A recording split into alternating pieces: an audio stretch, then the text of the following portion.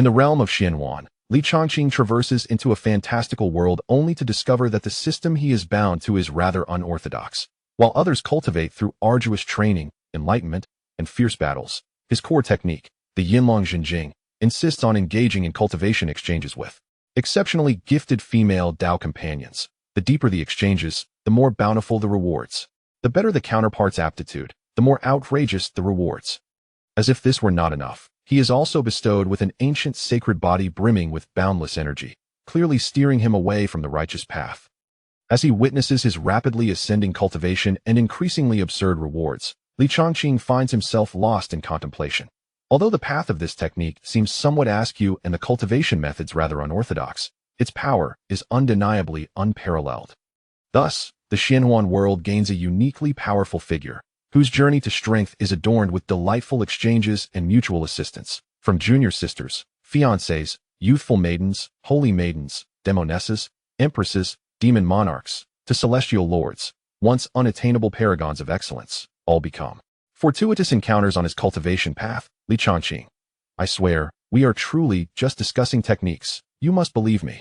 Chapter 1. Imperial Level Technique, Yinlong Jinjing. In the Tianxian continent, within the city of Fengtian at the Qingyun sect's outer disciples' servant hall, Changqing reclines languidly in a rocking chair, seemingly at peace with the world. Yet, beneath this facade of tranquility lies a torrent of frustration. 2.5 years have passed since he was transported to this infernal place, and he has yet to master even the most rudimentary technique of channeling qi into his body. Cursed heavens, he cannot help but mutter inwardly that in truth, he is a transmigrator who met an absurd demise. A 100-ton truck collided head-on with him, and he distinctly recalls the driver blaring music as his consciousness. Fated, we are all striving to live. Go take it up with my insurance. Fine. He accepted his fate of transmigration. However, arriving in this world rife with sects and dangers, where strength reigns supreme, he finds himself burdened with a useless physique that cannot cultivate and, moreover, lacks even a golden finger. What is the point of this? Where's the system? Where's the old man? It couldn't get any worse than this. He had shouted at the screen before the illustrious beings. My esteemed fathers, I have brought shame upon you. Yet, the sole silver lining was that his father was the grand elder of the Qingyun sect, and his mother the head of the alchemy pavilion, which provided him some leverage as an incapable cultivator, allowing him to be assigned to the outer disciples' servant hall, where he could reap some benefits. This hall is responsible for distributing resources to outer disciples each month and managing task rewards. Overall, his life has been relatively comfortable, with no one daring to offend him. Just then, a gentle and timid knock echoed at the door. Changqing lazily rose and ambled to open it. As the door swung wide, a waft of delicate fragrance breezed in. Standing at the threshold was a young woman clad in a flowing white dress, her long black hair cascading gracefully over her shoulders, with a charmingly delicate face and a pair of glistening eyes nervously fixed upon him. Changqing's brow imperceptibly twitched.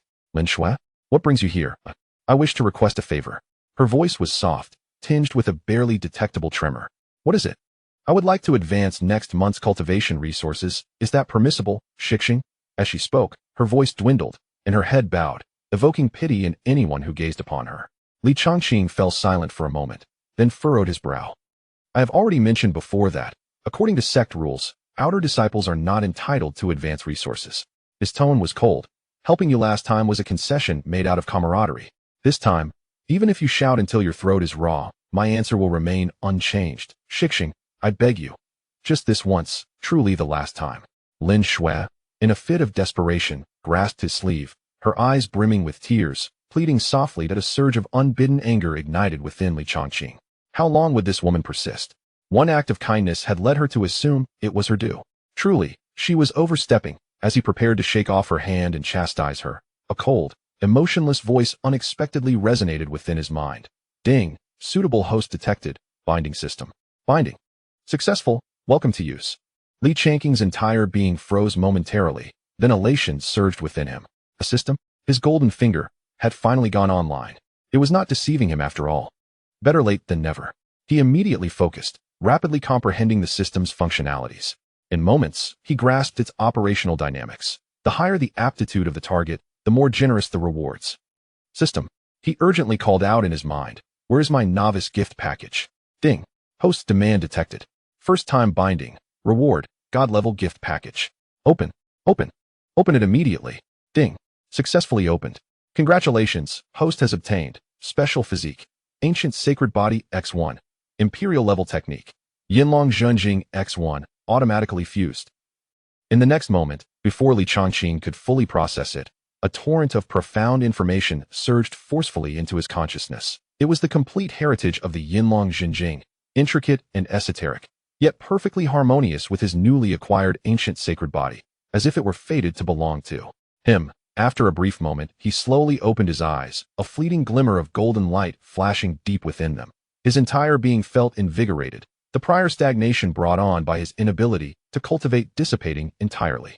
Meanwhile, Lin Shui remained clutching his sleeve, gazing up at him with a heart-wrenching expression, tears glistening in her eyes. It seemed as though the binding of the system and the fusion of techniques had merely occurred in the blink of an eye. Changqing suppressed the tumultuous waves within, and as he looked at Lin Shui again, his gaze had transformed. According to the information from the Yinlong Zhenjing, this was an extraordinarily domineering imperial technique.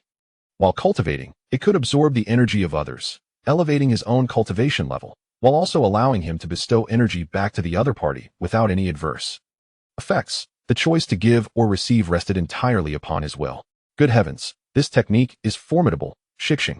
Lin Shui continued to plead with a stubborn resolve. I implore you.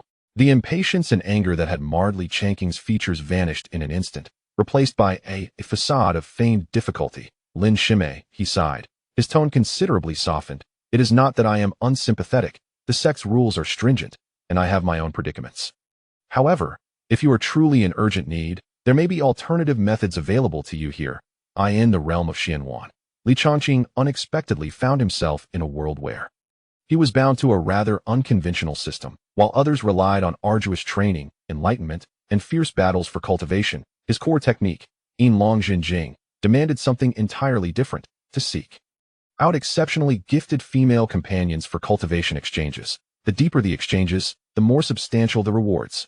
The better the innate talent of his companions, the more outrageous the rewards became. Moreover, he was endowed with an inexhaustible ancient sacred body, which clearly indicated a path off the beaten track. Observing his swiftly escalating cultivation and the increasingly bizarre rewards in his possession, Changqing was enveloped in contemplation. Although the path he traversed was somewhat unconventional and the means of cultivation rather unorthodox, the power it bestowed was undeniably formidable. Thus, a uniquely styled powerhouse emerged in the Xianxia world, with his journey to strength characterized by joyous exchanges and mutual assistance. Sister disciples, fiancés, youthful maidens, saints, sorceresses, empresses, demon monarchs, and celestial beings, once unattainable paragons of beauty and talent, became fortuitous encounters along his cultivation path. Changqing, I swear, we are truly only discussing techniques. You must believe me. Chapter 1. Imperial Grade Technique, Yinlong Zhenjing. In the land of Tianxian, in Fengtian City, at the Qingyun sect's outer disciplinary hall, Changqing reclined lazily in a rocking chair, eyes closed, appearing at peace with the world. Yet, beneath this facade of tranquility lay a tumult of frustration. It had been 2.5 years since he traversed to this peculiar place, and he had yet to master even the most fundamental technique of channeling energy into his body. Damn this fate. He cursed inwardly. In truth, he was a transmigrator who met an absurd demise. A 100-ton truck collided head-on with him, and just before his consciousness faded, the driver was playing music at full volume, the haunting lyrics echoing, "We are all striving to live. Go complain to my insurance company." Fine. He accepted his transmigration. However, in this world, where sects proliferated and dangers lurked at every corner, he found himself burdened with a worthless physique, incapable of cultivation, and devoid of any golden finger. What was he meant to do? Where was the system? Where was the old man? Wasn't this the very definition of catastrophe? He had shouted at the screen in desperation. Esteemed mentors, I have brought shame upon us. The only silver lining was that his father was the grand elder of Qingyun sect, and his mother was the head of the alchemy pavilion, endowing him with a robust background. This allowed him, a seemingly hopeless case, to be relegated to the outer disciplinary hall, where he was responsible for distributing resources to outer disciples and managing the rewards for task completion. Overall, life was manageable, and no one dared to offend him. At that moment, a timid knock echoed through the room. Changqing rose slowly, dragging his feet to the door. As he opened it, a waft of delicate fragrance drifted in. Standing outside was a young maiden clad in a flowing white dress, her long, ebony hair cascading gracefully down her shoulders. With a delicate visage and sparkling eyes filled with anxiety, she gazed at him. Li Shixing. Li Changqing's brow twitched imperceptibly. Lin Shui, what brings you here? I wish to ask you for a favor. Her voice was soft, trembling subtly. What is it? I would like to request an advance on next month's cultivation resources. If that is possible, Shixing? Her voice dwindled, and her head lowered, evoking pity in anyone who beheld her. Li Changqing fell silent for a moment, then frowned. I told you before, according to the sect rules, outer disciples are not permitted to advance their resources. His tone was icy. Helping you last time was already a rare exception out of camaraderie. This time, no matter how much you plead, I will not acquiesce. Shixing, I beg you. Just this once, truly the last time. Lin Shui grew desperate, clutching his sleeve, tears welling in her eyes as she pleaded. An uncontainable anger surged within Li Changqing. How much longer would this woman persist? One act of kindness, and she treated it as her due? How utterly ungrateful. His gaze darkened, ready to shake her off and scold her when, unexpectedly, a cold, emotionless voice resonated deep within his mind. Ding. Suitable host detected. Binding system. Binding successful. Welcome to use. Li Changqing froze momentarily, then elation surged through him. A system? His golden finger had finally activated. The long-awaited moment had arrived. He focused intently, rapidly comprehending the system's functionalities. In an instant, he understood its operation. The higher the innate talent of the target, the more lavish the rewards. System. He anxiously called within his mind. What about my starter package? Ding. Host's request detected. First time binding grants 1 divine starter package. Would you like to open it? Open it. Immediately. Ding. Opening successful. Congratulations, host. You have received Special Physique, Ancient Sacred Body X1. Imperial Grade Technique, Yinlong Zhenjing X1, automatically fused. Before Li Changqing could fully process this, a torrent of profound information surged into his consciousness. It was the complete legacy of Yinlong Zhenjing, mysterious yet perfectly attuned to his newly acquired ancient sacred body, as if it were destined to be his. Moments later, he slowly opened his eyes, a fleeting golden glimmer shimmering deep within them. His qi and blood surged, dissipating the stagnation caused by his prior inability to cultivate. Meanwhile, Lin Shui remained grasping his sleeve, her tearful visage still tilted upward. It seemed as though the binding of the system and the fusion of the technique had transpired in the blink of an eye. Suppressing the tumultuous emotions within him, he regarded Lin Shui anew, his expression transformed. According to the information gleaned from Yinlong Zhenjing, it was an overwhelmingly powerful imperial technique. While in practice, it absorbed the energy of others to enhance his own cultivation level. It could also reciprocate energy to others without any adverse effects. Whether to take or to give was entirely at his discretion. What a remarkable technique. Shixing. Lin Shui persisted, still mustering her courage to plead. I implore you to Li Changqing's earlier annoyance and anger dissipated in an instant, replaced by a feigned expression of difficulty. Lin Shimei, he sighed, his tone softening considerably. It is not that I lack compassion. The sect rules are stringent, and I have my own challenges. However, if you truly find yourself in urgent need, there may be alternative solutions available here. Chapter 2. The villain is actually me? What method? Lin Shui's eyes brightened, eagerly gazing at Li Changqing. Li Changqing, with a smile in his eyes, leaned closer to Lin Shui's ear and spoke slowly. What? Lin Shui was taken aback, and after a moment, her cheeks flushed crimson, retreating 2 steps in shock and anger. No way.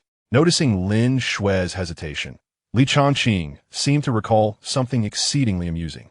Your concerns stem from your man, don't they? That so-called disciple named Xiaoyan, right? After 3 years of cultivation, he has not only failed to progress, but has regressed.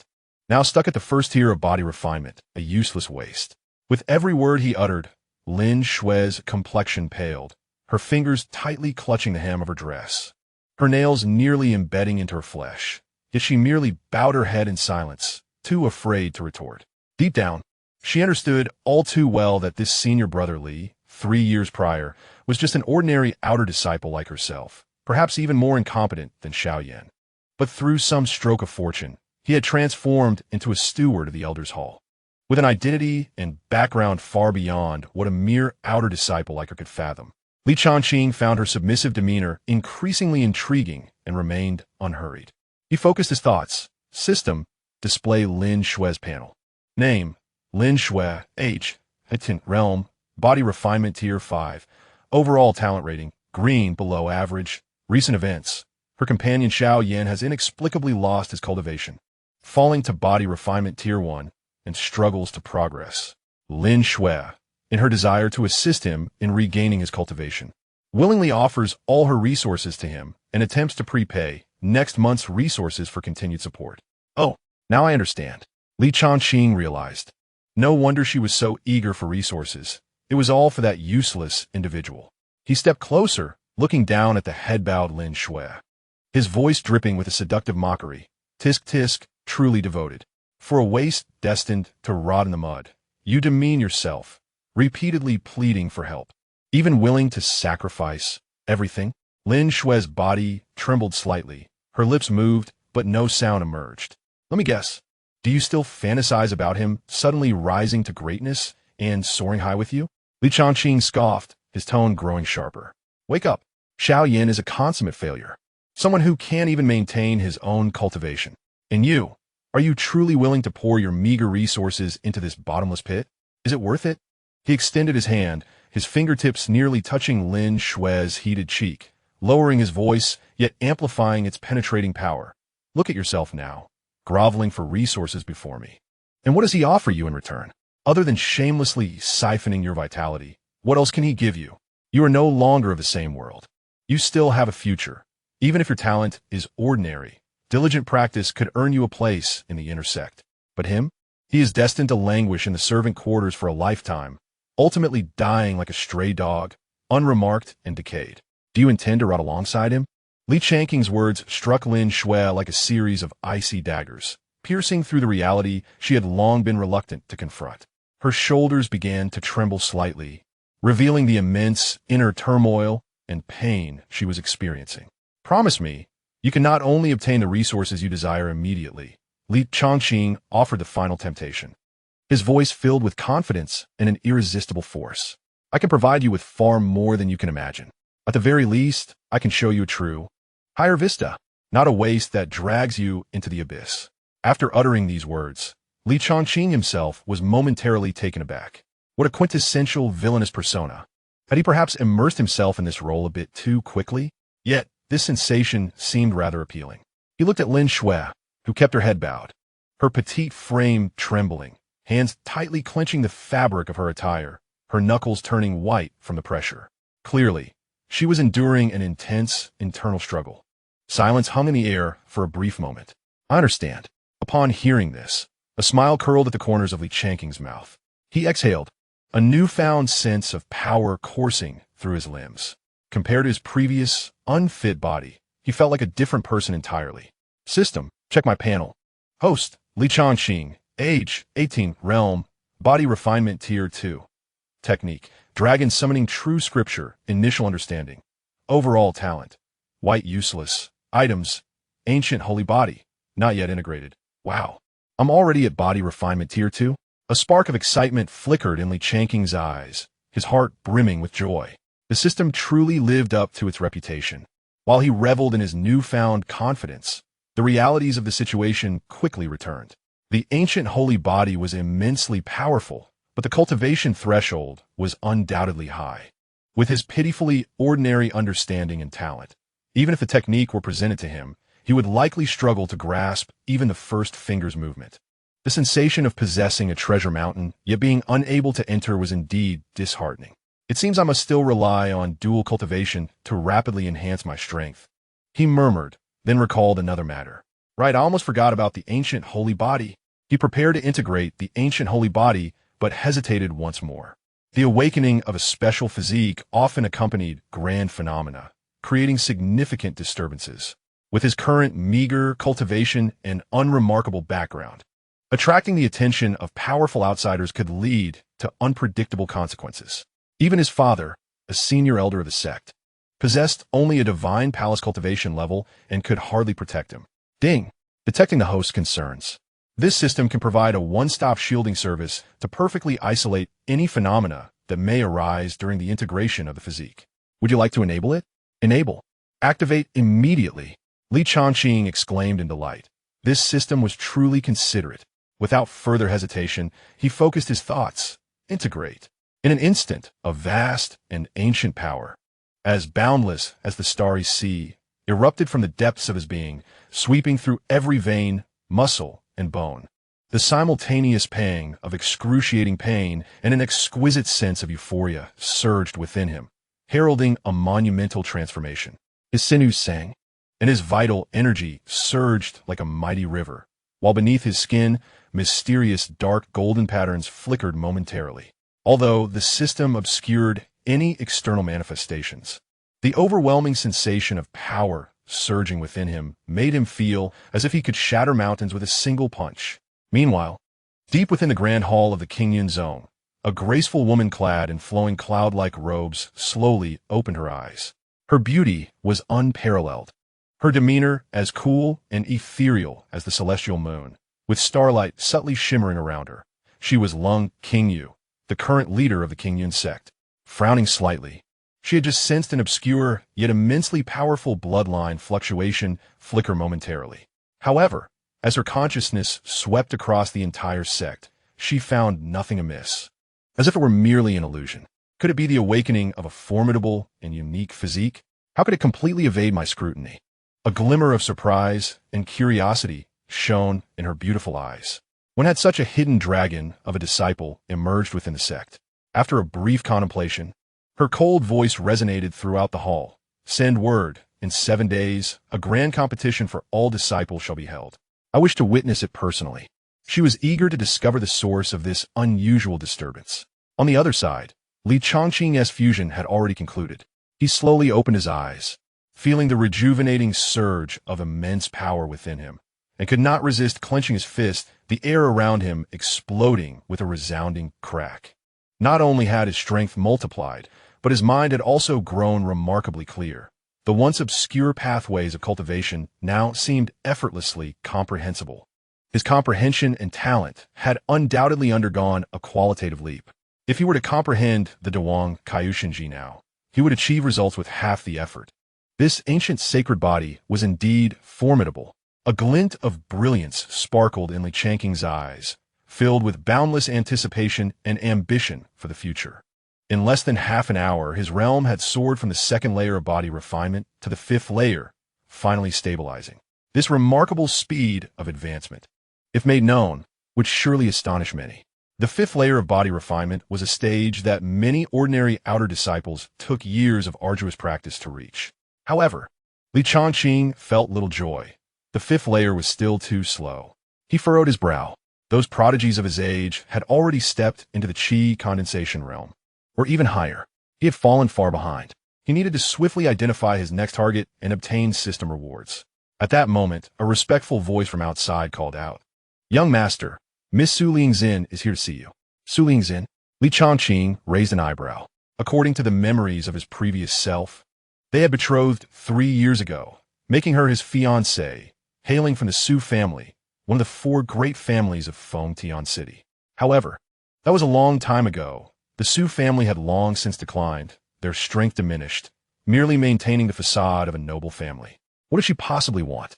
In his memories, this fiancé had harbored extreme disdain for him, the so-called waste, and had never shown him a kind face, having met only a handful of times. Let her in. As the door swung open, a graceful figure entered, clad in a blue and white fitted gown. Her figure was curvaceous, and her beauty was breathtaking. A true vision.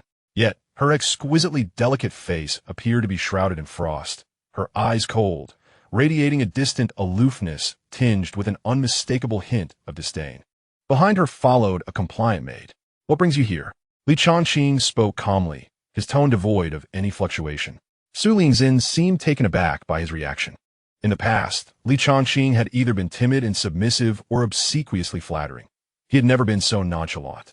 She hesitated slightly, but quickly resumed her icy demeanor, as if her earlier surprise had merely been a figment of her imagination. Parting her crimson lips, her voice, as frigid as her expression, declared, "I come on my father's orders to inform you that the wedding date is set for 3 days from now." As she spoke, her eyes betrayed her unmasked disdain. Changqing observed this scene closely, but he did not rush to respond, silently instructing the system. Display Su Lingzin's panel. Name, Su Lingzin, age, 20, realm, Qi condensation third layer, physique, Xianxia spirit body, comprehensive qualification, purple, excellent. Recent events. The Su family is increasingly in decline. In search of a resurgence, the head of the family, Su Xiong, has resolved to marry his daughter to Li Changqing to leverage his influence. Recently, the other three great families of Fengtian City seem to be joining forces to completely swallow the Su family, placing them in imminent danger. Hence, Su Xiong wishes to hasten the wedding date, attempting to use the Qingyun sect's name to alleviate the crisis and even counteract the three families. Upon reading the panel's information, Li Changqing's heart suddenly understood. So that's it. They intend to leverage his status. Am I merely a shield for them? And they even wish to exploit the connections I possess? A barely perceptible smile tugged at the corners of Li Changqing's lips. And when he turned his gaze back to Su Lingzin, it had taken on an amused quality. "Miss Su," he said, his tone calm yet imbued with an undeniable authority. "Before we discuss the wedding date, I wish to clarify one matter. This engagement was something your family sought from my father. A desperate plea that barely resulted in this arrangement."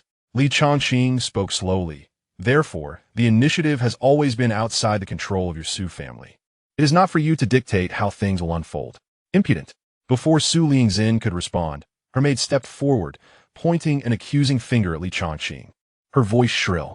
"My lady is marrying you, a waste, and that is already a tremendous honor for you. How dare you?" Silence.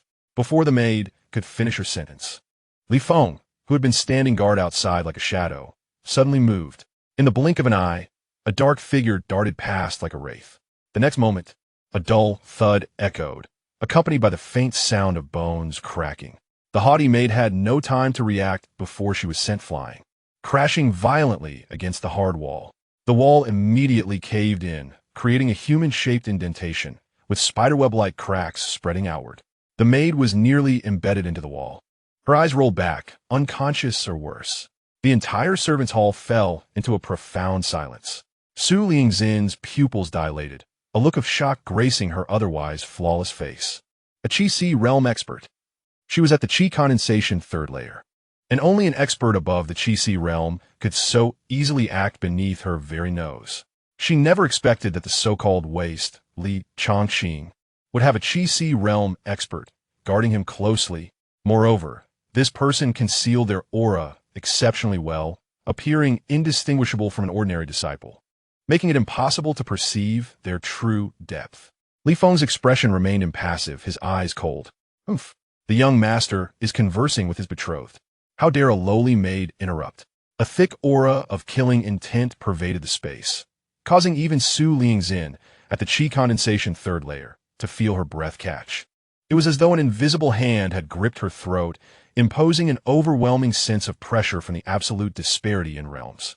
Her complexion paled slightly as she forcibly suppressed the fear and humiliation rising within her, fixing her gaze sharply on Li Changqing, who sat leisurely in his rocking chair. Damn it, what on earth is happening with Li Changqing today? Not only is he sharp-tongued, but his attitude is so resolute, as if he has transformed into an entirely different person. Su Lingzin bit her silver teeth, her heart in turmoil. The previously overwhelming pride she had held was instantaneously shattered by this unforeseen turn of events. Su Yin's chest rose and fell slightly. Her beautiful eyes filled with anger as she glared at Li Changqing, her voice icy as she demanded, "What on earth do you want?" "What do I want?" Li Changqing's lips curled into a wicked smirk. His gaze unabashedly roamed over her exquisite figure, and he leisurely replied, "Naturally, I wish to assist your Su family." He deliberately elongated his tone, the insinuation in his voice unmistakable. "You?" Su Yin was momentarily stunned, but then she reacted sharply, her delicate face flushing crimson with a mix of shame and fury. "Scoundrel! Shameless!" "Umph." Li Changqing reined his playful demeanor, his tone turning cold. "I am well aware of the schemes your Su family is plotting. You see the impending collapse and wish to leverage my father's influence to combat the predatory three prominent families, hoping to secure a sliver of survival for your Su family. Am I correct?" "You speak nonsense." Su Yin's heart trembled, her expression shifting as she instinctively denied it. This matter was extremely confidential. How could this worthless outsider possibly know? "Whether I speak nonsense or not, you know in your heart," Li Changqing said, adjusting his posture with a casual air. Let's make a deal. If you agree to one condition of mine, I shall have my father assist your Su family. How does that sound? Alarm bells rang in Su Lian's mind. Since he had seen through her family's intentions and dared to propose a condition, his motives must be significant. She forced herself to remain calm and cautiously inquired, "What condition?" Li Changqing leaned closer, whispering a few words into her ear. "Impossible," Su Lian blurted out without a second thought, her face filled with indignation and contempt. To have her associate with this incapable waste of space? It was an unparalleled humiliation. If not for his potential value, she would not even spare him a glance. "Well, if you are unwilling, then I shan't keep you." Li Changqing seemed unconcerned, reclining back in his rocking chair and leisurely closing his eyes. "But let me remind you, should you step out of this door today, the fate of the Su family, whether they live or die, will no longer have any connection to my Li family or the Qingyan sect. You, despicable, shameless." Su Yin trembled with rage, her cheeks flushed with anger and embarrassment. She never imagined that Li Changqing would so bluntly threaten her with the survival of her entire family. If she refused, the Su family might be obliterated. Yet, if she agreed, Li Changqing's lips curled into a barely perceptible smile, showing no urgency to press her. The best hunters always adopt the most patient stance, waiting for their prey to walk into the trap. After a while, noticing her silence, he slowly opened his eyes, his gaze fixed on the internally conflicted Su Yan. Delivering an ultimatum, "I will give you one more chance to choose. Will you agree, or will you not? Remember, the fate of your entire Su family rests upon your decision. Do not forget, the ancestors of the three prominent families are all powerful beings of the Divine Palace realm. What does your Su family currently possess to resist them?" Chapter 5. Peak of the 9th layer of body tempering as his words fell. The air was engulfed in a suffocating silence. Li Changqing's words struck Su Lian's last psychological defense like a heavy hammer, one wave after another. She bit her lip, her mind torn in conflict. At that moment, the maid, who had been barely clinging to life embedded in the wall, unexpectedly struggled back to consciousness. With her last ounce of strength, she hoarsely screamed, "Miss, do not agree to this waste. It's a death sentence." Li Feng, guarding outside the door, narrowed his eyes, a murderous intent flickering back to life. He moved slightly, ready to strike and eliminate her completely. "Stop!" Su Yan abruptly closed her eyes, feeling as if all her strength had been drained. Her voice trembled with despair. I agree to your terms." Li Changqing's lips curled into a triumphant arc as he raised his hand, signaling, "Stop, Li Feng. Take her away to recuperate. Do not let her die." "Yes, young master." Li Feng complied, swiftly extracting the severely injured maid from the wall and taking her away from the elder hall. As the door closed once more, only Li Changqing and the pale, cold-eyed Su Yan remained. "Have you made up your mind?" Li Changqing asked with a smile. Su Yan took a deep breath, striving to maintain her last semblance of composure, and replied coldly, "I can agree to your terms. But how can you guarantee that your father will risk offending the three prominent families of Fengtian City to assist my Su family for the sake of son who cannot cultivate?" This was her final concern, the only point she could grasp to attempt to counter him. Was a worthless son truly worth such a great price from a high-ranking elder of a sect? "Ha!" Li Changqing chuckled softly at her words, gradually rising from his rocking chair. "Who told you I cannot cultivate?" Before he finished speaking, a wave of energy, not particularly strong, yet imbued with an ancient and profound aura, began to emanate from his body. The aura of the 5th layer of body tempering was unmistakable. Although his realm was not high, the sheer magnitude of his vitality exceeded that of an ordinary 5th layer body tempering cultivator, even imparting a subtle sense of pressure to Su Yan. "You, 5th layer of body tempering. How is this possible?" Su Yan's beautiful eyes widened in disbelief, shock and astonishment playing across her previously cold features for the first time. Instinctively, she took a step back. "You're not born with a meridian deficiency. How could you possibly draw on qi?" This scene completely shattered her understanding. This waste, who had been ridiculed by everyone for over a decade, had quietly attained cultivation. Moreover, this fluctuation of spiritual energy was far from being that of an ordinary 5th layer. Li Changqing was quite pleased with her reaction, advancing step by step. "Now, do you think my value is sufficient to compel my father to act?" Time passed, and Li Changqing stood up, stretching his body. feeling the power within him, which had grown several times stronger than before. His spirits soared. His cultivation had soared directly from the 5th layer of body tempering to the peak of the 9th layer. He was but a step away from the qi condensation realm. On the other hand, Su Lian's previously frozen expression was now filled with disbelief. She could distinctly feel that her long-stagnant cultivation had actually broken through, not just one level, but a leap of 2 small realms, advancing from the 3rd layer of qi condensation to the 5th layer. Moreover, she sensed a cool and powerful hidden force deep within her, seemingly awakened, flowing through her limbs and bones, making her spiritual energy increasingly pure and refined, elevating her strength to an unprecedented height.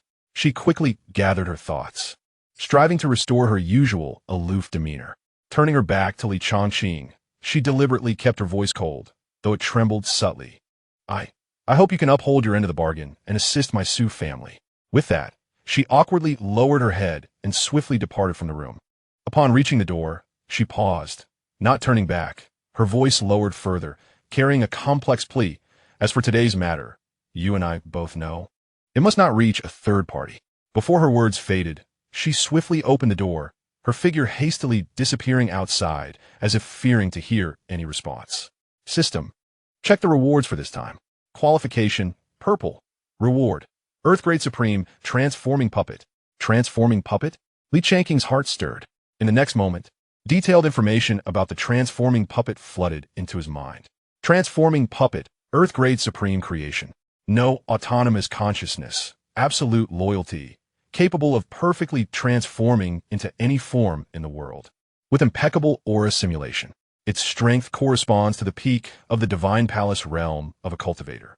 No additional spiritual stones are required for energy. The puppet's core can absorb the natural spiritual energy of the heavens and earth to maintain operation and combat consumption.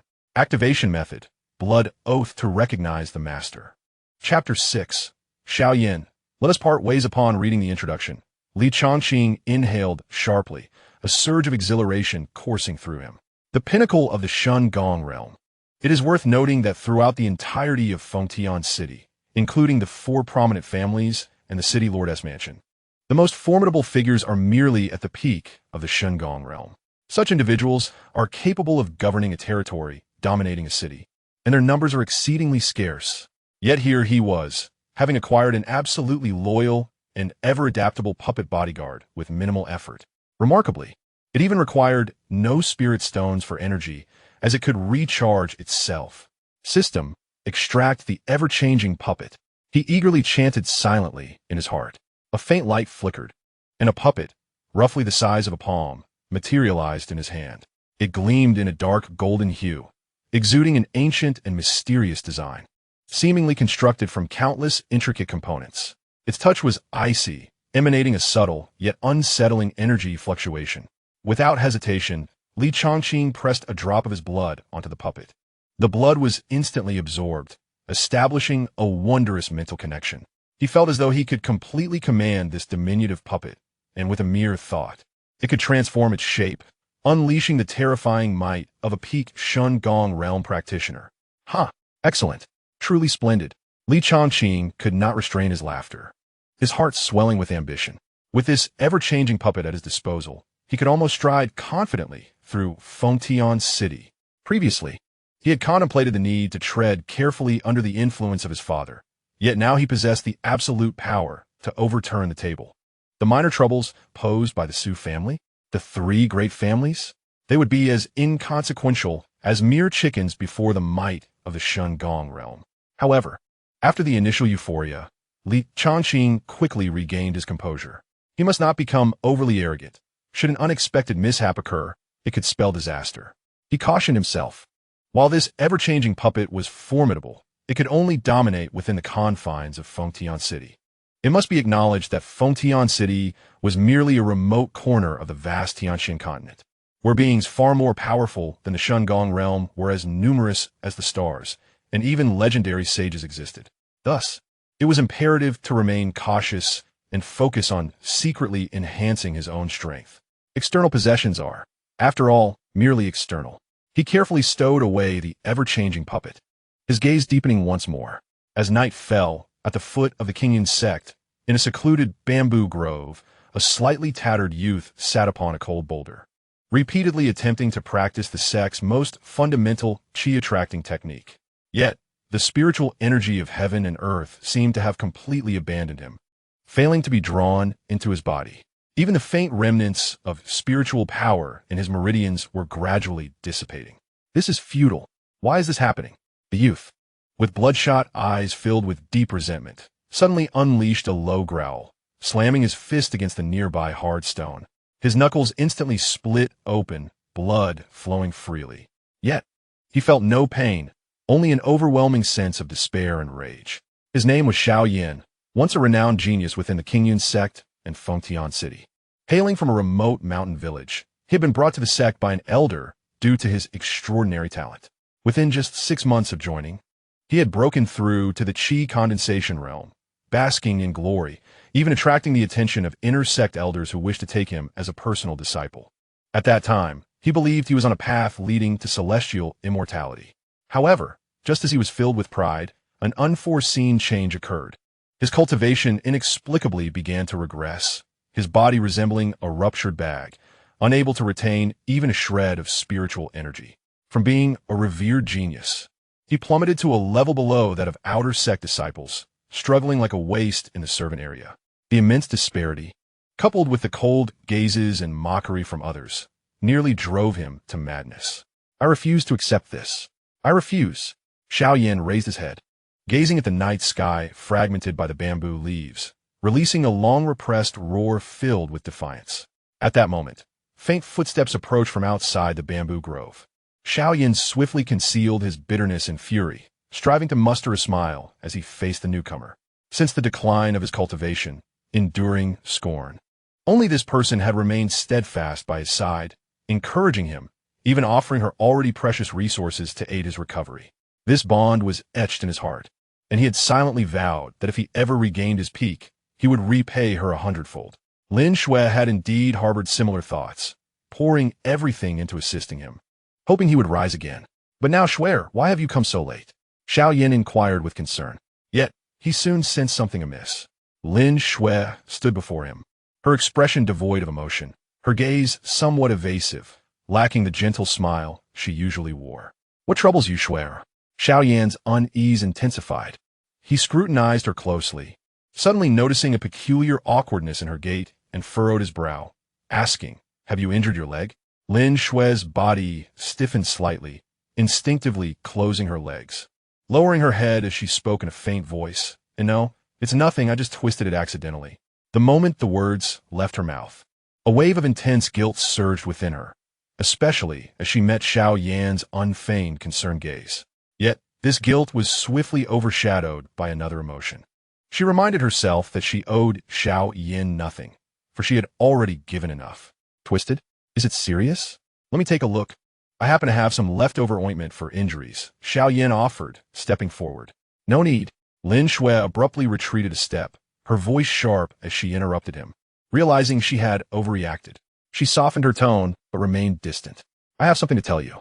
Observing her unusual behavior and cold demeanor, Xiaoyan's anxiety reached its peak. He asked in a solemn tone, "What is it?" Lin Shui took a deep breath, as if steeling herself, finally meeting his gaze, which now bore a resolute determination that felt unfamiliar to Xiaoyan. "Xiaoyan," her voice was calm, yet felt like a cold blade. "Let's part ways. We are not suited for one another." Xiaoyan was taken aback, seemingly unable to comprehend, his expression of concern instantly frozen. Shui, what did you just say?" His voice was hoarse, trembling with disbelief. "Is someone forcing you? Is someone bullying you in the sect? Tell me." He instinctively reached for Lin Shui's shoulders, but she stepped back once more, coldly evading him. "No one is forcing me, nor is anyone bullying me." Lin Shui's tone was icily devoid of warmth, a stark contrast to her gentle demeanor of the past. "It is my own decision. Xiaoyan, do you not understand? We belong to two entirely different worlds." Her gaze swept over Xiaoyan's bloodied knuckles and tattered clothing, a fleeting flicker of sympathy passing through her eyes, only to be replaced by deeper resolve. "Look at your current state. You cannot even perform the most basic chi-attracting technique. You are nothing but a perpetual servant disciple. As for me, I must continue my cultivation. My future lies beyond the outer sect, far removed from someone deemed a waste. The word waste pierced Xiaoyan's heart like a steel thorn, sending tremors through his entire being, his complexion paling to that of paper. He could scarcely believe that such words had escaped Lin Shui's lips. Chapter 7. In 2 days, breaking through qi condensation. No, this is not how it should be, Shuer. You never said this before. Xiaoyan's eyes were filled with bloodshot fury, his voice hoarse with pain. You promised you would always be by my side. You said you believed I could cultivate again. Have you forgotten those vows? Vows? Lin Shui scoffed, her laughter tinged with the chill of reality. Those were merely the naive words of youth. The truth is, you are destined to be immortal, while I am a cultivator. The chasm between us is insurmountable. Do you understand? I do not wish to remain forever mired in this quagmire because of you. Each word struck like a heavy hammer, shattering Xiaoyan's last glimmer of hope. The light in his eyes dimmed gradually, leaving behind an abyss of pain and absurdity. It turned out that all his perseverance and camaraderie crumbled before the harshness of reality. A hollow, despairing laugh escaped Xiaoyan's lips as he staggered backward, as if he had finally seen the true nature of the person before him. I understand now. It is not I who have changed, but you. Lin Shui, you have ultimately transformed into the very person I despise the most. Upon hearing this, Lin Shui's body trembled imperceptibly, yet her face remained an icy facade. She no longer met Xiaoyan's heart-wrenching gaze, fearing that she might relent. Think as you wish. From this moment onward, our bond is severed, and we shall have no further ties. With that, she resolutely turned away, leaving without a trace of hesitation, swiftly disappearing into the dim depths of the bamboo forest. Only Xiaoyan remained, standing as if his soul had been wrenched from him, frozen in the cold of the night. The vows once made, the warmth of companionship, and the selfless assistance he had received, now transformed into the sharpest of jests, piercing him with relentless cruelty. A laugh, tinged with madness, erupted from him as he struck his fist against the boulder once more, the wound splitting open, blood splattering. Reality? What a reality! What a distinction between the celestial and the mundane. An unending tide of rage and resentment surged within his chest. Why? Why must the heavens treat him so cruelly, stripping him of his talents? And now, even the last vestige of warmth must be utterly crushed. He howled to the sky, a figure driven to the brink of madness. At the height of his emotional collapse, when his consciousness began to blur, an ancient, distant sigh echoed within his heart, as if it transcended the ages. Who? Xiaoyan jolted upright, abruptly halting his frenzy, glancing around in confusion. The bamboo forest was silent, empty save for himself. Finally, his gaze fixed upon a dark, unassuming ring on his finger. Was that voice somehow linked to this? The following morning, as dawn broke gently, inside the outer sect's deacon hall, Changqing sat cross-legged, surrounded by dozens of low-grade spirit stones, which radiated a shimmering glow. Pure spiritual energy flowed into him like a current drawn inexorably into his being. Although he had been unable to cultivate in the past, being the son of the sect's grand elder, he lacked for nothing in high-tier techniques. At this moment, he was practicing a technique known as Qingyun Lianqi Ju, a mid-tier mystic art far superior to the basic qi induction technique practiced by the outer disciples.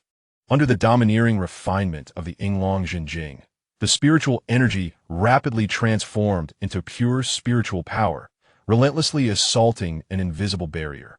Break! A low command resonated in Li Changqing's heart. In an instant, the surrounding spiritual energy came to a halt before surging into him with renewed vigor. An aura erupting from him was several times stronger than that of the body refinement realm, causing his robes to billow without wind. He had reached the qi condensation realm. In the shadows, Li Feng, like a guardian specter, widened his eyes in astonishment, a rare look of disbelief crossing his usually stoic face. The young master could actually cultivate? Moreover, he had broken through to the qi condensation realm in one fell swoop. This completely overturned his understanding. He had been tasked with protecting this young master for many years, fully aware that his constitution could not store spiritual energy, yet the scene before him was undeniable. Just then, a middle-aged man clad in the elder's blue robes, bearing a striking resemblance to Li Changqing, approached. He was Li Changqing's father, Li Jinayu, the grand elder of Qingyun's sect. As he neared the deacon hall, he suddenly halted, acutely sensing a distinct wave of spiritual energy emanating from within. Its aura steadily rising until it stabilized at the first layer of qi condensation. Li Jianyu's brow furrowed tightly, a look of uncertainty flashing in his eyes. Inside the deacon hall, only his son Li Changqing and the shadowy guard Li Feng were present. Li Feng, being at the Qi Sea realm, could not possibly create such a commotion from a breakthrough to the Qi condensation realm. So, the one breaking through must be. An absurd yet exhilarating thought surged uncontrollably within him. He took a deep breath, suppressing the conjectures swirling in his mind. He would soon discover the truth by simply walking in. Knock, knock, knock. He raised his hand and rapped on the door of the deacon hall. Who is it? A somewhat displeased voice came from within, clearly irritated by the disturbance before the designated hour. Footsteps approached, and the door creaked open. Li Changqing paused for a moment. Surprised. Father? What brings you here? Outside, Li Jianyu's heart raced with astonishment. His consciousness had swept through the moment Li Changqing opened the door. The still fluctuating aura of qi condensation unmistakably originated from his son. Changqing, you can cultivate now. Li Jianyu's voice trembled with disbelief. His gaze bore into Li Changqing, fearing this might merely be a figment of his imagination. Sensing this, Li Changqing understood he could not conceal the truth from his father's keen perception. So he smiled calmly and nodded. Yes, father, I have been fortunate enough to draw energy into my body. He never intended to hide the fact that he had resumed his cultivation, with his father, the Grand Elder, as a stronghold within King Yun's sect. Revealing his cultivation talent would only solidify his position and facilitate his actions. Excellent, excellent, Li Jianyu exclaimed thrice, joy flooding his face as he strode into the hall, excitedly patting Li Changqing's shoulder, carefully sensing the solid qi condensation energy within him, his eyes glistening with unshed tears. Heaven has eyes. My son has truly surpassed expectations. After the surge of joy, an endless stream of questions arose in his mind. He grasped Li Changqing's arm and asked eagerly, quickly tell me, what exactly happened? Why can you suddenly cultivate? When did this begin? And how did you manage to break through to qi condensation? Li Changqing had anticipated such inquiries from his father, allowing a fitting expression of confusion and sentiment to cross his face as he replied, Father, this matter is indeed peculiar. Just a few nights ago, while I was asleep, I dreamt of an ethereal old man with white hair who claimed a connection with me and touched my forehead. Upon awakening, I found that the blockage in my meridians had significantly cleared, and when I attempted to draw in energy, I succeeded effortlessly. As for this cultivation, I'm not sure how it happened. It simply flowed naturally, leading to my breakthrough. This explanation, half truth and half fantasy, attributed everything to a dream encounter. A common and unprovable excuse. Li Jianyu's gaze flickered, a knowing look directed at Li Changqing. He chuckled softly, shaking his head, yet refrained from probing further. Having lived for a considerable time, he was not naive enough to miss the embellishments in his son's words. The old man in the dream seemed too coincidental to be genuine.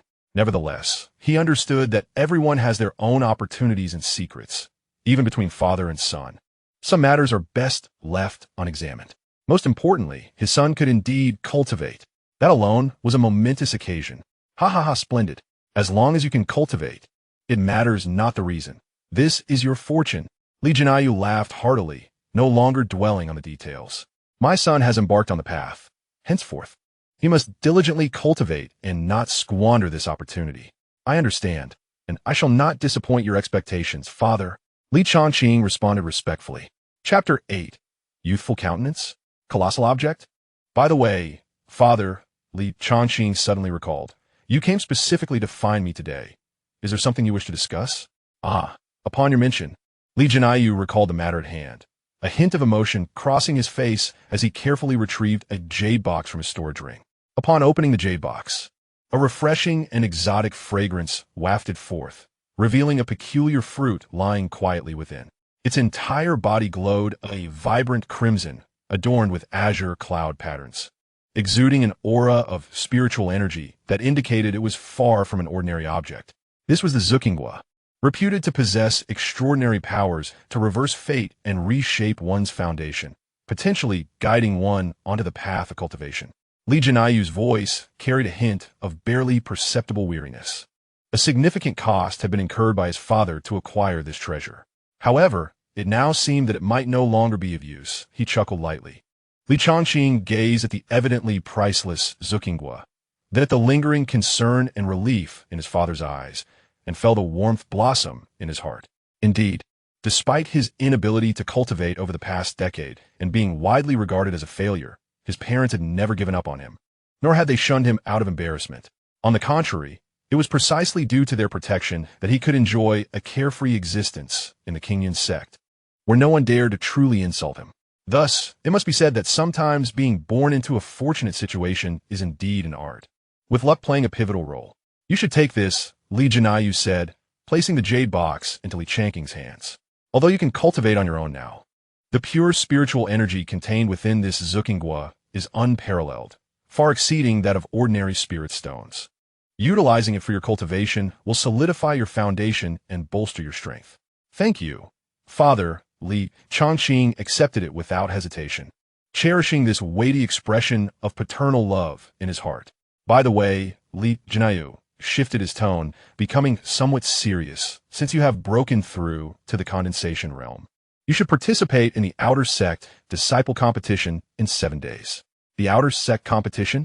Li Changqing was taken aback, pointing at himself. But father, I am now an elder of the Outer Sect. How could I possibly enter the Disciple Competition? Oof. You little rascal.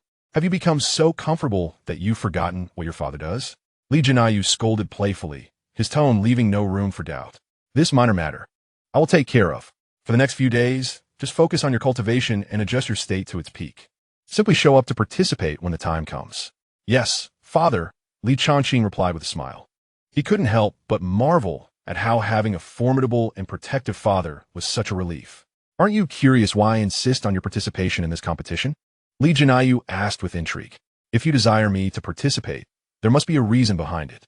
I shall obey, Li Changqing answered obediently. Haha, clever boy. Li Jianyu nodded in satisfaction before explaining. The reason for your participation is not merely for the rewards of the competition. Rather, it is to present yourself publicly, showcasing your ability to cultivate and your extraordinary talent before all. His gaze deepened as he continued. The true purpose of this is to astonish those old fellows within the sect and allow them to witness your prowess firsthand, perhaps even winning their recognition. With your current astonishing cultivation speed, among the younger generation of the sect, only the sect master's personal disciple, Nangang Wan, might be a match for you. The rest are of no concern. Thus, when I grow old and step down, it would be only natural for you to inherit the position of Grand Elder, or even higher. At his words, Li Changqing was momentarily stunned, silently exclaiming in his heart. What a remarkable plan!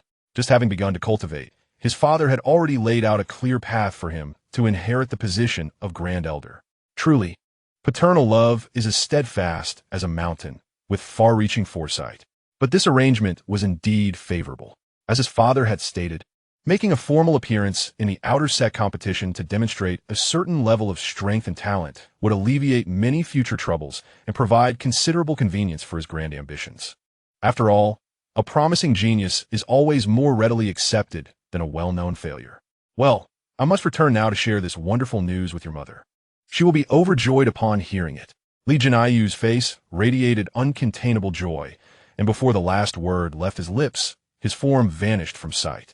Li Changqing carefully stored the jade box containing the Zhuqinghua, inhaling deeply as he prepared to commence a new day of work. Indeed, mere moments later, disciples began arriving at the Outer Sect Hall in succession, transforming the previously serene hall into a bustling scene. Good morning, Elder Li. Have you had breakfast yet? I have freshly steamed spirit vegetable buns, if you would like. Good morning, Elder Li. I have some warm milk here. Would you care to try it privately? Elder Li, I would like to receive a task to hunt the steel-maned wild boar of the first layer of the condensation realm. Elder Li, where can I exchange contribution points? Elder Li, the hall was filled with a cacophony of greetings, inquiries, and task exchanges. Li Changqing quickly fell into his routine, managing various affairs, stamping documents, issuing task orders, and recording contribution points, all while being exceedingly busy. Time flew by until noon.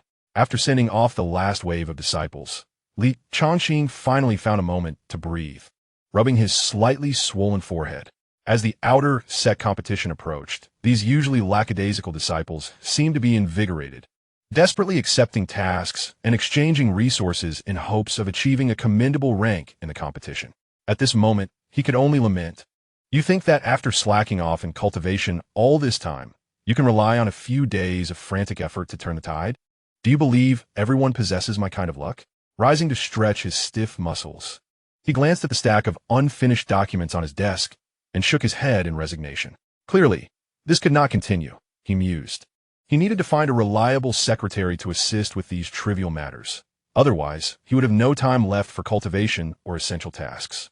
Just then, the light at the entrance of the outer sect hall dimmed slightly, and a petite, timid figure hesitantly shuffled in, her voice barely above a whisper, tinged with evident nervousness. Elderly, may I request an advance on next month's cultivation resources?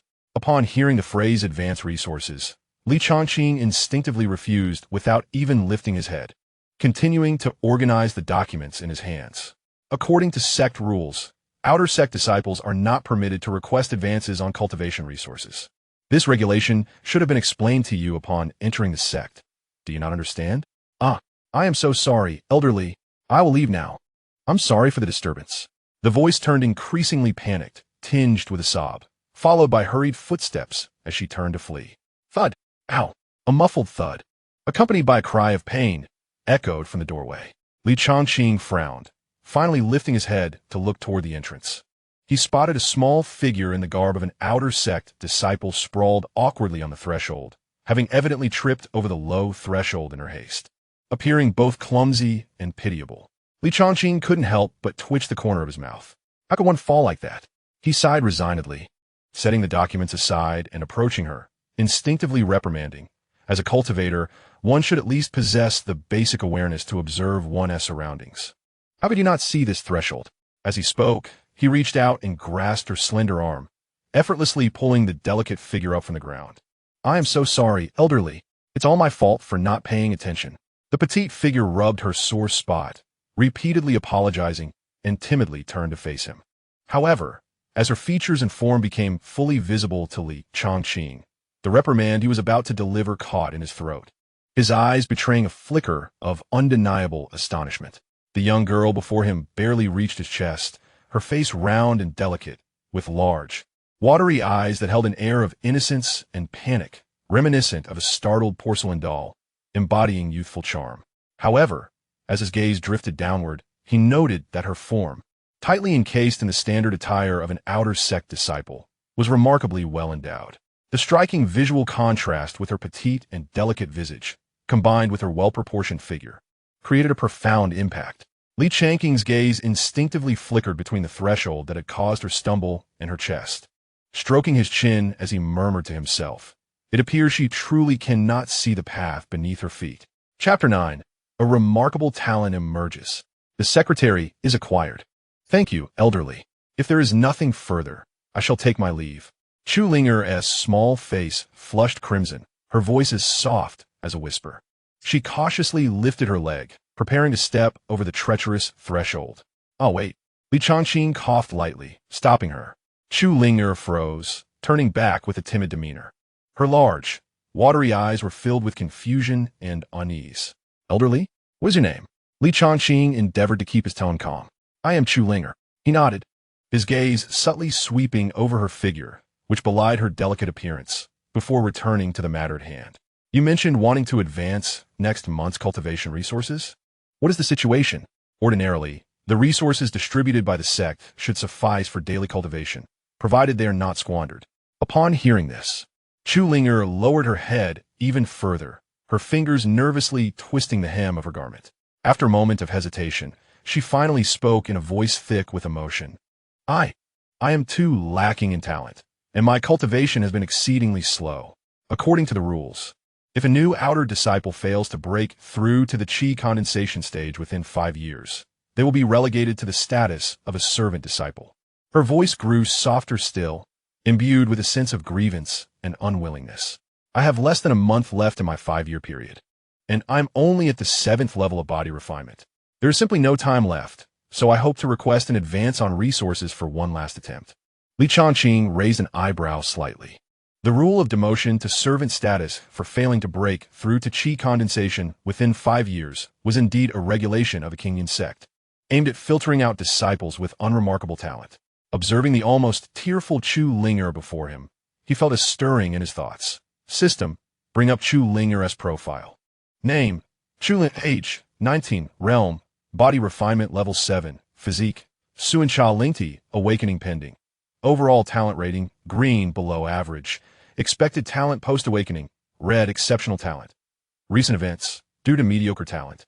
Slow, cultivation, facing the crisis of demotion to servant disciple within the remaining month, feeling anxious and helpless, attempting to request resources for a final effort.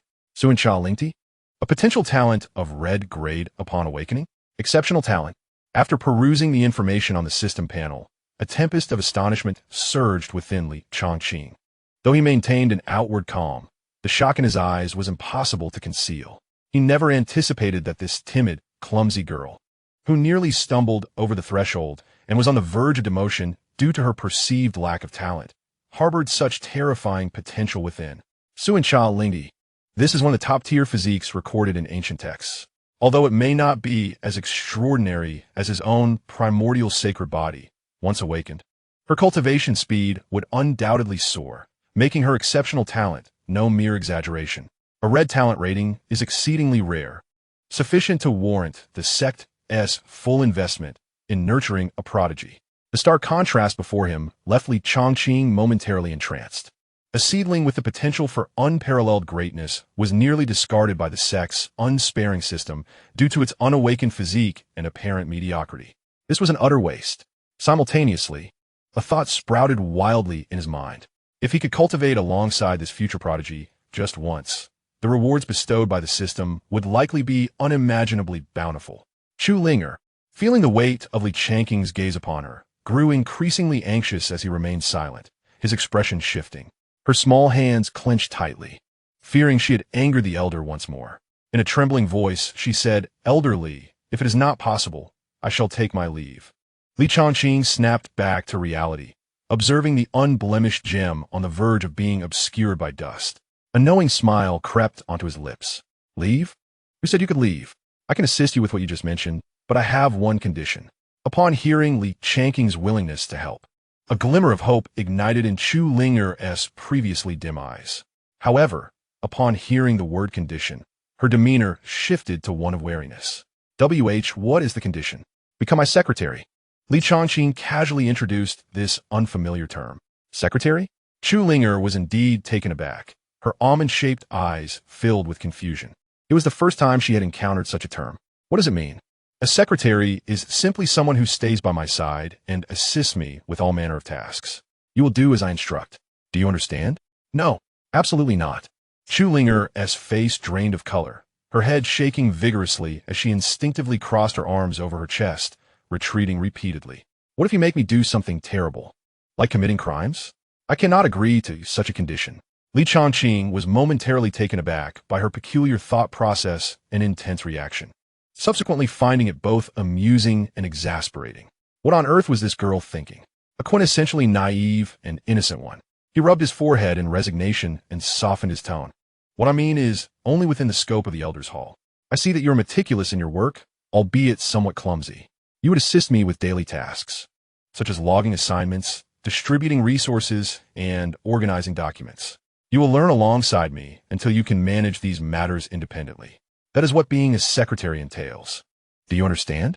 I'm not asking you to engage in any nefarious activities. He deliberately omitted certain deeper implications regarding potential future cultivation together. After hearing this explanation, Chu Linger's tense body began to relax slightly, her arms lowering from her chest, although her expression remained one of skepticism.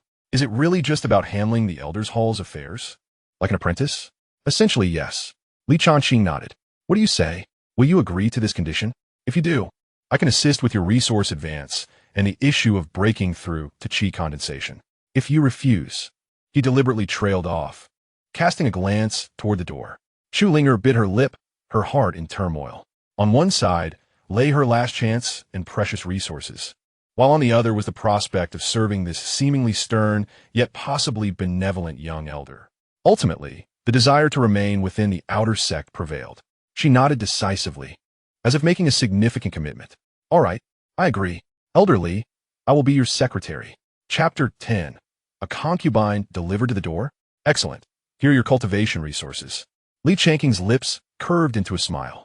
He casually retrieved a hefty pouch from his storage ring and tossed it to Chu Ling. The contents of this bag far exceeded the resources she had requested in advance.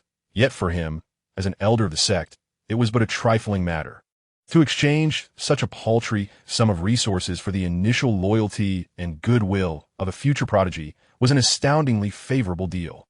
He glanced at the astonished and delighted Chu Linger, who was now holding the pouch, still somewhat at a loss.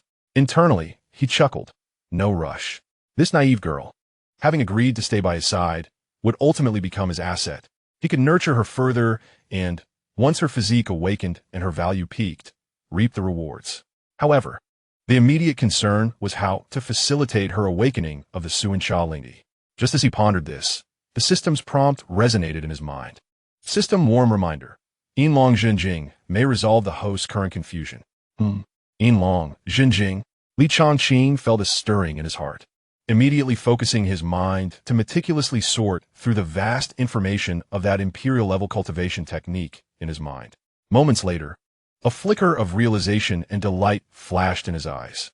So that's how it is. Upon further exploration, he discovered that Yinlong Zhenjing, as an unparalleled imperial scripture, possessed an extraordinarily formidable auxiliary ability, Long Yuan Qi Ling. This ability was not directly used for combat, but could stimulate, guide, and even forcibly awaken the hidden special bloodlines or physiques within individuals through the cultivator's own pure Long Yuan true Qi, supplemented by special methods. Remarkable. Li Changqing could hardly contain his admiration. Not only could it rapidly enhance one's cultivation level, but it could also assist in awakening one's physique to improve their aptitude. The system's arrangement was indeed intricately designed and resonated deeply with him. Observing Chu Linger, who remained blissfully unaware of her immense potential and was excitedly seeking resources, Li Changqing's smile grew increasingly profound. It seemed the cultivation plan could be advanced a bit sooner. When she breaks through to the condensing Qi realm, that will be the day of reaping the harvest. As for whether she would be willing then, a hint of indifference flickered in Li Changqing's eyes. If she is willing, then all will be well, and he would gladly enjoy a relationship of mutual consent. If she is unwilling, that would not be her decision. He had never considered himself a paragon of virtue, nor did he disdain the role of a rigid moralist. In this world where the strong prey on the weak and the powerful reign supreme, so-called morals and principles are often merely tools employed by the strong to bind the weak. Only by wielding absolute power can one truly act according to their desires, live long enough, and possess all that they wish for. Compassion? Mercy? Such emotions are the privilege of the strong to bestow, not the supplication of the weak to survive. In the pursuit of strength and to thrive in this harsh world, he would resort to any means necessary. Cultivate diligently, and do not squander these resources. Li Changqing withdrew his gaze, his tone returning to normal. Should you have any questions, feel free to ask me. Yes. Thank you, Elder Li. Linger will certainly work hard. Chu Linger quickly bowed, her small face full of earnestness. Unbeknownst to her, her future had already been meticulously arranged in the heart of the person before her. In the following half-day, Li Changqing began to have Chu Linger follow him, learning to handle some basic affairs of the Deacon Hall, such as registering task lists, verifying contribution points, and organizing disciple records. Although Chu Linger was somewhat clumsy at first, she was incredibly diligent and meticulous, which greatly eased Li Changqing's concerns. The afternoon slipped away quietly amidst this busyness and teaching. As night fell, the Deacon Hall gradually quieted. Chu Linger glanced at the now completely darkened sky outside and respectfully bowed to Li Changqing. Elder Li, thank you for your guidance today. If there is nothing else, I will take my leave. Wait, Li Changqing called out to her, pondering for a moment. He retrieved a manual from his storage ring and casually handed it over. What is this? Chu Linger instinctively received it, and as she glanced at the cover under the hall's luminous pearl, her eyes widened in shock. Qing Yin Lian Qi Ju. ISNT, this a profound level technique reserved only for the personal disciples of intersect elders. She felt as though she were holding a hot potato, hurriedly attempting to return the manual, shaking her head repeatedly. No, no, elderly, this is too precious. I cannot accept it. Take it, just keep it. Where's all this unnecessary talk? Changqing's tone left no room for debate as he cast a faint glance at her. With your current aptitude, do you think you can rely solely on resources to break through to the condensing chi realm in a month? Dream on.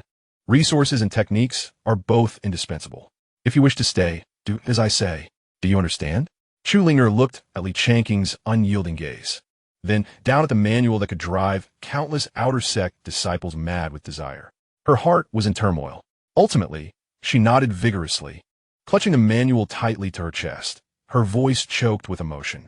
I understand. Thank you, elderly. Linger. She appeared so overwhelmed with gratitude that she didn't know how to express it. After hesitating for a long while, it seemed she had made a certain resolve. Lowering her head suddenly, she spoke in a voice so soft it was barely audible. If elderly does not mind, Linger would. Upon uttering the last word, her entire face nearly buried itself in that impressive chest. Through the faint moonlight spilling in from the window, one could see her neck and ears had already turned crimson. At this moment, Changqing was completely taken aback. What is this? He hadn't even begun his schemes. And yet here was a naive girl offering herself? Is the script flipped? Chapter 11. The Unexpected Delight of Changqing. Gaining a perfect wife, the hall fell silent for a few moments. Seeing that Changqing had not responded for a long time, the hopeful light in Chu Linger's eyes quickly dimmed, and a wave of bitterness and disappointment surged in her heart. Indeed, she had been too fanciful. With her lowly status and mediocre aptitude, how could elderly, a prominent figure in the outer sect, despite his inability to cultivate, who had deep connections and was not to be trifled with, ever take notice of her, an ordinary outer sect disciple who had nearly been demoted to a menial role? I apologize, elderly. My words were too abrupt, and I was being delusional. Her voice fell, tinged with an unmistakable sense of loss and embarrassment as she deeply lowered her head. The disciple will take her leave now, not to disturb the elder's rest. Saying this, she clutched the heavy manual and turned to escape from this mortifying place. Wait, Changqing's voice called out to her again from behind. Chulinger paused, but did not dare to turn back. I have a question. Changqing stepped closer, gazing at her bowed head. I merely offered you a technique and some resources. Why would you feel the need to offer yourself in return? Moreover, why did you mention being a concubine instead of principal wife? Hearing this, Chulinger fell silent for a moment before softly explaining. My mother once told me that if one day I encounter insurmountable difficulties and someone is willing to help me unconditionally, without disdain for me, I should repay him by offering myself. Linger's aptitude is dull, and my cultivation has been slow, rendering me inconspicuous among my peers. For so many years, no one has genuinely cared for me. Only elderly were willing to help me during my most challenging times, providing me with the resources I desperately needed and giving me an opportunity to remain in the outer sect. You even bestowed upon me such a precious technique. Thus, I thought of my mother's words and felt that you were the person she spoke of. Her voice grew softer, choked with emotion, yet filled with sincerity. Upon hearing this, Changqing helplessly rubbed his forehead. She truly is a naive soul. Her way of thinking is so simplistic. Luckily, she encountered him, though he was hardly a virtuous man. If she had met someone with ulterior motives, she might have been sold off and had to help count the money. The human heart in the cultivation world is far more treacherous than in his previous peaceful life. This girl is so innocent. She is bound to suffer in the future. But I have another question. Why a concubine? Chulinger was acutely aware of her lowly status and mediocre aptitude, feeling unworthy of being the principal wife of elderly. Thus, she could only hope for the title of a concubine, wishing for elderly to treat her kindly in the future. Her voice carried a humble plea, yet it was exceptionally clear. However, if elderly is unwilling, then I cannot accept this technique. She said this, genuinely about to return the Qing Yun Lian Chi Ju. Willing. I am more than willing. Changqing could hardly restrain his excitement. How could such a perceptive, considerate, and inherently talented young beauty voluntarily request to become a concubine? Where could one possibly find such a stroke of fortune? Her thoughtfulness was truly heartwarming. He suppressed his joy, maintaining a facade of calmness, even wearing a somewhat reluctant expression as he pressed down on her hand that was returning the secret manual, speaking in a solemn tone. Very well. Since you have made up your mind and are adhering to your mother's wishes, I shall acquiesce to your request. Chu Linger suddenly lifted her head, her delicate face, adorned with tears reminiscent of pear blossoms, illuminated by an expression of disbelief and joy. Elderly, you have agreed? Indeed. Li Changqing nodded slightly, returning the manual to her embrace. Take good care of the cultivation method, practice diligently, and do not disappoint the expectations I hold for you and your mother. Yes. Linger will certainly make an effort. Thank you, husband. Chu Linger exclaimed, her words tumbling out in a flurry of excitement, her cheeks flushed with a rosy hue. Particularly the last term, husband, which she uttered barely above a whisper, almost inaudible. Clutching the manual, she dashed away like a startled rabbit, forgetting even to bid farewell. Watching her petite figure disappear into the night, Li Changqing stroked his chin, unable to suppress a triumphant smile. This investment was undoubtedly a resounding success. His spirits soared, and he felt no hint of fatigue. He resolved to seek out an open, secluded place to test the might of the newly acquired celestial level technique. Da Huang, Qiu Tianji, Li Feng, there is no need to accompany me. I am merely going out for a breath of fresh air. Yes, young master. A respectful reply echoed from the shadows. Stepping out of the steward hall, he welcomed the cool night breeze. Li Changqing gestured with a single hand, and with a soft hum, a scarlet-hued flying artifact named Lu Hua emerged from his storage ring, hovering before him. Having been unable to cultivate previously, he had long envied others as they soared through the skies on their swords. Today, he could finally experience it himself. With a leap, he firmly landed upon the sword's surface, and with a slight thought, it surged into motion. Whoosh! The Lu Hua sword transformed into a streak of crimson light, swiftly carrying him upward. The powerful currents whipped around him, causing his robe to flutter dramatically as he gazed down at the rapidly diminishing sect buildings. A profound sense of freedom and exhilaration swelling within him. Is this the sensation of flight? Delightful. Unable to contain himself, Li Changqing let out a long howl, his voice echoing through the night sky. In high spirits, he accelerated towards a remote valley in the sect's back mountains. Moments later, he descended deep within the valley. Focusing his mind, Li Changqing recalled the techniques of Da Huang, Qiu Tianji. With fingers poised like a spear, the spiritual energy within him surged wildly, a chilling, ancient, and domineering aura emanating from his fingertips. The first finger of Da Huang, Qiu Tianji, prison of heaven and earth. With a simple thrust, there was no earth-shattering spectacle. Yet the space within several dozen feet seemed to freeze in an instant. The air ceased to flow, fallen leaves suspended in midair, and everything within the range appeared bound by an invisible force. Truly marvelous, perfect for ensnaring foes and catching them off guard. A glimmer of brilliance sparkled in Li Changqing's eyes as he dissipated the finger's energy. Immediately, he shifted his aura, the spiritual energy converging at his fingertips, transforming into a violent tempest. The second finger, shatter mountains and rivers. Again, he thrust his fingers. A concentrated, dark golden beam of energy burst forth, embodying terrifying destructive power, akin to lightning tearing through the night sky, ruthlessly slamming into a small hill 100 feet away. Boom! A thunderous roar erupted in the quiet night. Debris flew, and dust clouded the air.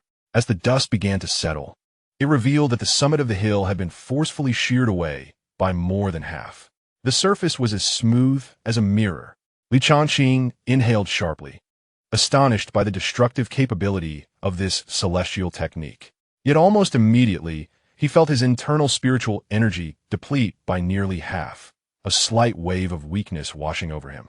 While the power was formidable, the consumption of spiritual energy was also alarmingly steep. Given his current cultivation level, he could manage to perform the second finger a maximum of 2 times before his energy would be exhausted. The third finger, perhaps, would have to wait until he opened his Qi. Nevertheless, he felt immensely satisfied. This was undoubtedly his most powerful technique to date. That should suffice. Time to return home and rest. He nodded contentedly, once more summoning the Lu Hua sword, which transformed into a flash of red light, vanishing into the night sky. Shortly after his departure, from the darkness on the opposite side of the valley, a graceful silhouette emerged, clad in a flowing moon-white gown reserved for direct disciples. Her beauty was unparalleled. Yet, within her enchanting eyes, which resembled a cold pool, lay a mixture of astonishment and gravity. Gazing towards the direction where Changqing had vanished, and then at the flattened hilltop, she parted her crimson lips, murmuring softly, "Who on earth is that person? Which disciple of King Yun's sect possesses such power? It seems he is merely at the condensing qi stage, yet can unleash strength approaching that of the qi sea." Chapter 12. A warm scene the next morning, as the first light of dawn broke, Changqing sat cross-legged in his quiet chamber, retrieving the crimson-blue fruit gifted by his father. The fruit, a vibrant red with green undertones, exuded a captivating fragrance, brimming with abundant spiritual energy. He activated the yin long zhenjing and began to slowly refine it. The crimson-blue fruit transformed into warm currents, flowing into his limbs and bones, ultimately converging in his danshan qi sea, swiftly refining into pure dragon yuan true energy. As the medicinal properties were absorbed, his aura surged, effortlessly breaking through 2 barriers, condensing qi to the 3rd level. Moreover, his realm was remarkably stable, without a hint of instability. What captured his attention further was that the once somewhat sparse golden dragon yuan true energy within his danshan had now become increasingly solid and weighty. As he circulated it, a deep, resonant dragon's roar echoed from within his meridians, emanating a sense of nobility and dominance. Changqing exhaled deeply, slowly opening his eyes, a flicker of golden light flashing within them. "It appears my dragon yuan true energy is distinctly different from the true energy cultivated through ordinary techniques." He meticulously sensed the vigorous, powerful golden true energy coursing through him. Its refinement and latent power were likely several times stronger than that of other cultivators at the same stage. He was confident that if he were to encounter an opponent also at the 3rd level of condensing qi, he would not even need to resort to martial techniques. With this overwhelmingly powerful dragon yuan true energy, a single punch could easily crush them. Is this the benefit of an imperial level technique? Indeed, it is terrifying. Just as he was about to rise and stretch his limbs, a light, slightly bashful knock echoed from outside, accompanied by a soft, familiar voice. "Husband, good morning. I have brought you breakfast." It was none other than Chu Linger. Cough, cough. Changqing nearly choked on his own saliva, hastily composing himself, instinctively glancing toward the shadowy corner of the room. That fellow Li Feng was still hiding there. This girl, coming so early and calling him husband so naturally. Did she truly have no sense of decorum? Though he felt quite pleased, there was still an audience lurking in the shadows. Changqing chuckled and shook his head, stepping forward to open the door. What greeted his eyes was Chu Linger's face, radiant with a bright smile, yet tinged with a hint of shyness. She held a delicately woven bamboo food basket, and upon seeing Changqing, her eyes curved into crescent moons as she sweetly called out, "Husband." That term husband was becoming increasingly effortless for her to say. Changqing felt an immense sense of satisfaction, his smile widening. Having a thoughtful and caring little wife attending to him was indeed a delightful experience. "Come in," he gestured, stepping aside. Chu Linger cheerfully entered the steward hall, expertly finding an empty table where she set down the basket and began to unveil its contents. Immediately, an enticing aroma wafted through the air, igniting his appetite. "Husband, this is the spiritual rice porridge I specially prepared this morning, along with freshly steamed dumplings filled with beast meat. I hope you like them." As she meticulously arranged the tableware, her gaze eagerly shifted towards Changqing, and she softly inquired, "Would you care to taste?" Observing the steaming, thoughtfully prepared breakfast before him, and the anxious yet hopeful expression on Chu Linger's face, Changqing felt a warmth in his heart. He picked up his chopsticks, selected a plump, white meat bun, and took a bite. The bun's delicate skin enveloped a generous filling, brimming with savory broth, the meat of the demonic beast providing a delightful chew. Infused with a hint of ethereal energy, the flavor was indeed exquisite. Quite delicious, he nodded appreciatively, offering sincere praise. Upon hearing his words, Chu Linger's face blossomed into a radiant smile, as if she had received the grandest reward. "That's wonderful, as long as my husband enjoys it. All right, Linger, let us sit down and eat together," Changqing said, pulling out a chair for her. Can I really eat with you, my husband?" Chu Linger exclaimed, taken aback by the honor. "Of course, there's more than enough for me," Changqing chuckled, entirely disregarding Li Feng in the corner, inadvertently feeding him a mouthful of dog food. The two sat across from each other, savoring the warmth of their breakfast. Sunlight streamed through the window, casting a serene and beautiful glow over the scene, though this tranquility would be marred by the potential presence of a lonely soul lurking in the shadows. Soon, they finished their meal. With a contented smile adorning her face, Chu Ling'er stood up and promptly began to clear the tableware. Her petite figure, bustling with determination to fulfill her duties as a concubine, radiated earnestness. Watching her busy silhouette, however, Li Changqing's smile gradually faded, his brow furrowing unconsciously as he was struck by a grave realization. He had consented to take Chu Ling'er as a concubine, and the naive girl was wholeheartedly devoted to him, filled with dreams of their future together. Yet he practiced the Jinjing, which destined him to have more than just her. To rapidly enhance his strength, he would inevitably need to interact with other talented female cultivators, potentially engaging in relationships with them. How would this innocent, kind-hearted girl, who viewed him as her sole support, cope? Would she have to witness her husband continually bringing home new women? How profoundly would that hurt her? How despairing would it be? The thought of tears and helplessness possibly filling her clear, naive eyes stirred an unusual pang of sympathy and anguish within Li Changqing. He was not a mere plant. How could he remain unfeeling? This girl treated him with the utmost sincerity, yet he was destined to tread a path of relentless conquest. Was he to forsake the shortcut of rapidly gaining strength for her sake? The thought was swiftly dismissed. Such a notion was impossible. In this world, where the strong prey upon the weak, without strength, all was mere talk. He couldn't even protect himself or those he cared about. Yet, to continue down this path would be excessively cruel to Chu Ling'er. An unprecedented conflict surged within Li Changqing's heart. He yearned for this rare warmth and purity. Yet he could not abandon the shortcut leading to greatness. He watched as Chu Ling'er finished washing the dishes, dried her hands, and turned to him with a shy yet sweet smile. "Husband, I am done tidying up." Gazing at her smile, the turmoil within him intensified. He took a deep breath, ultimately choosing to set aside his chaotic thoughts for the time being. Now was not the moment for such contemplations. He would take it step by step, at least until he amassed sufficient power. Such emotional entanglements might be a luxury he could not afford. "Well done," he managed a strained smile, though his tone lacked its previous ease. Chapter 13. Su Lingxin's urgent message. The Su family is in danger. Li Changqing shook off his disordered thoughts and inquired, "Upon returning last night, did you practice the techniques I provided?" Chu Ling'er immediately nodded vigorously, her face glowing with pride. "Yes. Thanks to my husband, I have even broken through to the 9th layer of body refinement." Hee. At this, a genuine glimmer of delight flickered in Li Changqing's eyes as he reached out to ruffle her hair. "Oh, excellent. It seems my Ling'er has been quite diligent." Chu Ling'er squinted her eyes in enjoyment, resembling a contented kitten being stroked, her face brimming with reliance and happiness. The more she appeared so pure and satisfied, the stronger Li Changqing's guilt and reluctance became.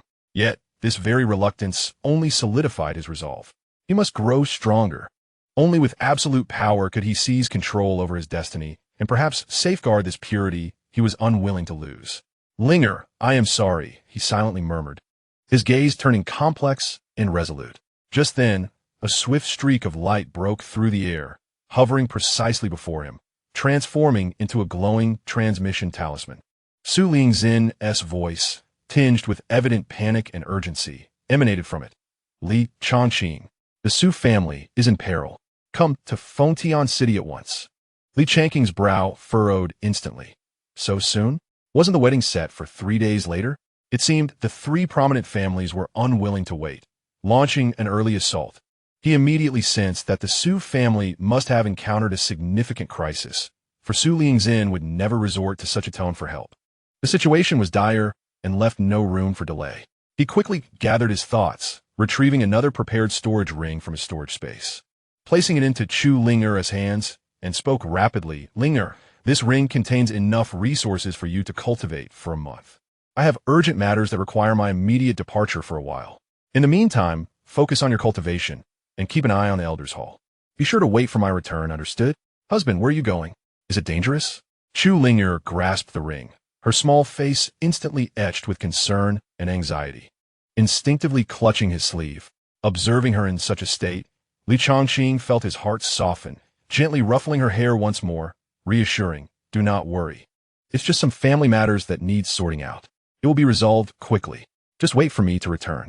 With that, he shifted his tone, addressing the air coldly. "Li Feng, at your command." Li Feng's figure emerged from the shadows. "While I am away, your sole task is to protect her, remaining hidden and never leaving her side. If I return to find even a hair missing from her head, I will hold you accountable. Yes, young master, I shall protect Miss Chu with my life." Li Feng knelt solemnly, accepting his orders.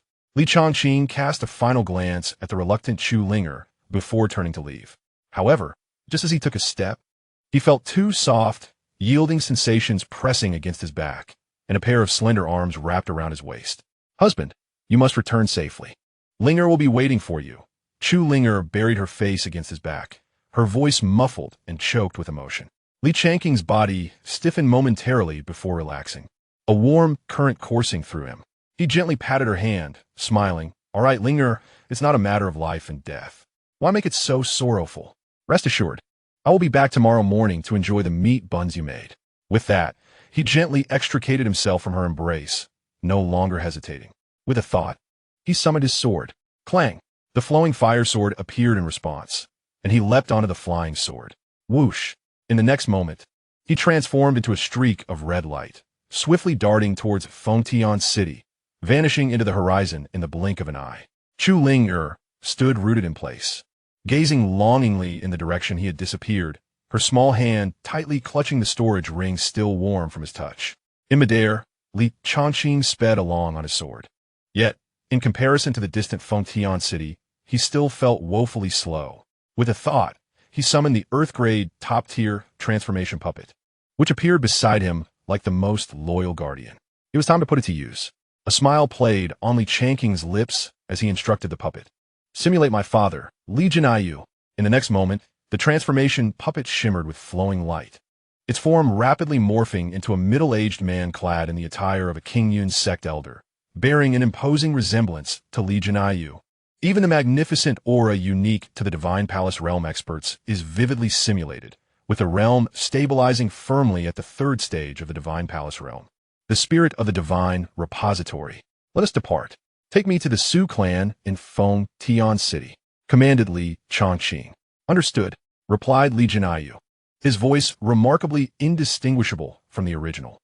With a wave of his hand, a pure and gentle spiritual energy enveloped Li Changqing in an instant.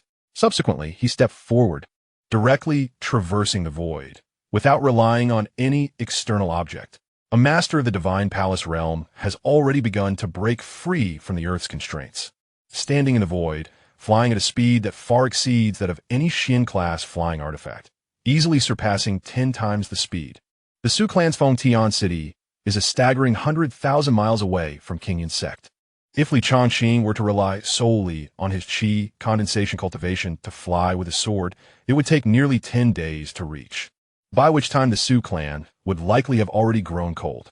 However, with this ever-changing puppet, possessing the strength of complete mastery in the Divine Palace realm leading the way, they could arrive in no more than half a day.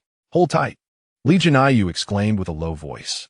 As his spiritual power erupted, his speed suddenly reached its zenith, transforming into a streak of light that the naked eye could barely perceive, tearing through the clouds, racing towards Fengtian City. Meanwhile, in the Su clan's discussion hall in Fengtian City, the atmosphere was stifling, almost suffocating.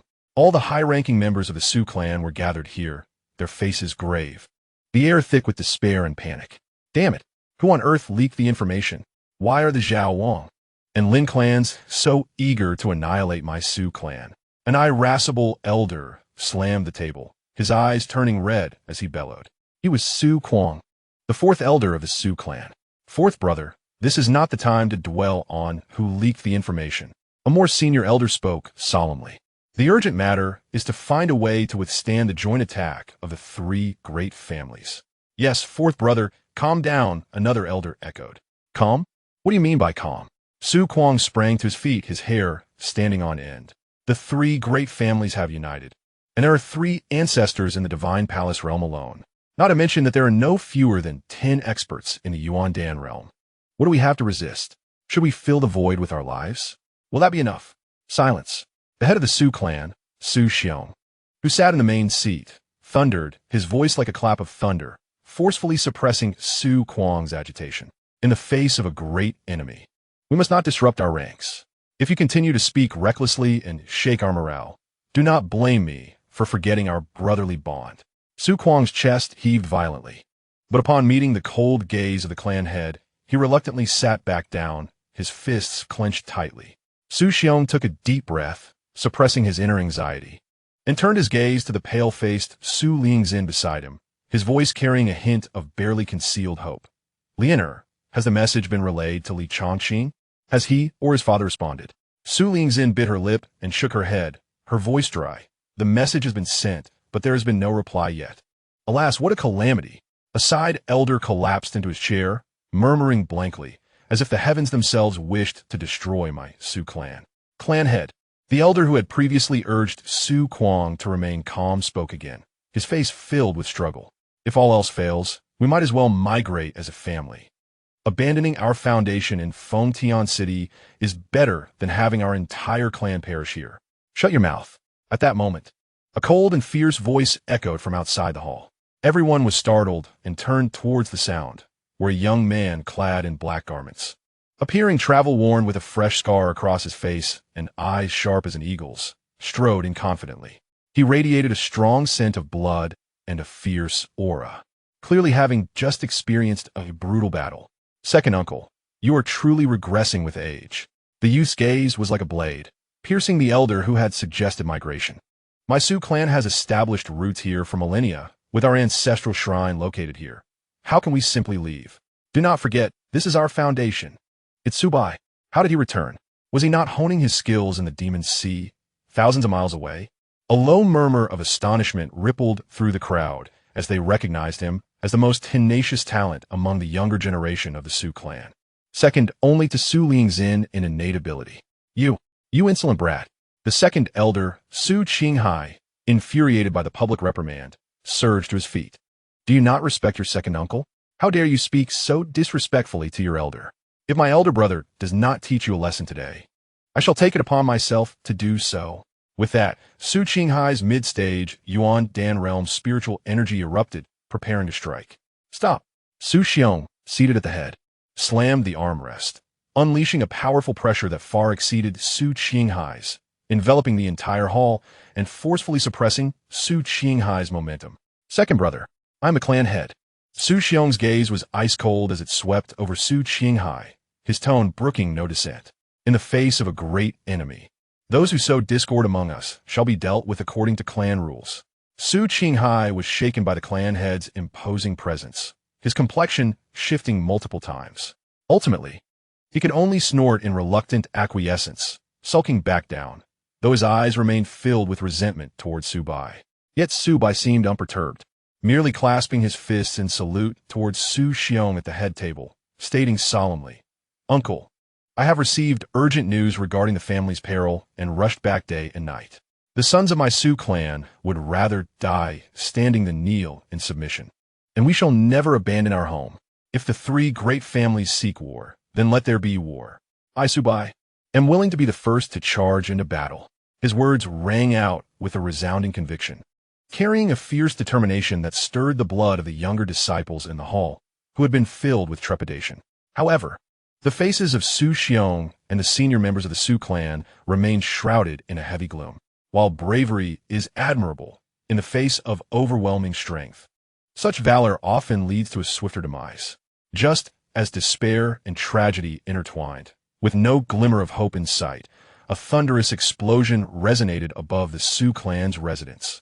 The violent fluctuations of spiritual energy crashed down like a tsunami, causing the entire discussion hall to shake violently.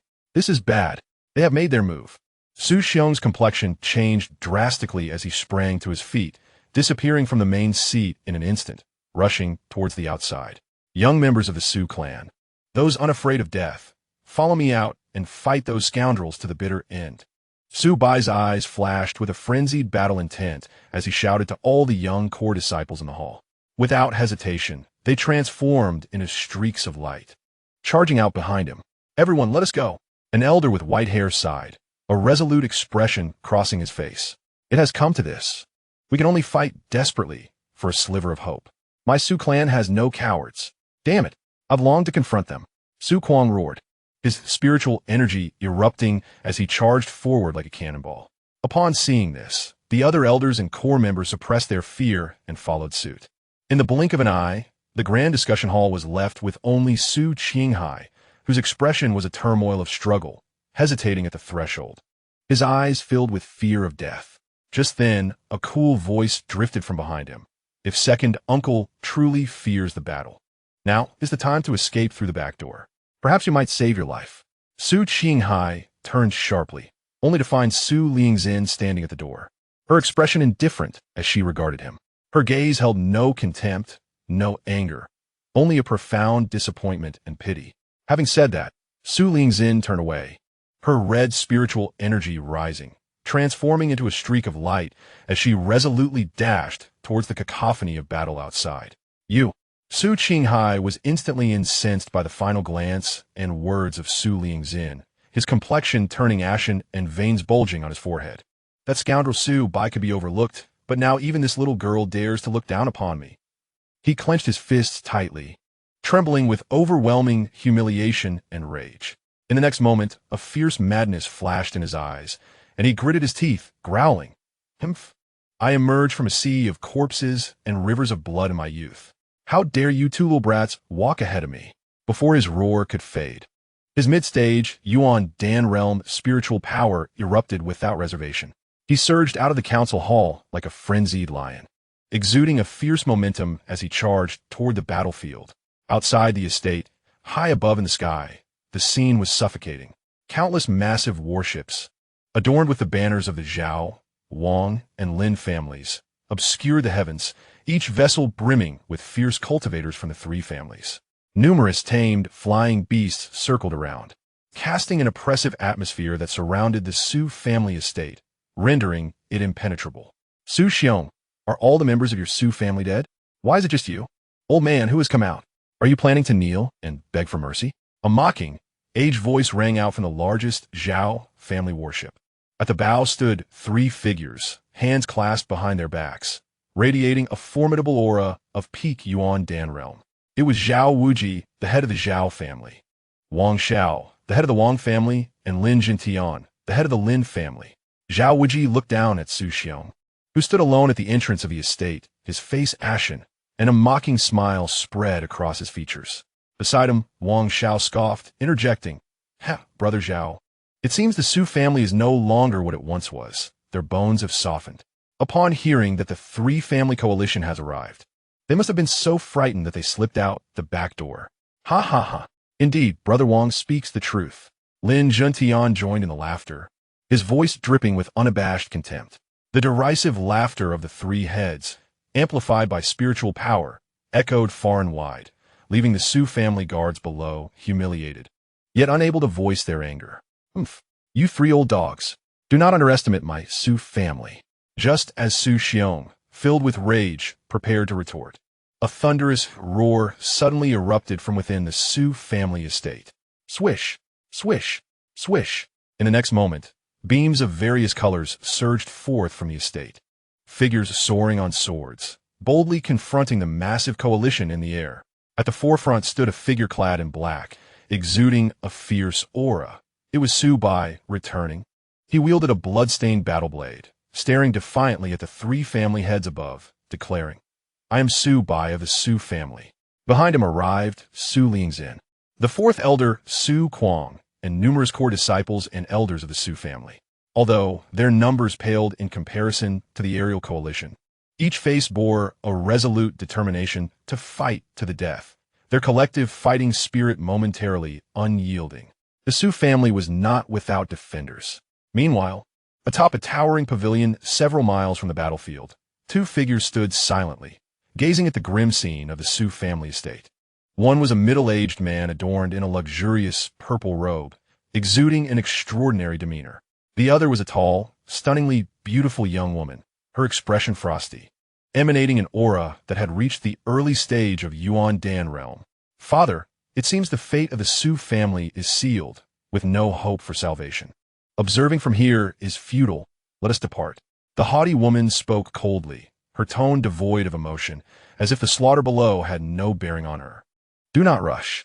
The middle-aged man's gaze remained profound as he continued to observe the battlefield. There may still be unexpected developments. The young woman frowned slightly, perplexed by her father's concern for a family destined to perish. Yet, she ultimately refrained from further comment, a flicker of barely perceptible doubt crossing her icy eyes. Meanwhile, the Su family estate had transformed into a hellish battlefield. Rather than a fight, it was a one-sided massacre.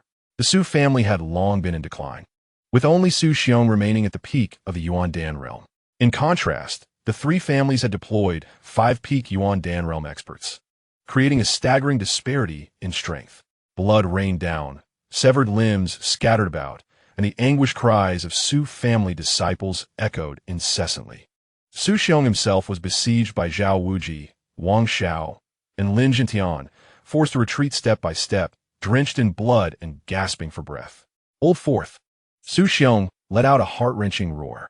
He watched helplessly as the fourth elder Su Kuang was surrounded by several enemies of the same realm while trying to protect a few younger family members. Ultimately exhausting himself to death, his body torn apart by violent spiritual energy. Ah, you bunch of scoundrels!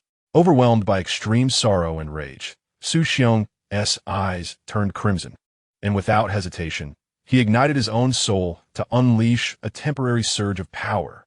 Madman! Zhao Wuji and the others' expressions shifted, surprised by Su Xiong's desperation, and they immediately switched to a defensive posture, intent on outlasting him. He cannot hold on for long. The situation for the other Su family elders was equally dire.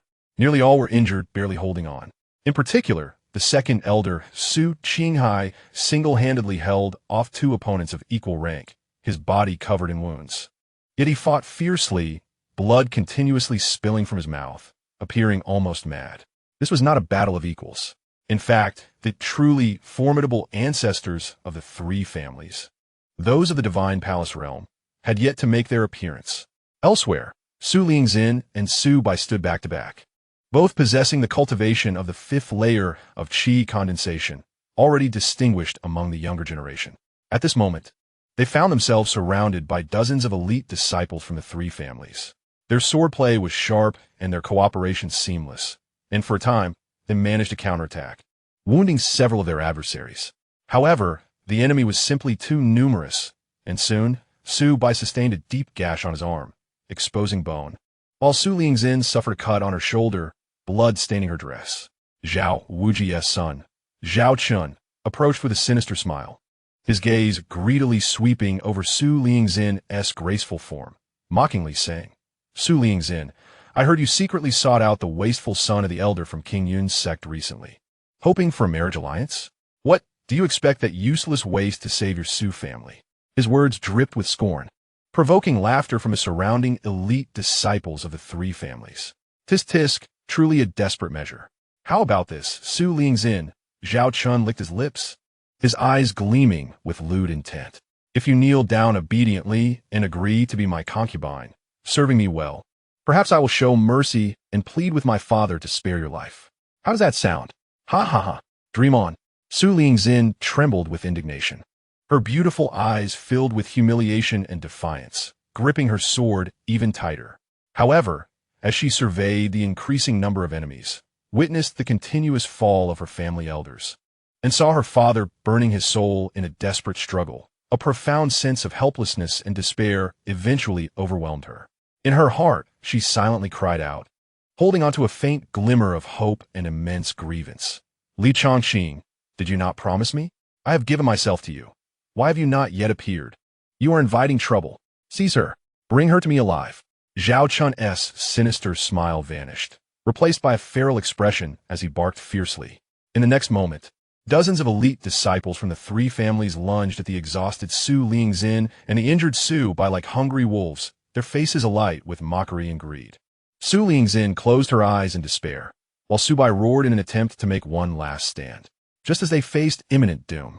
A chilling voice, imbued with an inexhaustible aura of majesty and murderous intent, erupted across the battlefield as if summoned from the depths of the underworld. Did you seek my permission to touch my fiancée, Li? Death. The final word seemed to carry with it a supernatural weight. Those dozens of disciples from the three families, who had just leapt within mere strides of Su Lingzin, were suddenly seized by an invisible force, and with a series of explosive sounds, they burst apart without uttering a single cry, transforming into a mist of crimson that filled the air with the overwhelming scent of blood.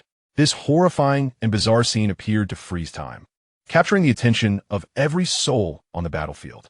The sounds of combat ceased abruptly, as both the Su family members and the cultivators of the three great families gazed in shock towards the area shrouded in blood mist. Descending from the sky were two figures, gracefully landing before Su Lingzin and shielding her behind them. The foremost figure, adorned in the robes of an elder from Qingyun's sect, was strikingly handsome, his icy gaze radiating the aura of the condensing Qi realm, accompanied by an unsettling dominance. It was none other than Changqing. Half a step behind him stood a middle-aged man of imposing demeanor, exuding an aura as deep as the abyss and as lofty as a mountain. Standing with his hands clasped behind his back, his indifferent gaze swept across the gathering, causing every soul it touched, including the three-peak Yuan Dan realm family heads, to shudder with dread. Su Lingzin stared, entranced, at the figure before her. Though not particularly large, it seemed capable of propping up the heavens. Her beautiful eyes trembled violently, and tears streamed uncontrollably down her cheeks. He truly has arrived. Amidst the astonished, fearful, and bewildered gazes of those present, Li Changqing slightly turned his head, offering a gentle smile, tinged with apology, to the tearful Su Lingzin. I'm sorry for being late. Chapter 16. The overbearing Li Changqing. It is the ancestor. The ancestor has arrived. How wonderful. The ancestor has emerged from seclusion. They're doomed now. Let's see how they dare to act so arrogantly. The cultivators of the three families, previously crushed under the oppressive weight of the divine palace, felt an immediate relief as the pressure lifted. The sight of their ancestor appearing was akin to grasping a lifeline, and they scrambled to rise, their faces alight with joy and ferocity. Li Jianyu, the elder of the Lin family, known for his explosive temper, stood in the void, his hair standing on end as he bellowed below. Your Qingyun sect has overstepped its bounds. This is an internal matter of the four great families of Fengtian City. What concern is it of yours? Dissipate your pressure at once and withdraw. Otherwise, do not blame us if the three families unite to hold you accountable. Li Jianyu, the Grand Elder of Qingyun sect? This name reverberated like thunder across the battlefield, eliciting expressions of profound shock from both the cultivators of the three families and the surviving members of the Su family. All eyes were instantly drawn to the imposing middle-aged man. So was him. No wonder his cultivation is so terrifying. The esteemed Grand Elder of Qingyun sect has come in person. Immediately, countless gazes shifted to the calm and subtly amused youth standing half a step in front of Li Jianyu. If this man is Li Jianyu, then could this young man be the rumored son of Li Changqing, who is unable to cultivate and relies on the protection of his forebears? He has also arrived? Moreover, did he just mention a fiancé, Su Lingzin? As thoughts raced through the crowd, Li Jianyu finally responded to the elder of the Lin family as challenge. He didn't even spare a glance at the three elders hovering in the air. Instead, he casually glanced at them and spoke with a tone that was soft yet laced with a disdainful indifference. You dare to seek an explanation from Qingyun sect? The simplicity of his words bore more weight than any roar of defiance.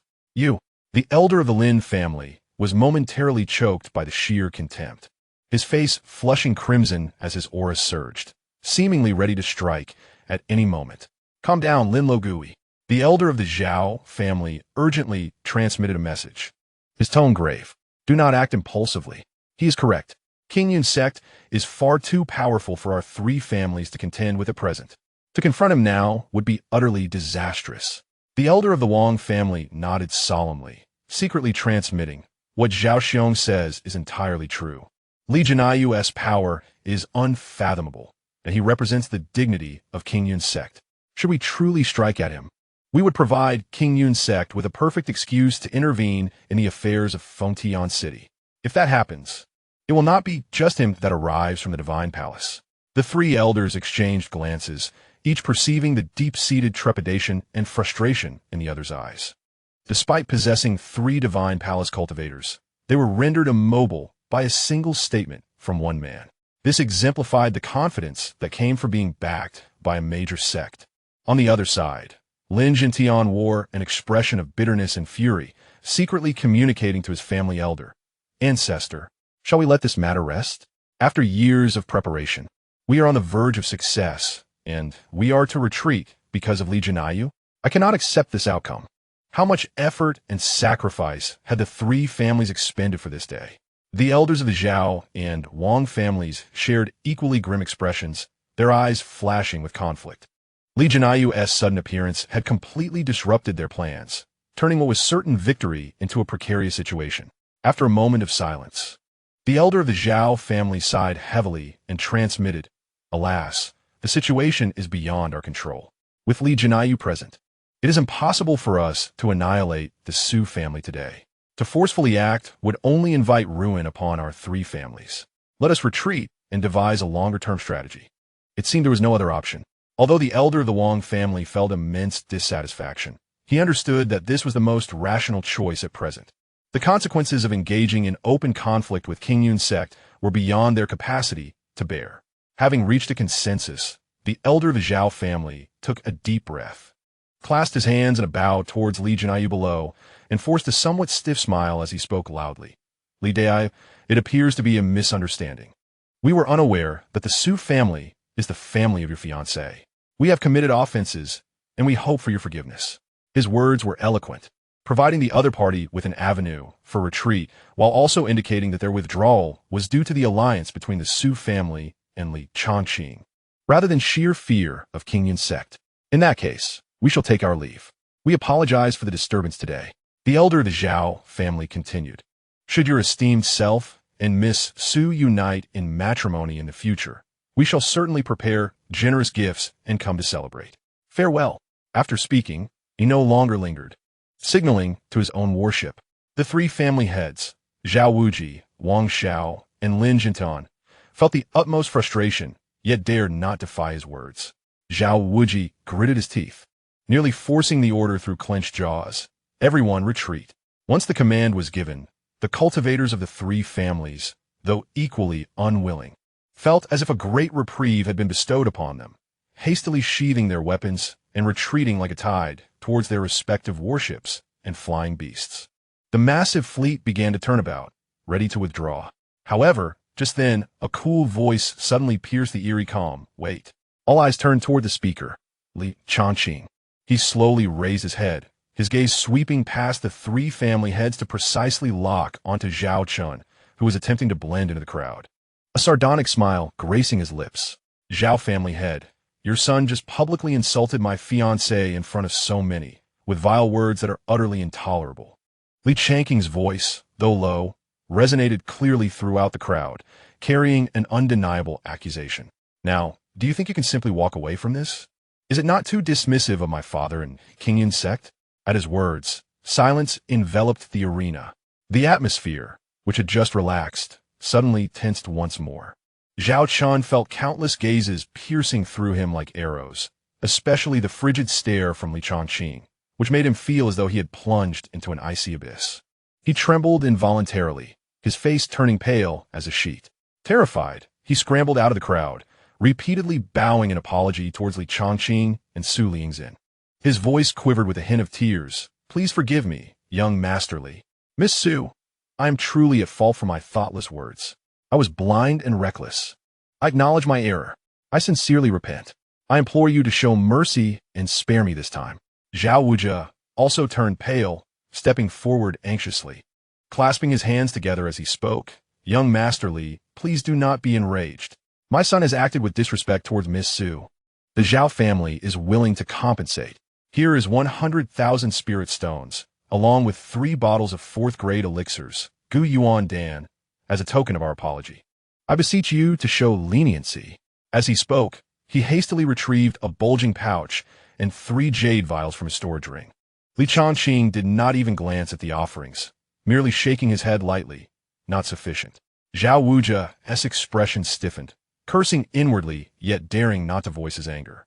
Standing behind Li Changqing, Su Lingzin observed him standing up for her, unyieldingly confronting the three great families. A surge of indescribable warmth and excitement welled up within her. All previous grievances and anxieties seemed to dissipate under his unwavering stance. She instinctively straightened her back, her gaze growing resolute. The Zhao family ancestor in midair furrowed his brow. Speaking in a deep voice, young Master Li, one should be merciful when possible. Chun has recognized his mistakes, and the Zhao family is willing to make amends. What would it take for you to let him go? Upon hearing this, Li Changqing finally directed his gaze towards the Zhao family ancestor. His tone calm, yet imbued with an unassailable authority. Let him slap himself. He must strike until my fiancé is satisfied. Chapter 17. The three great families depart in fury. What?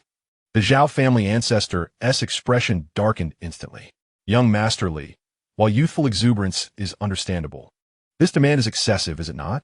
What face would the Zhao family have left? Excessive? Li Changqing scoffed, his eyes suddenly sharp. If today I, Li Changqing, were to publicly insult your lawful wife with the same vile words, Zhao Lazu, would you still deem it merely youthful arrogance? Would you still think my actions excessive? You. The Zhao family ancestor was rendered speechless, his complexion shifting between shades of green and white. Should such a thing occur, he would undoubtedly be driven to annihilate the perpetrator without hesitation.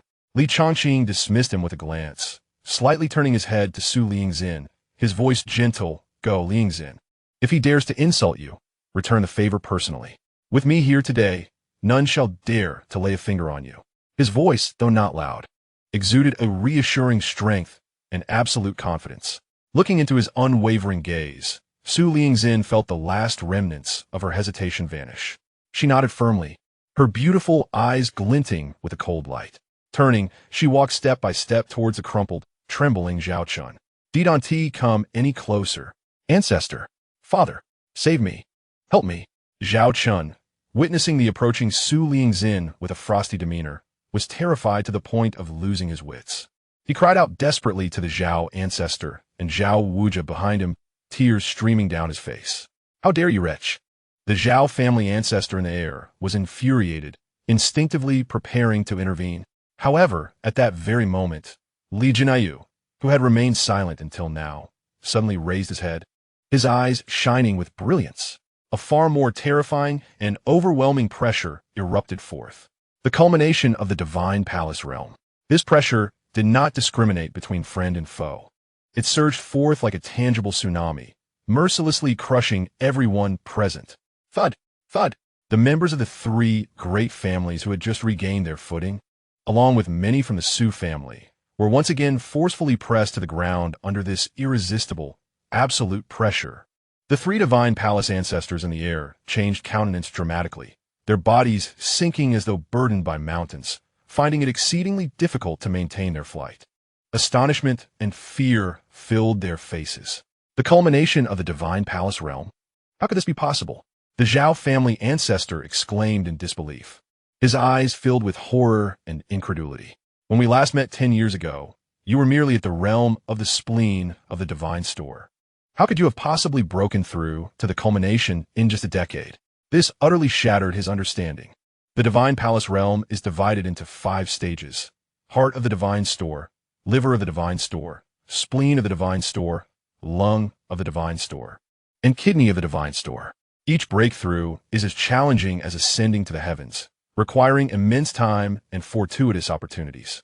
Achieving a leap from the 3rd stage to the 4th stage in a decade would be considered an unparalleled genius. To directly enter the culmination? Unheard of. Not only they, but even the pair observing from afar in the loft revealed expressions of shock. The culmination of the divine palace realm? The man in the purple robe furrowed his brow, pondering how Li Jinayu had attained such cultivation.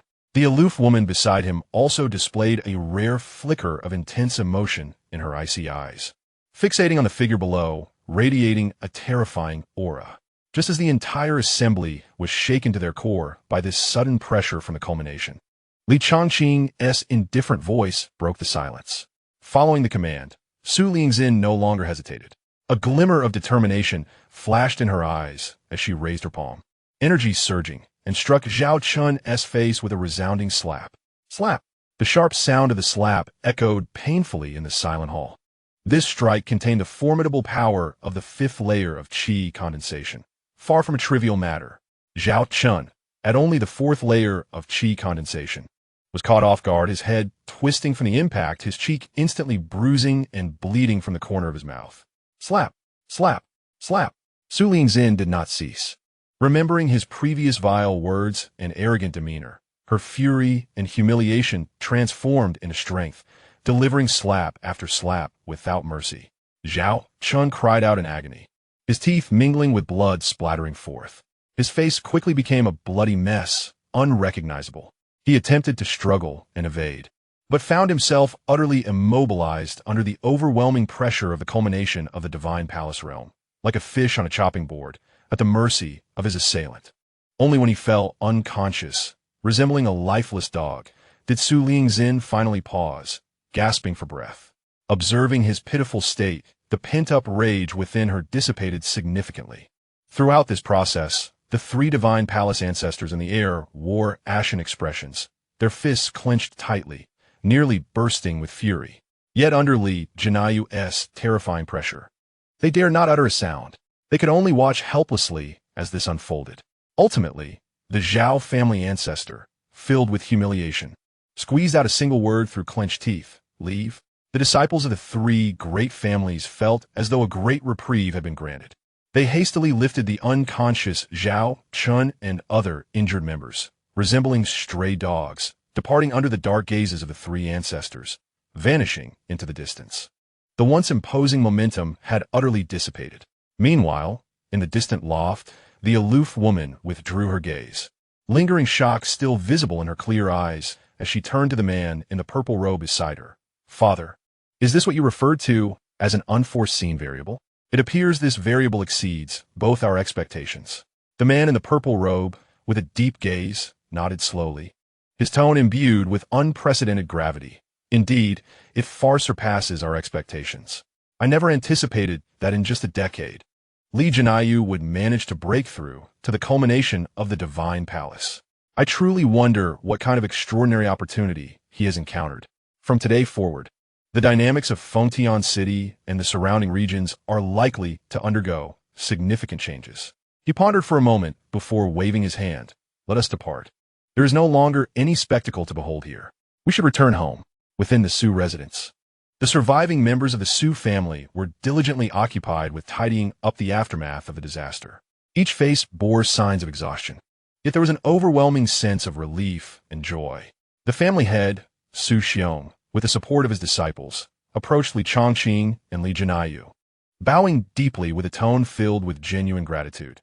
The preservation of the Su family is entirely owing to the righteous assistance of Elder Li and young Master Li. This grace will be eternally etched in our hearts. Li Changqing responded with a faint smile, his tone unassuming yet laden with meaning. Uncle Su, there is no need for such formality. This was a promise made to Lingzin, and I shall honor it. He cast a fleeting glance at Su Lingzin beside him. Upon hearing this, Su Lingzin's cheeks flushed slightly as she lowered her head, her heart fluttering with sweetness.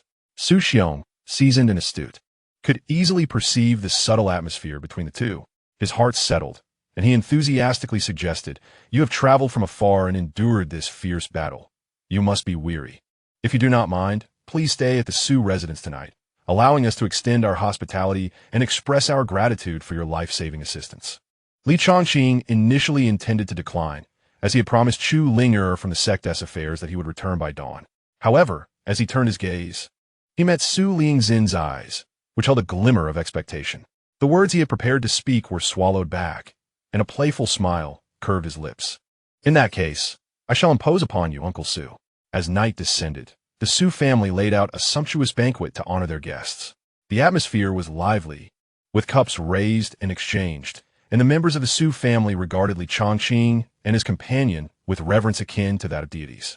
After the feast dispersed, Su Lingzin led Li Changqing to a meticulously prepared, elegant chamber. "Young Master Li, I hope you will excuse the inconvenience of resting here tonight," she said softly, her voice notably gentler than usual. "I truly thank you for your help today." Li Changqing surveyed the serene environment of the room, feeling quite satisfied. He turned to her, a hint of mischief in his smile as he observed the beauty illuminated by the lamp.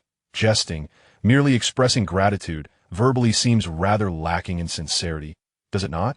Su Lingzin quickly grasped the deeper implication of his words, her face flushing with embarrassment, her heart racing. As the night deepened, the lights in the chamber flickered back to life. Leaning against the headboard, Li Changqing felt the burgeoning power within him, experiencing a sense of unparalleled exhilaration. His cultivation had once again advanced, breaking through from the third to the fourth layer of qi condensation. Regrettably, this enhancement was not as pronounced as the first.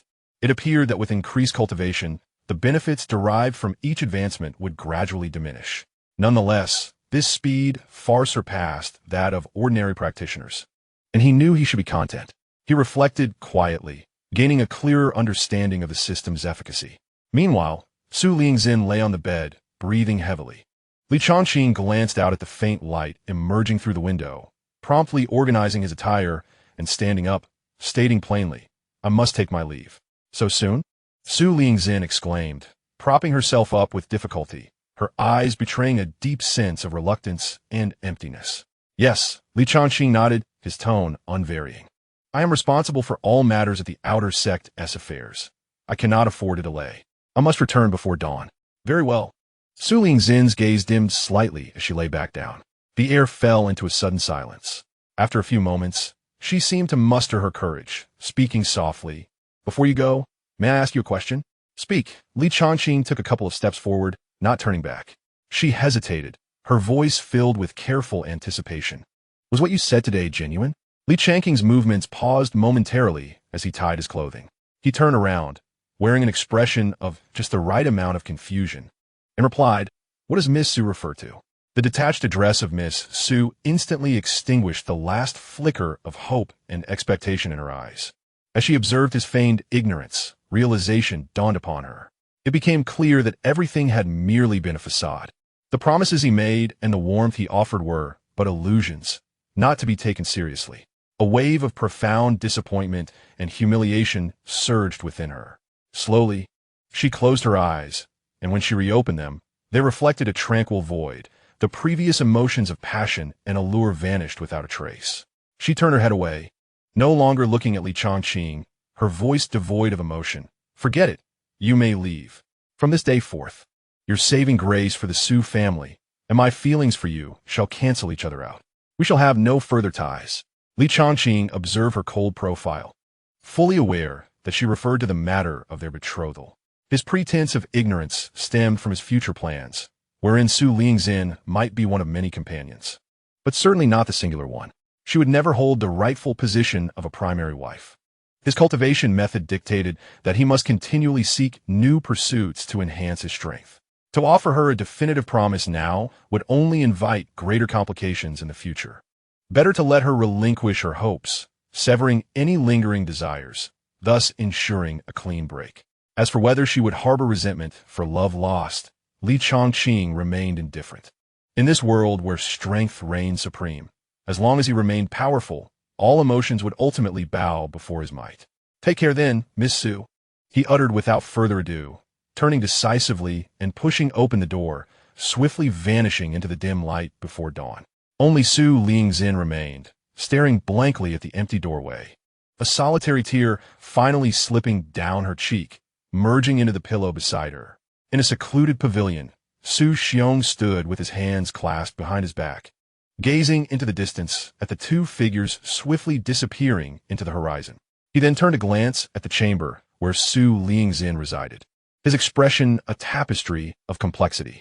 As an astute man, he could easily discern his daughter's burgeoning affection for Li Changqing and perceive the resoluteness in Li Changqing's departure. It was likely that his heart was as unyielding as iron. 1,000 words lodged in his throat ultimately transformed into a long, helpless sigh, dissipating into the night breeze. The affections of youth, after all, could not be forcibly compelled. The survival of the Su family was indeed a great fortune. On the other side, amidst the swift currents of light in the skies, Li Jinaiyu, transformed into a puppet, was racing back to Qingyun's sect at a terrifying speed indicative of the Great Perfection stage. Li Changqing, expressionless, looked down at the swiftly retreating mountains and rivers. The image of Su Lingxin's last cold, hollow gaze flashing across his mind, yet his heart remained largely unperturbed. That brief interlude held little significance for him. To elaborate, before he awakened the system, when he was still the original Li Changqing, there had been scarcely any genuine feelings between him and Su Lingxin. On the contrary, the proud Su Lingxin harbored a profound disdain for him, a seemingly useless individual unable to cultivate. Had it not been for his father's esteemed position as a high elder in Qingyun's sect, the Su family would have never consented to the original proposal. Since his arrival in this world, having replaced the original, their interactions have been few and far between. One could count their meetings on one hand, rendering any foundation for affection virtually non-existent. In his view, the events of yesterday were merely a clear and straightforward transaction. He had rescued the Su family from peril, and in return, she had offered herself as compensation. A fair exchange, with no debts remaining. As for Su Lingxin's apparent genuine feelings later, that fell outside the bounds of his obligations, and he bore no responsibility for her emotions. The pursuit of strength remained the eternal path. As they passed through a vast mountain range teeming with ferocious beasts, the sounds of fierce combat and the violent fluctuations of spiritual energy below piqued Li Changqing's interest. Driven by curiosity, he signaled the puppet to change direction, stealthily approaching the source of the commotion. Upon nearing the battlefield, the scene before him caused his eyes to widen. Two formidable demon kings of the divine palace realm were engaged in a life-and-death struggle. At one end stood a snow-white fox adorned with 5 luxurious tails, while at the other loomed a dark, scaled dragon spanning 100 meters. Despicable fox, surrender the holy crystal or face death, roared the dragon, its voice echoing across the land. Never, retorted the 5-tailed celestial fox defiantly. As the two creatures clashed, a fierce battle erupted, causing mountains to crumble and the surrounding area to descend into chaos. Li Changqing and his puppet concealed themselves in the shadows, observing intently. System, display their panels. Name, by Li female. Realm, Divine Palace first stage. Bloodline, Tianathin can be enhanced. Overall quality, red extraordinary talent, can be elevated to gold. Recent events, fortuitously acquired a holy crystal from ancient ruins, rumored to be a transformation of a fallen saint's essence, containing fragments of law. Refining it could establish a foundation for humanity or purify the bloodline of demons, returning them to their origins, currently being pursued by the Dragon King. Name, MOU female. Realm, Divine Palace second stage. Bloodline, Jiao Thin can be enhanced. Overall quality, red, extraordinary talent, can be elevated to gold. Recent events, since the aura of the holy crystal, relentlessly pursuing the 5-tailed celestial fox to seize its treasure and purify her own blood, with hopes of transforming into a dragon. Li Changqing felt a jolt within. A holy crystal? Such a miraculous treasure. No wonder they were fighting so fiercely here. On the other side, amid the battle, the 5-tailed celestial fox gradually found herself at a disadvantage, realizing her imminent demise. A resolute glimmer crossed her eyes as she abruptly ignited her soul, her aura surging dramatically. Have you gone mad? Mo Jiao exclaimed in terror, compelled to ignite her own soul in retaliation. Ultimately, both were gravely injured. Following 2 mournful howls, their massive forms vanished, leaving only 2 small creatures, 1 white fox and 1 black dragon, each over a meter long, barely conscious and gasping for breath, alongside a diamond-shaped holy crystal suspended in the air, radiating alluring golden light and waves of law. Li Changqing cautiously waited for a moment. System, check again. By Li, realm has fallen to condensation stage 5, soul ignited. Severe origin injury. MOU, realm has fallen to condensation stage 5, soul ignited, severe origin injury. How fortunate for me, Li Changqing mused, a smile spreading across his face as he examined the information on the panel. Witnessing a grand spectacle and reaping the rewards. Could this be the aura of the protagonist? Go! Capture them. The puppet swiftly acted, retrieving the unconscious pair along with the holy crystal. Gazing at the 2 incapacitated demon kings, a bold thought emerged in Li Changqing's mind. Perhaps a female demon king would not be an insurmountable challenge? He pondered whether the system would accept this notion. Regardless, he decided to table the concern for later. His attention then turned to the holy crystal, whose potent energy fluctuations were too intense to reveal carelessly, lest he invite calamity. He swiftly stored the holy crystal and the two small beasts in the system's space, masking their presence, and vanished like a fleeting light. As dawn broke, Chu Ling'er cupped her lovely face in her hands by the window, eagerly watching the sky brighten, her delicate features reflecting both anticipation and a subtle hint of worry. "Why hasn't my husband returned yet?" she murmured softly. Her gaze frequently drifted to the table, where a steaming platter of meat buns and spirit rice porridge awaited. "I wonder what my husband is doing. Just one day apart, and I already miss him," she mused, a sweet smile unconsciously gracing her face. "Just a little longer.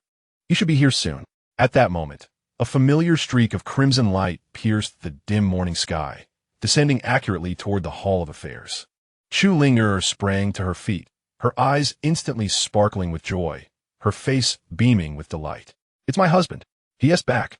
In the air, Changqing also noticed the petite figure eagerly awaiting him by the window, a warmth blossoming in his heart. This silly girl truly cares. As his flying sword touched down, Chu Ling'er bounced over, wrapping her arms around him without hesitation.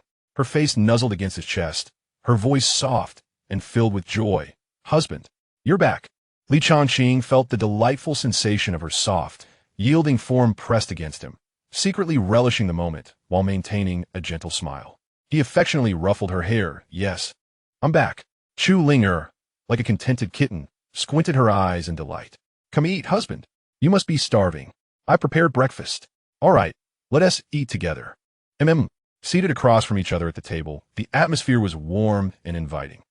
Changqing casually inquired, "So, have there been any issues at the Hall of Affairs while I was away?" "None at all, husband. Everything went smoothly," Chu Ling'er replied, shaking her head. Suddenly, a thought struck her, and she added, "But yesterday afternoon, a junior sister named Lin Shui came looking for you. I followed your instructions and told her you had urgent family matters to attend to, and then she left, looking rather anxious." "Lin Shui?" Changqing paused mid-bite. This woman sought him out? Could it be that her resources had been exhausted so soon? That seemed unlikely, with her green quality. It should take her at least a month to absorb those resources. Was there something else at play? Never mind. He decided to ponder it later when they met again. Just then, as Chu Ling'er sipped her porridge, a sudden realization struck her. Her eyes widened in shock as she stared at Changqing, momentarily forgetting to remove the spoon from her mouth. Changqing chuckled at her adorable expression, tilting his head and asking, "What is the matter, Ling'er? Why are you looking at me like that? Is there something on my face?" "Husband," Chu Ling'er stammered, setting down her spoon. Disbelief etched across her features as she pointed outside. "How did you come back just now?" "Huh?" Changqing momentarily failed to comprehend. "I flew back on my sword." "Of course. How else would I return?" "Yes, flying on the sword," Chu Ling'er exclaimed, nearly leaping from her seat in excitement. But then she quickly covered her mouth, her large eyes filled with shock and fear, anxious about saying the wrong thing and upsetting Changqing. Changqing was momentarily taken aback before understanding dawned on him, and he couldn't help but chuckle. This girl, how slow to realize.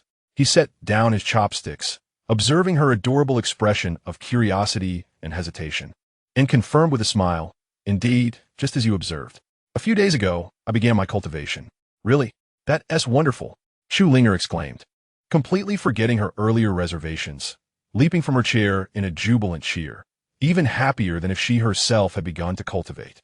"I knew my husband was the best." The genuine joy and admiration she expressed lifted Changqing's spirits even higher.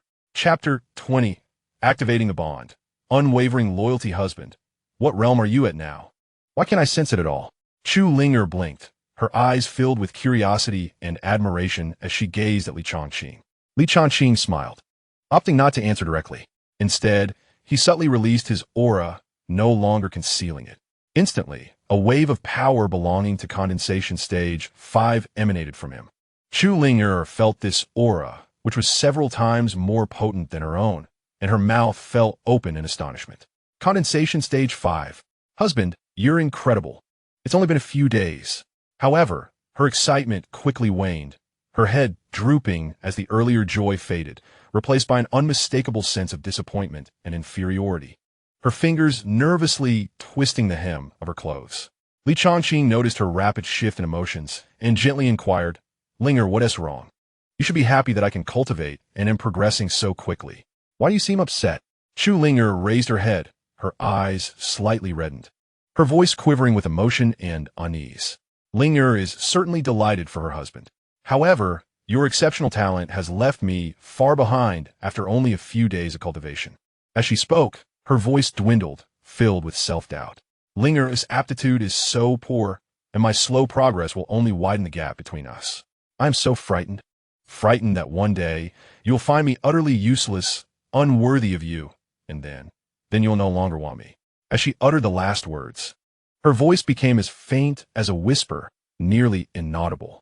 Tears cascaded down her cheeks like a string of pearls, rendering her exceedingly pitiable and helpless. Changqing observed her demeanor, a blend of amusement and tenderness swelling within him. He reached out, gently stroking her head, his tone laced with a hint of exasperation and affection.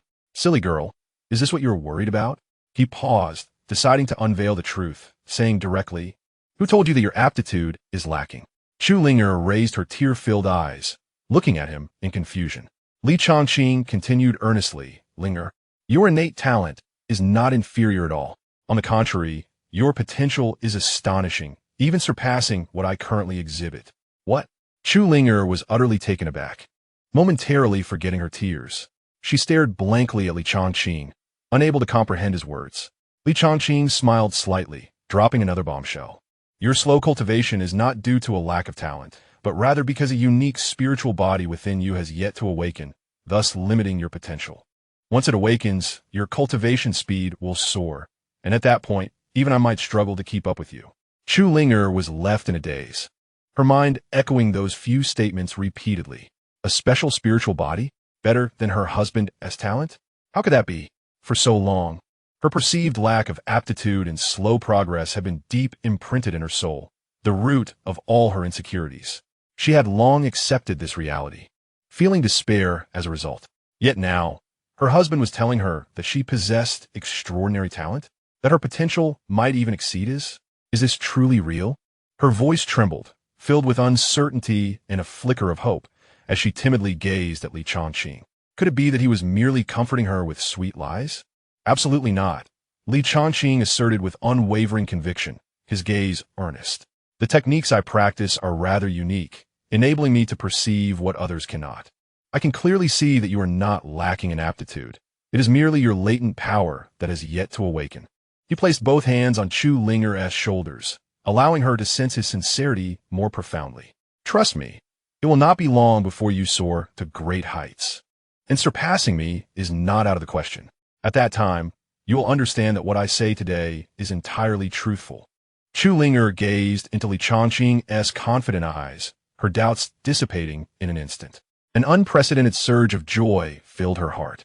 It turned out she was not foolish or inadequate. She too could become formidable. The realization set her heart racing. "Is it really true, husband?" she asked again, her voice brimming with the excitement of seeking affirmation. "Well, have I ever deceived you?" Changqing replied with a smile, gently teasing her nose. "However, awakening your spiritual body requires special circumstances and preparation. It cannot be rushed. What you must do now is to focus on your cultivation, laying a solid foundation while patiently awaiting that day." Yes. Linger will heed her husband's words. Linger will certainly strive to cultivate." Linger exclaimed, her enthusiasm evident as she nodded vigorously. There was no trace of doubt left in her gaze, which now reflected an unprecedented level of reliance and trust in Changqing. At that moment, a notification chimed in Changqing's mind. "Ding! Congratulations to the host for activating the hidden function, bonded relationship. The trust, reliance, and affection levels of the target, Linger, have significantly exceeded the critical threshold. Current bond relationship level, unwavering. Bond effect triggered. During the first dual cultivation with the target, Linger, due to her wholehearted dedication and unwavering bond. The system's aptitude reward will increase from the original red, peerless talent, to gold, unprecedented." The system's prompt resonated like celestial music in Changqing's mind. "Gold, Unprecedented. He felt an ecstatic joy rise within him, his gaze toward the naive and trusting Chu Linger intensifying with fervor. This investment was undoubtedly a tremendous gain. Recognizing that the moment was ripe, he pondered briefly, organizing his thoughts, and decided to lay everything bare. Linger, I am indeed aware of the method to awaken the spiritual body within you. Chu Linger's eyes widened, her full attention focused on him, fearful of missing a single word. However, Li Changqing shifted his tone, a hint of deliberate difficulty appearing on his face. This method is rather unique and cannot be achieved through ordinary pills or techniques. Please tell me, husband. I am willing to try, no matter how difficult. Chu Linger assured him eagerly, her small face radiating determination.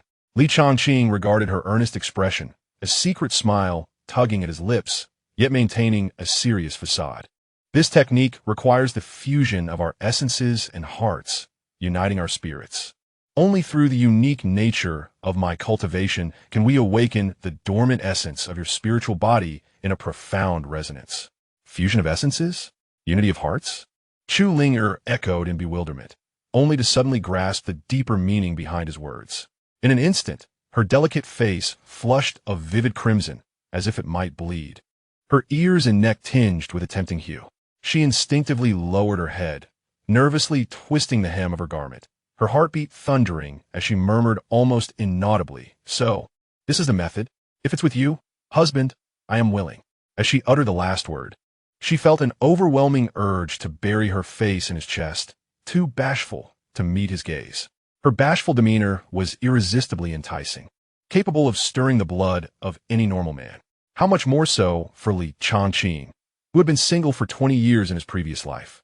Especially that soft, yielding declaration of willingness sent a rush of heat surging through him, igniting an uncontrollable desire to claim this delectable lamb right then and there. Yet he took a deep breath, forcibly suppressing this impulse. The moment was not yet right. Currently, Chu Linger had only reached the 9th level of body refinement, with a fine line separating her from the qi condensation stage.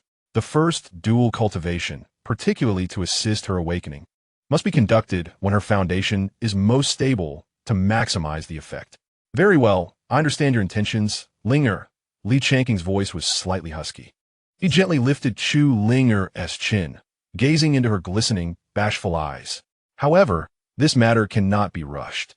You are now at the 9th level of body refinement, and the priority is to solidify your realm and break through to the qi condensation stage. Once your realm is stabilized, I will assist you in awakening your spiritual body. Is that agreeable? Yes, I will follow my husband's arrangements, Chu Linger replied softly, her voice delicate and obedient. Her heart brimmed with anticipation for the awakening, mingled with profound shyness towards that special method, and a sweet sense of being cherished by her husband. Observing this, Li Changqing contemplated carefully. To enable Chu Linger to break through to the qi condensation stage within a short time, relying solely on her absorption of spirit stones and consumption of body refinement pills would be too slow. He needed to procure higher grade, more potent pills to assist her. Although he was the son of the sect's elder and should theoretically lack for resources. However, the original host had been unable to cultivate for over a decade, rendering the abundant, precious resources provided by the sect and his father little more than scrap metal to him. Most of these resources have been exchanged for indulgent pleasures in the past. Presently, the only items he could readily utilize were a few life-preserving artifacts, low-grade body-refining pills, and spirit stones. The only precious items left were several bottles of 4th-grade Gu Yuan Dan compensated by the Zhao family elder the previous day. Yet, despite the high rank of Gu Yuan Dan, its properties were inclined towards stabilizing one's realm, making it unsuitable for Chu Linger's current need to break through her bottleneck. Eureka! Li Changqing's eyes suddenly sparkled with inspiration. The 2nd-grade Dan medicine, Ning Qi Dan, was precisely designed for peak body-refining cultivators attempting to break into the qi condensation realm. It could significantly enhance the speed of true qi condensation, perfectly fitting Chu Linger's current needs. Though he did not have a ready supply of Ning Qi Dan, one must not forget who his mother was. Yun Wangqing, the head of the alchemy pavilion of King Yun's sect, a genuine 5th-grade alchemy master. Crafting a 2nd-grade Ning Qi Dan would be a mere trifle for her. Moreover, his father, Li Jinayu, had left the previous morning, undoubtedly informing his mother of his ability to cultivate. At this moment, visiting her would save the need for explanation and genuinely reassure her. It was time to pay a visit to the alchemy pavilion. Li Changqing made up his mind, intending to check on his mother as well. She would surely be overjoyed to hear that he could cultivate. The thought of his mother, whose beauty was unparalleled and whose esteemed position was marred by her son's previous inability to cultivate, stirred something within his heart. Linger, focus on your cultivation in the Elder Hall. I shall visit the alchemy pavilion to procure the opportunity for your breakthrough, Li Changqing said gently. All right, thank you, my husband. Chu Linger responded obediently, her eyes brimming with happiness and anticipation. Li Changqing smiled and wasted no more time. He rose and headed towards the alchemy pavilion located in the core area of the sect. The alchemy pavilion was nestled within a valley abundant in spiritual energy. Several grand pavilions were constructed against the mountainside, adorned with flying eaves and intricate brackets, while a faint medicinal aroma permeated the air. Disciples clad in medicinal robes hurried about, creating a solemn yet bustling atmosphere. As Li Changqing approached the entrance of the main pavilion, he was promptly stopped by two disciples on guard. Halt! This is a sacred site for alchemy. Except for the alchemists of this pavilion and those with a special token, no outsiders may enter, one of the disciples stated sternly. Li Changqing could not be bothered with such trivialities. I am looking for Pavilion Master Yin, he replied directly. Upon hearing this, the other disciple displayed a hint of impatience. The Pavilion Master is busy concocting important elixirs. She cannot be seen at your whim. Do you have an appointment or a command token? None, Li Changqing replied nonchalantly. None. Do you dare come here? Leave at once, and do not cause trouble, the disciple exclaimed, waving his hand dismissively as if shooing away a fly. Li Changqing furrowed his brow. It seemed he had been absent for too long, and some individuals no longer recognized him. Just as the atmosphere grew tense, a middle-aged man in managerial attire emerged from within the pavilion, his expression displeased. What is all this commotion? Do you not know that? Before he could finish, his gaze landed on Li Changqing's face, and he was momentarily taken aback. His complexion changed drastically, and he hurriedly stepped forward, bowing respectfully. It is the esteemed young Master Li. My apologies, my subordinates are new and did not recognize you. They have offended you. Please forgive them. The two guarding disciples turned pale upon hearing the title young Master Li and witnessing the manager's respectful demeanor. Li Changqing waved his hand dismissively. No harm done. Is my mother within the pavilion? Yes, yes. The pavilion master is currently in the top-level alchemy room concocting elixirs and has instructed not to be disturbed. I shall relay your presence at once, the manager replied hastily. No need, Li Changqing interrupted. I shall seek her out myself. With that, he disregarded the others and directly entered the alchemy pavilion. It was only after Li Changqing's figure vanished around the staircase's corner that the manager let out a long sigh of relief, wiping the cold sweat from his forehead. The two guarding disciples finally dared to lift their heads, filled with lingering fear and curiosity, and quietly asked, Manager Wang, who exactly is he? Why were you? Manager Wang glared at them fiercely, lowering his voice to reprimand. You two fools. You nearly caused a disaster. That is none other than the esteemed son of our pavilion master Yin Wanqing and the son of elder Li Jinaiyu, young master Li Changqing. Although he cannot cultivate, he is not someone you can stop. From now on, keep your eyes peeled. Upon hearing this, the two disciples turned pale with fear, repeatedly nodding in agreement. Too frightened to say another word. Chapter 22.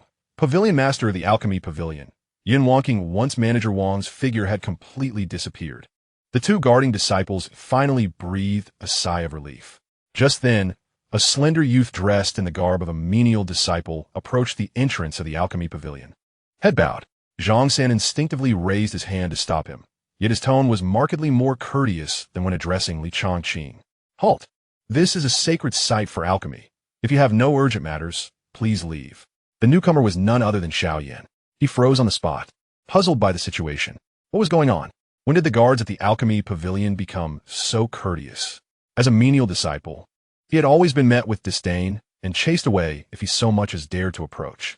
Kid, stop dawdling. Alchemy is pressing, an elderly voice urged in his mind.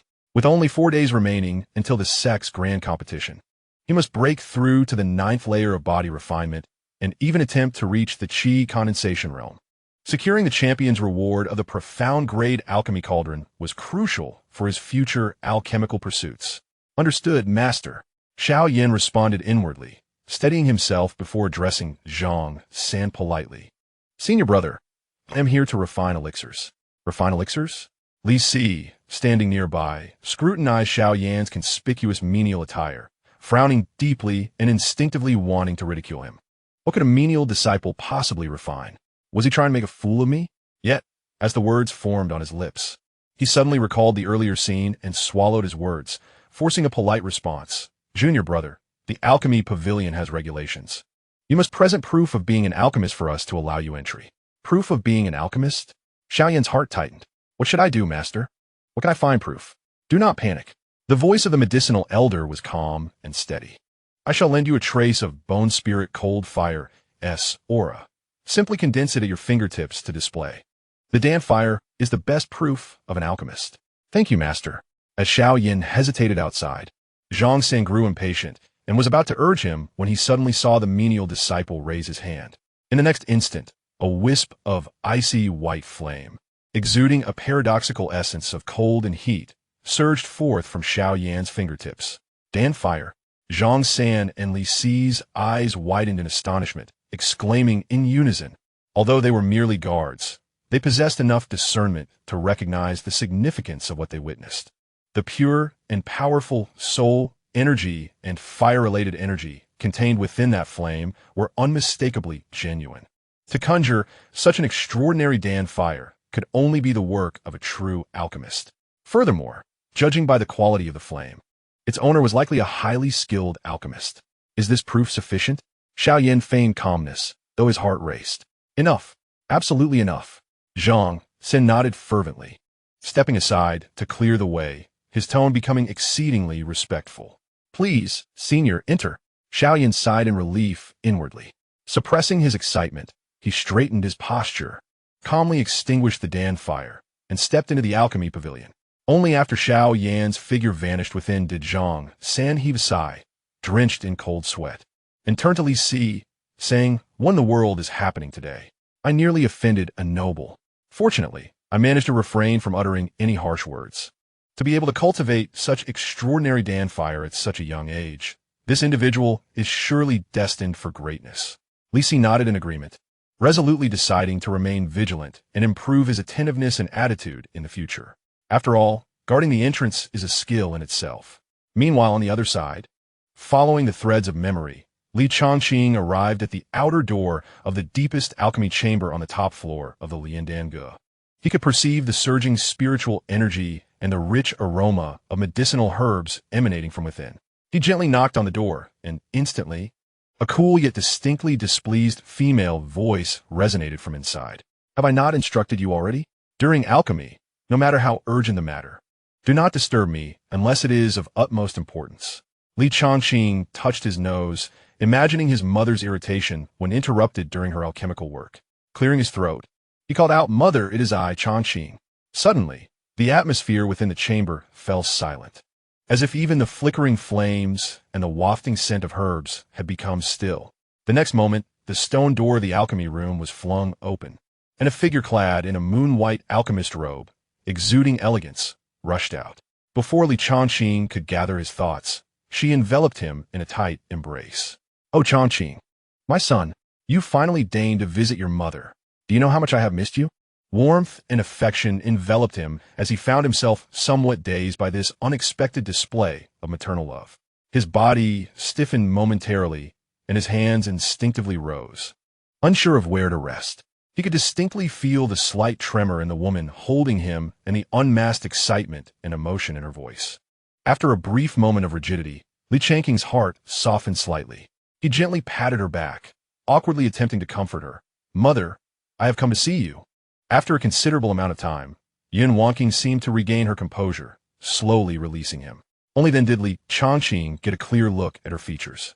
The woman before him appeared to be around 30 years of age, her skin as fair as snow and her eyebrows and eyes resembling exquisite paintings. Her beautiful eyes, slightly reddened from her earlier emotional outburst, added to her charm. She was stunningly beautiful, embodying not the innocence of youth, but rather a mature grace refined by the passage of time. Her dignified elegance was complemented by an otherworldly aura cultivated through years of alchemical practice, though, in this moment, that ethereal quality was completely overshadowed by an overwhelming expression of maternal love and joy. This was his mother, the head of the Qingyun Sex Alchemy Pavilion, a fifth-tier alchemist. Yin Wanqing, come, let me have a good look at you. Yin Wanqing pulled Li Changqing closer, examining him from head to toe with eyes filled with affection and concern. Have you lost weight? Has anyone bullied you in the Hall of Elders? Are resources insufficient? Tell me, I have everything you need. A barrage of questions poured forth, each one brimming with maternal care. Li Changqing gazed at this breathtakingly beautiful woman, who displayed the purest form of maternal love towards him, and a strange warmth surged within him. Mother, I am well. No one has bullied me. He smiled in response. I just missed you and wanted to see you. Chapter 23. Are you sure you're not being exaggerated? Spare me the theatrics. Upon hearing his words, Yin Wanqing shot him a playful glance, her eyes sparkling with a knowing mischief. Ever since childhood, whenever you came to see me, it was always with some ulterior motive. Speak. What kind of elixir or treasure are you after this time? Li Changqing felt embarrassed as his thoughts were laid bare, awkwardly rubbing his nose. Indeed, no one knows a child better than their mother. She was well aware of the original owner's inclinations. By the way, your father rushed here yesterday to inform me that you can now cultivate? Yin Wanqing's tone suddenly shifted to one of seriousness, her beautiful eyes fixed intently on Li Changqing. Is this true? You mustn't conspire with your father to deceive me for the sake of my happiness. It's true, mother, Li Changqing replied, suppressing his playful demeanor. With a thought, he allowed the aura of his cultivation at the 5th level of qi condensation to radiate outward. 5th level of qi condensation. Upon sensing her son's solid spiritual energy fluctuations, Yin Wanqing gasped, her eyes widening in disbelief. How is this possible? She grasped Li Changqing's wrist, a gentle wave of spiritual energy probing him, confirming her astonishment. Yesterday, your father told me you had just broken through to the 1st level of qi condensation. How is it that you have reached the 5th level in just one day? As if a realization struck her, her brows knitted in thought, she murmured, could it be that old man is trying to surprise me by misleading me first? Yes, it must be that way. Oh, Li Jinayu, you old scoundrel. How dare you play tricks on me? Just wait until I settle the score with you. The corners of Li Changqing's mouth twitched. Old scoundrel? It was amusing to discover that his father, known for his imposing demeanor in front of outsiders, was affectionately referred to in such a manner by his mother. Noticing her lack of further inquiries, he too chose to remain silent. Such a remarkable feat should be kept under wraps. To achieve a leap across 5 minor realms in a single day would likely be met with disbelief. Yin Wanqing, observing Li Changqing's silence, became even more convinced of her assumptions, feeling a mix of exasperation and amusement that ultimately transformed into immense joy and excitement. Her eyes glistened with unshed tears as she patted Li Changqing's hand with vigor. Wonderful, wonderful. To be able to cultivate is a blessing. My son is truly not an ordinary being. Come, this is a gift from your mother. Quickly, see if you like it. She swiftly removed a quaintly designed storage ring from her delicate fingers and unceremoniously placed it into Li Changqing's hand. Curiosity piqued. Li Changqing accepted the ring and probed within. To his astonishment, even with his current composure, he could not help but exclaim internally. The space within the storage ring was at least 10 times more spacious than his own, filled to the brim with a dazzling array of items. Numerous jade vials and boxes were meticulously organized, from the most basic 1st-tier recovery and body refinement pills to 2nd and 3rd-tier elixirs for healing, detoxification, and cultivation assistance. And even 4th-tier foundational pills and breakthrough pills were prominently displayed. The sheer quantity was enough to run a small alchemy shop. Additionally, a pile of shimmering spiritual stones resembling small mountains caught his eye. A rough estimate suggested at least several 100,000. Among the treasures his target, the 2nd-tier qi condensation pills were prominently placed with over a dozen bottles, each containing no less than 10 pills. This quantity was sufficient not only to assist Chu Linger in her breakthrough, but could even be consumed as candy for quite some time. Indeed, seeking out his mother was undoubtedly the correct choice. This trip proved fruitful. As Li Changqing reveled in his excitement, he suddenly noticed his mother lowering her head, gently sighing, her tone imbued with a hint of unmasked melancholy and self-reproach. Alas, Changqing, you know your mother is of little use. Unlike your father who is skilled in combat and knows profound techniques, all I do is tend to this alchemy furnace, fussing over these inconsequential vials and jars. Besides the elixirs I have refined and some spiritual stones allocated by the sect, I truly have nothing worthy to offer you. Her voice dwindled into a whisper, revealing a genuine sense of guilt for being unable to provide anything of significance. If you find these elixirs and spiritual stones useful, then take them. If not, feel free to exchange them for something you desire. It is but a small token of my affection. Li Changqing gazed at the storage ring in his hand, one that could make countless inner disciples and even elders envious. Listening to his mother's self-reproach, which reached the pinnacle of modesty, he found himself at a loss for words. Such insignificant vials and jars and nothing of value was a rather exaggerated understatement. What are the contribution points earned by those disciples outside, who risk their lives to complete tasks? Are they merely worthless? Indeed, the disparity in levels and understanding is vast. He suppressed his desire to scoff and quickly grasped his mother's hand, sincerely stating, "Mother, what you say is simply unfounded. These elixirs and spirit stones are, for me, like timely assistance in a snowstorm. I cherish them greatly. Thank you, Mother." Upon hearing this, Xianxia lifted her head once more, her face radiating with a reassuring and brilliant smile. "Really? If you like them, that is enough. Should you ever lack any elixirs, feel free to come to your mother. There will be plenty." After exchanging pleasantries with his mother for a while, Li Changqing departed the top-tier alchemy chamber under the reluctant gaze of Xianxia. In high spirits, he toyed with the weighty storage ring in his hand as he walked toward the entrance of the alchemy pavilion, preparing to return to the Elders' Hall and assist Chu Ling'er in her breakthrough. However, as he approached the main hall near the entrance, a fierce argument captured his attention. He noticed a group of disciples gathered around the door of a public alchemy room. Among the disputants was none other than the recently arrived Xiaoyan, and opposing him was a young man clad in the distinctive robe of a second-tier alchemist, his chin slightly raised, exuding an air of arrogance. I arrived at this alchemy room first. When I entered, it was completely empty. Xiaoyan clenched his fists, arguing vehemently, his face showing suppressed anger. The second-tier alchemist scoffed, his tone dripping with disdain and mockery. "You arrived first? Who witnessed that? There is no nameplate here with your name. I claim it as mine, and it belongs to me." He scrutinized Xiaoyan's attire as a miscellaneous disciple with increasing contempt. A mere servant disciple dares to speak grandly in the alchemy pavilion about alchemy? What a farce! Do you even recognize all the herbs? Can you control the fire? Do you not have a mirror to reflect on your own identity? Is this even a place for you? Laughter from the surrounding disciples echoed, clearly indicating that many shared a disdain for Xiaoyan's lowly status. Xiaoyan's face flushed crimson with indignation at the insulting remarks, his body trembling slightly, yet he restrained himself from retaliating immediately. Just then, the earlier mentioned steward Wang hurried over, his expression serious. "In the alchemy pavilion, loud disturbances are prohibited. What's going on here?" Upon seeing the steward, Xiaoyan quickly quelled his anger and took the initiative to recount the events. The second-tier alchemist's eyes flickered, revealing a hint of unease.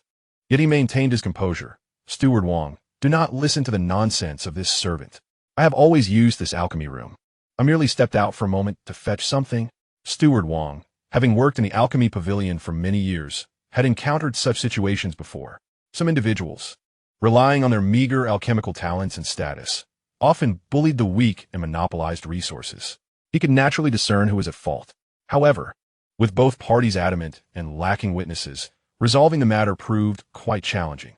After a moment of contemplation, Steward Wang recalled a rule within the pavilion and cleared his throat, announcing, "Since both of you are adamant and cannot reach an agreement, according to the alchemy pavilion's regulations, in such cases, an alchemical contest may be held." His gaze swept over the two. "You may both concoct the same type of elixir, of any grade you choose. Ultimately, I will judge the quality of the elixirs. The one who produces the superior elixir shall retain the right to use this alchemy room. The loser shall be barred from using any public alchemy room today." How does that sound? This proposal was fair and provided a direct means to assess their abilities, prompting nods of approval from the surrounding disciples, who who found the solution agreeable. Upon hearing this, the second-tier alchemist's face broke into a confident smile. He did not believe he would lose to a mere servant disciple. Xiaoyan, having received affirmation from someone in his mind, took a deep breath and replied solemnly, "Very well. I agree. In that case, let both parties determine the grade and type of elixir for this contest," Steward Wang declared as the procedure commenced. The second-tier alchemist, upon hearing this, wore an even more arrogant expression, casting a condescending glance at Xiao Yin and sneering. "Boy, with your pitiful appearance, you probably haven't even touched an alchemy furnace. I shall not bully you. Let us concoct the most basic first-tier elixir, the Qi recovery pill, shall we? This way, you won't embarrass yourself too badly when you lose, and you can claim that I, a second-tier alchemist, did not take it easy on you." His words appeared magnanimous, but were steeped in condescension. The surrounding disciples nodded in agreement, believing that although the second-tier alchemist was arrogant, his proposal was indeed fair. The first-tier Qi recovery pill was the most elementary elixir, and even if that servant disciple possessed some knowledge, he would not be utterly humiliated. However, Xiaoyan slowly raised his head, his gaze calm as he looked at Steward Wang and the second-tier alchemist. With a clear and resolute voice, he stated, "No need. The first-tier Qi recovery pill is too simple and does not showcase true ability. If we are to compete, let us aim for the second-tier elixir, the Blood Fury pill. Shall we?" At the utterance of Blood Fury pill, the entire hall fell into a sudden silence. Everyone was stunned, almost doubting their own hearing. The Blood Fury pill? It was among the most challenging second-tier elixirs to concoct. Its properties were volatile, demanding exceptional control over fire and spiritual power. Even many seasoned second-tier alchemists would not dare to attempt it lightly. Yet a mere servant disciple had the audacity to propose concocting it. After a brief silence, an uproarious laughter erupted throughout the hall. "Ha ha ha! What did he say? Blood Fury pill? I must have misheard. A servant disciple wants to concoct a Blood Fury pill? Does he even know what that entails? What absurd boast. He probably doesn't even know all the primary herbs required for it." Laughter, mockery, and derision surged toward Xiao Yin like a tidal wave. The second-tier alchemist was laughing so hard he nearly doubled over, pointing at Xiao Yin, tears almost streaming down his face. "Blood Fury pill? Ha ha ha! Good, good, good. You said it yourself. I shall oblige you. Let us see how you fare." Steward Wang furrowed his brow, feeling that this servant disciple had perhaps overstepped. Yet, the rules were established, and he could only solemnly declare, since it has been agreed upon, the contest target is set as the second-tier elixir, the Blood Fury pill. Both of you, please prepare. The onlookers gazed at Xiao Yin with expressions of amusement, eagerly anticipating his moment of embarrassment. Meanwhile, standing not far away, Changqing instinctively rubbed his chin, a flicker of confusion crossing his eyes. He pondered silently, feeling an odd sense of familiarity with this scene. A worthless servant identity? Public humiliation by a senior? Being coerced into a certain contest? Alchemy. And then the protagonist, amidst the skepticism of others, proposes a goal that far exceeds their current capabilities? This plotline, was it not now time for this young man to reveal his true abilities, stunning everyone and earning the admiration of numerous followers and beautiful women? Changqing's heart jolted, nearly exclaiming aloud. This was indeed the epitome of a protagonist template. This was the child of fortune. A wave of strong déjà vu and curiosity surged within him, compelling him to silently command, "System, review the panel of that servant disciple. Name, Xiaoyan, age, 19, realm, body refinement level 7, overall talent, golden, 1 in 10,000, recent events, 2 days ago after experiencing betrayal from a Dao partner. In a fit of extreme anger and despair, unexpectedly activated the mysterious remnant soul of a venerable one hidden within a ring, receiving meticulous guidance and embarking once again on the path of cultivation. He aims to fiercely compete for the championship in the upcoming outer sect competition to obtain rewards that will aid his cultivation." Upon reviewing the information displayed on the system panel, Changqing fell into silence. Confirmed. The ring, S.O. man, regression of cultivation, betrayal by a Dao partner, golden talent, aspiring to win the outer sect competition. This configuration, this experience, this template, could it be anything but that of a fated protagonist? Changqing's gaze turned playful, and a barely perceptible smile graced his lips. How intriguing, I never expected that, apart from myself, this world indeed harbors a child of fate endowed with the protagonist template. I wonder, is your protagonist's halo more formidable, or is my system superior? Suddenly, a realization struck him. This outer sect competition might be far more interesting than he had initially anticipated. Wait, Changqing abruptly paused, recalling a crucial piece of information. Xiaoyan, the ring, old man? Is it not the classic protagonist configuration pinned by a certain potato deity in my previous life? The names are strikingly similar. Next, another thought flashed through his mind. Miscellaneous worker? Dao, partner? Xiaoyan? Lin Shui? What a coincidence. It truly is him. Changqing felt as though the world had shrunk. The bond of fate was indeed marvelous. His inadvertent assistance to Lin Shui had led to her breakup with Xiaoyan, and now he unexpectedly encountered the main character. So, this lad activated the old man in the ring out of sheer fury and despair after Lin Shui proposed a breakup, thus embarking on a path of counterattack? Truly, a child of destiny. This green hat, or rather, this setback, has been transformed into an opportunity. Impressive. Chapter 25. The Awakening of the Demon King amidst his astonishment. A twinge of apprehension arose within him. The remnant soul of the Venerable One, categorized by the realms of this world, is amongst the strongest beings beneath the level of a sage. Even a mere fragment of a soul possesses capabilities and insights that are far from ordinary. Should Xiaoyan discover that I was the one who caused his misfortune, in his rage, he might allow that remnant soul to possess him, leading to dire consequences for me. Just the thought of this sent a chill down Changqing's spine. No, I must never underestimate any potential protagonist. This sense of crisis intensified his desire to grow stronger with urgency. It seems plans must be accelerated. I must scout for more prey to acquire additional system rewards and trump cards, ensuring absolute security. Only with sufficient strength can one face any challenge or retaliation without fear. With this realization, he lost interest in the alchemy competition before him. The outcome was predictable. Xiaoyan would undoubtedly dazzle the crowd and achieve success. Thus, he chose not to linger, turning to quietly depart from the bustling alchemy hall. This stage is meant for the protagonist's performance. I must strategize my own path to strength. Upon returning to the steward hall, Chu Ling immediately rushed over, hugging his arm and sweetly exclaiming, "Husband, you're back." Changqing smiled and nodded, instinctively ruffling her hair. He then flipped his palm, revealing several delicate jade vials that emitted a shimmering luster. "Here, take these elixirs back and cultivate diligently.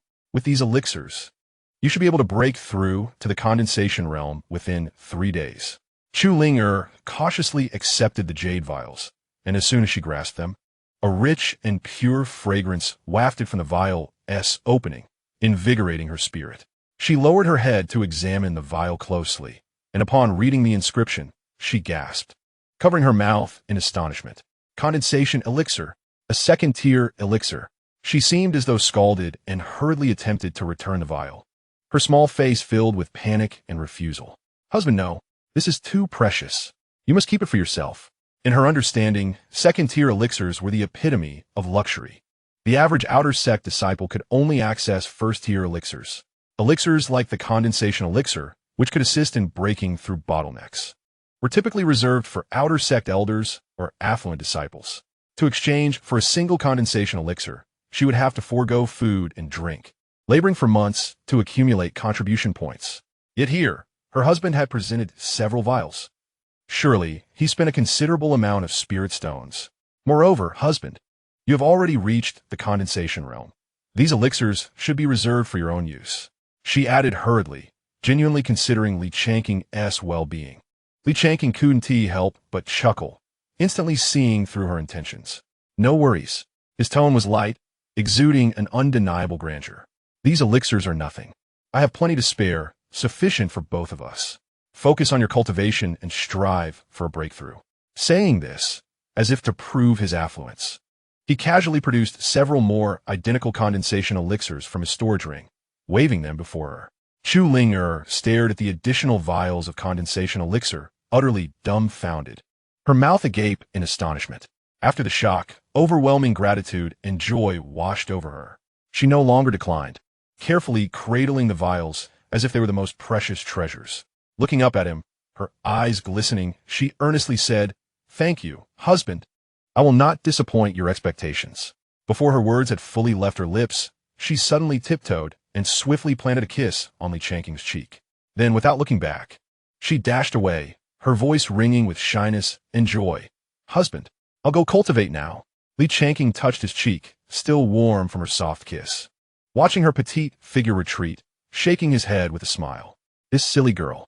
At this moment, it was noon, and the steward hall was tranquil, with hardly anyone to disturb the peace. Li Changqing quietly made his way to a secluded chamber at the back of the steward hall that belonged solely to him. Closing the door behind him, with a thought, he summoned the two unconscious little beasts from the system space. One white and one black, they lay quietly on the ground, their breaths faint. Fortunately, the system space could accommodate living beings. Otherwise, bringing these two divine creatures back to the sect would have caused quite a commotion. "System, is there a way to awaken them?" Li Changqing inquired inwardly. "They cannot remain in this state indefinitely. It would hinder the upcoming plans." Beep. "The host may attempt to infuse them with the dragon essence qi cultivated from the yin long Xinjing. This purest of vital energies contains a hint of true dragon vitality, remarkably effective in healing spiritual soul injuries and awakening consciousness." Li Changqing was taken aback. He had not anticipated that the dragon essence qi from the yin long Xinjing possessed such remarkable utility. Indeed, imperial-level techniques never lack valuable functions. Without further hesitation, he knelt down, gently placing his hands on the foreheads of the white fox and black serpent. Carefully, he summoned the domineering golden dragon essence qi from his danshin, tenderly channeling it into the two beasts. The golden energy gradually seeped into their cold bodies and injured spiritual seas. Slowly, the white fox trembled slightly, its long eyelashes fluttering. After a moment, the white fox emitted a faint moan and gradually opened its eyes. Those were a pair of azure irises as pure as crystal, yet imbued with a hint of innate charm, now filled with weakness and confusion. It shook its still dazed head, instinctively surveying the unfamiliar surroundings. "Where's this? Am I still alive?"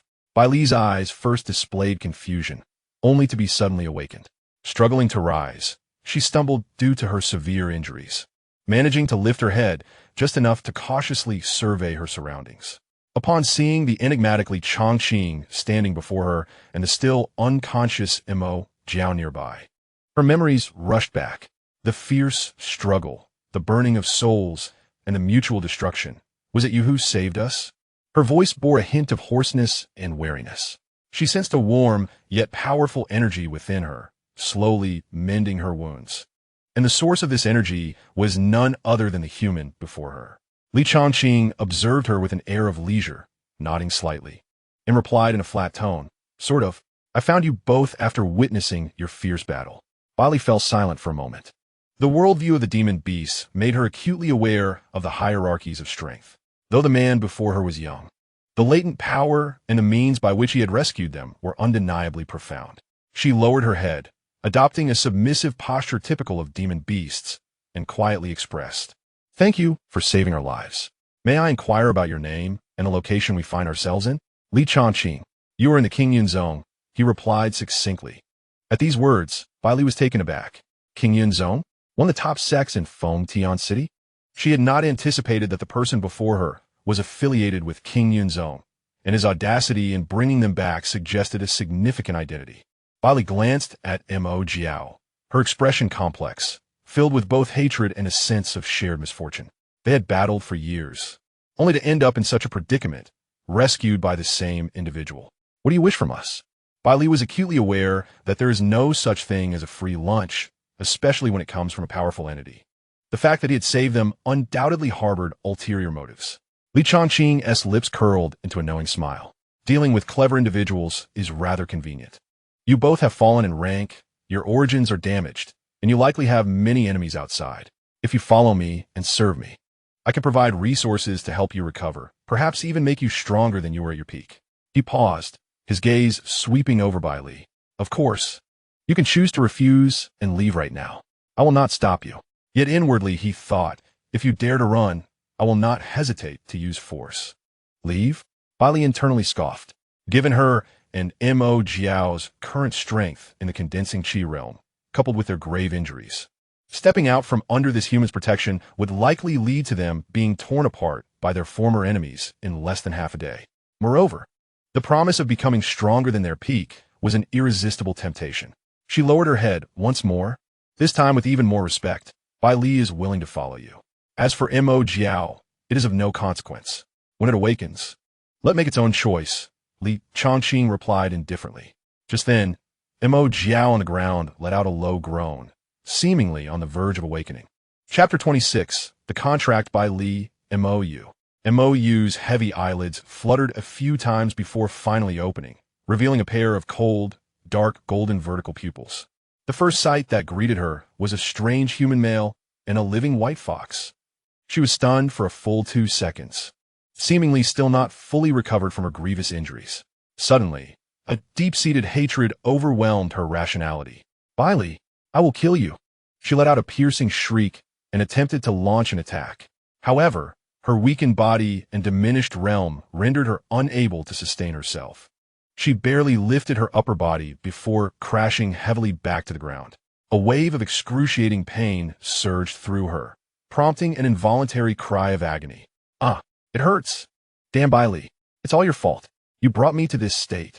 Mou grimaced in pain, her dark golden pupils fixated on Bai Li, filled with resentment. Just wait. When I recover, the first thing I'll do is tear you apart. Oomph. Bai Li snorted coldly, her azure eyes glinting with the same icy light, refusing to back down. Fool, you should first contemplate how to survive in your current condition. After Bai Li's taunt, Mou abruptly came to her senses, suppressing her rage and cautiously surveying her surroundings.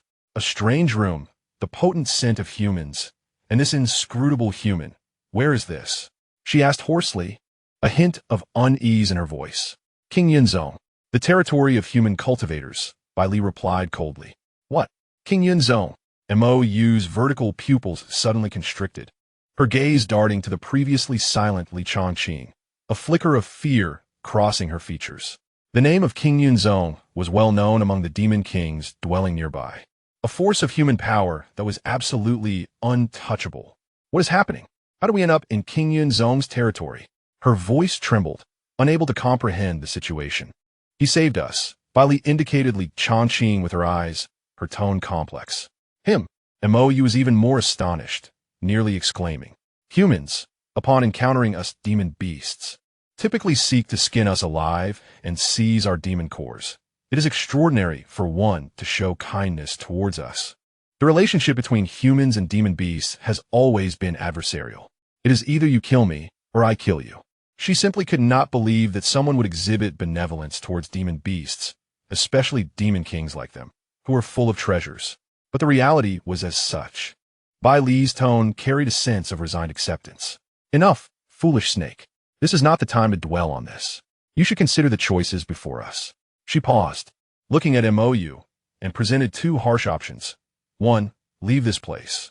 Given our current state, it is highly likely that we will be hunted down and torn apart by our former enemies upon returning. 2.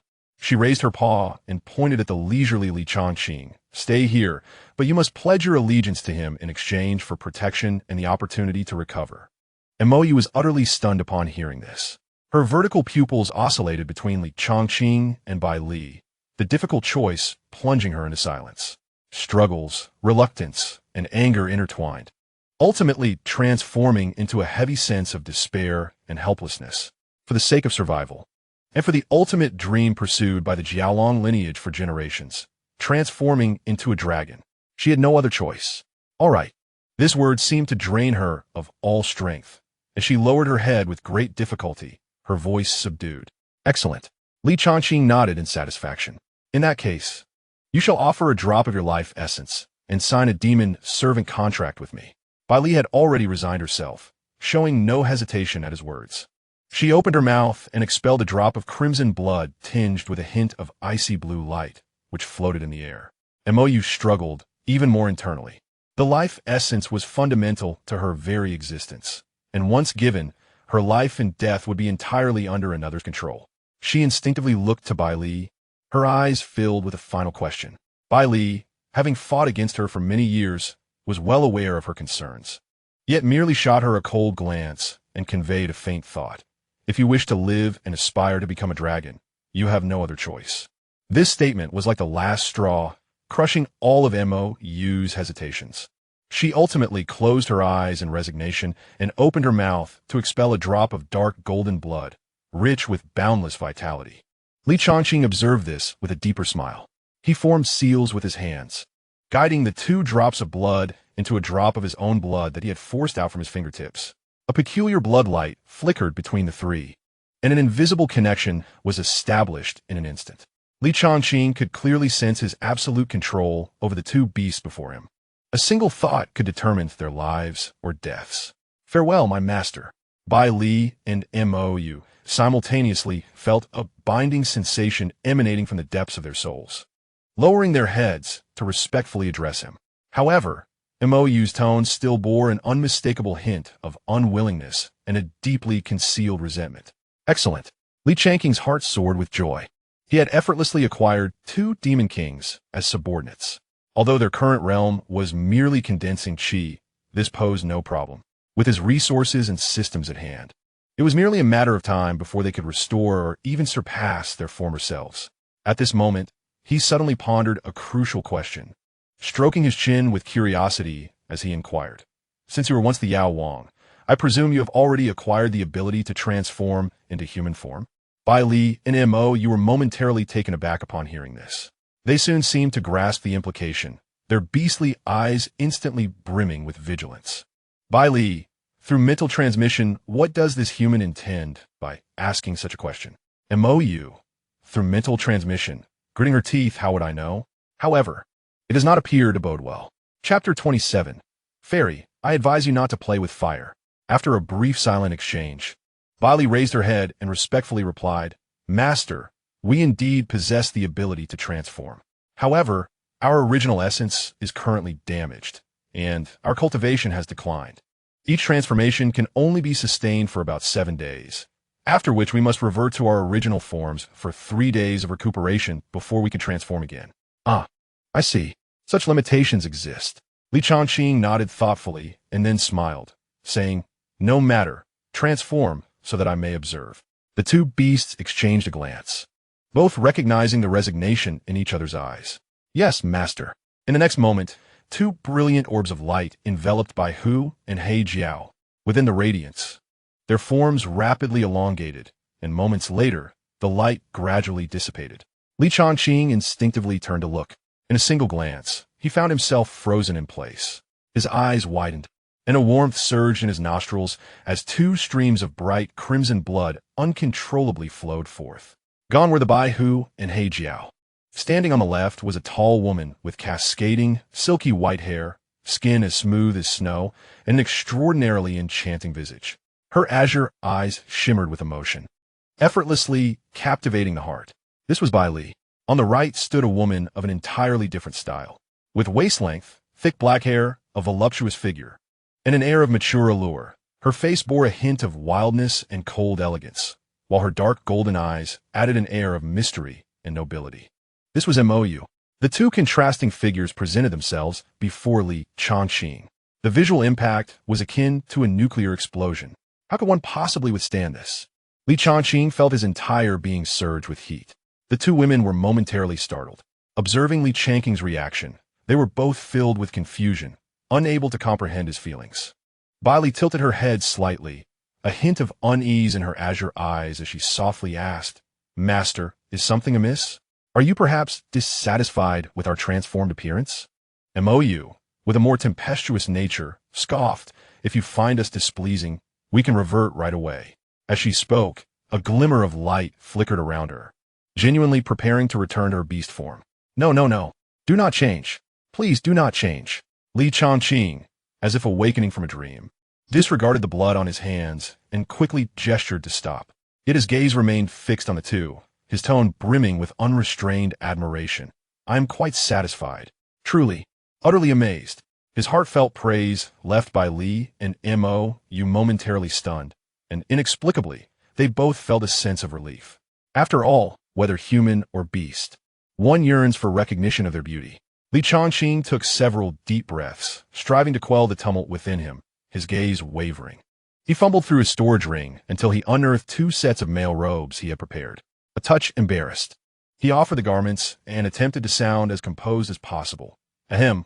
Well, you two should put on these clothes first. Observing Li Changqing's flustered demeanor, Mou suddenly seemed to grasp something.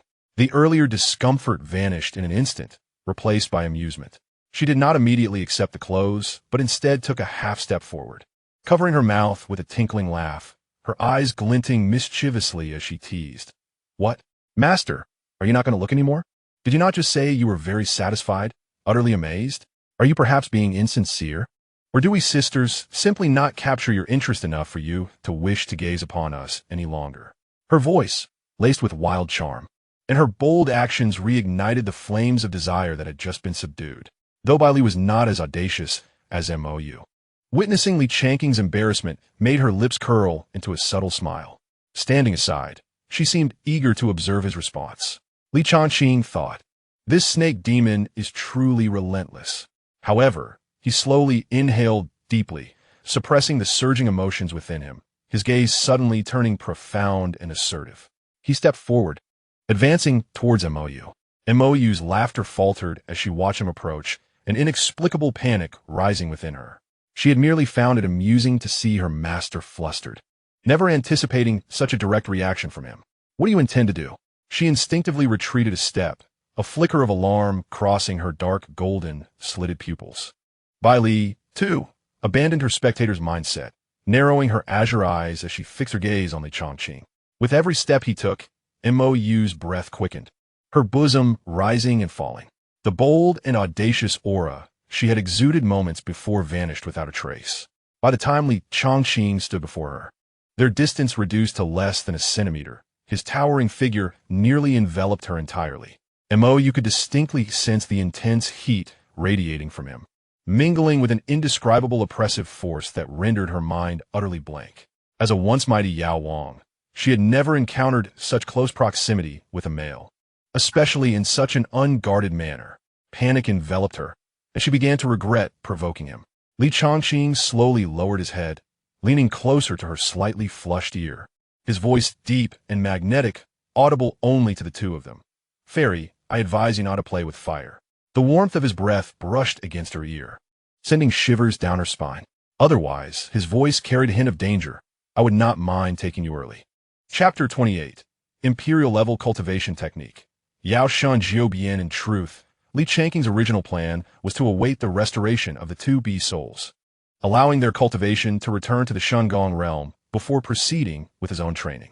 At that time, the energies of the 2 Yao Wang in the Shungong realm would undoubtedly grant him the greatest advantage, resulting in a significant surge in his own cultivation and maximizing his benefits. However, if this audacious He Jiao insisted on teasing him, he would not hesitate to advance his plan slightly. Meanwhile, Mou shivered at his words, her cheeks ablaze. Yet, due to the overwhelming pride of the Yao Wang, she was unwilling to concede easily and stubbornly retorted, Humph. Who is afraid of you? Oh, is that so? A wicked smile curved Li Changqing's lips as he took a step back, his thoughts in motion. In the next instant, Li Jinaiyu, transformed into a puppet, appeared in the room without warning. The terrifying aura of a perfected Shungong realm expert enveloped the space like a tangible force, instantly saturating the entire room. A Shungong realm expert? Bai Li and Mou gasped in unison, as they felt the overwhelming presence far surpassing their prime. Their faces displayed shock, disbelief, and a hint of primal fear. Only then did Li Changqing redirect his gaze towards Mou, whose complexion had turned pale, fear finally evident in her eyes, as he approached her step by step. Now, tell me, are you afraid or not? Time passed, and Li Changqing smiled with satisfaction, as he felt the power within him surge to several times its previous level. A satisfied grin crept across his face. His realm soared directly from the 5th layer of Ninki, ascending rapidly until it stabilized at the 8th layer of Ninki. Alas, he couldn't help but click his tongue in private, harboring a tinge of regret in his heart. If only she could wait until she regained her strength to the Divine Palace realm before returning. The enhancement she would bring might very well allow him to break through to the Yuandan realm. Wouldn't it? That would truly be the epitome of maximizing benefits. Nevertheless, to break through 3 layers in one go and reach the 8th layer of Ninki is already an extraordinary feat, far surpassing the toil of ordinary individuals who cultivate for years. He ought to feel content. Soon after, a thought crossed his mind. He summoned the system panel of MOU once again. Name, MOU, Realm, Ninki 5th layer, Bloodline, Jiao Long Bloodline 30. Note, achieving 100 bloodline purity can trigger a qualitative change, promoting to true dragon bloodline. Overall qualification, red, peerless talent, can be elevated to gold. Status, weak, submissive, contracted upon seeing the annotation behind the bloodline section. Li Changqing's eyes instantly sparkled with excitement. Oh, a Jiao Long bloodline purity of 30? Achieving 100 can promote to true dragon bloodline. A bold thought surged within him. If he could truly cultivate a true dragon, just imagining the scene sent shivers of excitement down his spine. However, he quickly pondered another question. If he were to elevate from red to gold, would there be further rewards? No, but the system's cold response shattered his fantasies. It was indeed as he had anticipated. Li Changqing shook his head helplessly, feeling a hint of regret despite his foreknowledge. This system truly left no room for loopholes. System, what about my rewards? Ding. Qualification rating, red, peerless talent. Reward distribution. Emperor rank technique, Yao Shun Jiubian. Gasp. An emperor rank reward for a red qualification. Li Changqing's heart skipped a beat, unable to contain his astonishment. He had originally estimated that a red qualification would grant a heavenly rank technique, which would be extraordinary. After all, heavenly rank techniques were legendary within the entire Qingyun sect and even in Fengtian City. Yet, he never expected the system to be so generous, directly bestowing an emperor rank technique. The emperor rank, that was the stuff of legends. As far as he knew, throughout the vast expanse of the Tianxian continent, only the ancient imperial clans that seldom reveal themselves, or a few transcendent forces standing at the pinnacle of the continent, could possess the inheritance of emperor rank techniques. But then again, it made sense. Even a system of such extraordinary caliber had one. Rewarding an emperor rank technique was only natural. He quickly suppressed the shock within his heart, regaining his composure. He immediately focused his mind, examining the detailed information of Yao Shan Jiubian in his mind. Chapter 29, Journey to the Sex Marketplace, Yao Shun Jiubian, an emperor rank secret method for enhancing the body. It is not a traditional cultivation method, but an ultimate battle technique, divided into 9 transformations.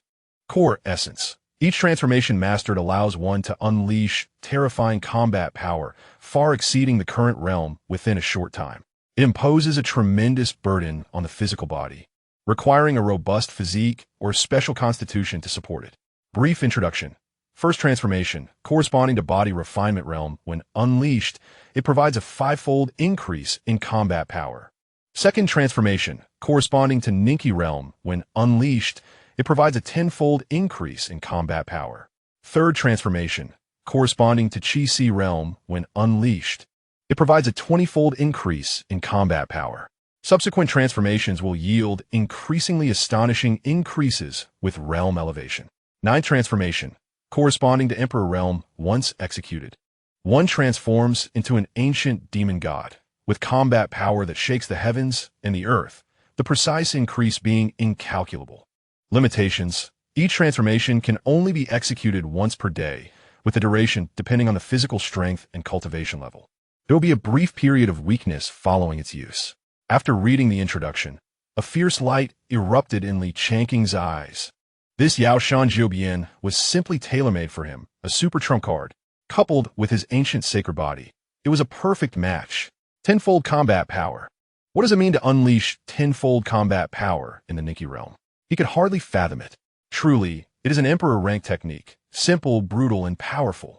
It seems he must pay more attention to body refinement in the future, continuously strengthening his physical foundation. Only then would the duration of Yao Shun Jiubian be prolonged. At that time, no matter how many genius prodigies or ancestral masters there are, he would suppress them all. He let out a long breath, suppressing his excitement. Li Changqing then spoke. You two shall remain here for the time being. Without my command, you are not to go anywhere. He paused before continuing. I will make a trip to the sex marketplace to see if I can find some pills or rare materials to restore the divine soul and nourish the essence. Immediately, they respectfully replied, yes. Thank you for your consideration, master. Changqing nodded, saying nothing further, and turned to leave the bedroom. Once his figure completely vanished, Violet let out a genuine sigh of relief, her tense body relaxing. At that moment, Mou, who lay on the bed, stirred and slowly awakened. She struggled to sit up, but a pain shot through her injuries, causing her to gasp in pain, and she couldn't help but curse inwardly. Damn that scoundrel. How dare he? She gritted her teeth, her face a mix of anger and grievance. After a few curses, she suddenly exclaimed softly, as if sensing something unusual. Looking inward, confusion crossed her face. Wait, why do I feel as though my bloodline has changed in some way? She couldn't quite pinpoint what was different. It was merely an enigmatic feeling, as if something dormant deep within her bloodline had been slightly stirred. She raised her head and glanced around, not finding Changqing's presence. Where's he? He said he went to the sex marketplace to find us something to restore our divine souls and essence, Bailey answered. Humph. At least he has a bit of conscience. Mou pouted, her tone still dissatisfied, but her resentment seemed to have diminished considerably. Bailey approached, rolling her eyes at her. You too. Why must you provoke him for no reason? Look at the mess you've gotten yourself into. Mind your own business. Mou shot back defiantly.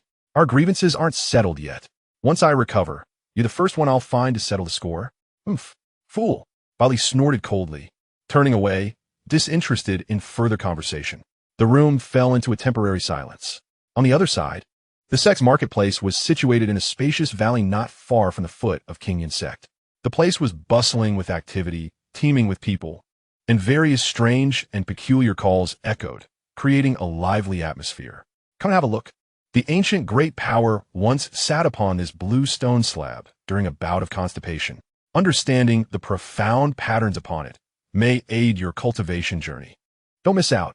A century-old spirit turtle just fished out from the back mountain pond. Buy it to make soup, prolonging your lifespan. Its effects are remarkable. A bloodletting clearance sale, suspected to be a soap used by a certain fairy during her bath. Though only a corner remains, the lingering fragrance is a must-have for enlightenment. Changqing walked through the throngs of people, listening to the outrageous shouts of vendors, and couldn't help but twitch the corners of his mouth in disbelief. Truly, talent abounds in this place. He shook his head helplessly. The stalls on the outskirts of the marketplace mostly sold flashy trinkets, deceiving and swindling, which he naturally looked down upon. He had a clear goal in mind and walked straight toward the central area of the marketplace. There stood a majestic 7-story pavilion, adorned with flying eaves and sweeping corners, its entrance shimmering with treasure light. The plaque bore the grandiose characters Wanbao Pavilion. This was the true large trading venue surrounding King Yun's sect, reputedly backed by elders of the sect, boasting an excellent reputation.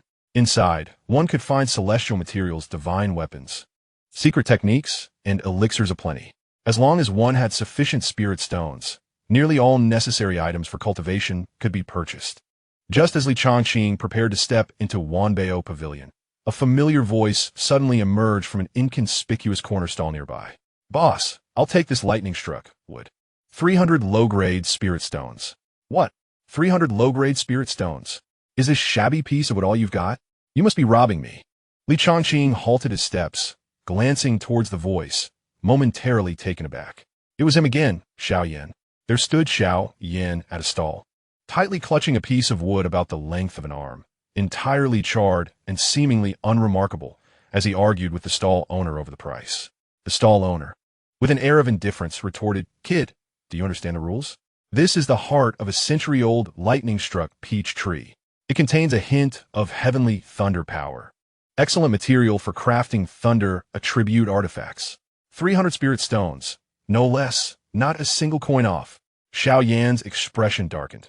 Even if he gathered all his belongings, they barely amounted to 300 spirit stones. Yet, Changqing's gaze fell upon the charred wood, stirring something within him. With his current knowledge, he could discern that the wood indeed held some significance, harboring a pure trace of thunder power, far from ordinary. Moreover, he was acutely aware that individuals like Xiao Yan, often deemed as fated protagonists, were typically blessed with fortune, frequently stumbling upon valuable treasures. The items they coveted which were beyond their financial means, were often genuine treasures. Master, this wood, Xianxia anxiously inquired within his heart. Buy it, at any cost. This is no ordinary lightning-struck wood. Its core likely nurtured a rare Yumu thunder source. It would greatly benefit your physical refinement and thunder technique cultivation. The voice of the respected soul echoed with urgency. Just as Xianxia gritted his teeth, preparing to offer all he had in hopes of bargaining, Changqing's lips curled into a playful smile. Changing his mind and deciding to postpone his visit to the Wanbao Pavilion, he resolved to accompany this destined child for a while. Seeking to share in some of his fortune, or rather, to engage in a fair competition for unexpected treasures. This piece of wood I shall take. I offer 500 low-grade spirit stones. A calm voice suddenly interjected, interrupting the dispute between Xianxia and the stall owner. 500. Both the stall owner and Xianxia were taken aback, swiftly turning to the source of the voice. A young man clad in the attire of an outer sect elder of King Yun's sect stood beside them, exuding an extraordinary demeanor, calmly observing them. Xianxia instinctively furrowed his brow. An outer sect elder? How could he be so young? Not daring to show disrespect, he quickly suppressed his displeasure and bowed. Disciple Xianxia, greetings, elder.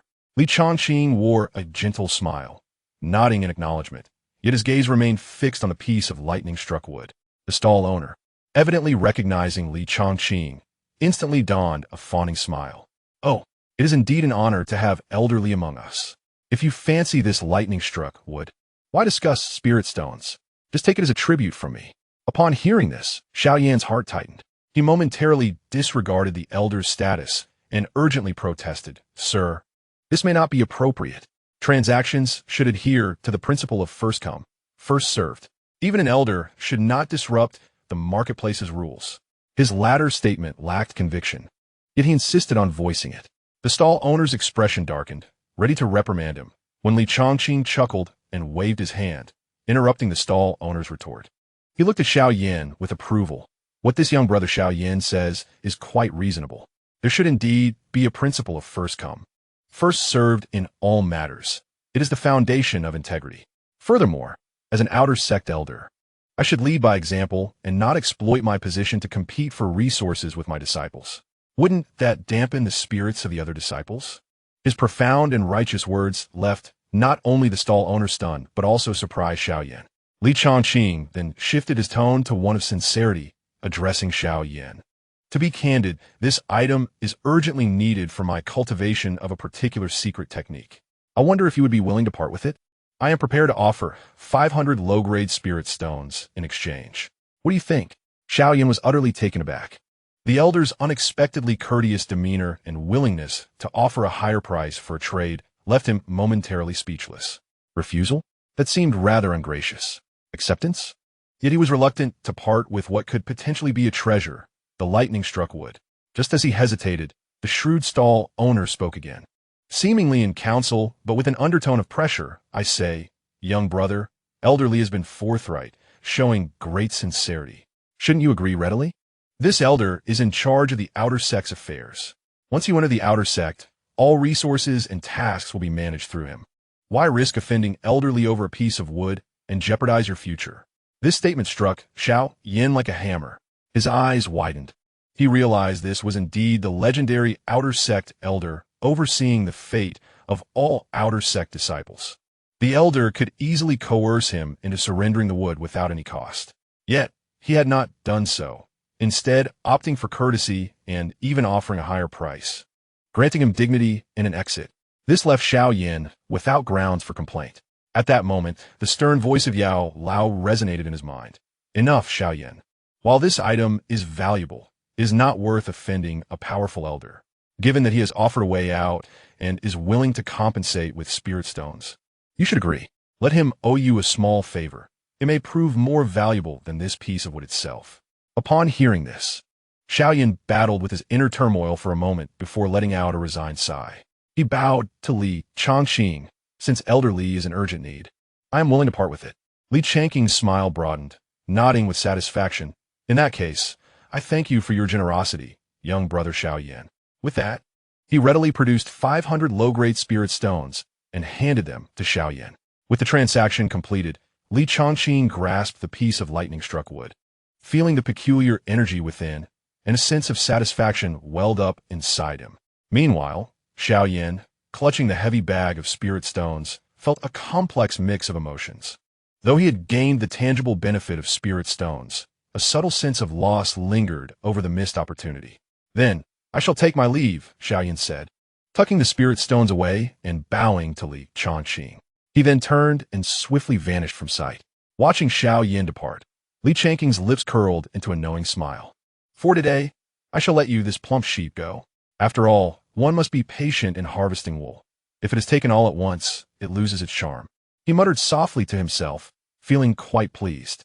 As for this seemingly inconspicuous piece of lightning-struck wood, being valued so highly by that fated child, and even causing a dispute with the stall owner, it was surely not an ordinary item. Upon returning, he would thoroughly investigate it. After securing the lightning-struck wood, he turned and stepped into the opulent and vibrant Wanbao pavilion.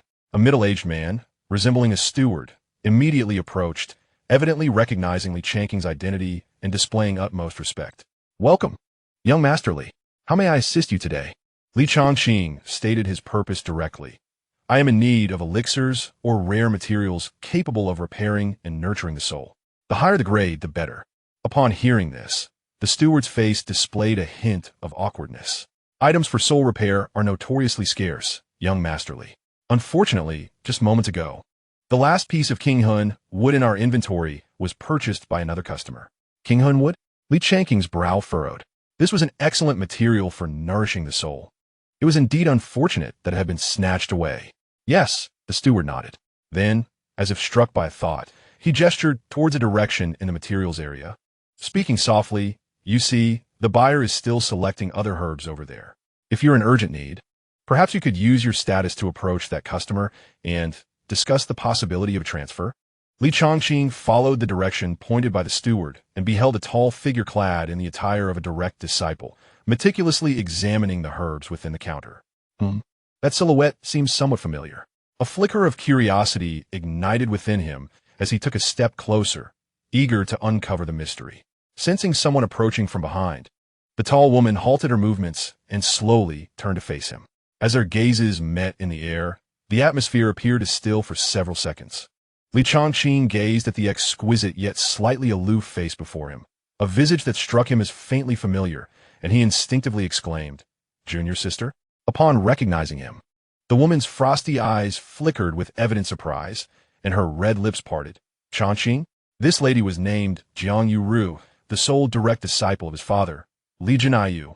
By relation, she was indeed his senior sister.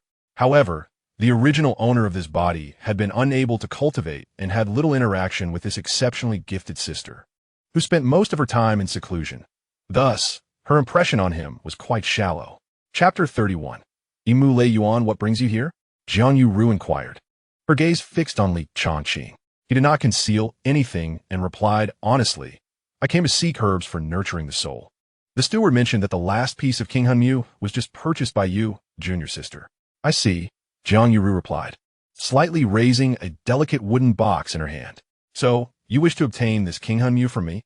Li Changqing nodded, a bit embarrassed, yet added, "If you have urgent need for it, I can certainly seek alternatives."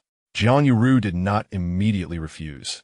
Instead, she asked, "What do you need this Qinghun Mu for?" Her gaze bore a hint of scrutiny. "Well," Li Changqing hesitated briefly, feeling there was no need for concealment. "It is to aid two friends of mine. Their souls have suffered severe damage." Upon hearing this, Jiang Yu fell silent, observing him for a few seconds. After a moment, she seemed to arrive at a decision and directly extended the wooden box toward Li Changqing. "Very well. This item was initially intended as a gift for my master to assist her in alchemy. Since you urgently need it to save others, take it." Li Changqing was taken aback by how accommodating this seemingly cold junior sister was. He promptly accepted the wooden box, expressing sincere gratitude. "Thank you, junior sister. I will remember this kindness." Jiang Yu replied indifferently, seemingly indifferent to the favor. Suddenly recalling something, her gaze returned to Li Changqing, imbued with a hint of subtle inquiry. "By the way, Changqing, I heard from Master a few days ago that you are now able to cultivate. Furthermore, you have broken through to the qi condensation stage." Li Changqing silently lamented the speed at which news traveled from his father, yet he nodded calmly in acknowledgement. Yes. Junior sister, I was fortunate to embark on this path. Upon receiving confirmation, a slight softness appeared on Jiang Yuru's cold visage as she gently nodded. That is good.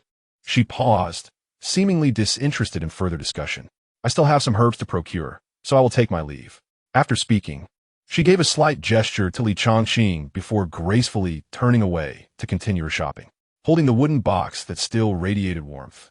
Li Changqing watched Jiang Yuru's cold silhouette disappear like a fleeting breeze, feeling a newfound appreciation for this sister he knew so little about. He too turned to exit. Upon returning to the steward's hall, Li Changqing headed directly to his chamber. Pushing open the door, he found Bai Li and Mo seated cross-legged on the couch, recuperating. Hearing the noise, both women opened their eyes, and upon seeing Li Changqing return, they immediately rose and bowed respectfully. Master.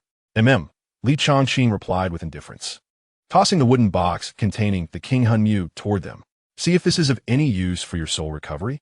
Bai Li eagerly caught the box and opened it, her eyes instantly sparkling with delight. It's actually King Hunmu. Although its age is not particularly high, the soul power it contains is exceptionally pure, greatly beneficial for nurturing the soul. Thank you, Master. Mo also leaned in for a glance, her expression softening considerably, though she remained silent. Li Changqing waved his hand dismissively and retrieved a storage ring. Handing it to them, inside are some foundational pills that can assist in your cultivation. They should help in restoring your levels. The two women accepted the storage ring, but before they could inspect its contents, Li Changqing produced a piece of unremarkable charred wood.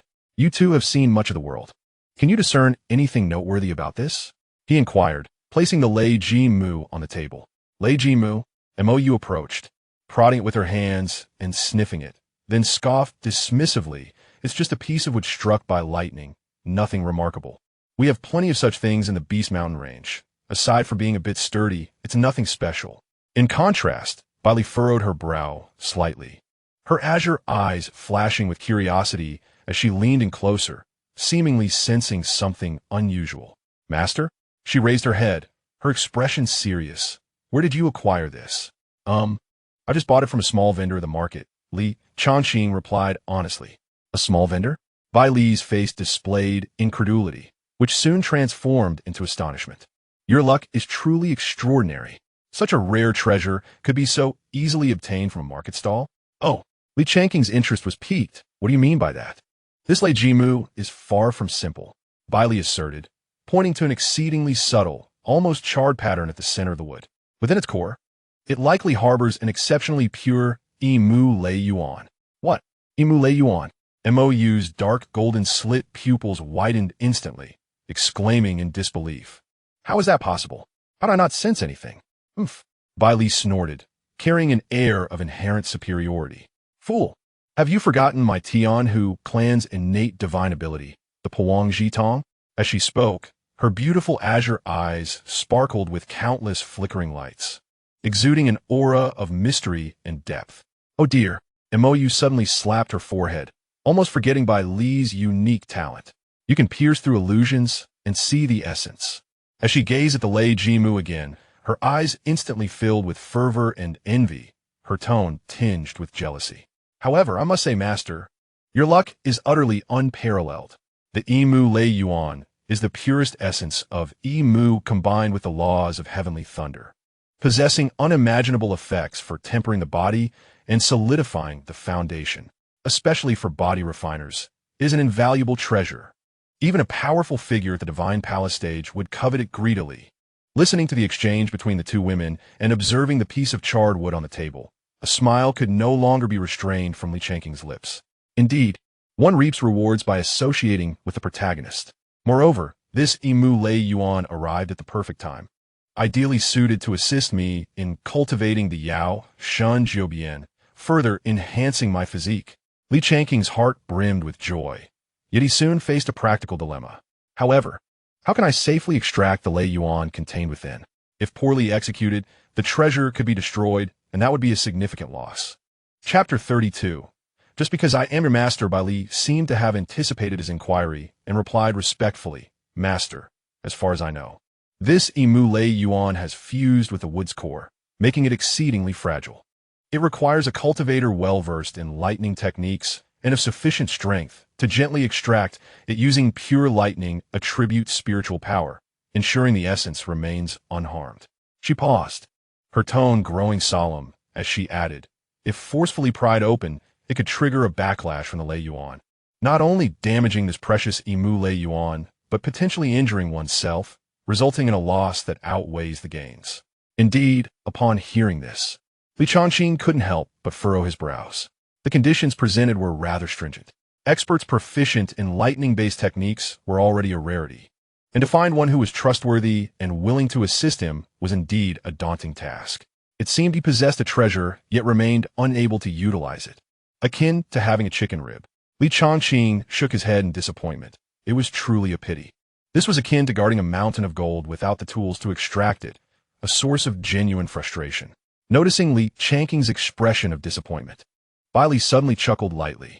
A glimmer of cunning sparkled in her azure eyes as she spoke. Master need not be overly concerned. While we may momentarily struggle to find a human cultivator skilled in lightning techniques, do we not have a ready-made lightning demon king right before us?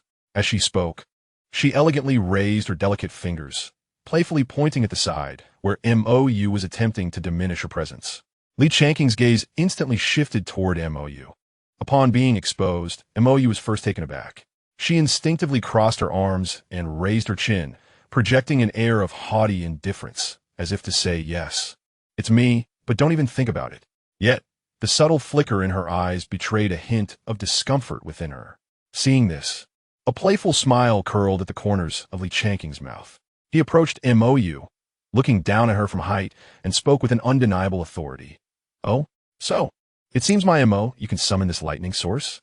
Mou felt somewhat uneasy under his gaze, especially after their recent in-depth exchange, which heightened her sensitivity. She mustered her composure and huffed.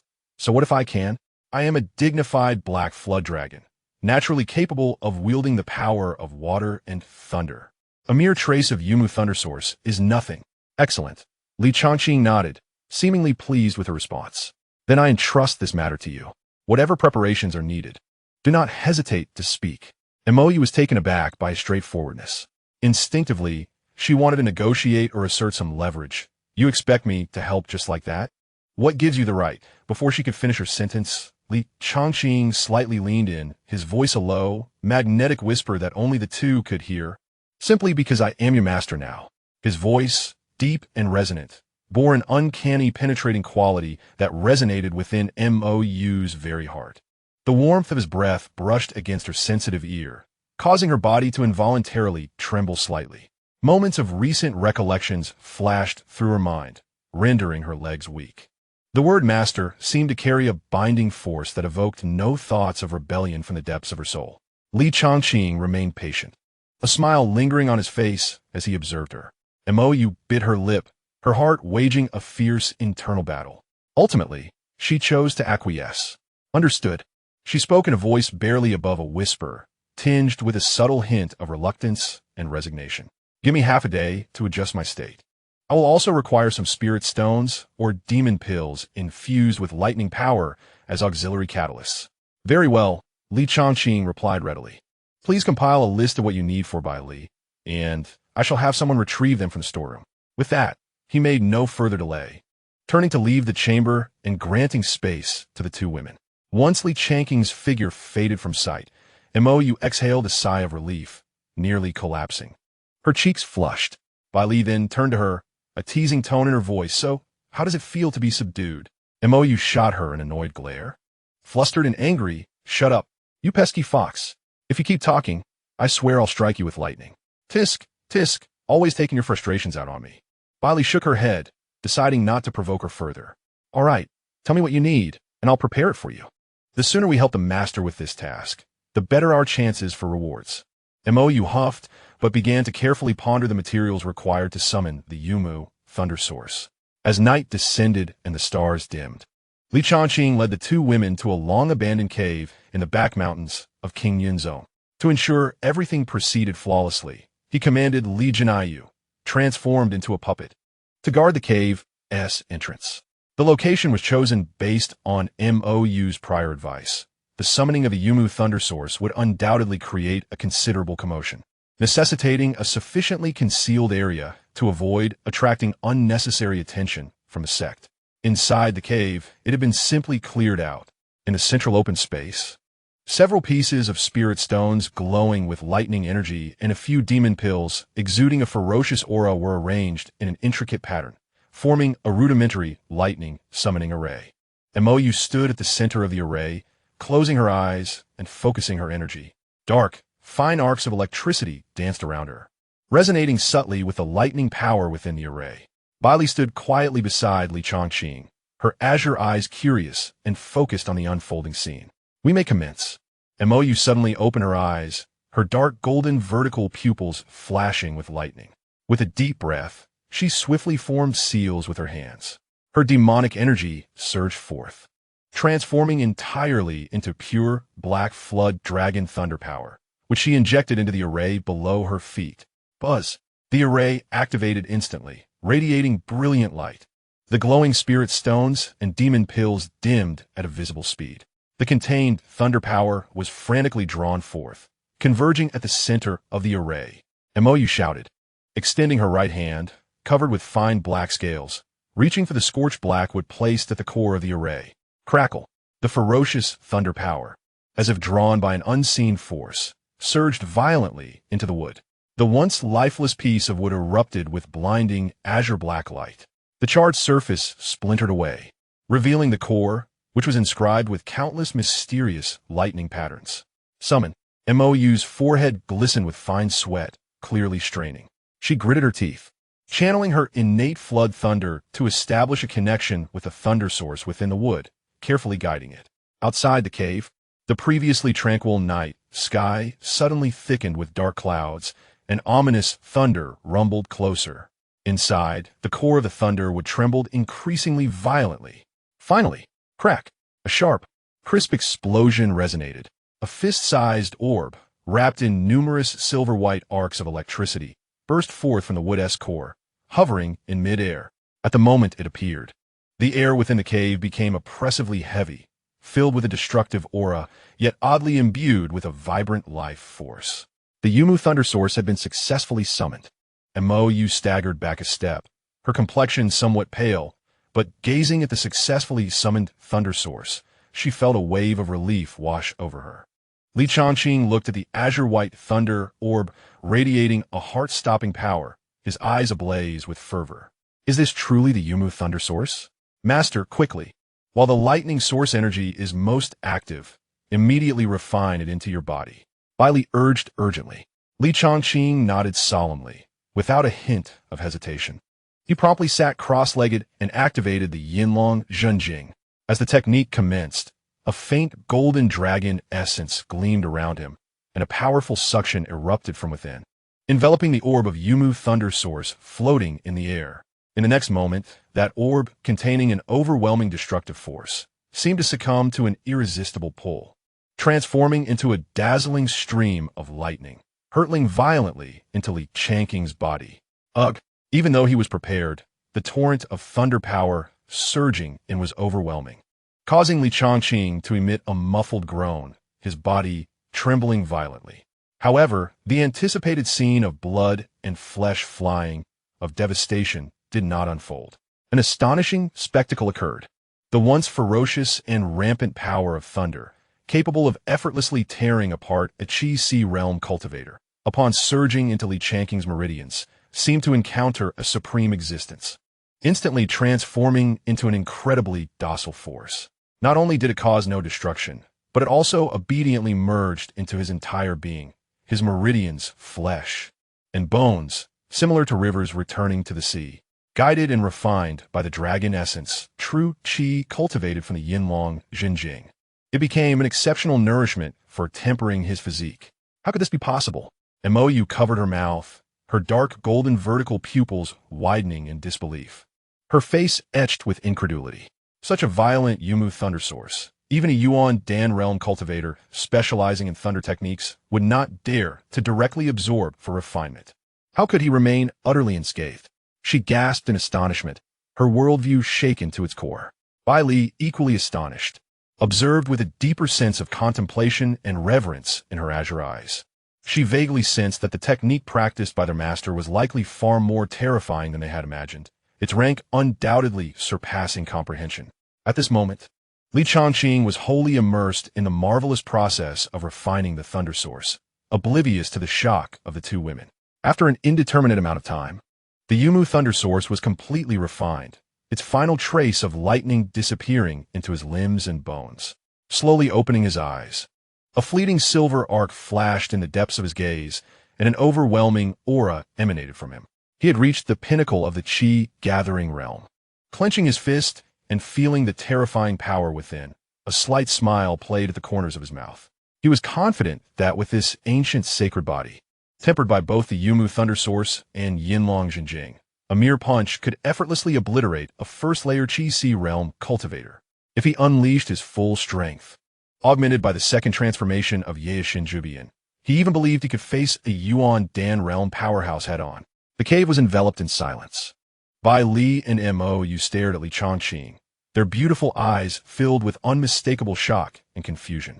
They had been completely focused on the process of his refining the thunder source, only now realizing something astonishing as his aura stabilized. This seemingly unfathomable master of theirs was emanating a spiritual energy fluctuation that clearly indicated he was merely at the pinnacle of the Qi-gathering realm. Pinnacle of the Qi-gathering realm? Mou instinctively murmured, nearly doubting her own perception. A Qi-gathering realm cultivator could so effortlessly refine the violent Yumu thunder source that even Yuan Dan realm cultivators feared. This was utterly illogical. Yet, after experiencing so much, the feelings that arose in the hearts of the two women were not of contempt, but rather a deeper reverence. They would never be foolish enough to measure their master's true strength based solely on surface cultivation levels. Moreover, during the critical moment of refining the thunder source, they distinctly sensed an extremely obscure and terrifying power emanating from the depths of Li Changqing's being, one that sent shivers through their souls. That power was supreme, noble, ancient, embodying an indomitable will. It was precisely that manifestation of power that rendered the originally violent Yumu thunder source as docile as a lamb, daring not to resist, and thus was easily refined. This astonishing phenomenon undeniably highlighted a singular truth. Their master possessed a special physique that was overwhelmingly powerful, defying the heavens. His potential and foundation far exceeded their imaginations. Mou and Bai Li exchanged glances, recognizing the same shock and enlightenment in each other's eyes. Even the holy sons and prodigies of the sacred lands and the Tianxian continent would never exhibit such extraordinary prowess at the Qi-gathering realm. The future of this master was boundlessly promising. To follow such a remarkable figure perhaps was not a misfortune after all. The slight feelings of unwillingness and grievance in their hearts quietly dissipated, transforming into an indescribable anticipation and a hint of relief. Li Changqing stretched his limbs, sensing the surging power within, already accustomed to the astonished gazes of the two women. With matters here concluded, it was time to return. 3 days later, in the early morning, within the depths of the servants' hall, an immensely powerful aura suddenly erupted. Bai Li, who was meditating nearby, abruptly opened her eyes, a flicker of surprise passing through them before settling into understanding. Meanwhile, on the bed, Li Changqing radiated with golden light, feeling the newly vast power within his dantian, which was dozens of times more formidable than before. A smile graced his lips. He had broken through to the Qi-Si realm. He slowly descended from the bed, his stature tall and imposing, his aura dense and solid, a stark contrast to the man he had been 3 days prior. Over these 3 days, since refining the Yumu thunder source, Li Changqing had begun to converse with Mou about their cultivation. He initially believed that his foundation was sufficiently deep, especially with the imperial-grade technique Yinlong Jinjing to bolster his efforts, and that breaking through to the Qi-Si realm would be a seamless endeavor requiring little time. However, he ultimately underestimated the terrifying foundation forged from his ancient sacred body, Yinlong Jinjing, and the Yumu thunder source. While ordinary cultivators might expand their Qi-Si like lakes and rivers, each time he pressed against his bottleneck, he was striving to carve out an ocean. The difficulty and energy required exceeded those of his peers by hundreds or even thousands of times. Although the process took considerably longer than anticipated, the results were undeniably gratifying. Changqing could clearly perceive the vastness of the Qi he had cultivated, far exceeding the imagination of an ordinary Qi realm cultivator. It was even comparable to some initial Yuan Dan realm powerhouses. This was the benefit of laying an invincible foundation in the Qi gathering realm. Once he broke through, he would be unmatched within his rank and able to challenge higher levels with ease. He glanced at Mou, feeling a rare sense of tenderness, and casually retrieved a nourishing pill, placing it in her mouth. Rest well. Chapter 34. Chu Linger is injured. In less than a week, he had transformed from a cultivator unable to practice into one who had swiftly ascended to the first layer of the Qi realm. Such a shocking speed of cultivation, if spread, would surely not only stir the entire Qingyan sect, but would also send ripples throughout the city of Fengtian and even beyond. Changqing took a deep breath, suppressing his excitement. 3 days had passed. Tomorrow was the sect's grand competition. His gaze sharpened slightly as he wondered how Linger was faring in her cultivation. He needed to check on her. He turned to the bedroom, instructing, "Bai Li, Mou, you two remain here and recuperate well. Do not venture outside without my command." "Yes, master." The two women responded respectfully, though Mou's voice still sounded weak. With that, Changqing's figure flickered and vanished. In the outer disciples' residential area, in a somewhat secluded abode, Chu Linger was seated cross-legged on a mat, her spirit energy swirling around her, her small face marked with urgency and determination. Almost there, just a little more, and she could break through to the Qi gathering realm. When her husband found out, he would surely be very pleased. Just the thought of Changqing's approving smile filled Chu Linger with motivation, prompting her to exert herself even more in her cultivation. However, just then, a commotion outside interrupted her focused practice. "Senior sister, this is the place. This is where that waste, Chu Linger, resides." A sharp female voice rang out, laced with flattery and sycophancy. A slightly haughty voice responded indifferently. Outside the house stood 4 women. Leading them was a girl dressed in inner sect disciple attire. Her appearance fairly attractive, but with a sharp arrogance etched upon her brow. Beside her were 3 outer sect female disciples, all adopting a posture of subservience to her. The female disciple from the inner sect surveyed the modest dwelling before her, a flicker of disdain flashing in her eyes as she reaffirmed, "Are you certain that what you have said is true?" "Absolutely, Shija Lu Fei." A tall and slender outer sect female disciple eagerly interjected with a tone of certainty. "Just a few days ago, we witnessed her hurriedly returning to her quarters, clutching a bulging storage bag, her expression fraught with anxiety. The very next day, she had already reached the pinnacle of the 9th layer of body refinement." Another squat and plump female disciple quickly chimed in, "Indeed, Shija, who among the outer sect does not know of Chu Linger's lackluster aptitude? She has been a waste for 5 years, unable to break through the Qi consolidation realm. How could she possibly advance 2 layers overnight? That storage bag undoubtedly conceals treasures or elixirs that should not be in her possession. It is utterly impossible otherwise." The last woman added ominously, "Shija, such treasures in the hands of a waste like her are a travesty, a sheer waste of resources. They ought to be utilized by someone with your talent from the inner sect to ensure their proper use." Upon hearing this, Lu Fei, the inner sect disciple, had a fleeting glimmer of greed in her eyes, a satisfied smile spreading across her face. She had been stuck at the peak of the 4th layer of Qi consolidation for some time and was in dire need of resources to break through. Thus, upon learning of such windfall, she had no intention of letting it slip away. A waste who has failed to advance in 5 years dares to possess treasures? Lu Fei scoffed, her tone laced with contempt. "Come, let's take a look inside. If there are indeed treasures, let her willingly present them to honor me. Which would be her fortune?" With that, she led her 3 sycophants unceremoniously towards Chu Linger's door. Bang! A violent kick struck the door, echoing through the air. Chu Linger, who had been fiercely attempting to break through her bottleneck, was startled by the sudden loud noise, causing her breath to falter. The surging spiritual energy within her became chaotic in an instant, and with a muffled groan, a trickle of blood escaped from the corner of her mouth. Her breakthrough was interrupted, resulting in a slight backlash. She shot her head up, only to see Lu Fei and her 3 companions storming in with menacing smiles on their faces. "Who are you? What do you want?" Chu Linger asked nervously, her gaze darting towards the clearly hostile newcomers, particularly the leading woman clad in inner sect attire, who instilled a strong sense of unease within her, causing her to instinctively shrink back. "What do we want?" Lu Fei crossed her arms, tilting her chin slightly. Her critical and disdainful gaze swept over the meager furnishings of the room before settling on Chu Linger's pale face, which had grown paler due to her injuries. "I heard that you, a waste who has not broken through for 5 years, have recently stumbled upon some fortuitous luck and obtained things that do not belong to you?" The tall, slender disciple beside her immediately chimed in, adopting an air of false authority. "Chu Ling, be sensible. Hand over the treasures and elixirs you have obtained in recent days. It would be a blessing for you that Shija Lu Fei has taken an interest in them." "Exactly. A waste should have the awareness of a waste. Keeping treasures is a waste," the plump girl echoed. In an instant, Chu Linger comprehended their ulterior motives. Anger and urgency surged within her as she tightly grasped her storage ring.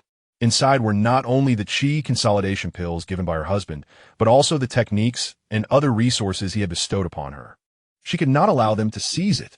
I have no treasures. Those are my belongings. You are robbing me." Chu Linger mustered her courage to retort, though her voice trembled with fear. "Robbing you?" Lu Fei laughed derisively, as if hearing a joke. She advanced step by step towards Chu Linger, the oppressive aura of her peak 4th layer of qi consolidation unabashedly pressing down upon Chu Linger, who was merely at the 9th layer of body refinement. "Your words are quite unpleasant, Shimei. I am merely acting out of kindness to help you verify the origins of those items, lest you stray onto the wrong path and tarnish the reputation of our King Yun sect." The intense spiritual pressure caused Chu Linger to gasp for breath, her complexion turning even paler, nearly suffocating her. Moreover, Lu Fei's gaze greedily lingered on the storage ring. "You, a mere body refinement waste. What use do you have for so many resources? You might as well hand them over to me, and once I achieve great success in my cultivation, perhaps I will show you some favor." Her tones suddenly turned cold, dripping with naked threat. "Otherwise, in this outer sect, I have 100 ways to ensure you cannot remain here, or even make you vanish without a trace." The 3 outer sect female disciples grinned maliciously, subtly cutting off all of Chu Linger's avenues of escape. As she watched them close in, feeling the unmasked malice and the stark disparity in strength, despair and helplessness flooded Chu Linger's heart. She bit her lip tightly, tears welling in her eyes but refusing to fall, even less willing to surrender the items bestowed upon her by her husband. I want to give it," she declared, her voice quivering yet resolutely firm, refusing a toast only to be forced to drink a punishment. Lu Fei's expression darkened. Losing all patience, she reached out her hand, intent on forcibly seizing the storage ring from Chu Linger. Just as Lu Fei's hand was about to touch the storage ring, "Get away." The seemingly fragile and helpless Chu Linger's eyes suddenly flashed with a fierce determination. She unleashed a surge of strength from an unknown origin, abruptly sidestepping. Simultaneously, her right hand formed a blade-like shape, and the little remaining spiritual energy within her converged at her fingertips, fiercely stabbing towards Lu Fei's wrist. This sudden turn of events caught Lu Fei completely off guard. She never expected this timid waste to dare to resist.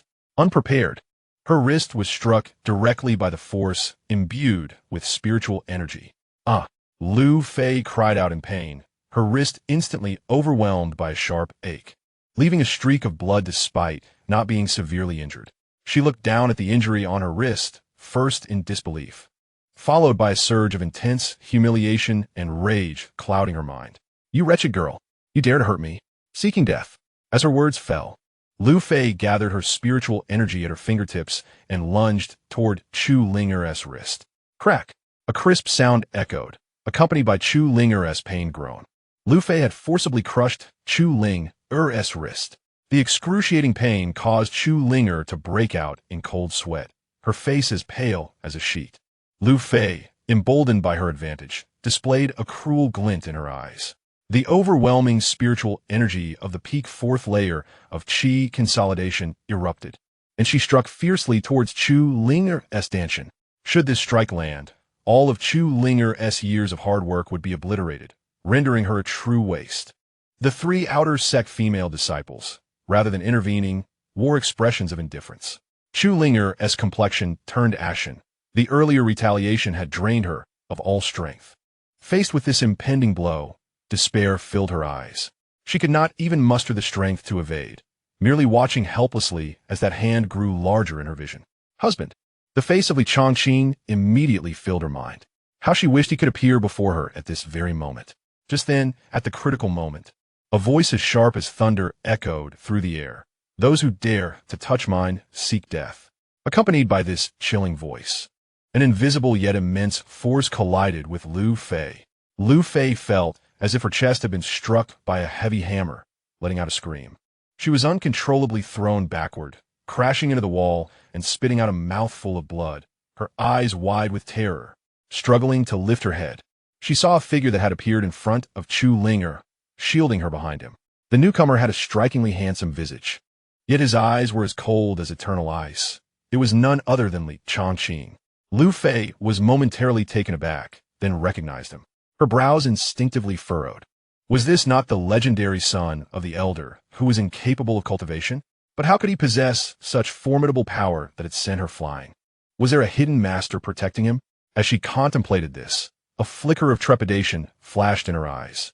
Suppressing her injuries and anger, she forced a rather unsightly smile, attempting to justify herself. So, is elderly. Just now, we were merely sparring with Sister Chu and had a momentary lapse. There was no malice intended. Since elderly has arrived, we shall take our leave. With that, she signaled to the other three female disciples, who were already petrified with fear, and attempted to flee in a disheveled manner.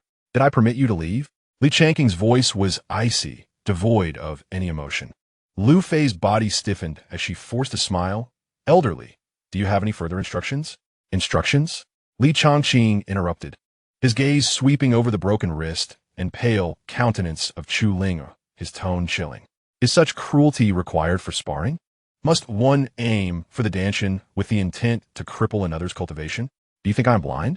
Lu Fei's expression changed, and she still wished to argue. Elderly, let me explain. There is no need for explanations. Li Changqing's voice was cold, exuding a murderous intent. Regardless of your reasons, having harmed her, you must bear the consequences. Before the words left his lips, he moved like a specter. In the next moment, piercing screams filled the small room. Li Changqing's strike was like lightning. With a single finger, he accurately shattered Lu Fei's dantian. Simultaneously, a fierce gale from his fist swept through, and the other three outer disciples had no chance to react before being violently struck down, dying on the spot. Lu Fei collapsed to the ground, feeling her cultivation ebb away like a receding tide, while excruciating pain radiated from her dantian, her eyes widening in disbelief. She gazed at Li Changqing, who appeared as a figure of dread, her eyes brimming with shock and terror. My cultivation. No, it's impossible. You're not a waste. How can this be? She could not fathom that this individual, mocked for over a decade by the entire sect, possessed such terrifying power.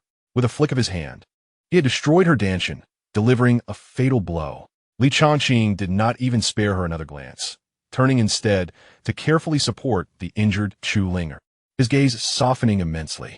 Linger, do not fear. Your husband is here. Upon seeing Li Changqing descend like a celestial being, reversing the dire situation, Chu Linger could no longer contain herself and burst into tears, her tears cascading like pearls from a broken string. Husband, it hurts so much. They want to take what you gave me and even cripple me. I'm so scared. She wept pitifully, her petite frame trembling from pain and sobs. Her broken wrist dangled helplessly, appearing both pitiable and vulnerable. As Li Changqing looked at the tear-streaked face of Chu Linger, especially her obviously misshapen wrist, his anger surged once more, mingled with profound hurt and guilt.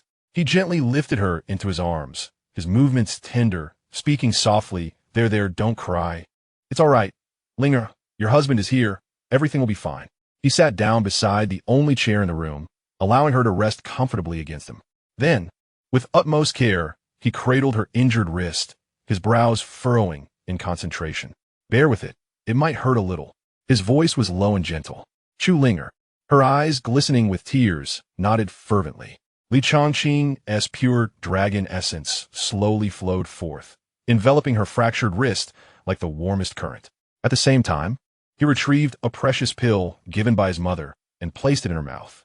Under the dual influence of his essence and the medicinal properties, her broken wrist began to mend gradually.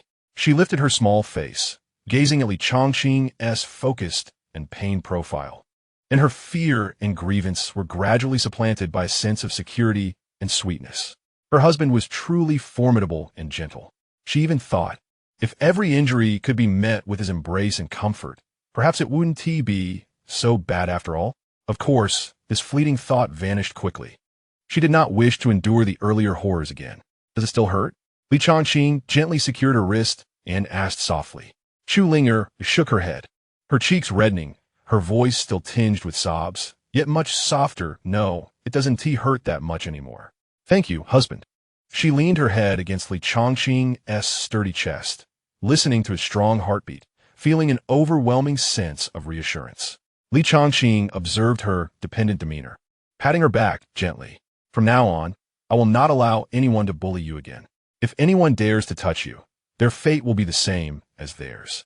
His tone was calm, yet laced with an undeniable determination and authority. Chu Linger nodded vigorously, responding softly, "Mhm, Linger believes in you, husband." This absurd scene left Lu Fei, now reduced to a mere waste, utterly dumbfounded. Did she just hear him being called husband? Chapter 36. Lu Fei's Demise. Moments later, Chu Linger's injuries had fully healed. Li Changqing cast a cold glance at Lu Fei, sprawled in the corner, and spoke indifferently. Aren't you going to get lost? Lu Fei trembled all over, struggling to raise her head. Yet, upon recalling her shattered dantian, now rendered a being lesser than an ordinary person, overwhelming resentment and unwillingness drowned out her fear. Twisting her features into a grotesque mask, she suddenly lifted her head, fixing her gaze on Li Changqing, and with all her strength, screamed, "Li Changqing, don't forget, the sect's ironclad rules prohibit disciples from fighting privately. Violators face severe punishment. Today, not only have you crippled me, an inner disciple, but you have also cruelly killed 3 outer disciples. The evidence is irrefutable. Even if you are the son of the Grand Elder, you will not escape the sect's punishment. Ha ha ha. Just wait for your death. I'll be down there waiting for you." Her maniacal laughter echoed with bitterness. Beside her, Chu Linger turned pale upon hearing this, her heart plummeting once more. Yes, the sect strictly forbids private dueling. Her husband had violated such serious sect rules to save her. He had even killed. A wave of panic and guilt seized her instantly. She hurriedly grasped Li Changqing's sleeve, her voice trembling with urgency. "Husband, you must leave quickly. Get out of here. It will be too late once the law enforcement hall arrives. I will go to the law enforcement hall and confess. I will say I was the one who killed them. It has nothing to do with you." She would rather bear all the blame than see Li Changqing punished because of her. Li Changqing, hearing her words, chuckled lightly and shook his head, patting her hand reassuringly. He then turned his gaze back to Lu Fei, his eyes icy as if staring at a corpse, a mocking smirk gracing his lips. "Rules? Punishment?" He scoffed, his tone dripping with condescension. "Lu Fei, you truly overestimate yourself and those 3 worthless beings. The death of a few inconsequential pests daring to harm fellow disciples? Do you think the sect truly cares? Do you believe the law enforcement hall would investigate the self-defense of a future pillar of the sect, the son of an elder, over your insignificant lives?" Each of his words struck Lu Fei's heart like a cold blade. This world has always revered strength. Rules exist to restrain the weak, not the strong. Creatures like you are inconsequential. Your death will elicit no vengeance, and no one will even remember your name. The manic smile on Lu Fei's face froze entirely. Her pupils constricted in sheer terror and despair. She gazed into Li Changqing's cold yet authoritative eyes, finally comprehending that he was likely speaking the truth. What she relied upon was utterly insignificant against absolute power and influence. "I had intended to spare your life, allowing you to linger like a true waste." Li Changqing's voice turned chillingly cold, his murderous intent palpable. "But now, it seems unnecessary." Before he finished speaking, he lightly clenched his hand from afar. Crack! The sound of bones breaking echoed clearly. Lu Fei's manic laughter and fear abruptly ceased. The light in her eyes dimmed rapidly. Her head drooping as her breath completely faltered. To her last breath, she could not accept that she would fall so easily in such a manner. Chu Linger was rendered speechless by the scene before her eyes wide with shock. Yet more than fear, she was taken aback by Li Changqing's decisive ruthlessness and formidable prowess. It seemed as though he had merely swatted a fly, his demeanor unperturbed. He turned, gently wiping away the remnants of tears from the corners of Chu Linger's eyes. There, the trouble has been resolved. I believe no one will dare to bully you again. Chu Linger replied softly. The fear of surviving the ordeal compelled her to bury her small face deep into Li Changqing's chest. Her delicate arms clung tightly around his waist, as if seeking solace and security in his presence. Chapter 37. Awakening of the Spirit Body. Come now, rise. The ground is cold, Li Changqing said tenderly, helping Chu Linger to her feet. He carefully adjusted her slightly disheveled garments. His gaze then swept over the few corpses growing cold within the room, coupled with the faint scent of blood, causing his brow to furrow. It appears this place is no longer habitable, he stated solemnly. Linger, gather your essential belongings. We shall relocate. Huh? Chu Linger was momentarily taken aback. She instinctively glanced around the modest abode she had lived in for several years, a flicker of reluctance crossing her eyes. Yet, more than that, she felt a sense of obedience to Li Changqing's decision. Husband, where shall we go? Li Changqing took her hand, his tone leaving no room for dissent. To the Zizi Hall. From now on, you will reside by my side. It is my territory, where no one dares to intrude or provoke. Keeping her close would ensure her safety. Upon hearing Zizi Hall, Chu Linger's eyes sparkled with excitement. Being near her husband at all times was a dream come true, and she nodded vigorously. Yes, Linger will listen to her husband. With that, she obediently began to gather her few belongings. Li Changqing then communicated silently.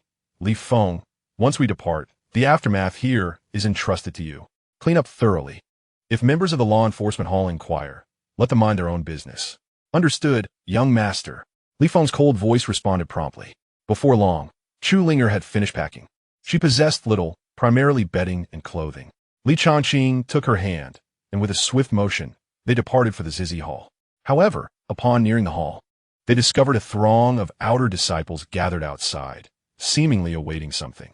Upon spotting Li Changqing, the crowd stirred with excitement, and someone called out elderly, "You have finally arrived.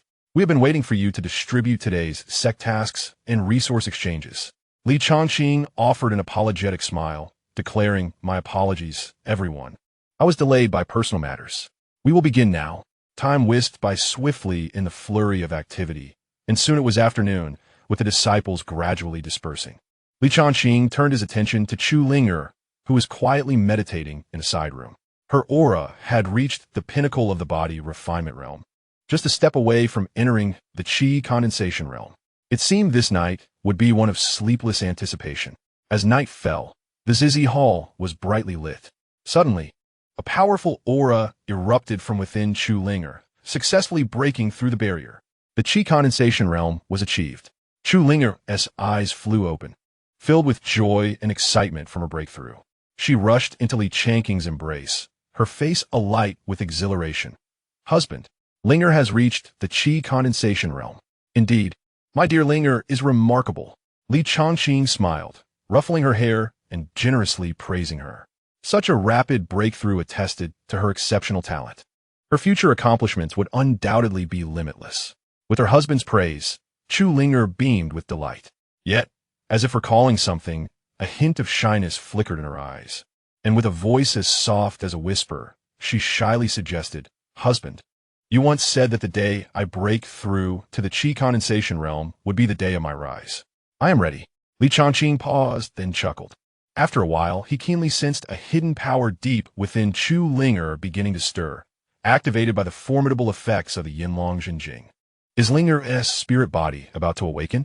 He mused, and without hesitation, he instructed, "Linger, focus and calm your mind. Allow me to assist you." He fully channeled his energy, transferring a significant portion of his cultivation into Chu Linger to aid her in breaching the awakening barrier. Meanwhile, in another chamber of the Zizi Hall, by Li and Mo, you were observing the events transpiring in the main bedroom through a water mirror technique, unabashedly eavesdropping. What a scoundrel, Mou scoffed, though a trace of jealousy flickered in her dark golden eyes. Bai Li, on the other hand, watched with keen interest, her azure eyes shimmering as she analyzed. It seems the master is assisting that girl in awakening her spirit body. Who knows what his true intentions are? Mou retorted defiantly, yet her gaze remained fixated on the water mirror. Just as the two women were quietly critiquing, a strange and ancient wave of energy suddenly erupted from within Changqing, then centered around the Zizi Hall. The spiritual energy within a radius of several miles began to converge wildly, forming a visible vortex of spiritual energy overhead.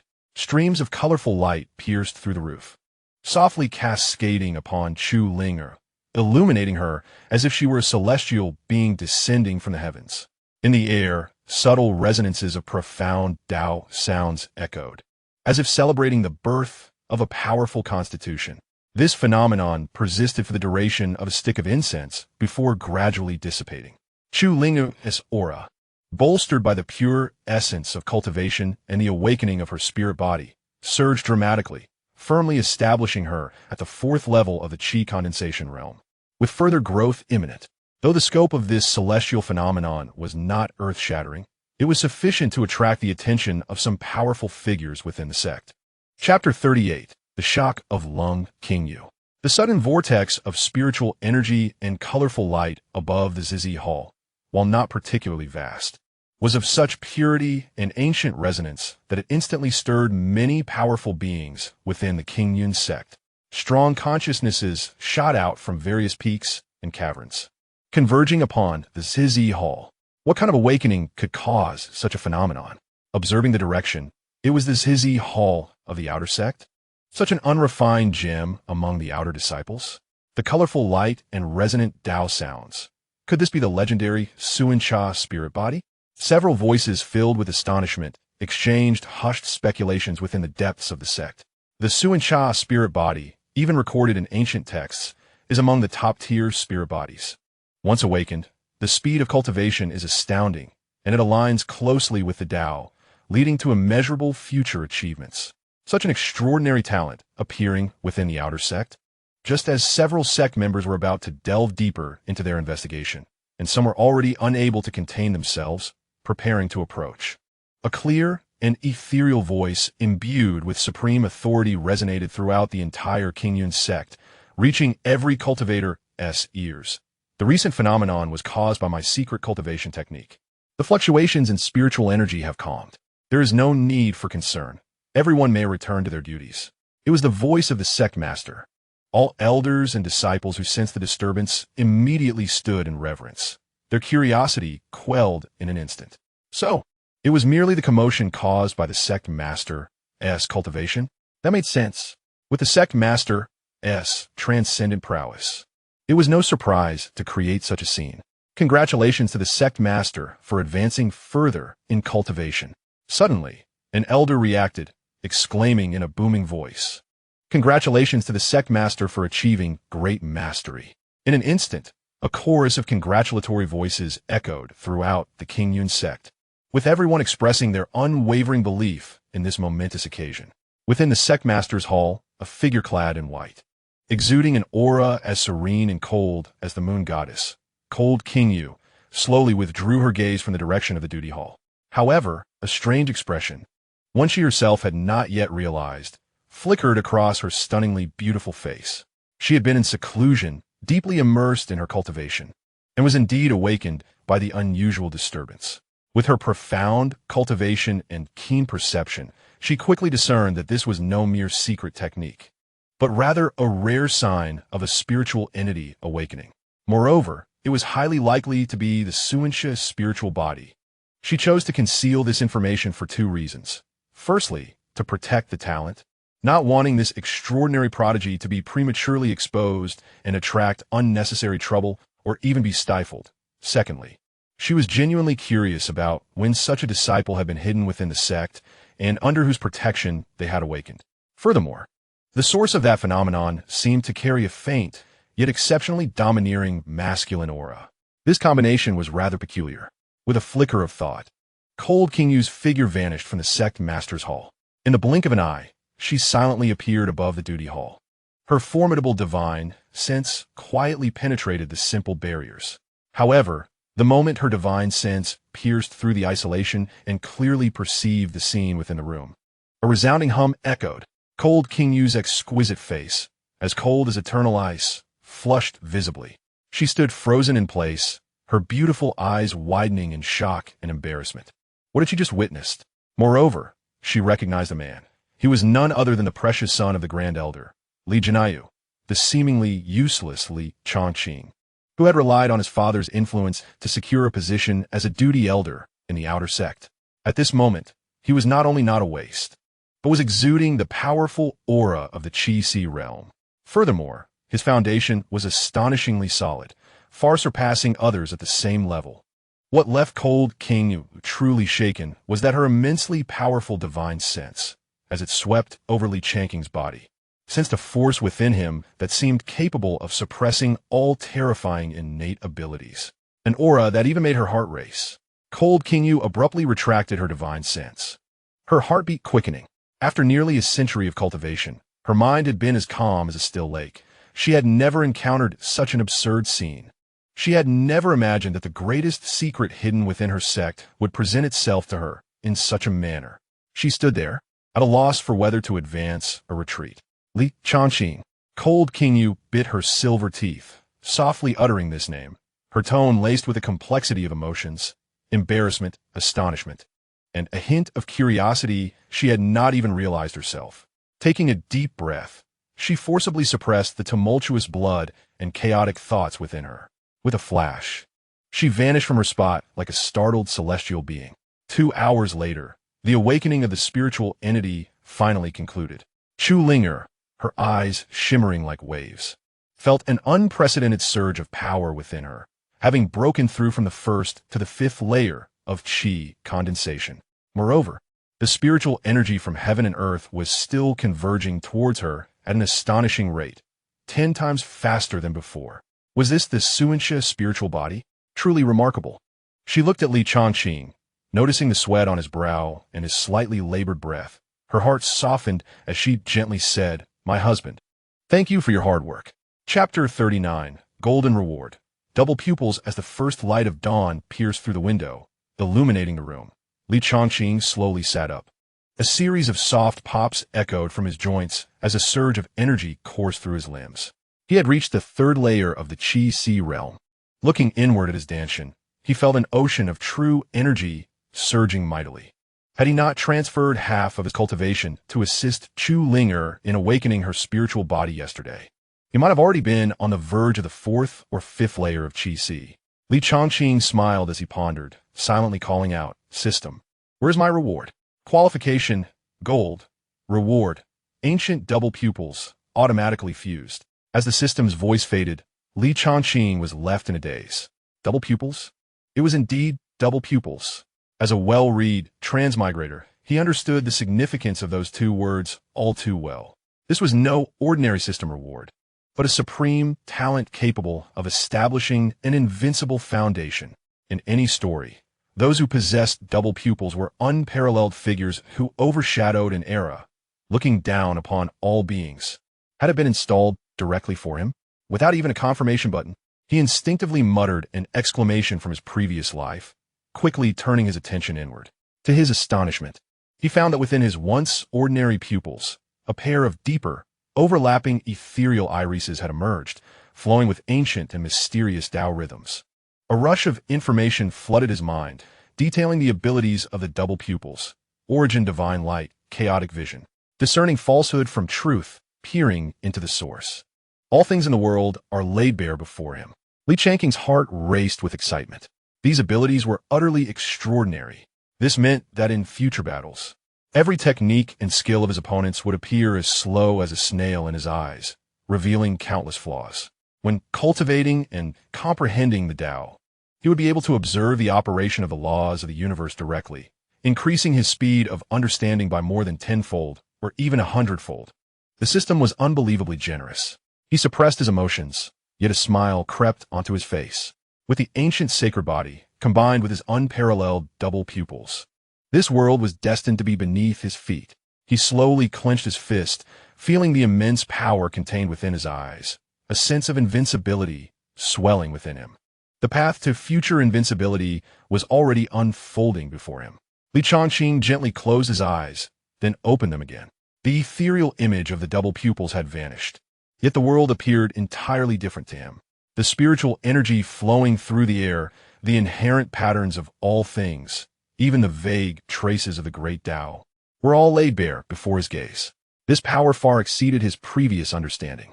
The ancient double pupils could pierce through illusions and directly point to the essence, a supreme talent coveted by countless cultivators. His gaze fell upon the still sleeping Chu Linger beside him, his eyes softening with depth. This extraordinary opportunity had come to him solely because of their mutual cultivation. A fortuitous star could hardly begin to describe it. Gathering his thoughts, Changqing gently leaned down, his fingertips brushing against her scattered hair, softly calling, "Linger, it's time to wake up." Chu Linger stirred, her eyelashes fluttering as she slowly awakened, still bearing traces of drowsiness. However, she soon felt the deep, profound aura emanating from Changqing, now at the third layer of the Qi realm, and her beautiful eyes widened in surprise. Today was the day of the sex grand competition. Changqing spoke steadily, yet with a calming authority. "Come with me." In the square, the atmosphere was lively. The vast martial arena had been distinctly divided into outer and intersect areas. A dense crowd surged, spiritual energy intertwining, creating a cacophony that reached the heavens. Changqing and Chu Ling made their way directly to the outer sect registration area. Their appearance instantly caused a stir. "Look, isn't that elderly? What is he doing here? Surely he can't be here to register, can he? Everyone knows he can't cultivate. He must be here to observe." As whispers filled the air, attention quickly shifted to Chu Linger. "Hey, isn't that Chu Linger standing next to him? The one who has been stuck at the 7th layer of body refinement for 5 years? It is her. Could it be that she knows she's about to be expelled from the sect and is here to try her luck one last time?" Laughter and mocking whispers surrounded them. Chu Linger tightened her fingers. "Linger, remain calm." Changqing's voice was steady. "The chatter of ants is not worth your ear." "I understand, my husband," she nodded slightly. As they approached the registration table, the elder in gray who was overseeing the sign-ups looked up, clearly taken aback upon seeing Changqing. "Elderly? The sovereign does not seem to have assigned you to assist with this grand competition." "I'm not here to assist," Changqing replied calmly. "I have come to register for the contest." "What?" The elder's pupils contracted, nearly silencing himself. "You, a useless one." He suddenly covered his mouth, forcibly swallowing the latter half of his words. Coughing twice, his expression troubled. "Elderly, you should be aware of the sex regulations. Participants must possess at least the 3rd layer of body refinement, verified by spirit stones." He scrutinized Changqing, his meaning unmistakable. Changqing furrowed his brow. His father had clearly stated that everything was arranged. How could he encounter such blatant obstruction? Truly unreliable. Just then, a voice laced with evident mockery emerged from behind. "Oh, I wondered who was so conspicuous. It turns out to be our esteemed young Master Li.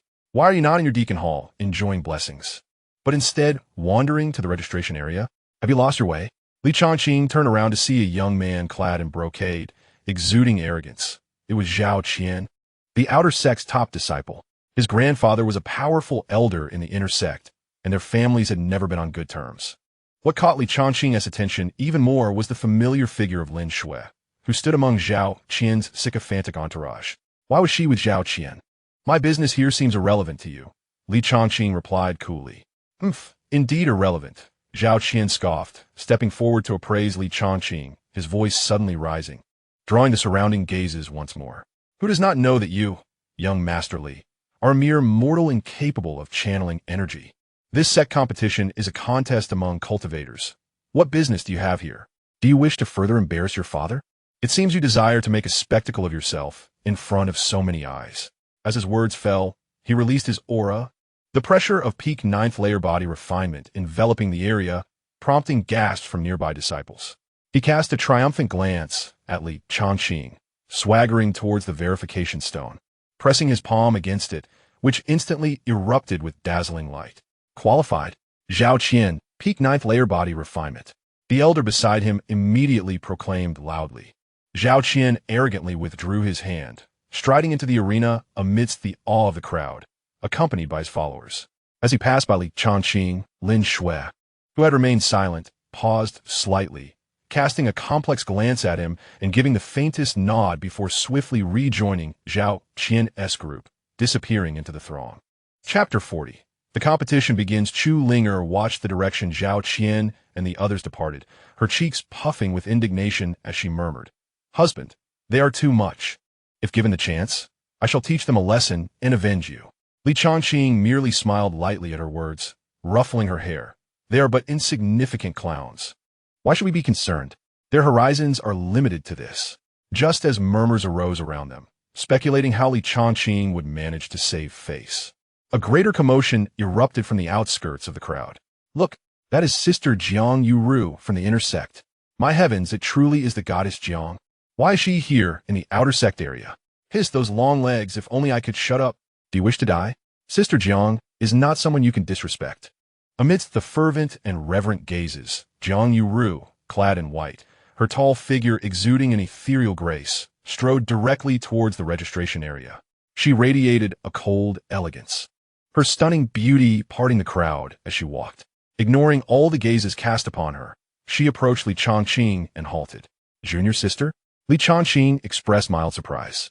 Jiang Yuru nodded slightly, her voice clear enough for those nearby to hear. "My master has matters to attend to and has sent me with his decree to prevent any unwitting individuals from causing trouble."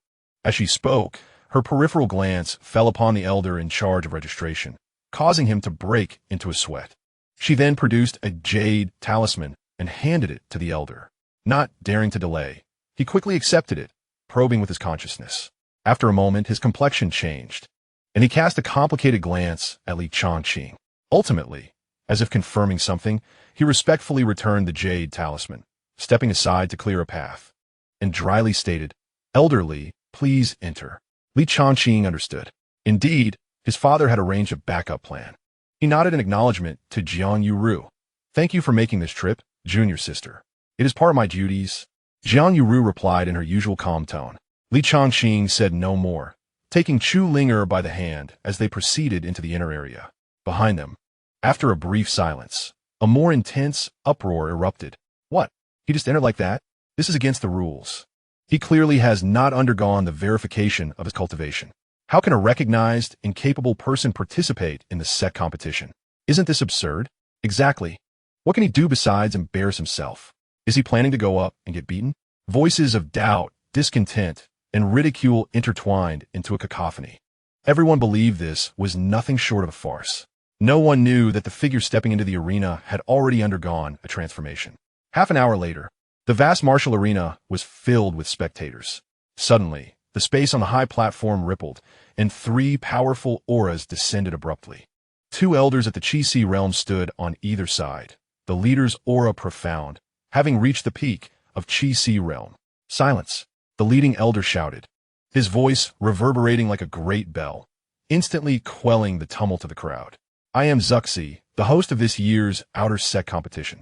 His gaze pierced through the audience, and with a wave of his hand, countless points of light manifested in the air. They coalesced into 1,200 luminous numbered tokens, floating above. These are the competition tokens. Those who draw the same number will be opponents in the first round. Now the drawing begins.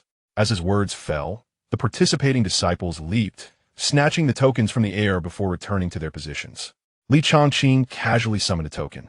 Noticing the number upon it, his brow arching slightly, it was number 1. Chu Linger also obtained her token. "Husband, I am number 32. At this moment, Zux's voice echoed again. "Those who draw numbers 1 to 10, please ascend the stage immediately." "Linger, I'm going." "MHM, go for it, husband." Chu Linger beamed, her eyes brimming with unwavering trust. She understood that her husband, possessing Qi realm cultivation, was practically a force of nature in this outer sect competition. On another side, high in the audience, Jiang Yuru stood quietly, her gaze fixed on Li Changqing as he walked towards the number 1 arena. Suddenly, a lively voice called from behind her, "Sister Yuru, I searched for you everywhere. Turns out you were here, taking a break." A girl dressed in a jade-green gown, holding a long sword, bounced closer, curiously following Jiang Yuru's gaze. "Oh, The girl blinked, her face a mask of surprise. Isn't that Li Changqing, the son of the elder? Did everyone say he couldn't cultivate? How could he ascend the stage? Jiang Yuru's expression remained unchanged, her demeanor cold as she did not respond. The girl, seeing this, pouted and huffed.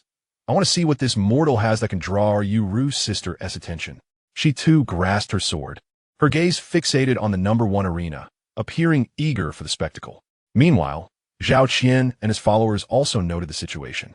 Ha ha ha, look, that useless one actually made it to the stage. One of his followers pointed at Li Changqing, laughing unabashedly. Zhao Qian crossed his arms, his face filled with mockery and disdain, truly unaware of his own mortality. A mere mortal dares to stand on the competition stage? I shall see how he is brought down. Beside him, Lin Shui, however, closely followed the figure on the stage, her brow slightly furrowed. For some reason, she couldn't shake the feeling that Li Changqing was entirely different from the rumored incapable one. That fleeting moment of intimacy, though hazy, left her with an indistinct sense of a profound power concealed within him. She pondered silently. Is he truly that simple? Meanwhile, in the first arena, Li Changqing faced a formidable opponent, an imposing figure with a rugged beard, exuding a menacing aura. A wave of astonishment rippled through the crowd below. Surely, I did not misjudge? Is that not Li Changqing? A mere mortal dares to step onto the stage? Is this not a path to self-destruction? This is disastrous. His adversary is none other than Hu Baiao, a master of the 7th layer of body refinement, wielding a mountain-splitting axe with unparalleled dominance. Hu Baiao fixed his gaze on Li Changqing, his voice booming like thunder. Boy, state your name. Li Changqing was momentarily taken aback, surprised to find that someone in the outer sect did not recognize him. With a calm smile, he replied, defeat me, and you shall know. Arrogance. Hu Baiao, incensed by this demeanor, snorted coldly. His aura erupted violently, revealing the full extent of his 7th layer of body refinement. Grasping a gleaming mountain-splitting axe, he roared, charging at Li Changqing like a ferocious tiger unleashed, aiming a fierce blow directly at his head. The axe blade cut through the air with a piercing whistle, seemingly poised to cleave his opponent in two. Outside the arena, Zhao Qian observed with a cruel smirk. It's over for him. The girl in the green dress held her breath, her eyes wide with anticipation. Only Jiang Yuru remained impassive, coldly watching the arena, as if she had already foreseen the outcome. Chapter 41, Dimensional Suppression. Just as the radiant mountain-splitting axe, imbued with tremendous force, was about to descend upon Li Changqing's head, all onlookers, whether Zhao Qian's mocking grin, the anxious green-dress girl, or the disciples below who believed the outcome was inevitable, anticipated the ensuing bloodbath. However, Li Changqing merely raised his right hand calmly. There was no cataclysmic surge of spiritual energy, nor any arcane hand seals. He simply extended 2 fingers, his index and middle fingers. In the next moment, time seemed to freeze. The axe blade, containing the full force of the 7th layer of body refinement and capable of splitting stone, was effortlessly pinched between those 2 fingers. The ferocious wind ceased abruptly, all power dissipating into nothingness. What? Hu Baiao's sinister grin froze instantly, his pupils constricting in disbelief. He felt he was not striking flesh, but rather an ancient, unyielding mountain. No matter how he summoned his inner spiritual force, the axe could not descend a fraction further. The chorus of taunts and jeers from the crowd was silenced as if a hand had clutched their throats, plunging the arena into eerie stillness. Zhao Qian's mockery was entirely frozen in place. Then, a scene even more hair-raising unfolded. Li Changqing exerted a slight pressure with his fingertips. A sharp crack resonated, piercing through the profound silence. From the point where he pinched the axe, countless fissures erupted across the weapon. With a thunderous crash, it shattered into countless shards of spiritual light, scattering across the ground. Li Changqing slowly withdrew his hand, standing with his hands clasped behind his back, as if he had merely brushed away a speck of dust. The arena was so silent that one could hear a pin drop. A deathly hush enveloped the scene, every gaze fixated on the figure standing atop the first arena. Gulp! Someone, unsure of who, swallowed hard, the sound echoing sharply in the quiet. In the audience, am I seeing things? Did he just crush a spirit-level weapon with 2 fingers? That was Ubao's full force strike. The seventh layer of body refinement. Even a brother in the early stages of the Qi realm could not accomplish such a feat so effortlessly. Wait, did he just use spiritual energy? I felt nothing. It was as if it was pure physical strength, crushing a spiritual weapon with sheer muscle. What nonsense! Is he even human? On the other side, Zhao Qian's grin and mockery had vanished without a trace, replaced by a look of sheer terror. Nearby, those henchmen who had been the most boisterous moments ago now appeared pale. No, this is impossible, Zhao Qian muttered under his breath, his eyes flickering wildly. He was clearly a waste incapable of cultivation. Could that act have been fake? Lin Shui suddenly clasped her mouth, her beautiful eyes wide, her heart racing. Indeed, her instincts had not betrayed her. That intimate moment truly was real. He is not a waste at all. He has been hiding his true self. After an overwhelming shock, a complex emotion surged within her. On the platform, the girl in the green dress nearly dropped the sword in her arms. Her mouth agape as she grasped Jiang Yuru's sleeve tightly. Sister Yuru, did you see that? He crushed the spiritual weapon with his fingers? How is that even possible? Jiang Yuru's cool gaze finally flickered with a hint of emotion. Though her expression remained impassive, her eyes deepened with contemplation. She gently brushed aside the girl's hand, her voice still flat but tinged with a subtle understanding. Yes, I saw it. By the arena's edge. Chu Ling vigorously shook her small fist, her charming face brimming with pride and excitement, as if she had accomplished it all herself. She tilted her chin at the stunned disciples around her, haughtily proclaiming, "Humph, do not underestimate my husband." Even Zuxi, the presiding elder of the competition, who had witnessed much, narrowed his eyes slightly, scrutinizingly Changqing on the platform, his knuckles unconsciously rapping on the armrest, murmuring to himself, "Quite interesting. The Li family boy conceals his depths well. This physical strength is astonishing." After a fleeting moment of silence, an eruption of astonishment followed, akin to a volcano in eruption.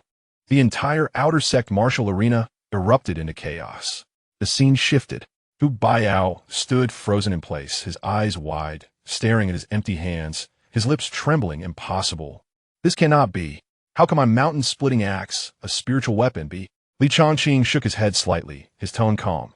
This farce must come to an end. Before the words left his lips, he abruptly vanished from his spot. No afterimage, no sound of wind, as if he had evaporated into thin air. The next instant, bang!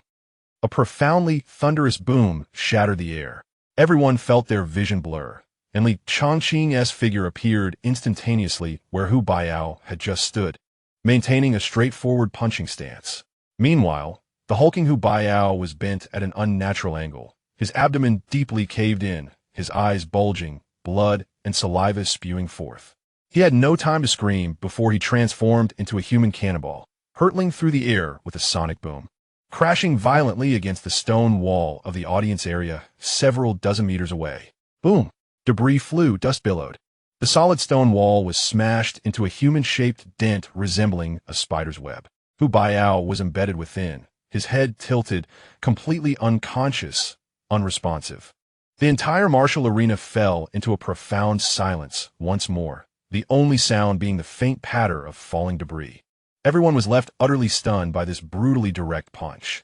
After a brief silence, the elder judge seemed to awaken from shock, inhaling deeply before announcing loudly. On the first arena, Li Changqing, victory. An hour had passed, when the elder judge called out number 32, Chu Ling. Many gazes converged once more.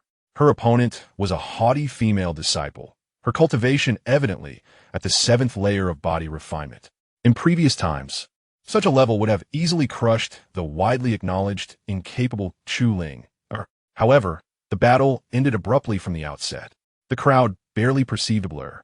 Chu Ling's figure flitted like smoke, her fingertips lightly raised, and a condensed stream of spiritual energy was released. Bang! The seventh layer female disciple barely had time to react effectively before her protective spiritual energy was instantly shattered. She stumbled backward, teetering at the edge of the arena, her face a canvas of confusion and disbelief. The entire arena erupted in uproar. It's over? With one strike? How is that possible? Wasn't she just? No, wait. That was not the power of body refinement. Someone with sharp eyes exclaimed in astonishment. Upon a high platform, the girl in the green dress abruptly tugged at Jiang Yuru's sleeve, exclaiming, "Yuru Jia, look, that female disciple is clearly employing techniques of the Ning Qi realm. When did our outer sect produce such a prodigy?" Jiang Yuru's gaze sharpened as it fell upon Chu Ling Air, and she cast a fleeting glance at the composed and smiling Changqing below, understanding the situation, yet choosing silence. On the high platform, the presiding elder, Zhu Kz, paused momentarily as he stroked his beard, a flicker of surprise evident in his eyes. Meanwhile, Chu Ling Air paid no heed to the murmurs around her. As soon as the competition ended, she darted towards Li Changqing like a jubilant sparrow, lifting her face with sparkling eyes, seemingly awaiting his praise. Li Changqing smiled gently and affectionately ruffled her hair. This scene did not escape the gaze of Lin Shui in the audience, whose eyes were filled with complexity. Just as the crowd was still recovering from the astonishment brought on by Chu Ling Air, an even more exaggerated uproar erupted around another stage, instantly capturing everyone's attention. My heavens! Look over there. The servant disciple, Xiao Yin. He actually defeated senior brother Kai, Su Kuan. But senior brother Kai is at the pinnacle of the 8th layer of body refinement. Didn't Xiao Yin regress to the 1st layer? What on earth is happening today? This is becoming increasingly outrageous. Exclamations, doubts, and gasps surged like a tidal wave across the martial arts arena. The hidden prowess of Li Changqing, the sudden outburst of Chu Ling Air, coupled with the servant disciples' unexpected triumph, completely upended the perceptions of all the disciples regarding this outer sect competition. Chapter 42. The arena challenge time flew by, and 2 days passed in the blink of an eye. The first round of intense eliminations finally concluded, leaving 600 disciples defeated. The subsequent second and third rounds continued with opponents determined by drawing lots, and the competition remained ruthless. Li Changqing, Chu Ling Air, and Xiao Yin, these 3 dark horses, swept through their opponents with overwhelming force, swiftly becoming the most noteworthy figures of this grand competition. By the 4th and 5th days, the fierce battles began to wane. From the original 1,200 participants, only 100 now stood firm within the arena, each exuding a profound aura and sharp gazes, all true elites of the outer sect. On the high platform, the presiding elder, Zhu Kz, reappeared, his voice booming throughout the arena. Silence. After several days of competition, you 100 are the outstanding representatives of this outer sect contest. Yet, the true essence is revealed only in the top 10. His gaze scanned the 100 faces below, some anxious, some excited, and some confident, as he continued. The final round will be the arena challenge. With a sweeping gesture, he pointed to the 10 tallest platforms rising in the center of the martial arts arena, engraved with fortified formations. These 10 platforms shall be your battleground for the final showdown. The rules are as follows. Those confident in their strength may ascend to become the platform master. The remaining disciples below each have 2 chances to challenge the platform master of their choice. If victorious, they will take the master's place. If defeated, they will be eliminated. The time limit is 1 day. By sunset, the 10 platform masters still standing shall be the top 10 of this competition. At that moment, Zhu Kz's voice took on a deliberate tone, imbued with endless allure as he proclaimed. The top 10 shall not only receive generous rewards bestowed by the sect, but will also gain the precious qualification to enter the Qing Yin's secret realm. Upon hearing the words Qing Yin's secret realm, the remaining 100 disciples below erupted with fervent excitement. This was an opportunity, a chance for transformation, a splendid chance to leap over the Dragon's Gate. The atmosphere within the arena surged to a fever pitch as the final round of the arena challenge officially commenced. Almost instantaneously after Zhu Kz's announcement, several figures shot toward the platforms like arrows released from their bows, vying for the advantage. Li Changqing's figure shifted slightly, and in the blink of an eye, he stood calmly at the center of the tallest platform. Chu Ling Air followed closely, gracefully leaping onto the adjacent second platform. Zhao Qian's eyes flashed as he quickly occupied the third platform. Meanwhile, the attention-grabbing servant disciple, Xiao Yin, quietly settled onto the 10th platform. In an instant, all 10 platforms had their masters. However, the anticipated fierce challenges did not immediately unfold, particularly on the first platform where Li Changqing stood. The remaining 90 or so disciples exchanged glances, none daring to step forward to challenge him. His terrifying reputation from previous rounds, where he shattered spiritual tools and defeated opponents with a single punch, loomed large in their minds. Standing on the first platform with his hands clasped behind his back, Changqing felt a twinge of boredom. He surveyed the hesitant disciples below, suddenly stirred with inspiration. Taking a step forward, he cleared his throat, his voice not loud, yet resonant enough for everyone to hear. Dear fellow disciples, I have something to say.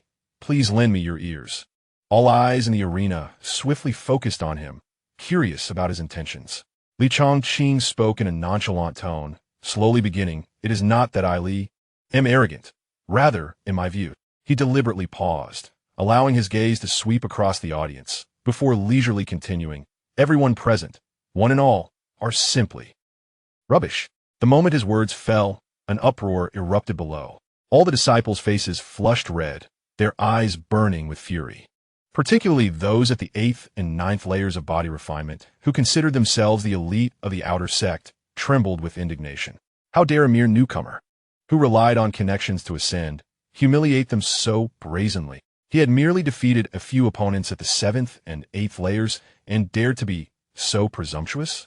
However, despite their anger, the thought of Changqing's powerful father silenced any rebuttal, leaving them to clench their fists in fury, unable to voice their resentment. Changqing observed their reactions, a barely perceptible smile curling at the corner of his lips as he continued to stoke the flames. "Oh, by the way, it is not that I look down upon you. Even if you all came to me together, you would only face defeat.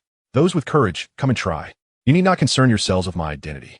In today's arena, we shall discuss only victory and defeat, not status.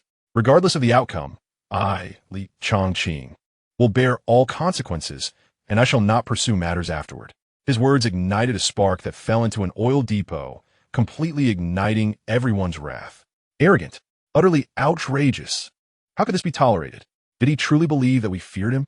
If there had been any hesitation due to his background before now, with his explicit promise of no repercussions, combined with the blatant humiliation, the crowd was instantly enraged.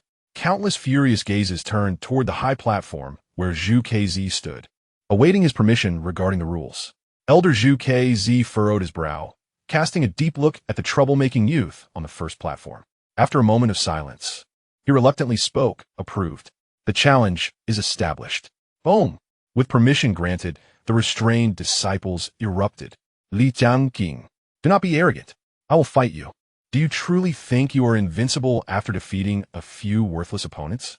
Let me teach you a lesson. In an instant, more than a dozen figures surged forward like hungry wolves, their spiritual energy bursting forth as they rushed toward the first platform. Among them, those leading the charge possessed an aura that unmistakably reached the 9th layer of body refinement. A cacophony of angry shouts and battle cries filled the air. Changqing gazed at the approaching throng, feeling neither fear nor trepidation. Instead, he nodded in satisfaction. Now that was more like it. His deliberate provocation to incite hatred was not without purpose. Firstly, it was to shatter all doubts in the most domineering manner, allowing these frogs at the bottom of the well to fully comprehend the chasm of difference that lay before them. Secondly, it was to fulfill his father's unspoken task. There was no need to hide. He would showcase his brilliance. It was imperative to attract the attention of the true elders of the sect. In simpler terms, it was to create a stunning spectacle and engage in an exhilarating confrontation. Furthermore, his gaze seemed to casually drift toward the distant intersect area. The mere title of champion in the outer sect competition has never been his final destination. His stage lies at a far greater height. Chapter 43. Disturbing the sect's mighty beings. Who was on the arena? On arena number 3, Zhao Qian stood with his arms crossed, observing the chaotic scene on arena number 1, which could only be described as suicidal. A sardonic smirk graced his lips as he scoffed. "Humph. Fool, do you truly believe that a modicum of brute strength renders you invincible? To provoke so many adept practitioners at the 8th and 9th levels of body refinement, even I would not dare to be so arrogant." Changqing, prepare to be sent off the stage by a flurry of blows, becoming the greatest joke of all. In stark contrast, arena number 10 was relatively quiet.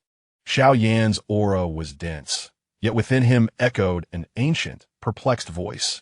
"Kid, it seems you are fated to be without the championship title." Fully engrossed in his meditation, Xiao Yin was jolted by the words, responding with confusion. "Master, what do you mean? Although I am unworthy, I believe my foundation is not lacking. Even against an opponent at the nascent stage of the Qi gathering realm, I possess the strength to contend." "Why?" The ancient voice fell silent for a moment before resuming with an unprecedented gravity and a hint of incredulous lamentation. "Contend? With what will you contend?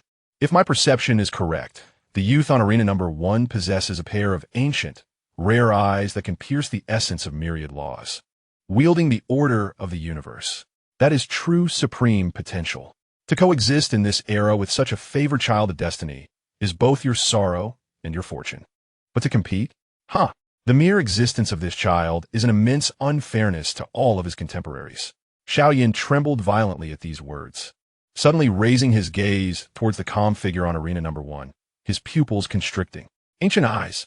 The unparalleled divine anomaly possessed only by the ancient sages and supreme emperors. At that moment, the ancient voice within him shifted to one of profound tranquility and certainty, resonating once more. "However, young one, do not belittle yourself unduly. Though the one with ancient eyes is favored by destiny, the Tao encompasses 50 while the heavens yield 49. Humans can escape one. This world is never short of those who defy fate with mere mortal bodies. You possess the techniques passed down from your true self. That is also your fortune, as long as you diligently cultivate and remain steadfast in your heart. It is not impossible for you to traverse the universe and achieve the stature of an emperor. Remember, the heart of a strong individual is far more crucial than innate talent."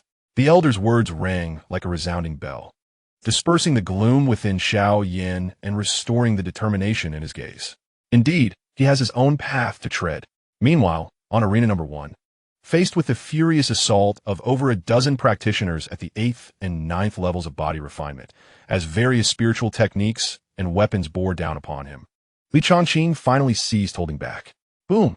A terrifying pressure that surpassed the body refinement realm and even overshadowed the typical Qi realm erupted around him, akin to an ancient, slumbering behemoth awakening after eons, erupting fiercely from his center.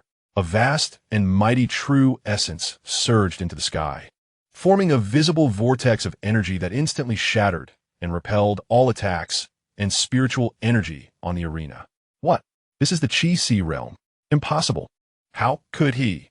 The expressions of all disciples below, including those like Zhao Qian who were ready to witness a spectacle, transformed from anger and mockery to sheer shock and disbelief. The suffocating power was evidently that of an elite inner sect disciple, only achievable by them. High above, the previously calm Zuxi suddenly rose to his feet, his eyes ablaze with intensity. Meanwhile, on the arena, Changqing disregarded the twisted faces of those around him, slowly raising a finger, an ancient, overwhelming aura, as if capable of suppressing the myriad realms, began to coalesce at his fingertip.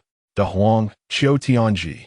He spoke softly, yet his voice resonated like the decree of the heavens, echoing deep within every soul present. First form, imprison the heavens and earth. Second form, shatter mountains and rivers. There were no earth-shattering beams of light, only an invisible, terrifying force that swept forth like a tide with a mere flick of his fingertip. Puff! Ah, no! The dozen or so disciples at the forefront, even before they could emit a full cry of despair, were blasted out of the arena like cannonballs, instantly stripped of all combat capability, their eyes filled only with boundless agony and utter hopelessness. They couldn't even manage to make their opponent move an inch. One incredibly despairing gap. And this was merely the result of Changqing retracting 99% of his force at the last moment. Otherwise, the ground below would be strewn with corpses. Silence. A silence more profound than any prior. The entire outer sect martial arts arena, housing thousands, felt utterly quiet, save for the sound of heavy breathing and racing hearts. The Qi realm. Changqing was indeed in the Qi realm, and it was not as simple as merely having entered it. This immense shock rendered everyone's minds blank. The astonishing commotion in the outer sect and the fleeting, yet terrifying ancient intent finally drew the attention of the inner sect observation platform, floating at a higher altitude.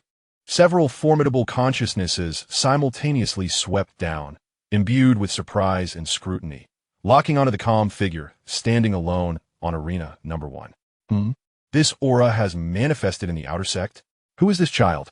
In the next moment, the atmosphere above the martial arts arena shifted dramatically. Several powerful auras suddenly tore through the clouds without warning, exuding an overwhelming pressure.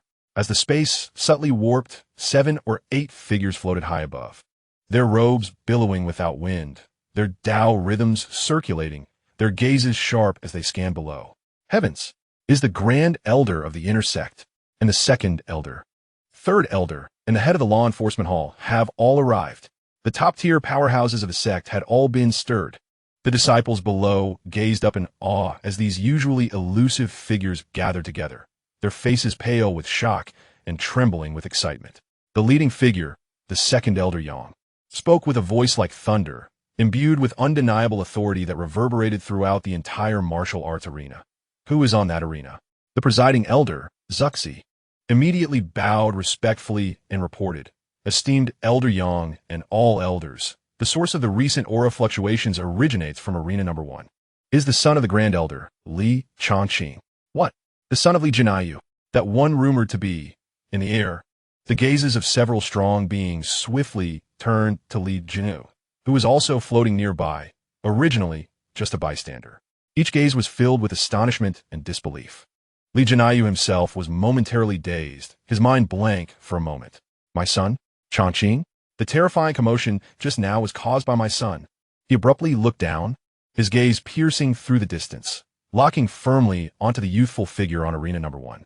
Upon recognizing that it was indeed his son, Li Changqing, radiating the unmistakable aura of the Qi realm, Li Jinayu's eyes nearly bulged out. Good heavens! Just a few days ago, he was merely at the first level of the Qi gathering realm, right? How much time has passed? The third level of the Qi realm? This is no act. Yet, being a seasoned Grand Elder, though his heart surged with tumultuous waves, he quickly regained his composure after a brief moment of astonishment. He cleared his throat, adjusted his non-existent beard, and forced a casual smile upon his face. Facing the astonished gazes of his peers, he slowly began, "Ahem, indeed. This is my son Changqing. The boy is mischievous. His cultivation has seen some breakthroughs, and in a moment of carelessness, he has disturbed the elder's cultivation. I sincerely apologize. I shall educate him properly upon our return." Though this was delivered lightly, the slight elevation of his chin and the barely concealed pride and elation in his eyes betrayed him entirely. "Congratulations, Elderly. Best wishes, Elderly. A tiger father does not raise a dog. Your son is indeed such a hidden dragon in the depths. Elderly has kept this from us for far too long." Instantly, several elders in the air reacted. Regardless of the tumult within their hearts, they immediately donned smiles, clasping their hands to congratulate Li Jinayu, their words brimming with astonishment and envy. To nurture a son of such tender age, possessing the profound mastery of the Qi realm and such terrifying finger techniques, the lineage of Li Jinayu is poised for a complete ascendancy. Yet, only the Second Elder of the inner sect, Elder Yang, displayed an ever-changing countenance. As the elders congratulated Li Jinayu, creating an atmosphere of apparent harmony, Elder Yang, with a cold snort, shattered this facade of conviviality. "Elderly, congratulations indeed. However, your son, being a practitioner of the Qi realm, conceals his cultivation and partakes in the outer sect competition, overpowering the disciples of the body refinement realm with his strength. Such an act is rather unjust, wouldn't you agree?" His voice, imbued with spiritual energy, reverberated throughout the martial arena, snapping the thousands of disciples from their stupor, their ears pricked in attention. If such behavior were to spread, would outsiders not mock our Qingyan sect, deeming our competition a mere farce, indulging the offspring of elders in their tyranny over the weak? What face would our sect have left? Yang's words were stern and striking, each one hammering at the reputation of the sect. He then shifted his focus, directly addressing a critical flaw. "Furthermore, as I understand it, although Li Changqing is your son, he holds the position of an outer sect elder. According to our sect's ironclad rules, Only disciples are permitted to partake in the competition. Why is an elder appearing among the competing disciples? Elderly, shouldn't you provide an explanation to the sect? At this proclamation, the venue fell utterly silent. The sound of a pin dropping could be heard. All disciples held their breath, their gazes darting between the elders in the air and Changqing. They understood that the drama was about to unfold. On the high platform, Xianxia furrowed his brow, remaining silent.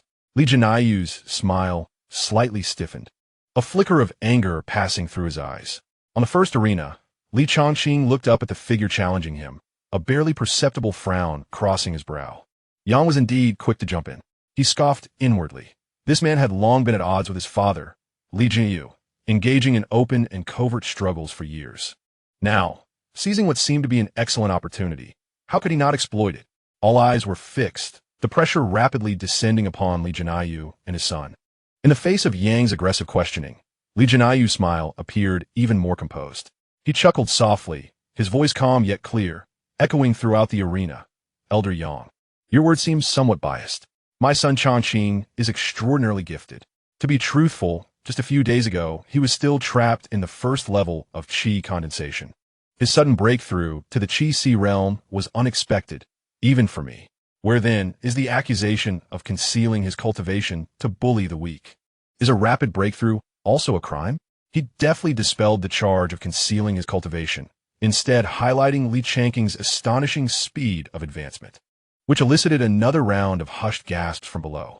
He then turned his gaze to the presiding elder, Xianxia, asking aloud, Elder Xianxia, in your view, are there any other restrictions in the rules of this outer sect competition, aside from the prohibition against elders participating? Xianxia pondered for a moment before responding truthfully. In response to the Grand Elder, the rules clearly state that all participating outer sect disciples must meet two conditions. First, their cultivation must be at least the third level of body refinement. Second, their age must be above 12 and below 50. If both conditions are satisfied, they may participate. Precisely. Xianxia clapped his hands with a smile, his voice rising sharply. His gaze swept over the elders in the air, finally landing on the grim-faced Yang. My son Changqing has just turned 18, which is within the age requirement. Moreover, his cultivation far exceeds the third level of body refinement and has reached the qi realm. May I ask, why then can he not participate in this outer sect competition? Which rule states that practitioners of the qi realm are barred from competing? Or does Elder Yang believe that at 18, one is too old to be considered a disciple? This declaration stunned the crowd of disciples, who instinctively nodded. Indeed, his age complied, and his cultivation far surpassed the requirements. How could he be excluded? It appeared to make no sense at all. Yet, upon deeper reflection, an unsettling notion arose. Allowing a qi realm practitioner to compete among body refinement disciples was inherently the greatest unfairness of all. Xianxia, you are merely grasping at straws. Yang, infuriated by this twisted reasoning, pointed an accusing finger at Xianxia. The rules are clearly stated. Elders are not permitted to participate in the disciples' competition. He, as an elder, my son is 18. Xianxia unceremoniously interrupted him. His voice was resolute, tinged with mockery as he reiterated, Dare I ask, Elder Yang, in the thousands of years since the founding of the Qingyan sect, has there ever been an elder who is 18 years old? The title of elder is merely a nominal position granted for the convenience of management within the sect. Can it then strip an 18-year-old disciple of their qualification to participate in the competition and seek opportunities? If we adhere to this logic, would those disciples who can currently serve as alchemy hall stewards or weapon workshop managers also be barred from the competition? You scoundrel! Yang was momentarily speechless. His face flushed red. He pointed at Xianxia, his finger trembling, yet he could find no suitable words to counter. The expressions of the other elders in the air were peculiar. Unsure whether to laugh or not, they could only cough awkwardly to mask their amusement. The thousands of disciples below were left dumbfounded, astonished that the usually imposing Grand Elder could be so sharp-tongued. Just as Yang was left speechless by Xianxia's clever argument, and the atmosphere grew tense, a serene-looking intersect elder, dressed in simple robes, stepped forward after a moment of silence, gently clearing his throat to mediate. Elders, allow me to offer a word. The crowd turned to see it was the fifth elder, known for his fairness and gentleness within the inner sect. He first nodded slightly to both Yang and Xianxia. then stroked his beard and spoke gently. Elder Yang's concern for the sect's reputation and adherence to the rules is commendable. Elder Li's love for his son is understandable. And indeed, your son is an exceptionally rare talent. At merely 18 years of age, to possess such cultivation is a fortunate event for our Qingyan sect. He then delivered a compromise. Given the current controversy surrounding Li Changqing's cultivation reaching the Qi realm, it is indeed inappropriate for him to participate in the outer sect competition. However, Elder Li insists on his disciple's status and qualifications to compete. Therefore, I propose this, according to the sect's custom. Any disciple who breaks through to the Qi realm during the outer sect competition is automatically granted qualification to participate in the inner sect competition. Why not allow Li Changqing to withdraw from this outer sect arena and proceed directly to the inner sect to compete among the inner disciples? In this way, the rules are upheld, and there will be no grounds for criticism, while allowing a genius disciple like Li Changqing to shine on a more suitable stage. How did the two elders feel about this? Upon hearing the fifth elder's proposal, the other elders nodded in agreement, finding it quite reasonable. It provided Yang with an avenue to retreat without completely dismissing Li Jinaiyu, while also directing Li Changqing's predicament toward the more widely accepted intersect competition. Yang snorted coldly. Though he did not directly endorse the idea, his expression softened, clearly consenting to the proposal, thus placing all challenges back onto Li Jinaiyu.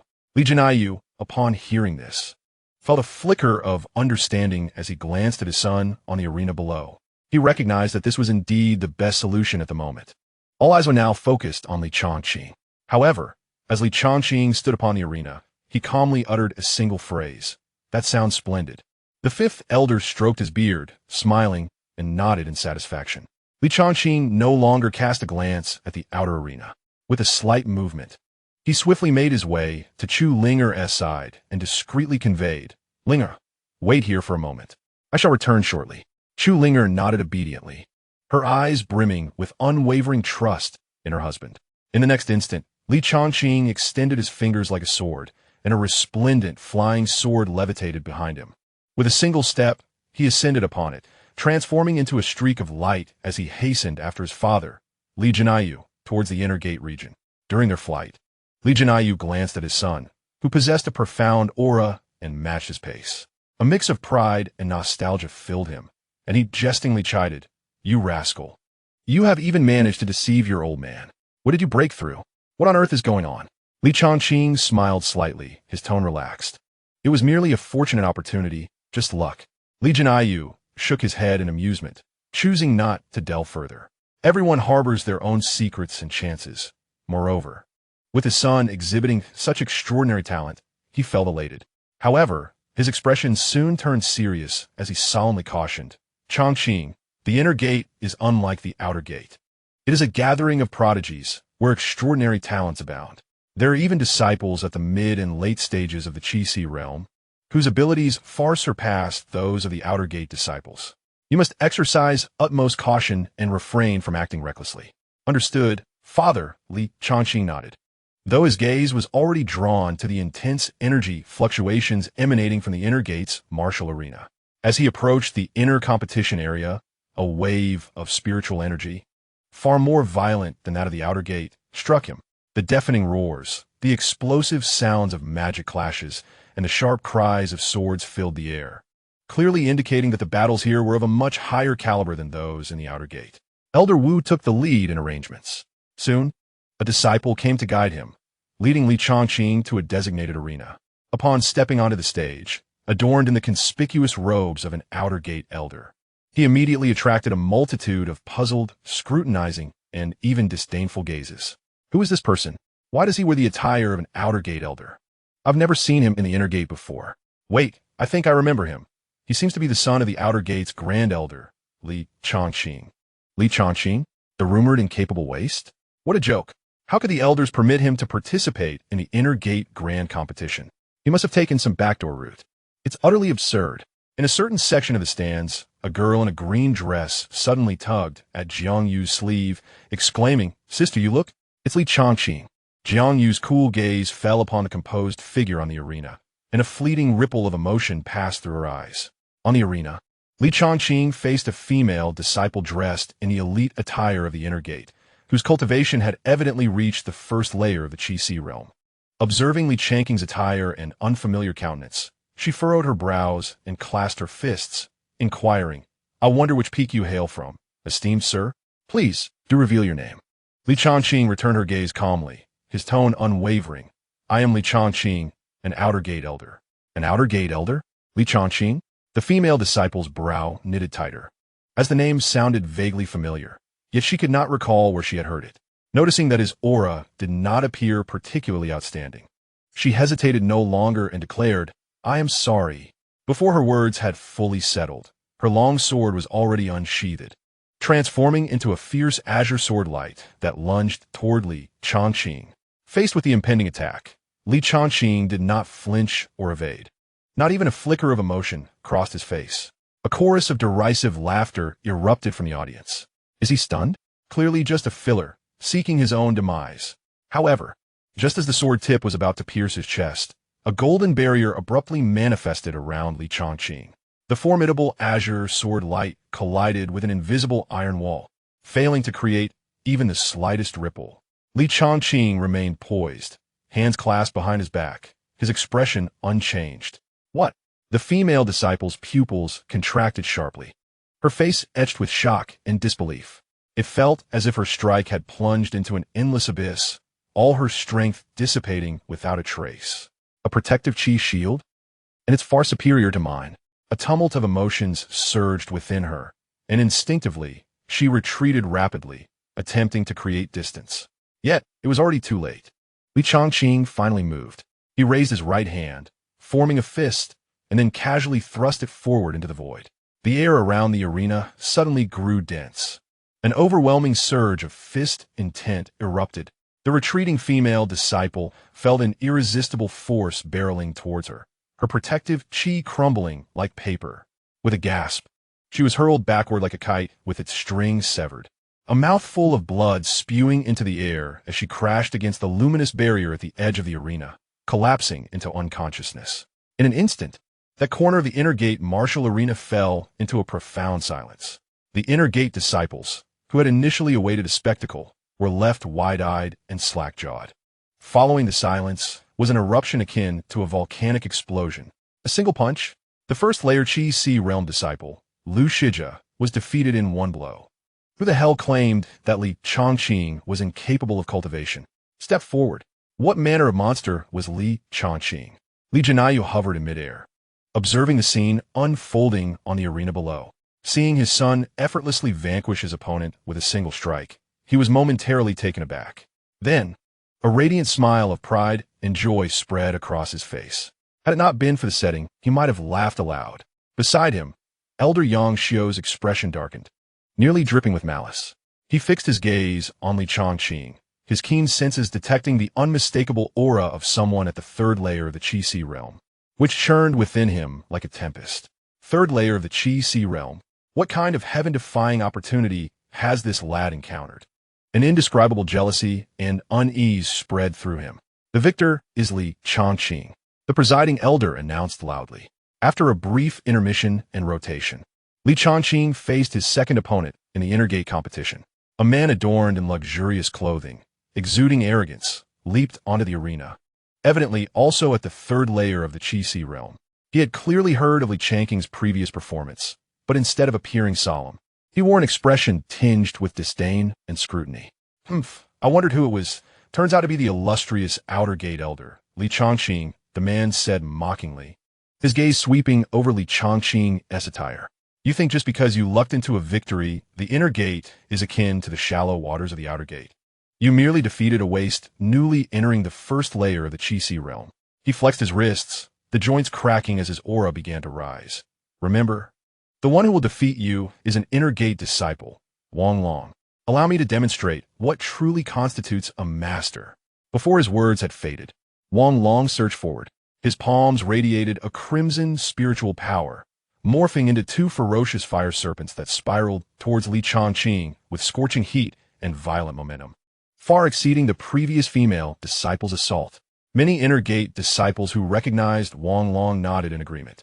Brother Wang's fiery dual serpent palm has reached perfection. Li Changqing is in for a challenge. Though both were at the third layer of the Qi realm, Brother Wang's depth of cultivation was greater, making the outcome uncertain. However, in the face of this seemingly fierce onslaught, Li Changqing merely shook his head gently, just as the two fire serpents were about to reach him. He raised his hand once more. Without any complex maneuvers, he simply pointed forward, as if casually. With precision, a gust of wind, honed to perfection, surged forth, striking at the point where the two fire serpents converged. Like a punctured balloon, the two ferocious fire pythons instantly dissipated into a shower of sparks. The momentum of the finger remained unabated, gently landing on Wang Long's chest at the center of his dantian, under his terrified gaze.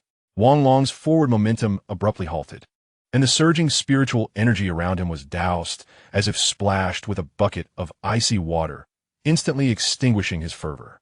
His face was filled with confusion and disbelief as he opened his mouth, but could not produce a sound.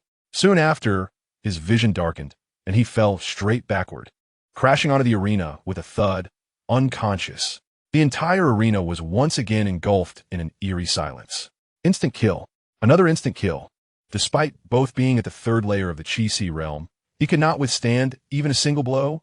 This time, the gazes of all the inner disciples towards Li Changqing underwent a profound transformation. The previous disdain and skepticism vanished without a trace, replaced by a palpable sense of shock and trepidation. In Chapter 46, the instant kill against the fifth layer of the Qi, Li Changqing's two consecutive clean and decisive victories, especially the second against Wang Long, who was also at the third layer of the Qi, finally captured the attention of the true elites within the inner sect. After a brief silence, a steady figure slowly ascended the arena. This individual, clad in simple gray attire, bore an ordinary appearance, yet his gaze was as sharp as an eagle's, exuding a spiritual energy fluctuation that unmistakably reached the fifth layer of the Qi. An inner disciple, Chunfeng.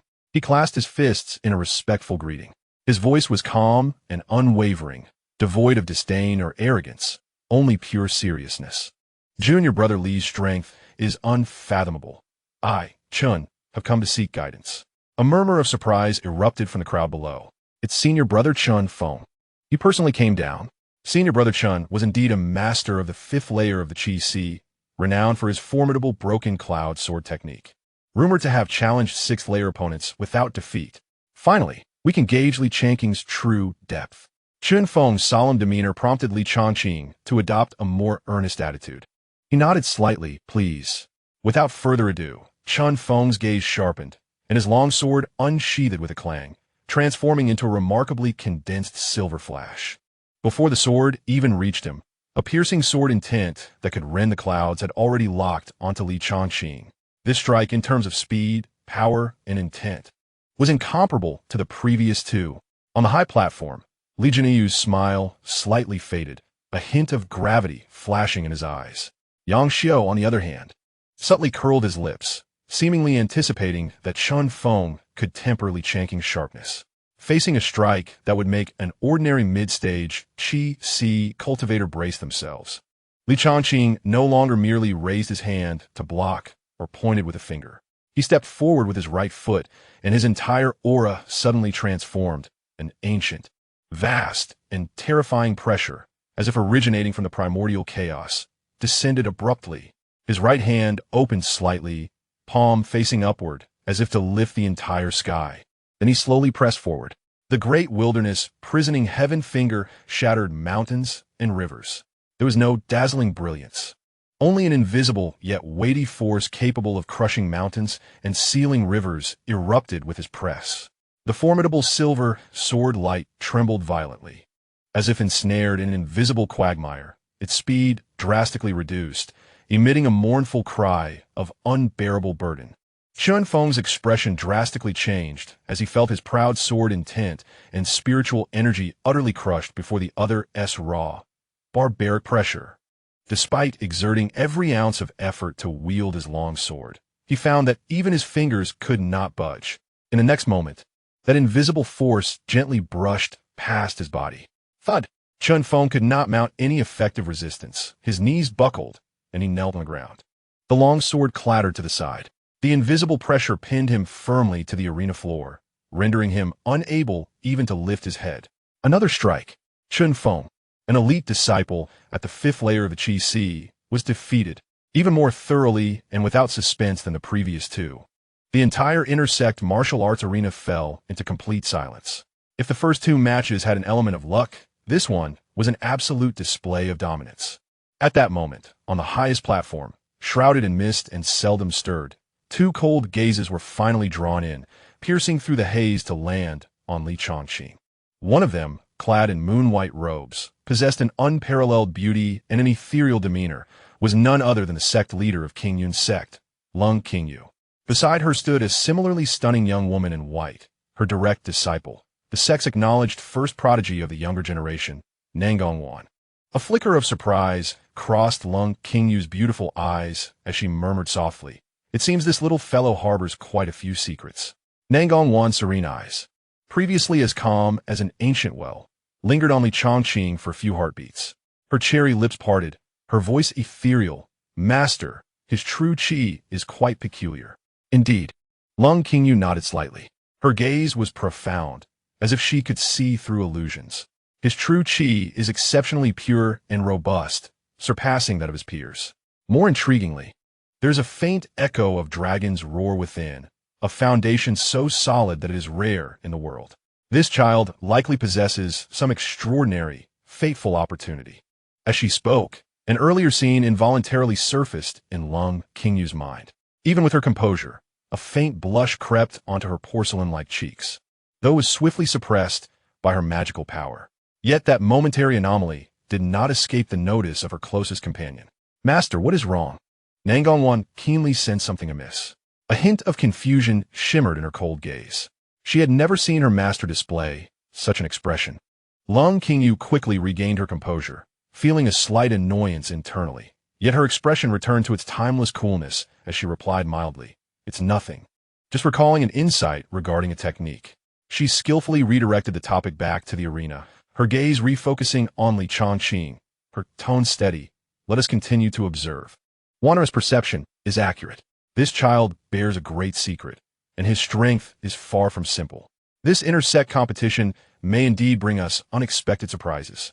However, deep within her calm gaze lay an unspoken emotion. Meanwhile, in the observation area below, Jiang Yuru stood still, her cold, tranquil eyes finally unable to suppress the ripples within. The 3rd layer of the Qi Si, suppressing Chun Feng of the 5th layer in a single strike.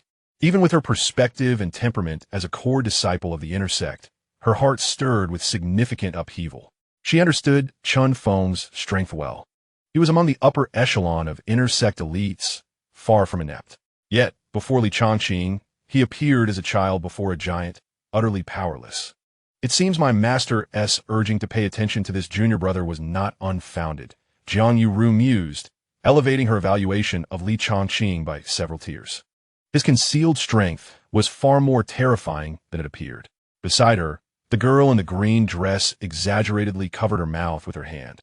Her wide eyes filled with disbelief and shock, speechless for a time. She had previously thought Li Changqing was merely lucky or employing some clever trick. But the absolute display of dominance before her shattered all her doubts. The entire intersect martial arts arena remained enveloped in an eerie silence. Everyone was still immersed in the astonishing yet swift conclusion of that overwhelming battle, until the elder referee, with barely concealed astonishment, declared the result aloud. Breaking the silence, "The victor is Li Changqing." The voice echoed throughout the vast arena, awakening countless dazed faces. In an instant, a tide of discussions surged forth, converging into a cacophony of chatter. All gazes directed towards the first arena were imbued with reverence, curiosity, and profound inquiry. The name Li Changqing had undeniably and forcefully entered the focal point of all intersect disciples' vision. Chapter 47. Discovering the prey. Time flowed swiftly, the intensity and pace of the intersect competition far surpassing that of the outer sect. Li Changqing, with his unfathomable strength, swept through his opponents, each one proving no match for him, thus advancing into the final defense stage with an impeccable record. When the presiding elder announced the final rules, 10 arenas were made available for the confident to step forth, culminating in a ranking battle among the 10 successful defenders. Almost instantaneously, as the words were spoken, several formidable figures appeared on the stage like phantoms. Changqing surveyed the scene, noting that all 10 arenas had been occupied. Among them, he recognized 2 familiar silhouettes. On the second arena stood his junior sister, Jiang who, with her cold demeanor, emanated an aura that revealed her to be at the pinnacle of the 9th layer of Qi realm, just 1 step away from the Yuan Dan realm. The most striking presence, however, was on the central first arena, where stood a woman clad in snow-white robes, her beauty transcending the ordinary, exuding an ethereal grace akin to a fairy untouched by worldly affairs. She was none other than the chief disciple of the sect master of King Yunzong, Nangong Wan.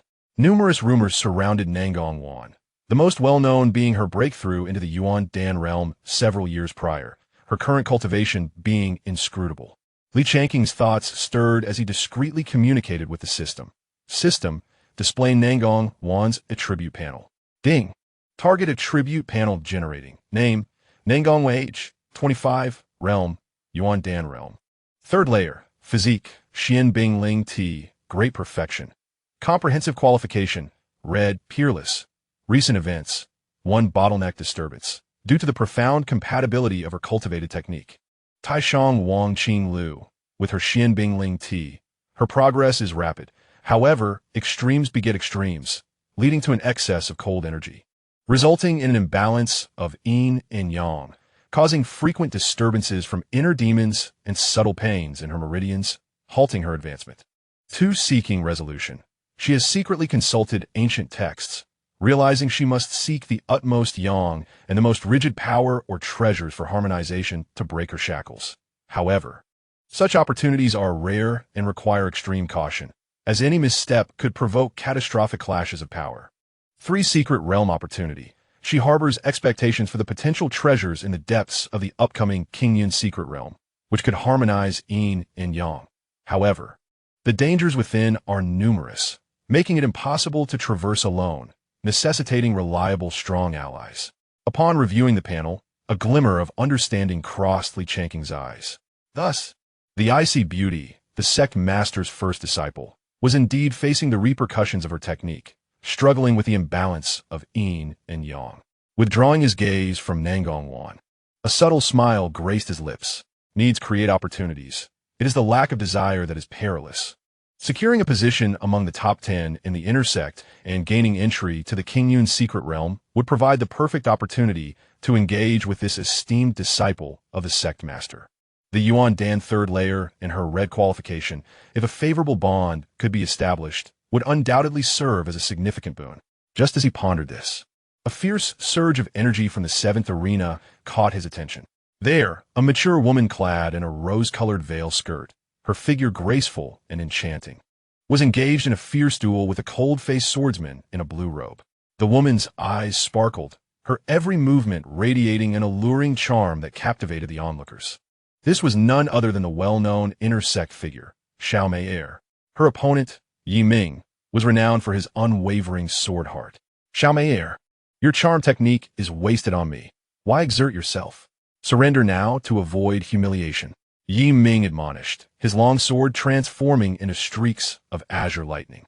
Launching a fierce assault, Xiaomei's laughter rang like silver bells, her form evading like a specter, her voice sultry and beguiling. Yi Shixing, as a man of stature, can't you show some mercy to a fragile woman? I truly fear pain.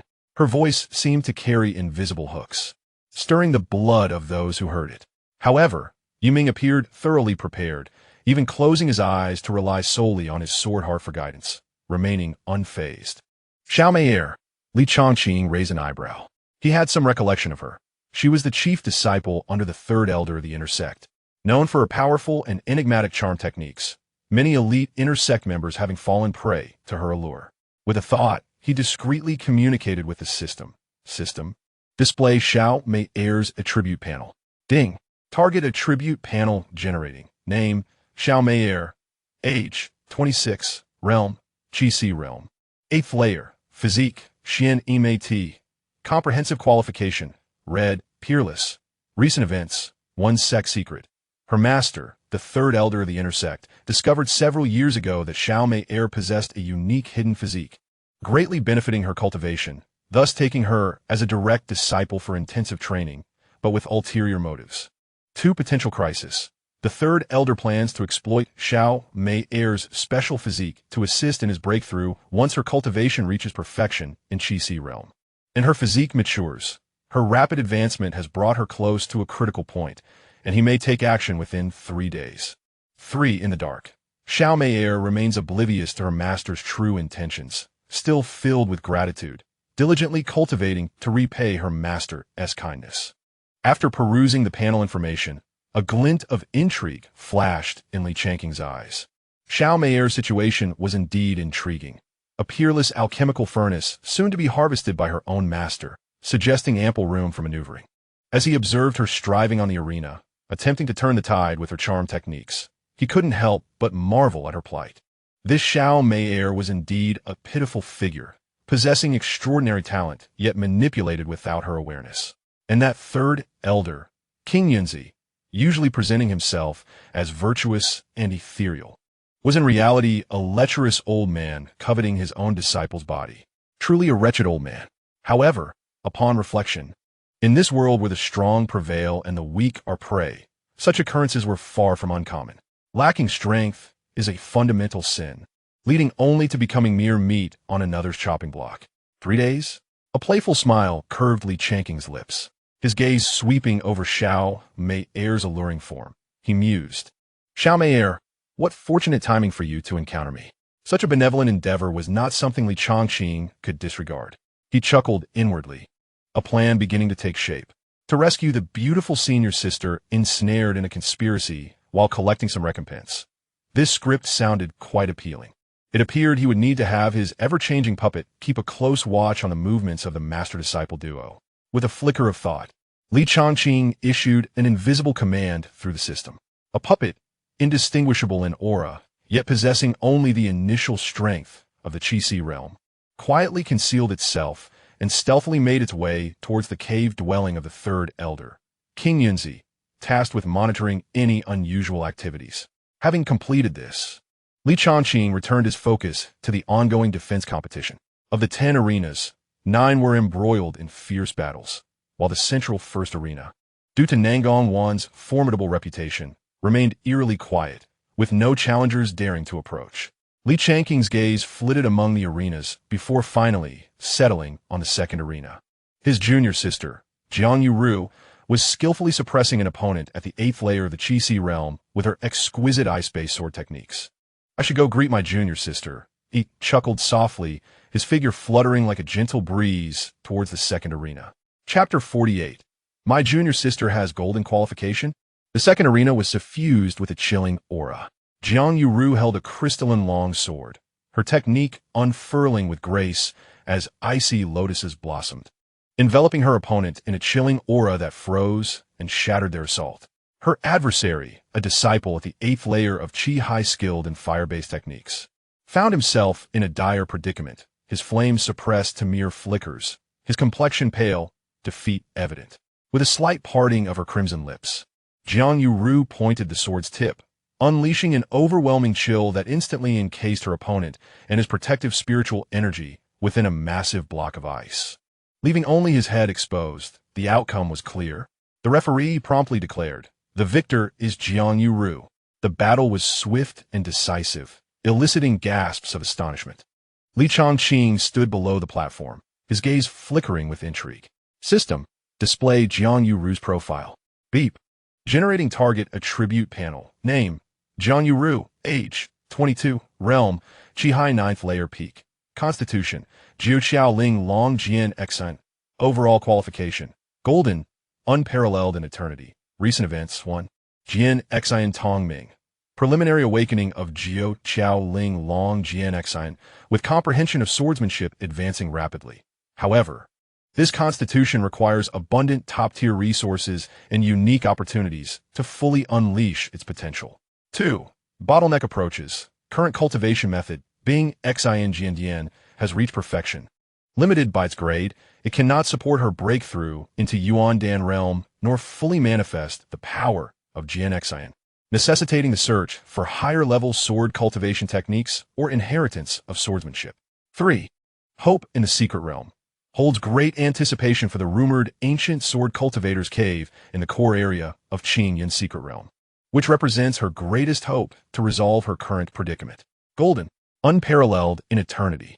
Changqing's heart trembled, his pupils constricting. He had suspected Jiang Yuru's extraordinary talent, yet he never anticipated her qualification would surpass even the red-tiered prodigies, reaching the golden tier. Jiao Qiao Ling Long Jian Xin. This was the legendary supreme constitution of swordsmanship. It was no wonder his father held her in such high regard. The potential of his junior sister was indeed formidable. Taking a deep breath to quell the tumult within, Changqing recognized that the Qingyin's secret realm had become an absolute necessity, not only for Nangong Wan's Xianbing Ling Ti, but also for the opportunities required by Jiang Yuru's Jiao Qiao Ling Long Jian Xin. Should he achieve something noteworthy in this secret realm, its value would be incalculable. At that moment, Jiang Yuru, sensing something, cast a cool glance in his direction. Their eyes meeting, she hesitated briefly, then nodded lightly, acknowledging him before quietly preparing for the upcoming fierce battle. Changqing withdrew his gaze, his expression deepening. The depth of the intersect was far beyond his expectations, and the opportunities even greater than he had imagined. As time passed, the competition neared its conclusion. Although nearly 100 disciples remained uneliminated, most were at the mid or early stages of Qi. They gazed up at the 10 formidable figures on the platform. Akin to immovable mountains, their eyes reflected not only desire, but also resignation and bitterness. The disparity was too great. Stepping onto the stage now would be akin to striking a stone with an egg, inviting humiliation. For them, these guardians had become figures to be looked up to. Just then, the resounding voice of the presiding elder echoed through the arena once more. There's still 1 hour until the end of the Guardian competition. Once the hour is up, the Guardians will be confirmed as the top 10 of this intersect competition. At that time, the final ranking matches will commence. The top 10 Guardians may challenge each other to determine their ultimate standings. The time limit is 6 hours. Upon the announcement of the rules, a small stir arose among the audience, but quickly subsided. For the vast majority of disciples, the contest for the top 10 no longer concerned them. They were mere spectators now. Changqing stood calmly, his gaze sweeping across the 10 platforms before settling on the 10th one. The Guardian, there was a strikingly beautiful and rather proud woman, her cultivation at the peak of the 8th layer of Qi, the lowest among the 10 Guardians. 1 hour remained, ample time. Changqing stroked his chin, a smile gracing his lips. He disregarded the preceding 9 platforms and stepped confidently towards the 10th one. His movement immediately captured the attention of the entire arena. Look, Changqing is moving. Is he really going to challenge senior sister Huangying? My heavens! Does he genuinely believe he can overcome her 5 minor realms? How audacious! Senior sister Huang isn't like those previous opponents. She's been stuck at the peak of the 8th layer of Qi for a long time, with extensive practical experience. Regardless, the courage Li Shixing displays in challenging a strong opponent is something we can only aspire to. As the crowd buzzed with speculation, Changqing ascended the 10th platform. Upon seeing him, the Guardian Huang Ying was initially taken aback. Once she recognized him, her brows furrowed slightly, her tone carrying a hint of displeasure. Changqing, you wish to challenge me? Changqing smiled, cupping his hands in a gesture of respect, his demeanor composed. Senior Sister Huang, I humbly seek your guidance. Perceiving his lack of humility, Huang Ying's anger flared, and she scoffed. Humph. Arrogant. Do not think that defeating a few early and mid-stage Qi disciples gives you the right to underestimate me.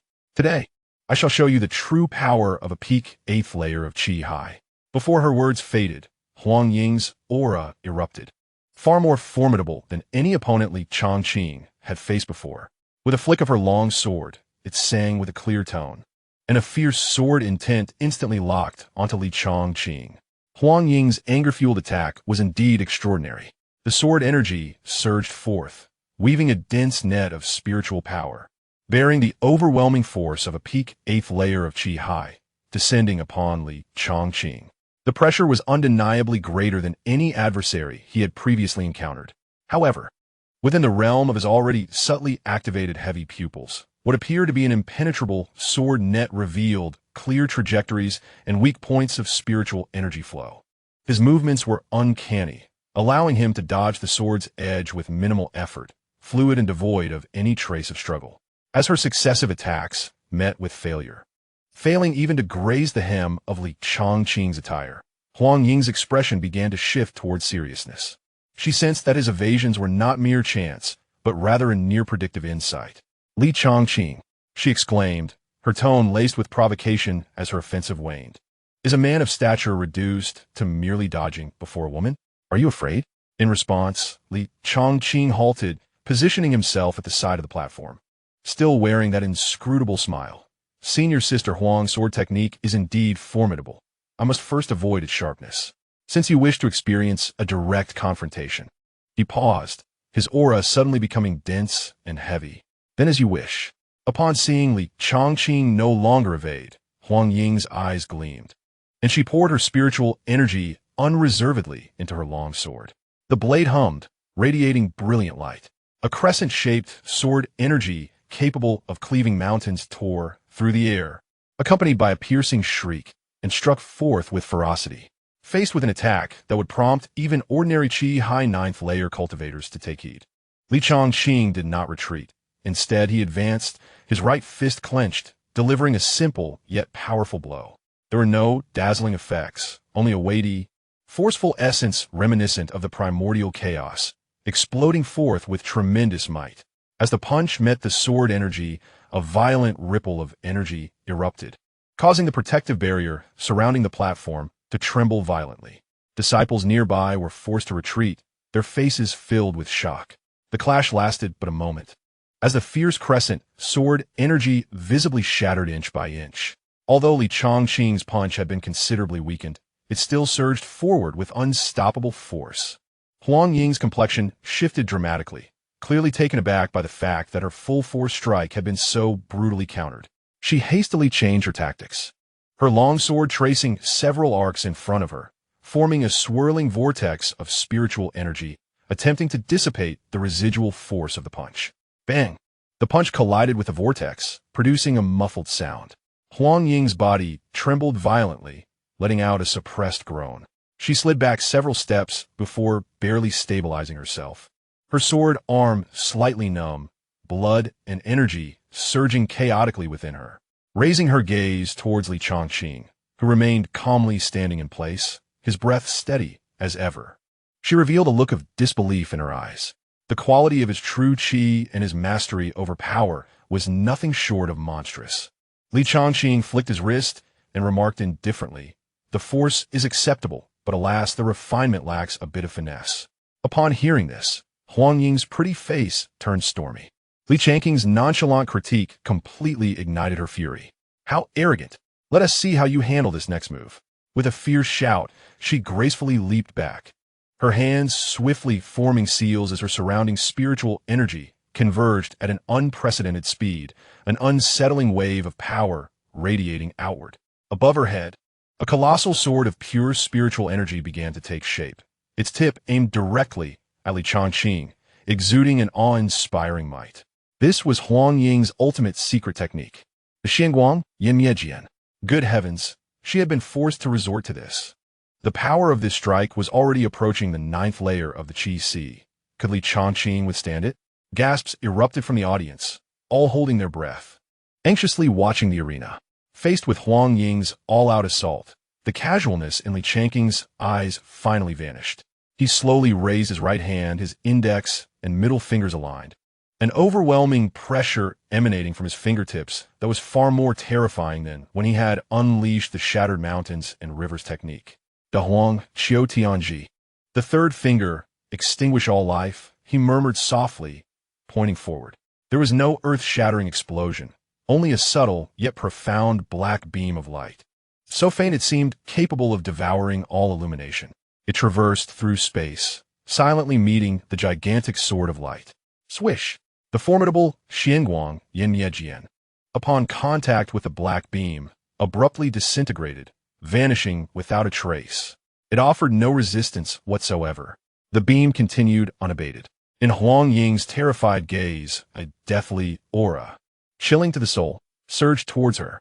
It was too swift, too terrifying. Huang Ying's mind went blank, her body seemingly frozen, unable to execute any evasive maneuvers. It was over. This singular thought echoed in her heart, steeped in despair. Just at that critical moment, Li Changqing's eyes flickered. The black beam, which had already reached her brow, suddenly veered at a minuscule angle, grazing her temple as it shot past. It ultimately pierced through the protective barrier surrounding the arena, creating a tiny hole that slowly began to seal. The gust from the beam severed several strands of Huang Ying's hair. She stood frozen in place, her face ashen, pupils dilated, cold sweat beading on her forehead, gasping for breath as if she had just returned from the brink of death. The shadow of death cast by that finger left her soul trembling. The entire venue fell silent once more. Everyone was rendered speechless by the astonishing display of power. The head elder referee took a deep breath and announced loudly, "The victor is Li Changqing." As his voice echoed, an eerie silence enveloped the audience, so quiet that a pin drop could be heard. Everyone remained immersed in the aftermath of that shocking and abrupt display of strength. Having surpassed nearly 5 small realms, he had directly countered his opponent's most formidable technique. He had even narrowly avoided a lethal blow, yet managed to precisely control his strength at the last moment. This level of power and control transcended the comprehension of the vast majority of inner disciples. After a brief pause, the crowd erupted like a powder keg, a cacophony of astonished voices filling the air. Did I not see correctly? Huang Ying has lost. What level of martial arts was that finger? Terrifying. Li Changqing, at the 3rd layer of the Qi Si, crushed the peak of the 8th layer, truly a monster. He actually held back at the end. What mastery! On the arena, Huang Ying seemed to have been drained of all energy, her legs giving way as she collapsed to the ground, utterly disoriented. Her once proud cultivation and techniques appeared utterly inadequate before the overwhelming might of her opponent. The extreme fear of brushing against death still lingered in her heart. Li Changqing walked slowly to her, extending his hand with a calm tone, devoid of any trace of a victor's arrogance.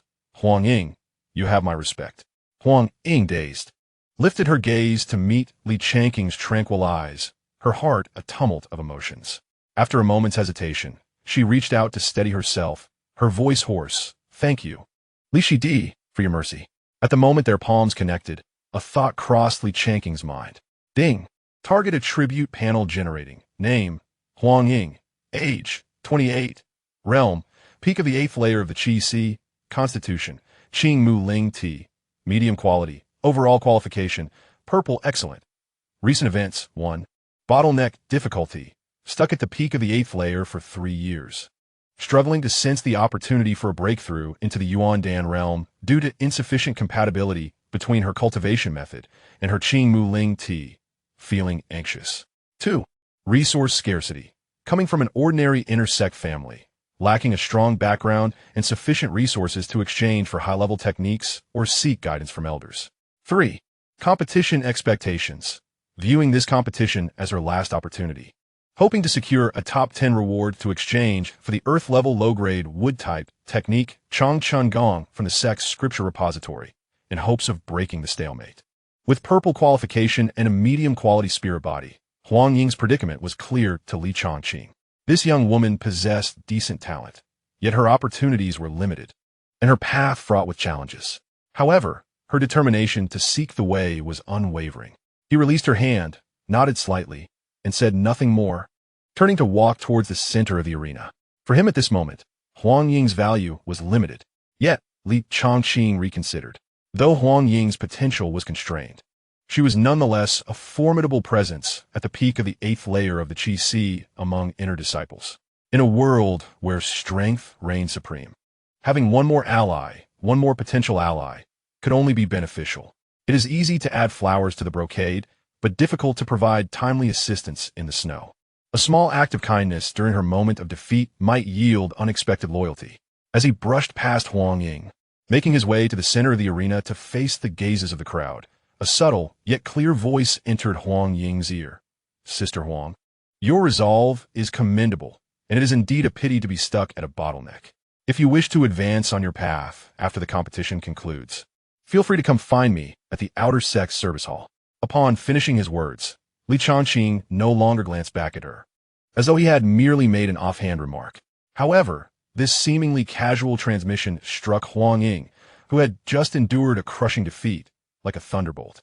She abruptly looked up, disbelief etched on her face as she gazed at Changqing's retreating figure, her eyes filled with shock, confusion, and a flicker of hope amidst despair. What does he mean by this? Does he see my predicament? Can he truly help me break through? Yet, he is merely at the third layer of the Qi Sea. No, the strength and insight he displayed cannot be measured by ordinary standards. In an instant, Huang Ying's mind was a whirlwind. The light that had once dimmed in her eyes reignited with fervor. Changqing's enigmatic presence grew even more mysterious and imposing in her heart. As the time limit for the defending competition came to an end, the host elder's voice resonated like a thunderclap, announcing the arrival of the final phase. The defense period is over. The 10 strongest challengers have been determined. The final ranking battle will commence immediately. With a time limit of 6 hours, challengers may freely contest one another to determine their ultimate rankings. With the declaration, the atmosphere on the 10 platforms grew even more intense. The gazes exchanged among the competitors were filled with scrutiny and a palpable sense of battle intent. Changqing, as the 10th arena champion, naturally faced no challengers. However, his previously displayed overwhelming prowess, particularly that terrifying singular finger technique, had instilled trepidation among the other arena champions, making them hesitant to regard him as an easy target. At this moment, on the adjacent 9th arena, a man clad in a blue robe, exuding a calm demeanor, stood with his arms crossed, casting a gaze toward Changqing. He spoke in a friendly and curious tone. "Brother Changqing, with the strength you have just demonstrated, entering the top 5 should be a trivial matter for you. Why do you content yourself with the last position, instead of aiming for a higher rank? Is it possible you are unaware of the specific rewards for the top 10 in this intersect competition?" Changqing was momentarily taken aback by these words. He had indeed only focused on the qualification for the Qingyan secret realm and had not inquired in detail about the specific ranking rewards. After all, his initial goal was merely to enter the secret realm. Now, being questioned sparked his interest, and he politely responded, "Brother, you possess keen insight. I am indeed only aware of the qualification for the secret realm and lack knowledge regarding the specific rewards. Might you clarify this for me?" Seeing Changqing's humble attitude, the man in the blue robe smiled even more broadly. Of course, I am Chen Xian, a disciple of Dan Ding Peak. The rewards for the top 10 are indeed quite substantial." He raised one finger. "Firstly, the most crucial reward is, of course, entry into the Qingyan secret realm. This realm opens once every 50 years, containing countless opportunities, ancient legacies, rare spiritual herbs, and even the inheritance of predecessors may be encountered within. It is a place of creation that cultivators like us yearn for." He then extended a second finger. "Secondly, there are contribution points and spiritual stone rewards awarded based on the final ranking. The 10th place receives 50,000 contribution points and 1,000 high-grade spiritual stones. Each rank improvement significantly increases the rewards. It is said that the first place alone receives a staggering 500,000 contribution points, with high-grade spiritual stones reaching a total of 10,000. This is a resource that even core disciples would envy." Next, he raised a third finger, his tone imbued with enthusiasm. "Thirdly, the most enticing reward is the opportunity to select a technique or divine ability from the 5th floor of the Scripture Pavilion. The 5th floor houses the sect's most esteemed secret texts, with the lowest being of the earth grade and even rumored remnants of heaven grade techniques. Ordinary disciples, even after achieving great merit, seldom have the chance to step inside." Finally, he lowered his voice, revealing, "Moreover, there are rumors that those who perform exceptionally well in this competition, especially those in the top 3, have a high chance of being noticed by the sect leader or several elder masters who have long been in seclusion, potentially being taken as direct disciples. That is a true leap to greatness." After Chen Xian finished speaking, he looked at Changqing. "So, Brother Changqing, now you understand that this ranking contest is not merely for show, right? Each advancement carries a vastly different reward." Listening to this, a gleam flickered in Changqing's eyes. In truth, these rewards were not particularly significant to him, nor did he require them. However, one of his targets, Huang Ying, happened to need this opportunity. If he secured a position among the top 3 and obtained a low-grade earth technique from the scripture pavilion to gift to her, perhaps there would be unexpected benefits. "Thank you for enlightening me, Brother Chun," Li Changqing expressed with a respectful bow, though his gaze had already involuntarily drifted toward the several arenas ahead. Pausing momentarily on the ethereal figure on the first arena, it seemed he had no choice but to engage in this ranking battle. Thus, he quickly weighed his options. In the first arena stood Nangong Wan, at the 3rd level of Yuan Dan, possessing red-grade talent and being a direct disciple of the sect leader, her strength unfathomable. Li Changqing shook his head internally. Unless he resorted to his trump card, the 9 transformations of the demon god, victory seemed improbable. Revealing his full strength at this moment was certainly unwise, so he set it aside. In the second arena was his junior sister Jiang Yuru, at the pinnacle of the 9th level of Qi Si, possessing golden grade talent and a formidable prowess with her 9 apertures Linglong sword heart. More importantly, she was one of his own, a capable aide from his father's faction. It was neither the time nor the place to engage in conflict with her, so he bypassed her. Ultimately, his gaze fixed on the 3rd arena. There stood a man cloaked in a loose black robe, his face obscured beneath the shadow of a hood, emanating a chilling and obscure aura. His cultivation was evidently at the peak of the 9th level of Qi Si, commonly referred to as half-step Yuan Dan. In the 3rd arena, the figure in the black robe seemed to be Shi Jinglong from the Ghost Sha Peak. Li Changqing recalled the original owner's memories. His impression of this individual was not profound, only knowing him to be a rather mysterious and ruthless character within the inner sect. Although the cold aura of half-step Yuan Dan was formidable, it seemed not invincible. Li Changqing sensed the opponent's aura and recognized the significant disparity compared to his own cultivation at the 3rd level of Qi Si.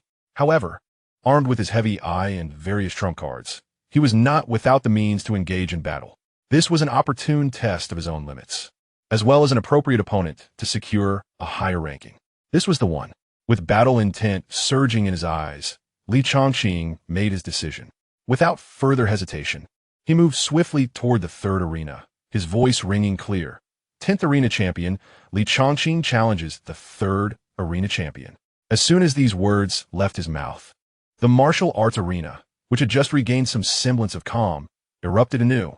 Li Changqing was actually daring to challenge Shi Jinglong, the half-step Yuan Dan. This sudden challenge ignited excitement throughout the intersect martial arts arena. The disciples below could hardly believe their ears, and discussions surged like a tidal wave. Is he out of his mind? How could he dare challenge Brother Shi Jinglong? Brother Shi is a half-step Yuan Dan, one of the most outstanding disciples of Ghost Sha Peak, with cunning and ruthless methods. Isn't Li Changqing seeking his own demise? Although Li Changqing had previously performed astonishingly, the gap between the 3rd level of Qi Si and half-step Yuan Dan was simply too vast.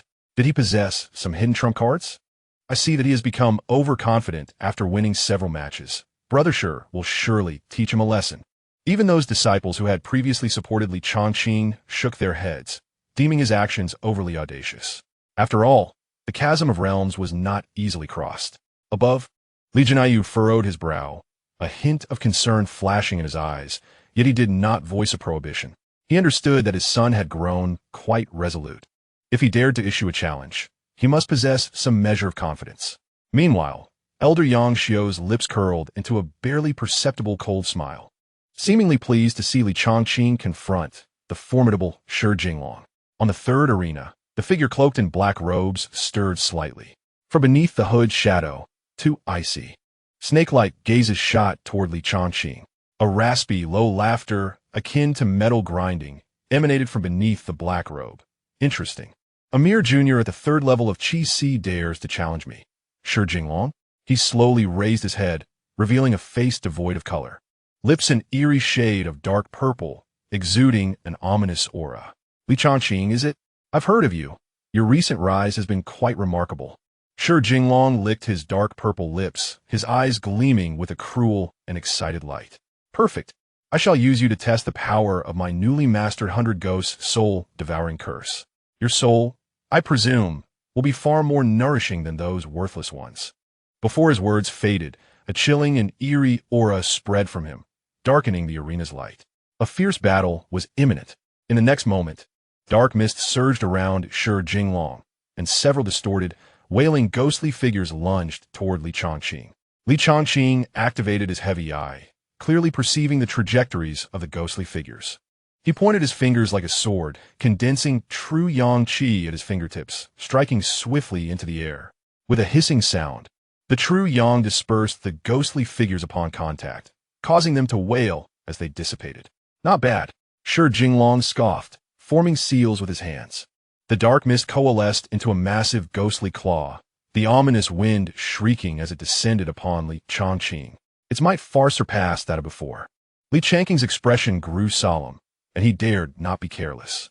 With a low shout, he executed the second form of the Huang Qiu Tianji, shattered mountains and rivers, and boldly thrust his finger forward. The force of his finger was powerful and vast, colliding violently with the ghostly claws. Boom! The energy surged, causing the ghostly claws to tremble violently, shattering more than half of them, yet the residual force was also neutralized. Jinglong's figure swayed slightly, surprise flashing in his eyes. Changqing seized the moment to retreat 2 steps, his vitality surging. In this initial clash, they surprisingly achieved a draw. The audience below fell silent. No one anticipated such an outcome. Having failed to gain an advantage, Jinglong's expression beneath his hood grew even darker. He distinctly felt that within Changqing's true energy lay a formidable force of utmost yang and rigidity, which had a remarkably strong restraining effect on his sinister ghostly powers. Impossible. This fellow's true energy is peculiar. It can actually erode my Xianxia ghostly energy. Jinglong furrowed his brows tightly, completely caught off guard. Normally, even an ordinary yang-based technique would struggle to easily suppress him. Meanwhile, Changqing also felt a stir within. The restraining effect of Long Yuan true energy against the sinister forces was even more pronounced than he had anticipated. This unexpected discovery bolstered his confidence. You have successfully enraged me.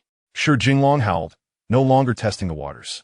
He bit his fingertip, using blood as a catalyst to trace an eerie rune in the air. In an instant, the entire arena was filled with a howling cold wind, the temperature plummeting.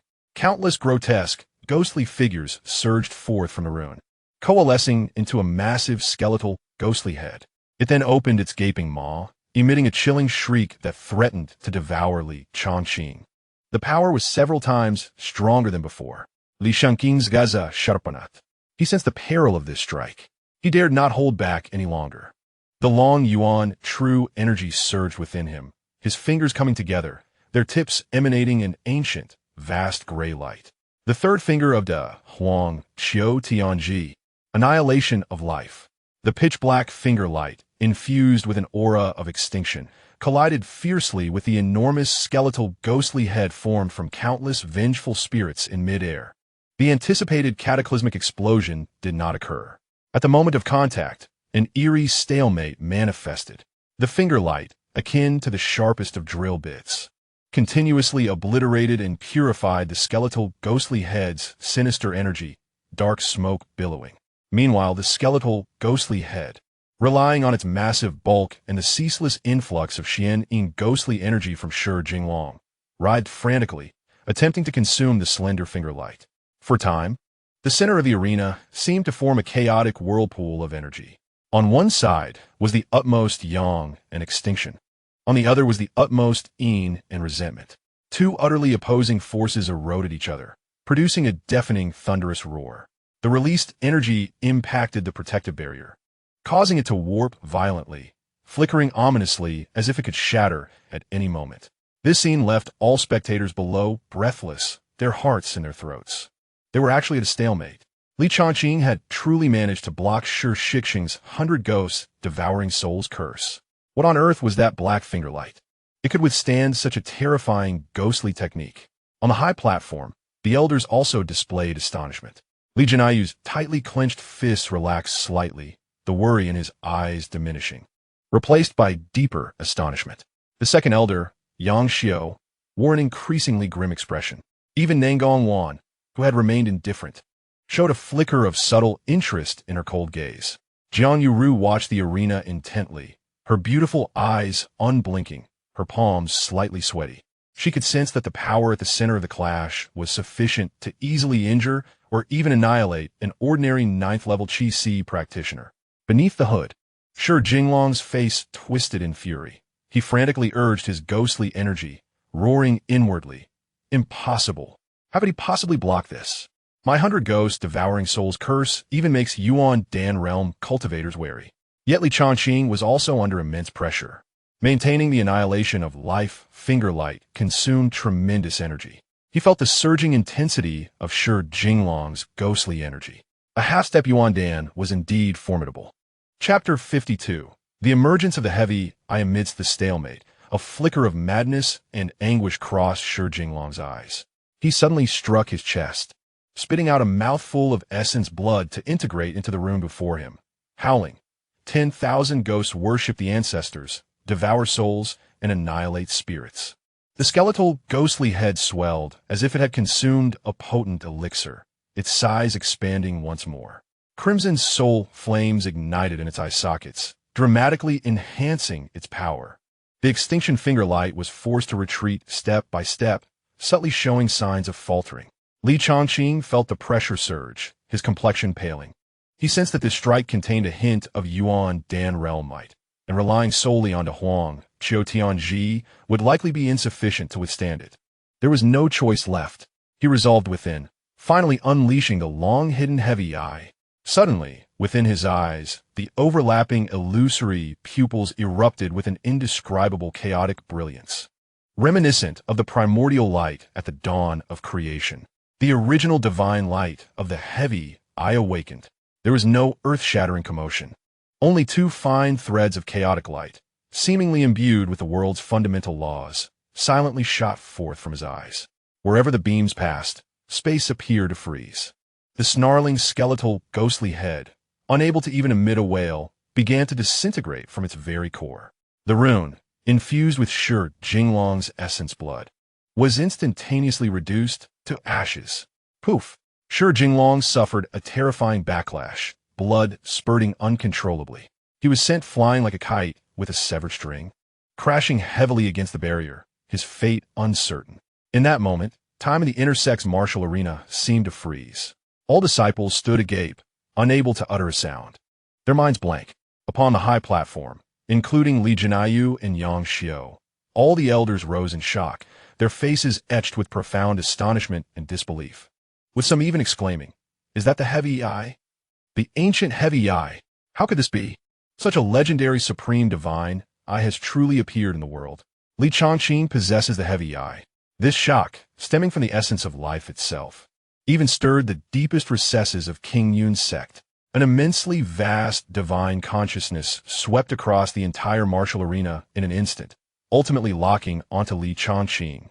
Imbued with unmistakable surprise and suspicion, "The heavy eye has appeared in my King Yun sect?" That was the voice of the sect master, Lung Qingyu. Even she was stirred. Just as the exclamation of heavy eye resounded in the hearts of the elders like thunder, the entire venue fell into an instant silence. Above the martial arena, the atmosphere shifted dramatically. An ineffably majestic figure appeared, without warning atop the highest viewing platform. She seemed as if she had always been there, or perhaps coalesced from the void. It was none other than the sect master of King Yun's sect, Lung Qingyu. She remained clad in her moon-white deist robe, her beauty unparalleled, as cold as an unyielding snow peak. Yet at this moment, her eyes were no longer calm. Instead, they bore a hint of astonishment and inquiry as they directly pierced through space, landing squarely on Li Changqing at the center of the arena, where the chaotic brilliance had yet to fully dissipate. The sect master has personally appeared. The disciples below, recovering from their profound shock, gazed upon that figure, unable to contain their excitement, and many fell to their knees in reverence. The sect master, who typically remained elusive, was seen in person today because of Li Changqing. On the high platform, Li Jinayu stood rigid, his mouth slightly agape. He stared at the gradually fading illusion of the heavy eye in his son's eyes, his mind a blank. Overwhelming joy, shock, confusion, and disbelief intermingled, causing the esteemed elder to momentarily lose his composure. The heavy eye. Changqing actually possesses the legendary supreme divine eye. Li Jinayu felt his heart tremble. The surprise was so immense it left him at a loss for words. He abruptly glanced at the sect master, then at his son, momentarily unsure of what to say. On one side, the second elder Xianxia wore a countenance so grim it seemed capable of dripping water. He clenched his fists tightly, his nails almost embedding themselves into his flesh. The revelation of the Zhuang Tong. What a profound implication. No one understood its significance better than he did. Li Jianyu's lineage had produced an exceptionally rare prodigy. All his prior suppression and schemes had become mere jest in the face of such undeniable destiny. A deep-seated envy and a chill radiated from the depths of his heart. The expressions of the other elders, including the previously mediating fifth elder and the various intersect elders, were also filled with shock and complexity. Their gazes towards Changqing had irrevocably transformed, shifting from admiration and surprise to a near reverence. The emergence of the Zhuang Tong signified that the fortunes of King Yun's sect were destined to undergo a significant transformation. Furthermore, Li Jianyu's standing would inevitably rise, leaving no one able to compare. Lung Qingyu's gaze lingered on Li Changqing for several moments, as though she sought to see through him entirely. Finally, her cool voice resonated, though not loud. It reached everyone's ears with a clarity that left no room for doubt. In this battle, Li Changqing is victorious. The appearance of the Zhuang Tong is an unparalleled fortune for our King Yun sect. With these words, she concluded the confrontation and established Li Changqing's status. Her icy gaze swept across the assembly, and her voice, imbued with supreme authority, echoed deep within the souls of all present. Today's events are of utmost importance to the sect's fortune. All that you have seen and heard must not be divulged. Should anyone contravene this, regardless of their status, they shall face the sect's regulations, resulting in utter annihilation. Adhere strictly to the Master's edict. The audience of tens of thousands of disciples, along with the elders on stage, including the conflicted second elder Xianxia, all bowed in agreement, their expressions solemn. They understood that should the news of the Zhuang Tong spread, it would undoubtedly incite turmoil and covetousness throughout the entire realm of cultivation. The Master's actions were intended to protect Li Changqing, as well as safeguard King Yun's sect. Once the confidentiality matters were settled, Lung Qingyu stepped forward, as if traversing the very fabric of space, and instantly appeared on the arena where Li Changqing stood, confronting him directly. She regarded the youthful face before her, still bearing a hint of innocence, yet already burdened with a celestial destiny. The astonishment in her eyes had transformed into calm, yet the gravity of her regard was unmistakable. Li Changqing, she began slowly, her tone still cool, but imbued with an unmistakable authority. You bear the Zhuang Tong, a divine blessing upon our King Yun sect. I wish to accept you as my direct disciple, ranking second only to Nangong Wan as my second disciple. Do you consent? At her proclamation, an anticipatory silence enveloped the crowd, yet no one was truly surprised. After all, it was the legendary Zhuang Tong. It was said to embody the pinnacle of existence. Not only the sect master, but even the reclusive supreme elders and the formidable emperors chronicled in ancient texts would unquestioningly extend an olive branch upon encountering such a gem. To be the direct disciple of the sect master, receiving the devoted mentorship of a formidable figure, was a coveted blessing for any cultivator. For Li Changqing in this moment, it represented the finest choice and the strongest protection. All eyes focused on Li Changqing, awaiting his response. Li Jianyu, in particular, felt an acute tension as he held his breath. Chapter 53. Lung Qingyu accepts a disciple. A smile curled at the corner of Li Changqing's lips. He had awaited this very opportunity. In response to Lung Qingyu's heartfelt invitation, he composed himself, offering a respectful bow. His voice clear and steady. Disciple Li Changqing pays homage to Master. Upon hearing this declaration, even though the assembly had anticipated it, the sheer envy and jealousy that surged forth was palpable, akin to a tidal wave crashing towards Li Changqing, the sect master's direct disciple.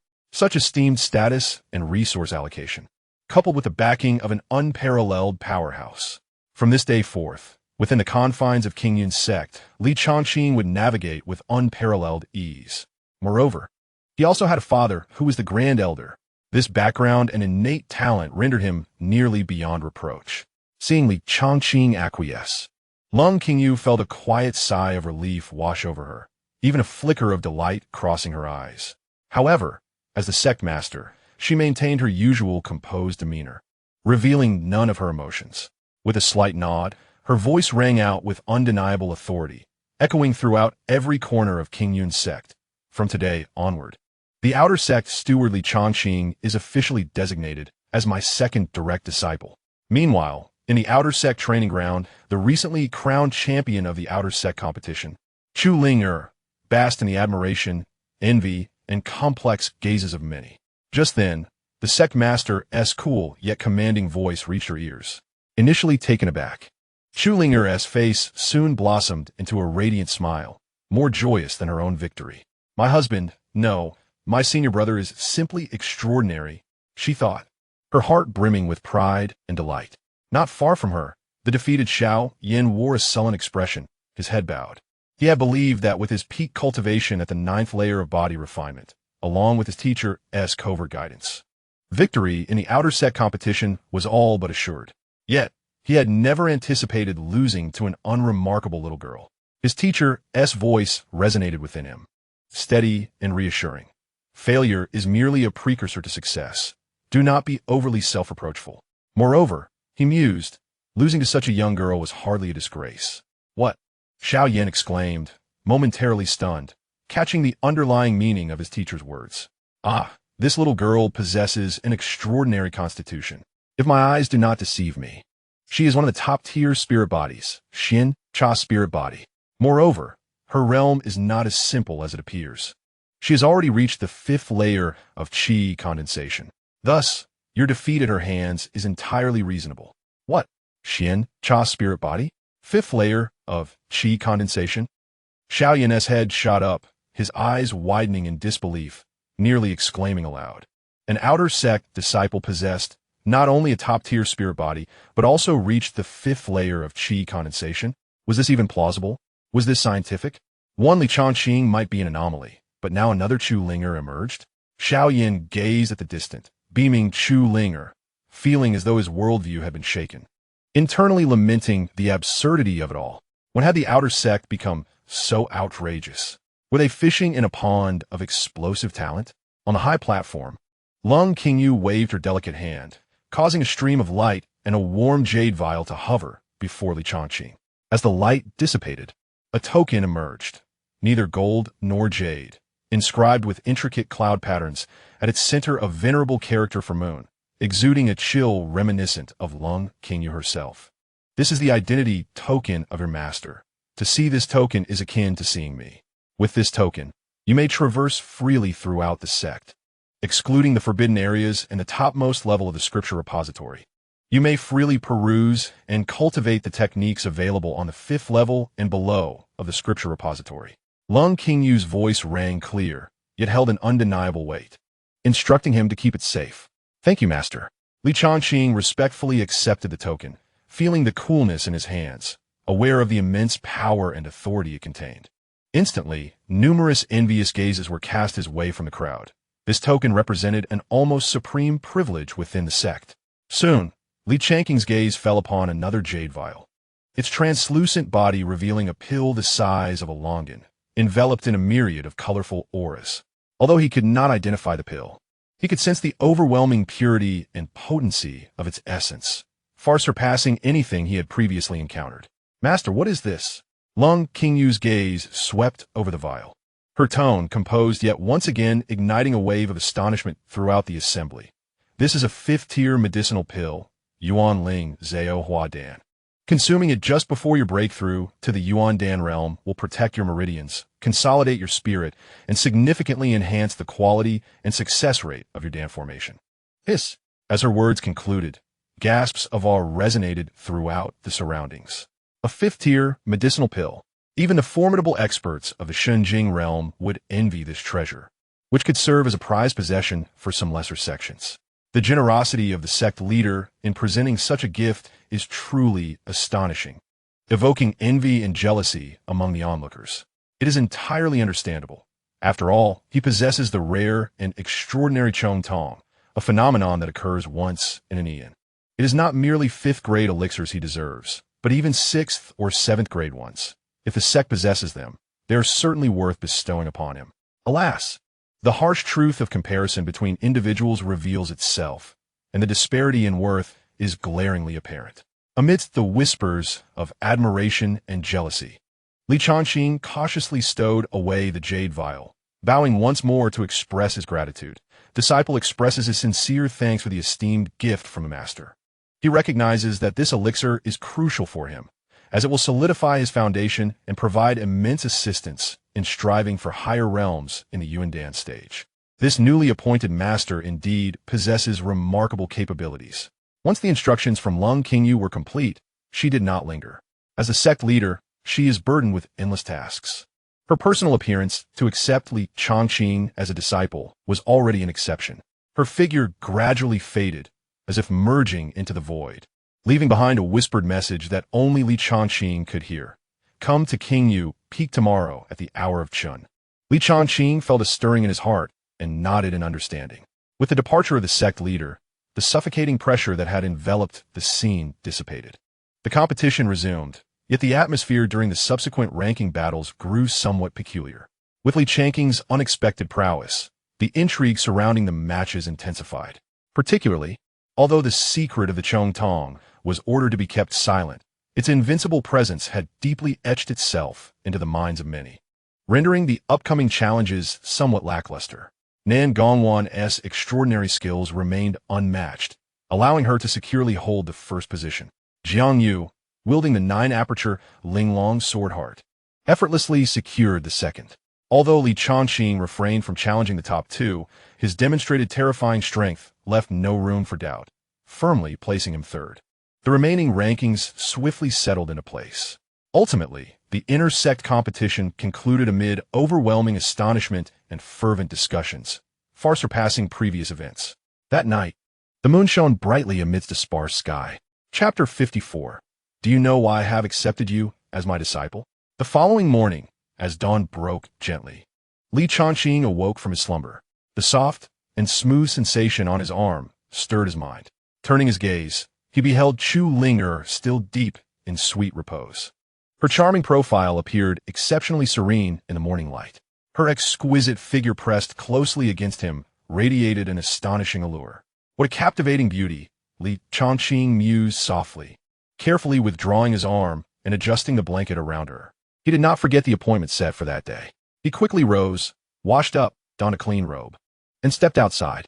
Summoning his flying sword, he transformed into a streak of light, racing towards Qingyu Peak deep within the inner sect. Along the way, every disciple he encountered, whether from the inner or outer sect, paused to greet him with expressions of either reverence or flattery, respectfully bowing and saying, "Good morning, Senior Brother Li." "I have seen Senior Brother Li." Changqing merely nodded slightly in acknowledgement. However, he could not help but feel a mix of emotions. With the status of the sect leader's direct disciple, the treatment he received was indeed worlds apart. Those who once looked down upon him, or even mocked him from the shadows, had now transformed into warm-hearted allies. Such is the fickleness of human nature, a stark reminder of reality. He chuckled lightly and shook his head, choosing not to dwell on it further. Following the direction etched in his memory, he soon arrived at the foot of Qingyu Peak. The peak towered into the clouds, seemingly sculpted from cold jade, exuding a faint chill and ethereal aura, truly befitting the abode of the sect leader. To his surprise, at the mountain's base, a figure clad in snow-white garments awaited, his senior sister, Nan Gongwan. Upon seeing Changqing approach on his sword, her expression remained unchanged, and she coldly stated, "Qingyu Peak is the place of the Master's secluded practice, with strict rules against flying on swords, as it disturbs the tranquility. One must ascend the mountain on foot to show reverence." Her words were succinct and devoid of emotion. After speaking, she turned and gracefully ascended the winding stone steps. "Thank you, senior sister, for guiding the way," Changqing said, sheathing his sword and following her. As soon as they stepped within the bounds of Qingyu Peak, a wave of pure, biting cold greeted them. It was not the ordinary chill, but rather a refreshing spiritual energy that seemed capable of penetrating the soul and cleansing all distractions. Changqing could not help but exclaim inwardly, "The coldness of the person matches the coldness of the mountain. It is no wonder that they are master and disciple." The two walked in silence along the mist-laden mountain path. After about the time it takes to burn a stick of incense, they arrived at a secluded cliff. The spiritual energy swirled like mist, ancient pines twisted at the cliff's edge. A clear spring flowed nearby, producing a melodious sound, creating an environment of utmost tranquility. At the edge of the cliff, Lung Qingyu, clad in a moon-white robe, sat cross-legged upon a smooth azure stone, her eyes gently closed, exuding a rhythmic flow of Daoist essence. "Master, he has arrived." Ningongwan stepped forward and bowed respectfully. Lung Qingyu slowly opened her eyes, her gaze calm and unwavering. "You may leave now." "Yes, master." Ningongwan complied. However, before departing, her cool eyes discreetly glanced at Changqing, quickly sweeping over the seemingly unchanged profile of the master. A flicker of doubt crossing her mind. Has the master's aura changed slightly from usual today? She could not articulate the sensation, merely an intuition. With that uncertainty, Ningongwan vanished into the misty path from whence she came. At the cliff's edge, only Changqing and Lung Qingyu remained. A slight chill in the mountain breeze carried the fragrance of grass and trees. Changqing gazed at the cool, ethereal figure before him, momentarily at a loss for words. The atmosphere felt somewhat delicate and ambiguous. "Master," Changqing cleared his throat, breaking the somewhat stagnant silence. "May I inquire what arrangement you have in mind for summoning your disciple today?" Lung Qingyu slowly opened her eyes and spoke softly. "The reason I summoned you today is that there are matters I wish to discuss with you." She paused slightly, then shifted her tone, "But before we proceed, are you not curious as to why I have made an exception to accept you as my disciple?" Changqing, upon hearing this, blinked and candidly replied, "I'm not really curious." A barely perceptible furrow formed in Lung Qingyu's elegant brow, as she seemed taken aback by such a response. Subsequently, her tone remained calm, but carried an undeniable weight. "You must understand, I have never accepted male disciples. This is well known throughout the sect. Moreover, the cultivation method you practice is of utmost yang and rigidity, in stark contrast to my own inattributed Taizhang Wangqing Lu. They are fundamentally incompatible, like fire and water. If we were to force a joint cultivation, the clash of yin and yang could lead to perilous backlash."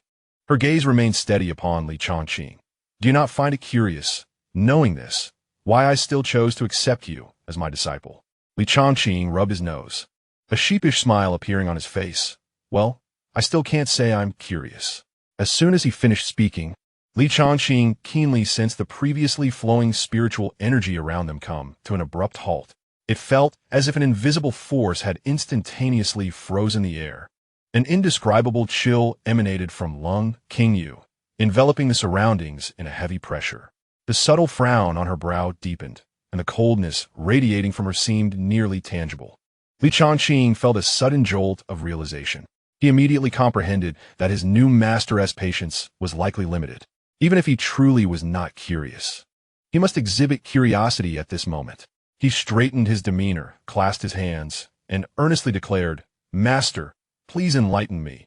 Your disciple is all ears." Only then did the sense of stagnation in the air quietly dissipate, returning to its previous flow. Lung Qingyu regarded him with a profound gaze, her expression complex and inscrutable, hinting at a touch of helplessness and perhaps something more. Seeing that he finally expressed curiosity, the invisible pressure surrounding her relaxed slightly, and her cool voice resumed.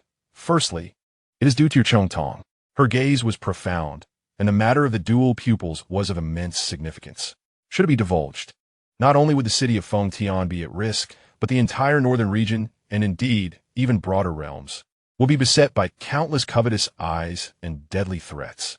To accept you as my disciple, leveraging my name, would at least ensure your safety within the confines of Fengtian, where none would dare to act against you openly. Changqing nodded in understanding. This reasoning was both sensible and justifiable. And what a second reason? Cold Qingyu's tone paused slightly, her cold, clear eyes seemingly capable of piercing through the hearts of men. Your cultivation method appears to be rather unique, does it not? It can even assist others in awakening their hidden spiritual bodies? This statement struck Changqing's mind like thunder, reverberating through his thoughts. How did she know? The affairs of the system could not possibly have been leaked. How then did she learn of Chu Linger's awakening being linked to him? Observing the instantaneous shift in Changqing's expression, Cold Qingyu maintained her calm demeanor. Yet there was an air of effortless authority in her tone. There is no need for panic, nor for speculation. I am the sect leader of Qingyan Zone, and under my divine consciousness, all matters within the sect are within my perception, should I wish it to be so. Her gaze remained steady as she delivered a chilling revelation. I am aware of the entire process during which you assisted the outer disciple Chu Linger in awakening her Xianxia spiritual body just days ago. What? Li Changqing was utterly bewildered. His mind went blank for a moment. Had he been exposed? No. Which process was she referring to? Was it the process of channeling spiritual energy, or the process of mutual cultivation? In an instant, memories of their intimate contact during Chu Linger's awakening, the intertwining of their spiritual energies, flooded his mind. Could it be that this seemingly aloof and celestial sect leader had been observing everything from a hidden corner? Li Changqing's lips twitched, and his inner thoughts were a tempest of incredulity. What the heck? Is this a peculiar hobby of yours, esteemed leader? A dignified sect leader secretly watching her disciple assist in awakening a spiritual body. Does this make any sense? What of your esteemed authority as sect leader? The facade of indifference has crumbled. He felt as though his worldview had been irrevocably shaken, and his gaze towards Cold Qingyu transformed into one of utter peculiarity. Chapter 55. Human sentiment. Cold Qingyu seemed to sense something amiss. A faint blush, like the hue of delicate jade, involuntarily crept onto her flawless cheeks. Though it was quickly suppressed by her magical power, she instinctively turned away from Li Changqing's gaze, her voice still cold yet tinged with an almost imperceptible awkwardness. Ahem. This was not my intention. That day, I merely sensed the awakening of a Xianxia spiritual body within the sect, a talent of the highest caliber, and was curious to investigate its origins, hoping to discern whether it was of merit. Little did I expect that my divine consciousness would lead me to witness your assistance in the awakening process. Upon hearing this, Li Changqing could only cough lightly, masking his embarrassment and frustration. He never anticipated that awakening a spiritual body would attract the sect leader for a live observation. Had he known the commotion would be so grand, he would have taken Chu Linger to a remote forest to conduct the affair. The air seemed to grow thick with tension. The only sound that remained was the gentle trickling of the spring at the cliff's edge, creating an atmosphere so awkward that one could practically excavate a three-bedroom apartment with their toes. After a brief silence, Li Changqing swiftly regained his composure. The sect leader, being of high status and burdened with myriad responsibilities, would not make an exception to accept him as a disciple merely due to an accidental glimpse of something inappropriate. She had specifically mentioned this matter and emphasized the uniqueness of his cultivation method. Li Changqing's gaze flickered. He had begun to entertain certain conjectures. He turned to Cold Qingyu, whose back was turned yet bore an air of underlying tension, and broke the silence with a calm tone. Your esteemed self specifically mentioning this matter suggests there is more to it than simply informing your disciple, is there not? Your decision to accept me as a disciple, aside from the matter of the dual pupils, is it also related to my somewhat unique cultivation method? He deliberately paused on the word unique, meeting Cold Qingyu's gaze directly, waiting for her response. Cold Qingyu's figure paused imperceptibly. She did not immediately turn around. Yet Li Changqing could sense that the previously awkward atmosphere had subtly shifted towards one laden with anticipation. Facing away from Li Changqing, she remained silent for a moment before her cool voice resumed, laced with an almost imperceptible complexity. I have an old friend. She has long suffered from a chilling poison that is both extremely sinister and icy, penetrating her very bones and spirit, causing her immense suffering. On most days, she can only rely on seeking various extremely young treasures to barely suppress and delay its onset. Cold Qingyu's voice gradually deepened, as if she could feel that pain. Yet, such young treasures are inherently difficult to obtain, and in recent years they have become increasingly scarce, making it challenging to maintain her condition. The cold poison has begun to counterattack with increasing ferocity, gradually corroding her foundation and leaving her in torment and growing weakness. In desperation, she sought me out, pleading for assistance, hoping that I could find her a cultivator who practices an exceptionally pure yang method, to leverage its primal yang energy to completely eradicate this lingering coldness that has plagued her for years. At this point, Cold Qingyu slowly turned to face Li Changqing. Her eyes, clear as a cold spring, fixed intently upon him, the implications therein unmistakable. In an instant, Changqing comprehended the situation. After going through such elaborate explanations and the acceptance of a disciple, the ultimate goal was laid bare. She wished to utilize his unique Longyuan true qi to heal her old friend and dispel the cold. Yet, he still harbored a sliver of doubt and spoke up. As you mentioned, the region of Feng Tian is vast. And while cultivators of yang methods may not be in abundance, they're certainly not limited to myself alone. Why then, have you specifically sought me out? Cold King Yu seemed to have anticipated this inquiry, explaining, prior to you, I had indeed sought several others, many of whom were of higher realms than yourself. However, their yang true qi was either insufficiently pure or lacked the required potency, merely able to temporarily suppress the cold poison without addressing its root cause, let alone eradicate it entirely. Often, shortly after treatment, the cold would re-emerge, and in some cases, it would manifest with even greater stubbornness due to irritation. Her gaze rested upon Changqing, filled with scrutiny and expectation. But you are different. When you assisted Chu Linger in awakening her spiritual body, although I did not scrutinize closely, I could distinctly perceive that the true qi derived from your cultivation method is exceedingly pure and robust, infused with a powerful essence of life, far surpassing ordinary yang methods. Perhaps your true qi is precisely the key to resolving her affliction. Cold King Yu's tone softened, carrying a rare hint of supplication. Thus, I wish to implore you to assist her. She paused and offered a promise. Of course, I would not have you toil without recompense. Should you agree to assist, regardless of the outcome, I shall owe you a favor. Furthermore, I can agree to do one thing for you, as long as it does not contravene the sect's principles and falls within my capabilities. Upon hearing this, Changqing quickly weighed his options. The favor from the sect leader was indeed enticing, and the promise held immeasurable value. Yet, he was acutely aware of his numerous secrets. With the system in play, the manifestation of his dual pupils, and the complexities surrounding Chu Linger, Jiangyu, Xiaomei, and Nangong Wan, as well as other plans requiring time and energy, he was reluctant to become entangled in such a seemingly troublesome affair, exhausting himself for an unfamiliar individual. His greatest fear was the unforeseen complications that could disrupt his carefully laid plans. After a moment of contemplation, he donned a suitable expression of regret, cupping his hands in a gesture of respect. Your generosity is deeply appreciated, esteemed master. However, as a disciple of limited cultivation, merely at the third layer of Qi Si, my own training is still fraught with challenges, and I fear I may be inadequate and inadvertently jeopardize your friend's important matter. Such a significant responsibility, I truly feel unworthy. I respectfully request that you seek someone more capable. Cold King Yu's delicate brows instantly furrowed.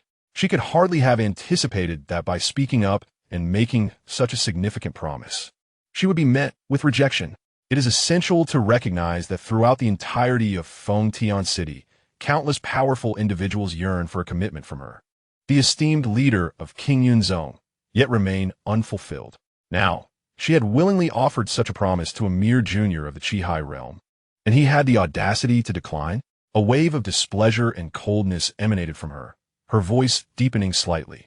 Do you believe the reward insufficient? If that is the case, I can agree to an additional condition. As long as you are willing to take action, regardless of the outcome, I shall grant you 2 requests. That should suffice, no? However, Changqing continued to shake his head resolutely, preparing to refuse once more. Just then, a voice imbued with a touch of languor and allure rang out above the cliff, shattering the stalemate between the two. Why refuse so decisively, little one? Why not first hear what conditions I can offer before making your decision? Both Changqing and Lung Qingyu were taken aback and turned to look towards the source of the voice. Chapter 56. Hong Dai. Any request is acceptable not far away. Ripples emerged in the empty air. A woman clad in a fiery red gown gracefully descended from the void, her bare, snow-white feet touching the ground with elegance. She possessed a lithe and enchanting figure, with a breathtaking visage. Her every glance and smile exuded a captivating maturity, reminiscent of a perfectly ripe peach, ready to burst with juice at the slightest touch. A flash of astonishment crossed Changqing's eyes as he inhaled sharply. What an exquisitely alluring mature beauty! Upon seeing the newcomer, A flicker of surprise passed through Lung Qingyu's cold gaze. Hong Dai? What brings you here in person? The woman, known as Hong Dai, lightly touched her toes and landed at the edge of the cliff. She first cast a knowing glance at Lung Qingyu. Then her enchanting eyes turned with keen interest to scrutinize Li Changqing, as if attempting to see through him completely. Under the intense scrutiny of Hong Dai's inquisitive gaze, Li Changqing maintained an outward calm, while inwardly he silently commanded, "System, display her attribute panel." Ding! Target attribute panel generating. Name, Hong Dai. Age, 300 years. Realm, Divine Palace Realm. Great perfection. Physique, naturally charming, awakened. Comprehensive qualification, red, peerless.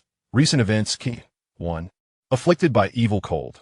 17 years ago, while seeking opportunities in an ancient secret realm, Xianming Yuan, she was attacked by a rare Jiuyu Xianbing spirit. Although she ultimately escaped due to her formidable cultivation, a trace of extreme cold and evil energy has invaded her heart and soul, proving difficult to eradicate. 2. Enduring torment. This evil cold is exceedingly tenacious, eroding her foundation day and night, causing unbearable pain akin to thousands of ants gnawing at her heart, freezing her soul. For years, she has relied on various fire-type heavenly materials and the assistance of practitioners of pure yang techniques to suppress it, but this only addresses the symptoms, not the root cause, and, as time passes, the suppression grows increasingly ineffective. 3. Seeking a lifeline, aware of her declining state. She learned from Lung Qingyu about her new disciple possessing extraordinary pure yang true energy, which might hold a glimmer of hope, prompting her to come personally for a final attempt. Upon reading the panel's information, Li Changqing understood. It turned out that this enchanting and deeply skilled woman in red was the old friend mentioned by Lung Qingyu, and also a victim of the evil cold. Despite her great perfection in the Divine Palace realm, she had been so tormented by this cold that she needed to seek help from a Chi-Hai Rel practitioner. This cold truly was formidable. Seeing him gaze with clarity and a sense of calmness rather than disconcertion under her scrutiny, Hong Dai couldn't help but regard him with heightened esteem. She slightly parted her crimson lips, her voice sultry and enticing. "Little one, you possess quite the composure. It seems that my sister Qingyu has indeed taken on a fine disciple." Her eyes sparkled with intrigue as she directly addressed the matter at hand. "I trust my sister Qingyu has already informed you of my situation. This evil cold has tormented me greatly, and hearing of your extraordinary true energy, I believe you may relieve my suffering." Leaning slightly forward, a fragrant aroma wafted toward him, her tone laced with temptation. "If you are willing to assist me, regardless of the outcome, I will owe you a favor." Moreover, she deliberately paused, twirling a lock of her hair with her slender finger, her alluring gaze lingering. "I can promise you any request within my capabilities. Any request is permissible, little one." The insinuation in her words was unmistakable. "Oh, any request?" Li Changqing's eyes brightened at her words, an involuntary smirk appearing at the corners of his mouth. He gazed intently at Hong Dai's captivating face and confirmed, "Is your statement genuine, senior?" Seeing his interest piqued, Hong Dai smiled even more alluringly, her delicate fingers raised in an oath without hesitation, her sultry voice carrying an undeniable seriousness. "When I speak, I always keep my word. As long as you can help me eliminate this evil cold, I, Hong Dai, hereby vow in the name of the heavenly principles, I will grant you one request, as long as it remains within my abilities and limits, and I shall strive to fulfill it to the best of my abilities. Should I violate this vow or seek to evade it, may I perish on the spot, my soul extinguished." An invisible wave of heavenly rules descended silently with her words, signifying that the oath had been established. Li Changqing's heart jolted, a flicker of astonishment crossing his face. He had not anticipated such decisiveness from her, directly establishing the most rigorous of oaths. This effectively placed the initiative entirely in his hands. Did she not fear that he might propose excessively outrageous or even humiliating demands?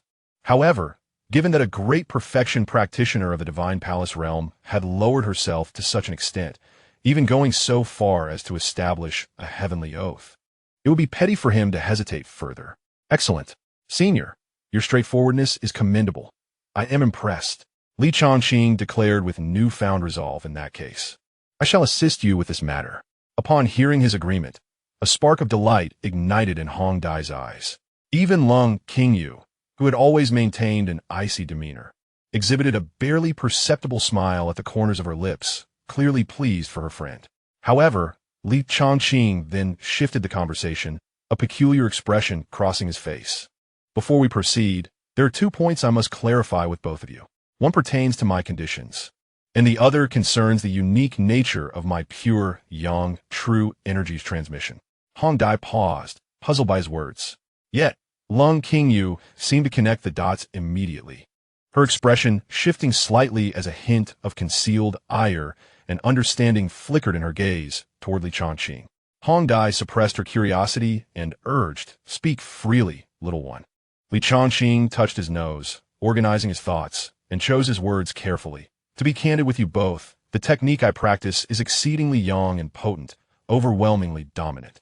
Its most distinctive feature lies in the transmission and fusion of true energy, which cannot be perfectly achieved through conventional means of impartation or guidance.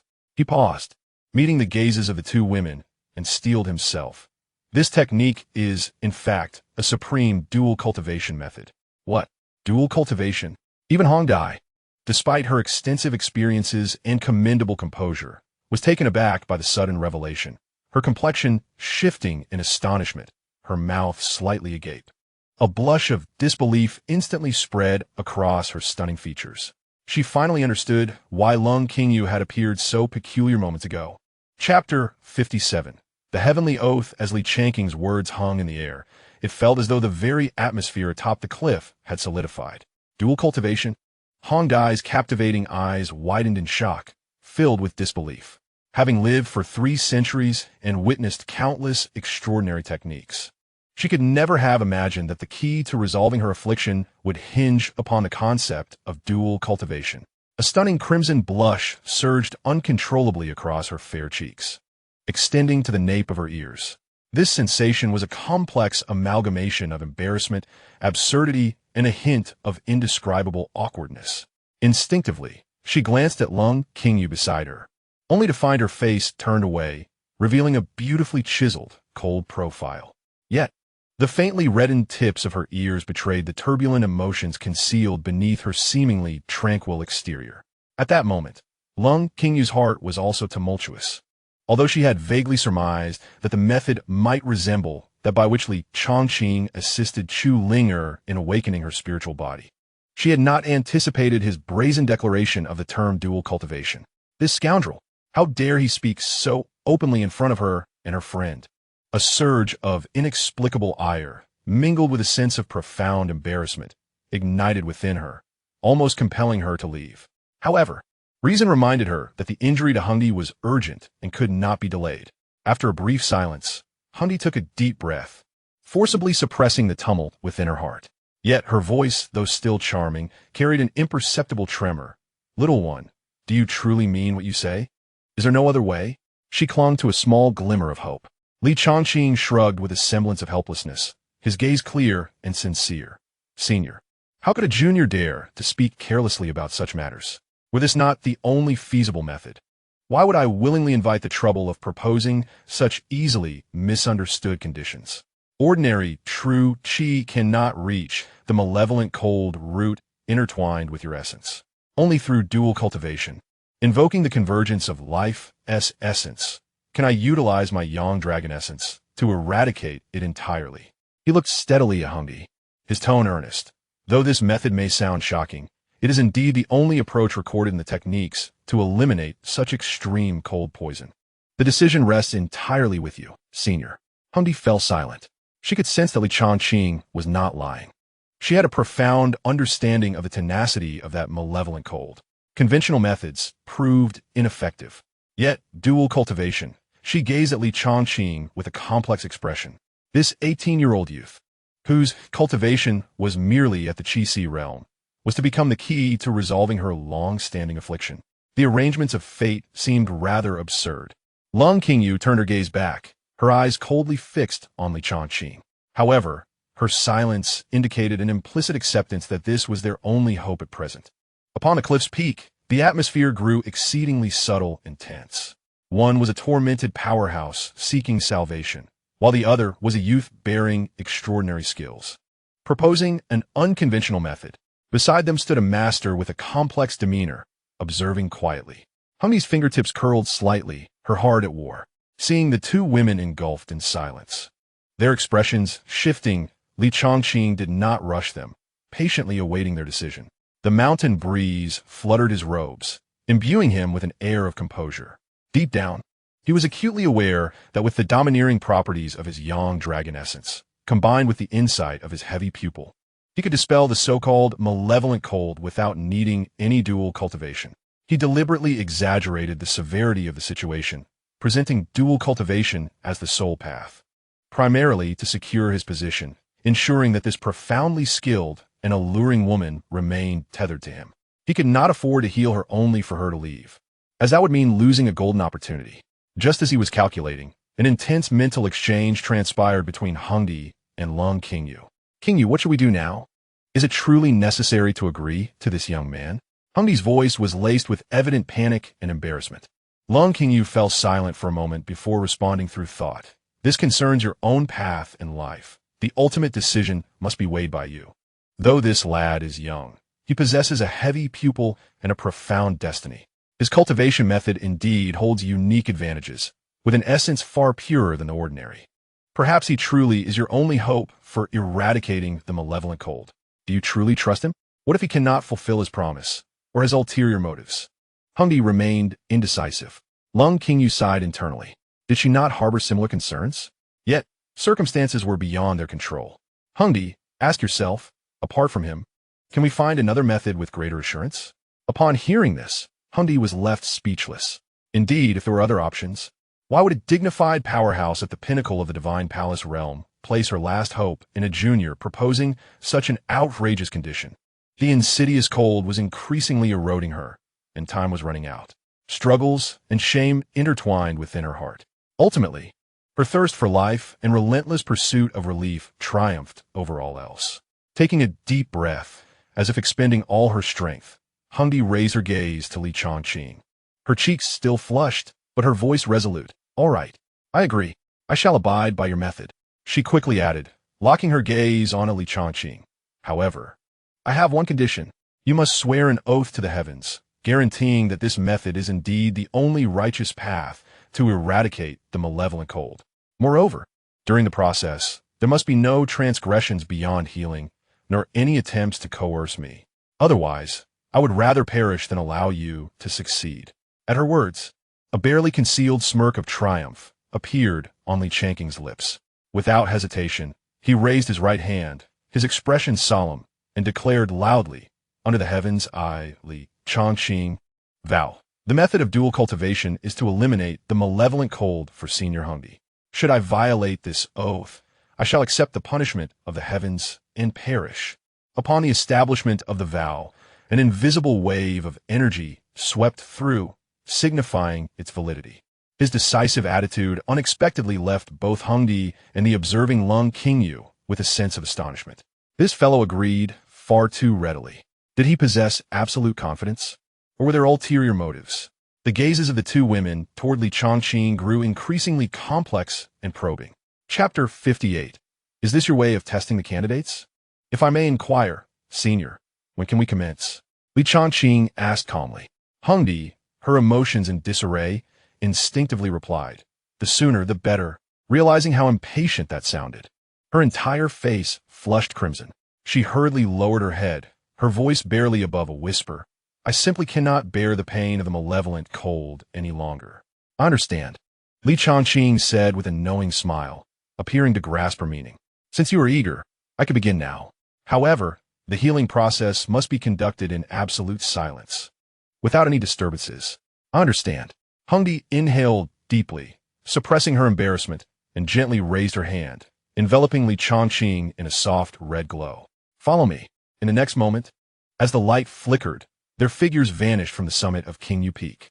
Qingyu, who had remained silent throughout, watched the spot where they had disappeared, her cool gaze flickering with a myriad of complex emotions. Ultimately, it transformed into a barely audible sigh, her silhouette gradually fading away. Meanwhile, In a secluded part of the forest, the red light dissipated, and Changqing found himself standing before a concealed cave entrance, obscured by vines. Hengdi entered the cave without uttering a word, with Changqing following closely behind. The passage within the cave began narrow but soon opened into a spacious, meticulously crafted dwelling. With a flick of her delicate fingers, Hengdi sent several streams of spiritual light into the surrounding stone walls, instantly erecting an invisible barrier that completely isolated the interior from the outside world. She strode directly into the depths of the cave, with Changqing silently trailing behind. As they ventured deeper, the light dimmed progressively until they were engulfed in an impenetrable darkness. Standing in the shadows, Changqing found himself filled with anticipation for what was to come. However, after waiting for a considerable time, the surrounding silence remained unbroken. Even the gentle sound of Hengdi's breath was scarcely perceptible. "Senior?" he called softly, his brow furrowing slightly. From the darkness emerged Hengdi's voice, tinged with a hint of nervousness and embarrassment. "Do not rush. It will only take a moment." Changqing understood. She was likely preparing herself mentally. He refrained from further conversation and simply sat cross-legged on the cold ground, closing his eyes to meditate and await the unfolding events. After a few minutes, an exquisitely subtle yet captivating fragrance wafted into Changqing's nostrils. He slowly opened his eyes and followed the scent, only to find himself still enveloped in darkness. "I am ready. We can begin." Hengdi's voice rang out again, now noticeably trembling and shy. Changqing hesitated. "Senior, it is pitch black. I cannot even see where you are. How shall we proceed with the healing method? How troublesome." Hengdi chided, her tone laced with indignation. Yet, she recognized the validity of his words. She seemed to lightly stamp her foot, and in the next instant, several moonlight stones embedded in the cave walls illuminated one by one, brightening the entire cavern. When Changqing finally beheld the scene before him, even his composure faltered, and his breath hitched. Hengdi still wore that fiery red dress, but at some point, the outer veil had vanished, leaving only her form-fitting undergarment, which accentuated her breathtaking curves. Even without seeing her face, Changqing could imagine her mature beauty blushing with a captivating crimson hue. "What are you still dawdling for?" Hengdi urged, her voice as delicate as a whisper, filled with boundless embarrassment, yet she dared not turn around. Observing Hengdi's slightly trembling figure, which had already assumed a position conducive for action, Changqing opened his mouth, momentarily at a loss for words. "Senior, I must clarify. My technique may differ significantly from what you might assume. It possesses certain peculiarities." Upon hearing this, Hengdi lowered her head further, her voice tinged with indignation and impatience. "I am aware your technique is unique. If not, why would I be in this situation? It is precisely because of its uniqueness that I have discarded this cumbersome outer robe to facilitate your circulation of true energy. Do not delay any longer. Commence at once." With that, Changqing felt a sudden jolt of panic. This was a significant misunderstanding. She had completely misconstrued his intentions. How would he rectify this? Would she perceive his clarification as a deliberate deception, perhaps even resorting to violence? A bead of sweat formed on his forehead, as this predicament felt more daunting than facing a formidable foe. "Are we not starting yet?" Hengdi's voice, still turned away from him, trembled ever so slightly as she pressed him again. Changqing, confronted with this alluring yet precarious situation, inhaled sharply. This was indeed a test of his resolve. With no choice but to act, he steeled himself, striving to speak in a calm and clear tone. "Senior, please remain patient. I may not have explained myself sufficiently earlier." Pausing, he sensed the tension in her posture and continued with difficulty. "The technique I practice is fundamentally different from the ordinary secret arts circulating in the world. It does not rely solely on mere physical contact or the guidance of true energy to be effective. This method necessitates a profound resonance at the level of life's essence, achieving a true unity of spirit and flesh. Only in this way can my Zhi Yang Long Yuan penetrate to the very depths of your essence, eradicating the lingering, malevolent chill." As his words echoed in the cave, silence enveloped them. Hengdi's once trembling figure froze abruptly. She could distinctly hear the frantic beating of her heart, the blood rushing to her head, causing a buzzing in her ears. Was he implying what she thought? All her previous assumptions and mental preparations crumbled at that moment. A surge of indescribable embarrassment, anger, and the feeling of being toyed with erupted within her like a volcano. Impossible. She spun around abruptly, her beautiful eyes wide with fury as she glared at Changqing, her voice sharp with overwhelming emotion. Changqing, how dare you deceive me in such a fashion? Did you not swear an oath to the heavens? Do you wish for your demise? In the face of her wrath, Changqing remained remarkably composed, shaking his head. Senior, please calm your anger. What I have said is entirely truthful, with no exaggeration. The records of my technique do require this approach to invoke the essence and eliminate the malevolent chill. His gaze remained steady as he continued. Moreover, when I made the oath, I merely stated that I would use the yin-yang method to dispel the malevolent chill from you and promised not to exploit this opportunity for coercion. The specifics of how to proceed were not detailed in the oath. Therefore, I am merely conveying the truth. How could this be seen as a breach of my vow? You are twisting words.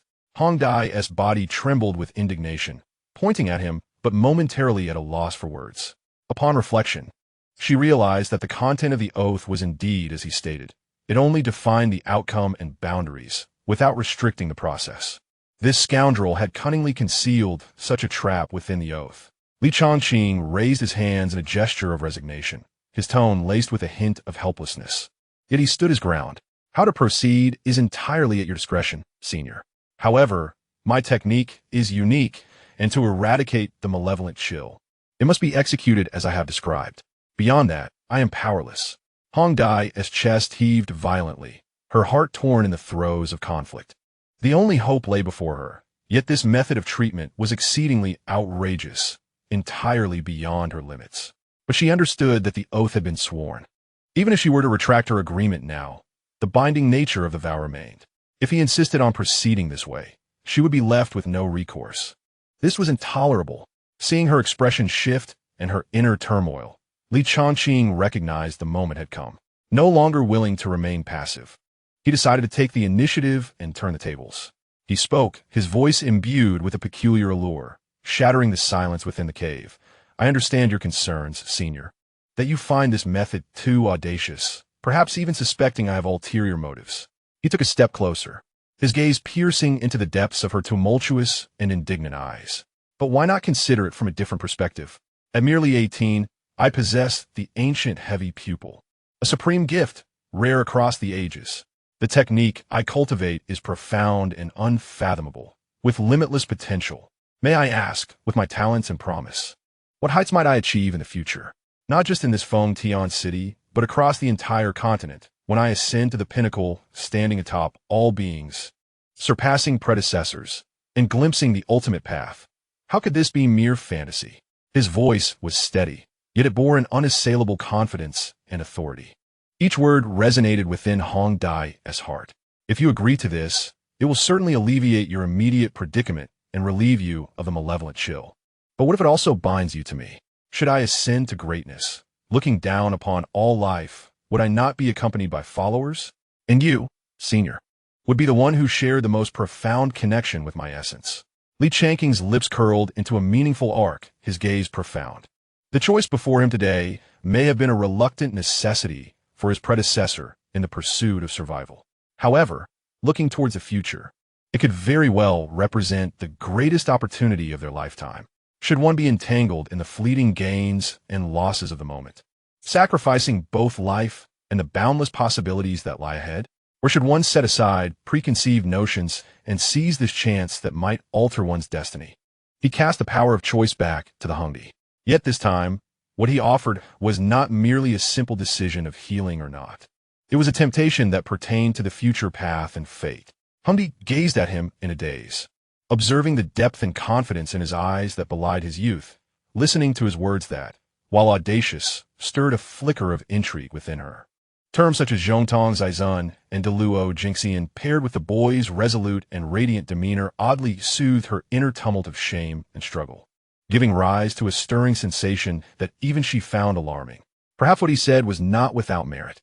Within the cave, only the two of them remained, their breaths clear against the silent undercurrents of ambition and opportunity. Hongdi lifted her gaze, staring at Changqing, her mind echoing his earlier words uncontrollably. Indeed, this young man, at the tender age of 18, was already a practitioner at the Qi realm, bearing the legendary ancient dual pupils. Such talent was truly extraordinary. Moreover, with her refined perception as a consummate practitioner of the Changqing realm, she could faintly sense an even more formidable ancient power dormant within him, far beyond what appeared on the surface. Such profound depth and potential for future accomplishments were indeed incalculable. In contrast, while she had reached the pinnacle of the Changqing realm and was regarded as a formidable force in Fengtian City and beyond, she was acutely aware of her limitations. Without a significant opportunity, the hope of breaking through that barrier to attain the status of a saint was exceedingly slim, let alone reaching the distant realm of the emperor. Had her centuries of arduous cultivation reached a standstill? Now, a monumental opportunity lay before her, one that might forge a profound connection with a future supreme being. As she pondered, the shame and struggle on Hengdi's face gradually gave way to a deep, contemplative hesitation. Her tightly knit brows relaxed slightly, and her eyes sparkled with complex emotions. Perhaps following him was not such a bad idea. At the very least, it was far better than fading away under the torment of a sinister cold or exhausting her lifespan to perish in obscurity. Changqing observed the subtle changes in her expression, the arc of his lips growing ever more pronounced. It seemed his reverse PUA strategy was indeed effective. With a stream of analysis and his unparalleled talent as the ultimate bargaining chip, who among those with ambition and a yearning for ascension could resist? Of course, there were exceptions, those with unwavering will or other supports. But clearly, at this moment, the tormented and uncertain Hengdi was not among them. He refrained from pressing further, simply standing quietly. He understood that the seed had been sown. All that remained was to await its germination. Hengdi's breaths gradually steadied as she slowly lifted her gaze to meet Changqing's once more. This time, her eyes bore less anger and more scrutiny, accompanied by a glimmer of resolute determination. Within the cave, time seemed to freeze for a few moments. The last remnants of struggle in Hengdi's eyes finally dissipated, replaced by a sense of acceptance intertwined with a flicker of hope for the future. She took a deep breath, as if shedding centuries of pride and reserve. Lowering her head slightly, her voice, though soft, reached Changqing's ears with clarity. "I accept." She raised her eyes, looking resolutely at Changqing, not only to dispel the pain of the sinister cold, but also for my own path. From now on, I, Hengdi, am willing to follow you. Until you have truly grown and possess the strength to protect yourself, I shall be your guardian. Upon hearing this, the arc of Changqing's lips finally broke into a full smile. Everything was within his grasp. As expected, he replied, his tone calm. "In that case, let's begin, senior." In the midst of their cultivation, Changqing did not forget the pressing matters at hand. With a slight shift of his mind, the ethereal image of his dual pupils manifested deep within his eyes, swirling with chaotic light. In an instant, the condition within Hengdi's body unfolded clearly before him. He discerned black, web-like veins coursing through her limbs and organs, even subtly entwining and eroding her very soul. The intensity of the cold was far greater than he had anticipated. "Thank goodness I encountered her," Changqing thought, a shiver running through him. Such severe invasion of the sinister cold, if prolonged for another year or so, would make even a Xianxian struggle to save her. Without further hesitation, he commenced the full operation of his technique. A surge of supreme, yang dragon essence energy erupted from within him. Hengdi's tightly furrowed brows began to soften involuntarily. Within just a few breaths, she could distinctly feel the chilling pain that had tormented her day and night receding at a visibly rapid pace. Her body felt unprecedentedly light and warm. He truly did not deceive me. Simultaneously, as a result of their cultivation feedback, a torrent of Hengdi's 300 years of accumulated essence and Changqing realm power surged back into Changqing's body.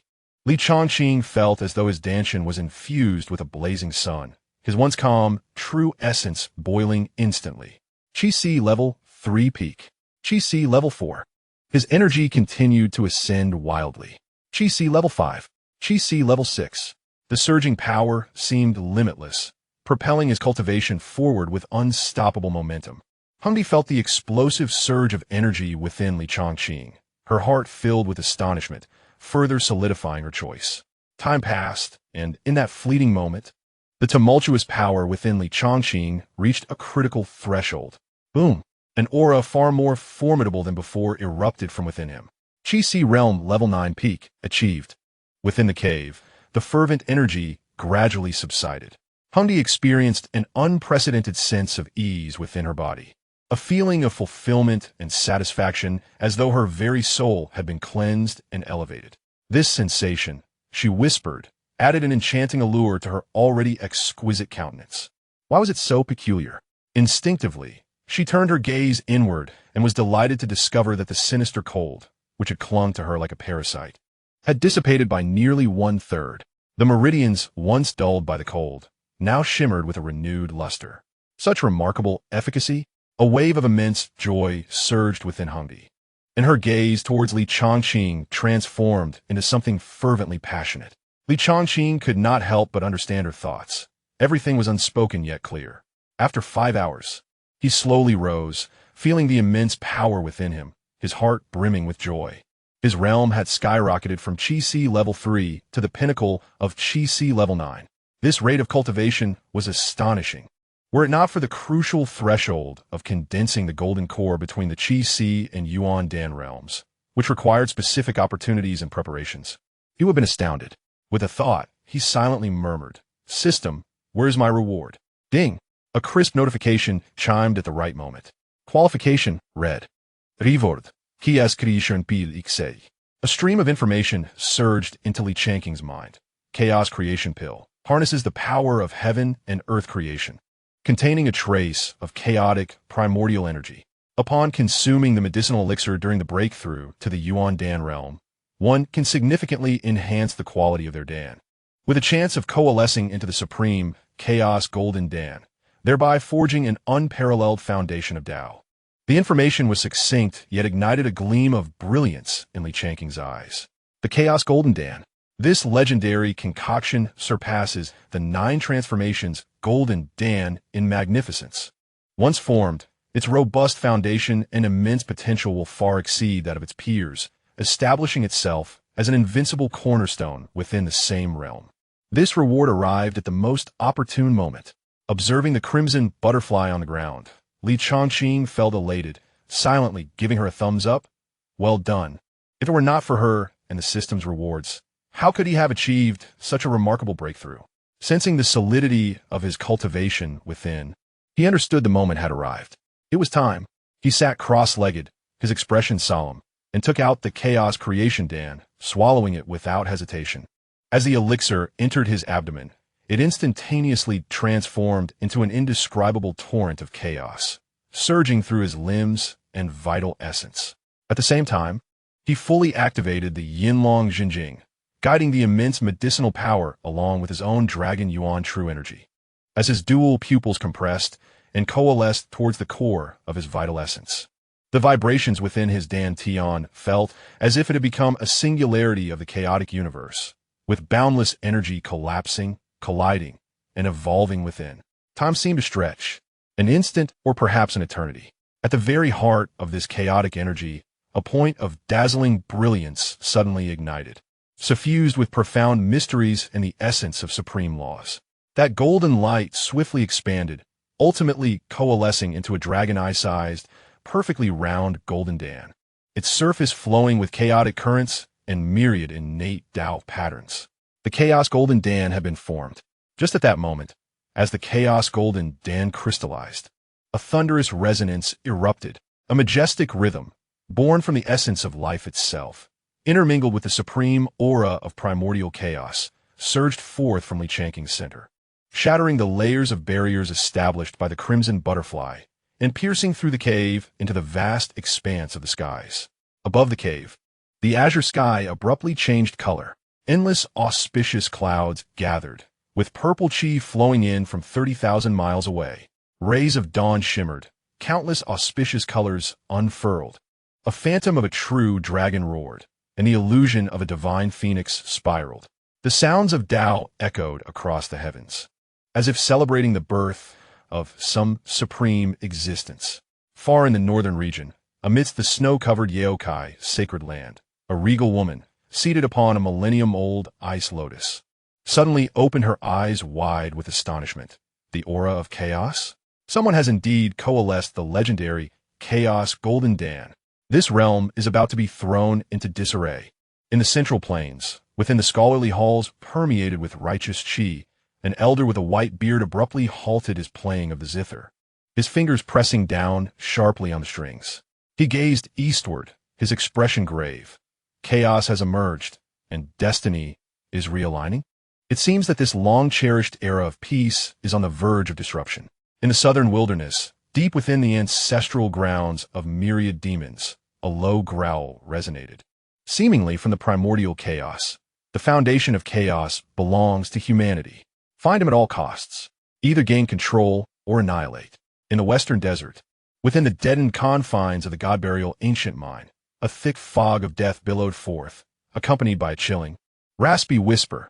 The moment for the delectable food of chaos is nigh.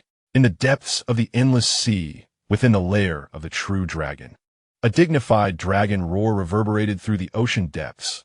The Chaos Golden Dan? Is the fortune of humanity flourishing to such an extent?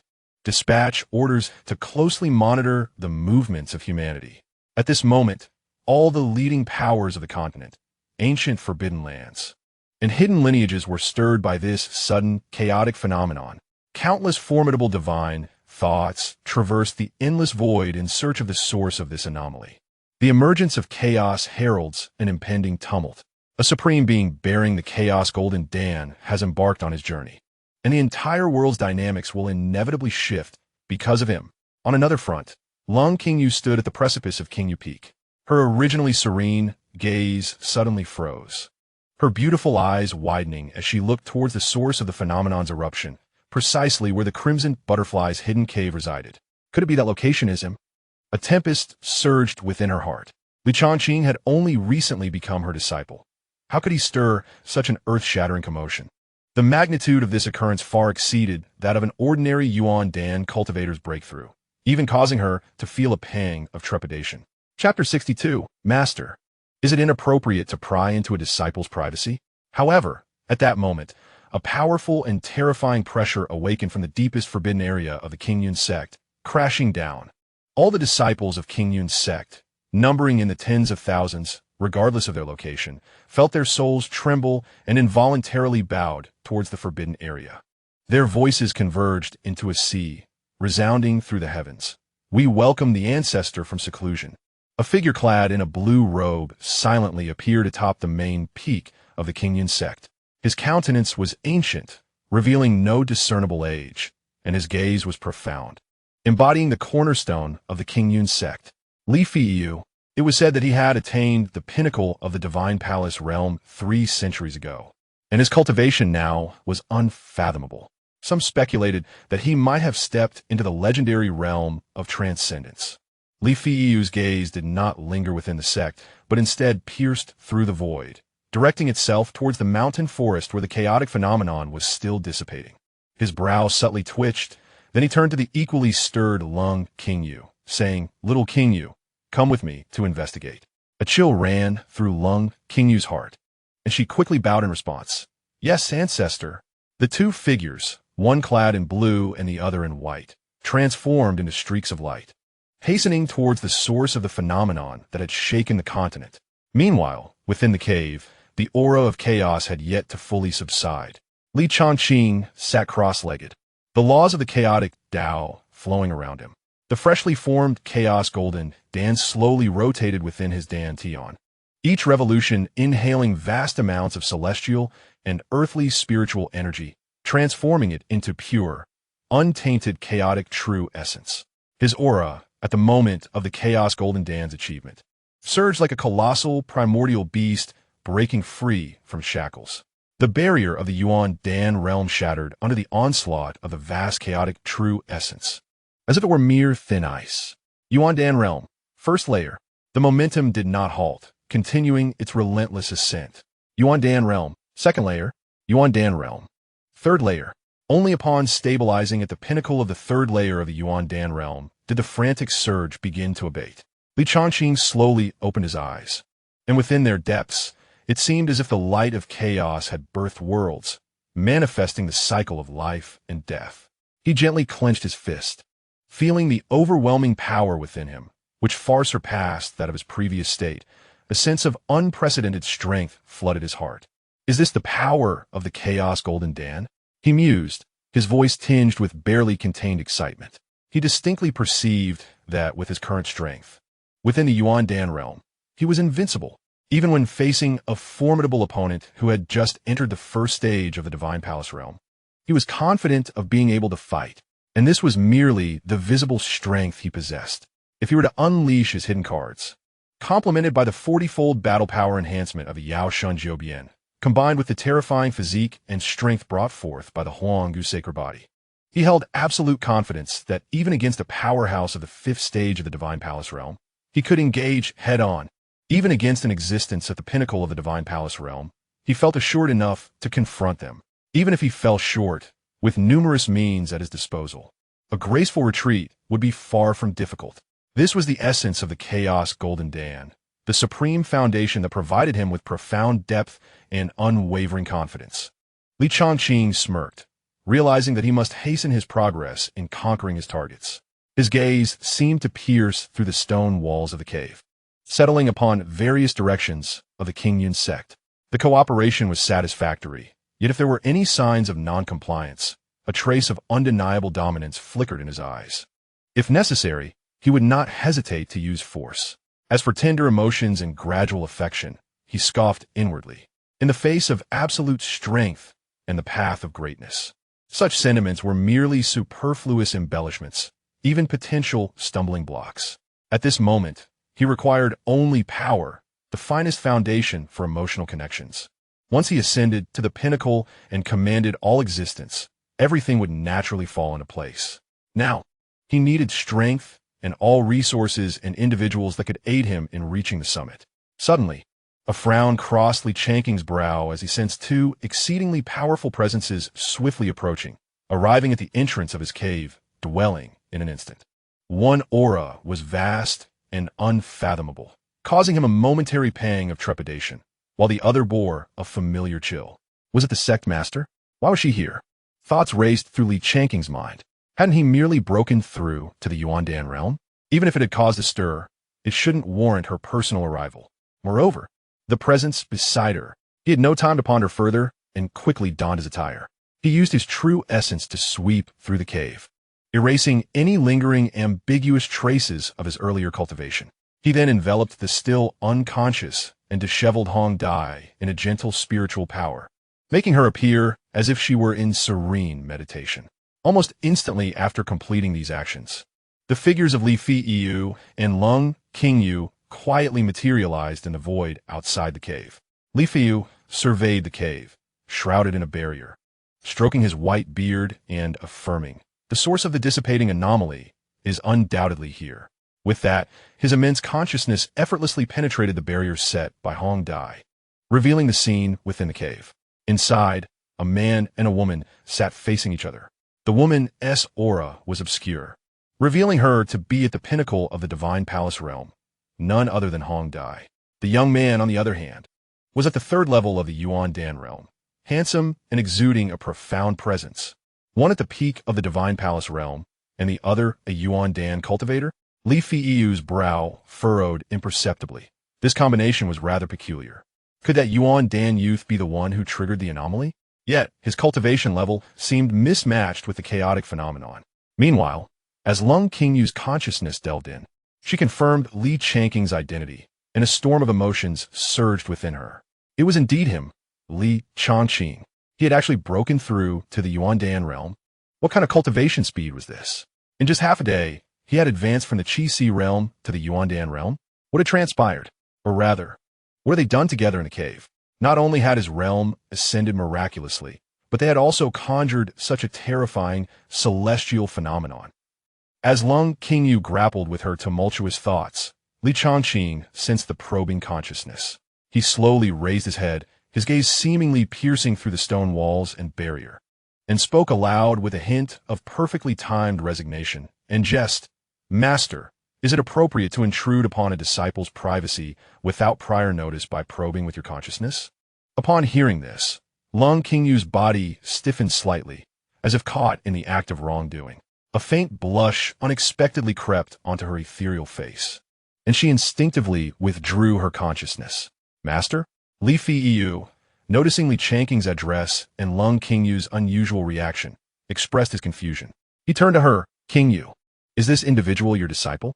Steadying her emotions, Long Qingyu slightly bowed to Li Feiyu and respectfully replied, Esteemed ancestor, the person within is my second disciple, Li Changqing, whom I recently accepted. The astonishment in Li Feiyu's eyes deepened. Oh, Qingyu, I recall you establish a rule to only accept female disciples, never male ones. What is it about this young man that has led you to break that precedent? At his words, a barely perceptible blush spread across Long Qingyu's fair cheeks once more. She composed herself, realizing the matter could not be concealed, and relayed telepathically, Esteemed ancestor, this young man is indeed extraordinary. He possesses the legendary ancient heavy eyes. What? Heavy eyes? Even with Li Feiyu's nearly 1,000-year-old composure, his pupils constricted upon hearing those words. He abruptly turned his gaze back toward the cave, piercing through it with his sight. The ancient heavy eyes, a gift of supreme potential. Coupled with the earlier chaotic phenomenon, an astonishing thought exploded in Li Feiyu's mind. The manifestation of the heavy eyes, accompanied by the chaotic anomaly, could he be the one destined by fate? His voice carried an almost imperceptible excitement. Quick, have him come out to see me. Yes, ancestor, Long Qingyu responded, preparing to transmit the message. No need, Li Changqing interjected as he stepped out of the cave. The barrier rippling, Hong Dai limped behind him. Long Qingyu's gaze unconsciously swept over Hong Dai's slightly awkward posture, and she instantly guessed the situation. Certain images involuntarily surfaced in her mind, causing her cool demeanor to flush with color as she inwardly cursed. Beast. Li Changqing, however, appeared oblivious. His expression calm as he bowed respectfully to the two figures in the void. Disciple Li Changqing greets the ancestor and master. Li Feiyu's gaze fell upon Li Changqing, scrutinizing him closely. The more he observed, the more he marveled. This youth, merely 18 years of age, had already reached the third level of the Yuan Dan realm. Such a cultivation speed was nothing short of terrifying, not to mention the faint yet distinct essence of the heavy eyes hidden deep within his gaze, which even Li Feiyu needed to carefully discern. Coupled with the earlier earth-shattering, chaotic phenomenon, excellent, excellent, excellent, Li Feiyu exclaimed, stroking his beard, his eyes alight with brilliance. With foundations as solid as the abyss, a presence as restrained as the sea, and bearing an extraordinary destiny. This young man was indeed the auspicious child that the Qingyun sect had not encountered in millennia. He reigned in his thoughts, a warm smile gracing his face as his tone softened considerably. Young one, no need for excessive formalities. I am Li Feiyu, the former sect master of Qingyun sect and the current ancestor. Li Feiyu regarded Li Changqing, his tone imbued with unwavering resolution. Though his voice was not loud, it resonated like thunder in the hearts of those present. Li Changqing, from this day forth, you shall be the next successor of the Qingyun sect. All resources within the sect shall be directed towards you to aid your cultivation. Do you accept? At this proclamation, Long Qingyu's beautiful eyes widened in disbelief. The title of successor held profound significance, representing the power and responsibility of the sect's future. She had anticipated that the ancestor would at most grant Li Changqing the highest level of core disciple status and resource allocation, but she had not expected him to be directly appointed as the successor. However, upon reflection, given Li Changqing's revealed heavy eyes, the chaotic phenomenon, and that astonishing cultivation speed, such unparalleled talent seemed only deserving of the position of sect master. Yet, a gentle sigh escaped her as her thoughts turned complex. This would undoubtedly be a slight to her eldest disciple, Nangongwan. She had always been the indisputable choice for the successor, given her talent, character, and cultivation level. Meanwhile, Li Changqing was momentarily taken aback by the announcement. While he was confident, he had not anticipated the ancestor's decisiveness in bestowing the position of sect master upon him. However, he quickly regained his composure. Given his exhibited potential, if he could not even secure the position of successor, then the Qingyun sect's vision was surely limited. It would be better to leave sooner rather than later. He immediately bent slightly, responding in a steady tone to the venerable ancestor. The disciple is willing. I shall not betray your and the sect's high hopes. Following this, a barely perceptible smile graced the corners of his mouth. With the identity of the successor to the sect master, future endeavors within the sect would undoubtedly become significantly more convenient, and many plans would face fewer obstacles. Haha, excellent. Excellent. Li Feiyu exclaimed, seeing Li Changqing's agreement, his face brimming with satisfaction and joy. It was as if he could already envision a magnificently glorious future for the Qingyun sect. He promptly instructed Lung Qingyu, return immediately and announce this matter to the entire sect. Yes, venerable ancestor. Lung Qingyu suppressed the complex emotions within her heart and departed, her figure vanishing in an instant. Li Fei then turned his gaze towards the quietly standing Hong Dai behind Li Changqing, her aura seemingly a bit unstable, with a slightly abnormal flush on her face. And a hint of curiosity flickered in his eyes. Changqing, who is this? Li Changqing stepped aside and introduced to the venerable ancestor, this is Hong Dai, my follower. Oh, a glimmer of brilliance flashed in Li Feiyu's eyes as he scrutinized Hong Dai once more. Particularly as he sensed her profound cultivation at the peak of the Divine Palace realm. He couldn't help but be slightly moved. A follower at the peak of the Divine Palace realm? Haha, indeed impressive. Changqing, your fortune and charm are truly unparalleled. He looked at Li Changqing with a smile, his eyes filled with admiration. To have a willing follower of equal strength is the best testament to one's prowess and potential. Meanwhile, Lung Qingyu's cold and authoritative voice resonated clearly throughout every corner of the Qingyun sect. The sect master decrees, from this day forth, disciple Li Changqing is appointed as the next successor to the Qingyun sect, titled as the Holy Son Changqing. To see the Holy Son is to see the master. All sect members must assist him wholeheartedly, without error. This decree was like a thunderbolt from the heavens, instantly sparking unprecedented excitement within the Qingyun sect. In the inner gate's great elder hall, Li Jinayu, who was handling affairs, suddenly stood up. The jade slip in his hand fell to the ground with a clatter, unnoticed. He first gaped in disbelief, then an overwhelming joy and pride erupted like a volcano, causing this usually stern elder to uncontrollably redden his eyes, laughing heartily. Ha ha! Excellent! Excellent! My son, Changqing, you illuminate our sect. Chapter 64.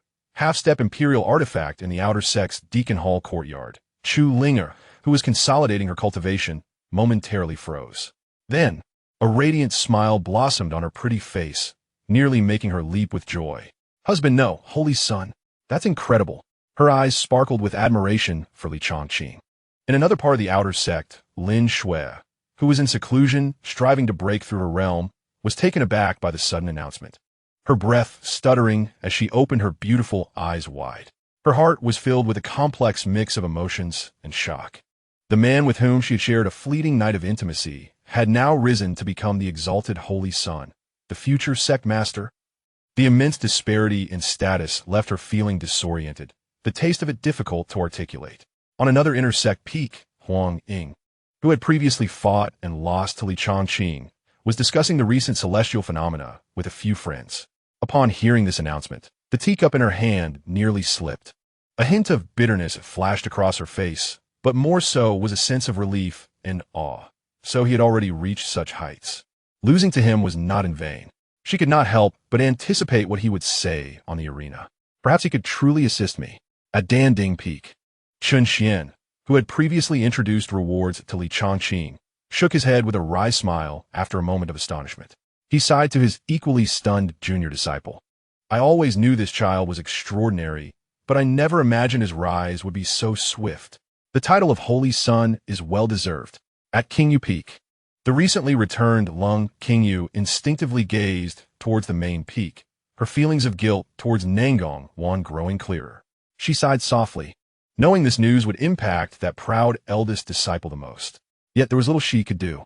Firstly, it was the ancestor's command, although she was the sect master. There were matters beyond her control. Secondly, Li Changqing's talent was too astonishing, having surpassed Nangong Wan, who had struggled for 10 years, in just a few days. At this moment, in a secluded cultivation chamber at the peak of the main mountain, Nangong Wan, dressed in white with an ethereal presence, slowly opened her clear eyes. The announcement from outside resonated in her ears without missing a word. A subtle ripple of emotion, not jealousy nor resentment, but rather the recognition of having encountered a genuinely worthy opponent, flickered through her otherwise calm demeanor. Her lips parted slightly, and a cool voice echoed in the quiet chamber, tinged with a gravity she herself had not yet realized. Li Changqing, Holy Son. Lung Qingyu's proclamation was like a stone cast into water, stirring up countless ripples within the Qingyan sect. Various discussions erupted, nearly overwhelming the entire sect. What is happening? Didn't senior brother Li Changqing just become the second disciple of the sect master? How has he suddenly become the next successor? This promotion speed is simply astonishing. Actually, I find it quite normal. Think about it. Senior brother Li No, Holy Son. How long has he been cultivating? He has leaped from being unable to cultivate to the Qi realm and shone brilliantly in the inter-sect competition. Moreover, he possesses the legendary dual pupils. Such talent is worthy of being called a future emperor. The position of sect master successor is still somewhat beneath him. Indeed, Holy Son is a prodigy, the embodiment of our Qingyun sect's millennia of fortune. His appointment as Holy Son is only natural. Exactly. With the Holy Son here, how can our Qingyun sect not prosper? The day of our resurgence is imminent.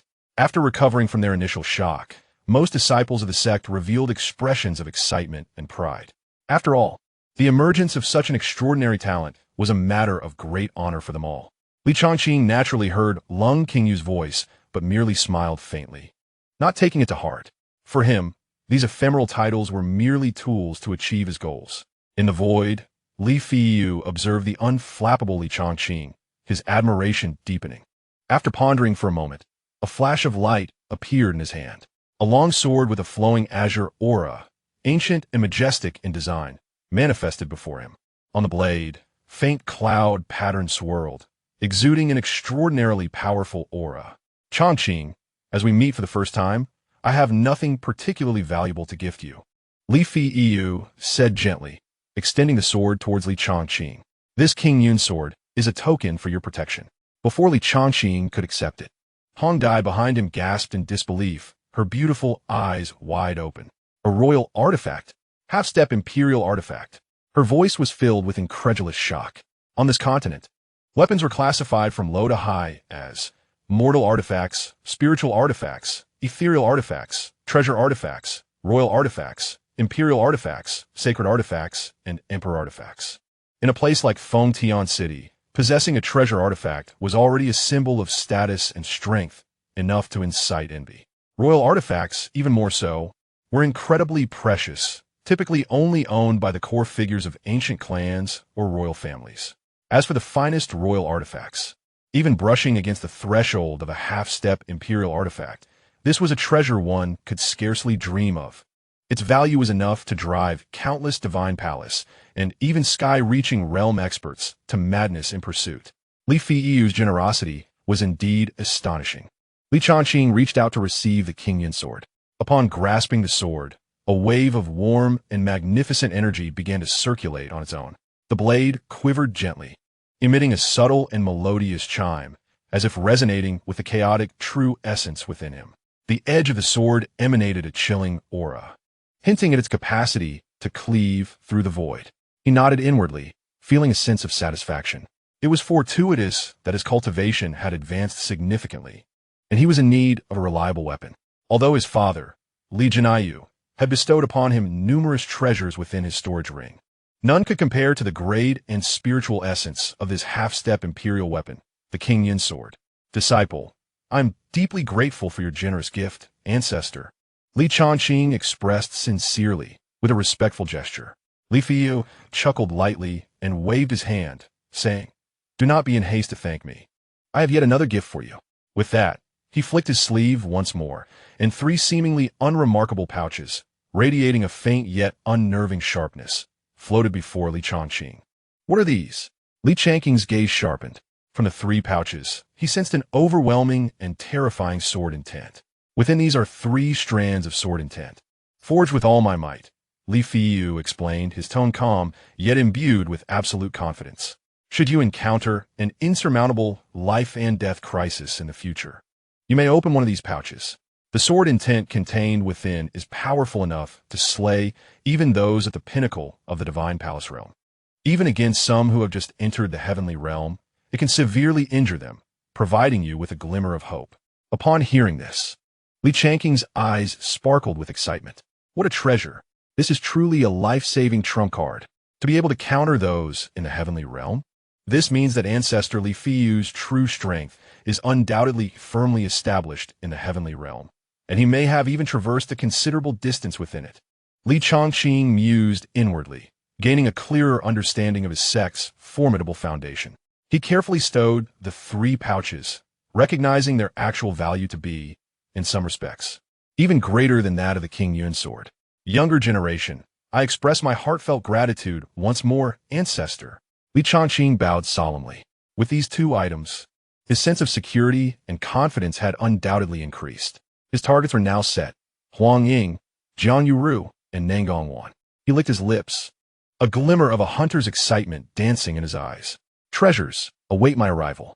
Chapter 65. Reunion. After a long separation, let us depart. Changqing, Li Fiyu commanded, his gaze sweeping across the surrounding void, his tone tinged with gravity. This place is not suitable for lingering. The commotion you caused earlier may have attracted unwanted attention. We must return to the sect.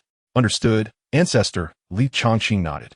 The 3 of them transformed into streaks of light, traversing miles in an instant, swiftly returning to King Yun's sect. Upon arrival, Li Fiyu parted ways with Li Changqing, indicating that he had matters concerning the sect to discuss with Lung Qingyu. Li Changqing then proceeded towards the outer sect's deacon hall with Hong Dai.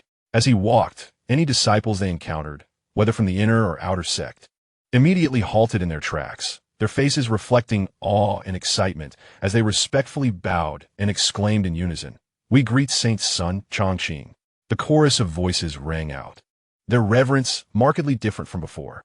Hong Dai silently followed behind Li Changqing, feeling fortunate for her decision to accompany someone destined to stand at the pinnacle of the continent. Perhaps this was indeed the greatest opportunity of her life. What do you think, Senior?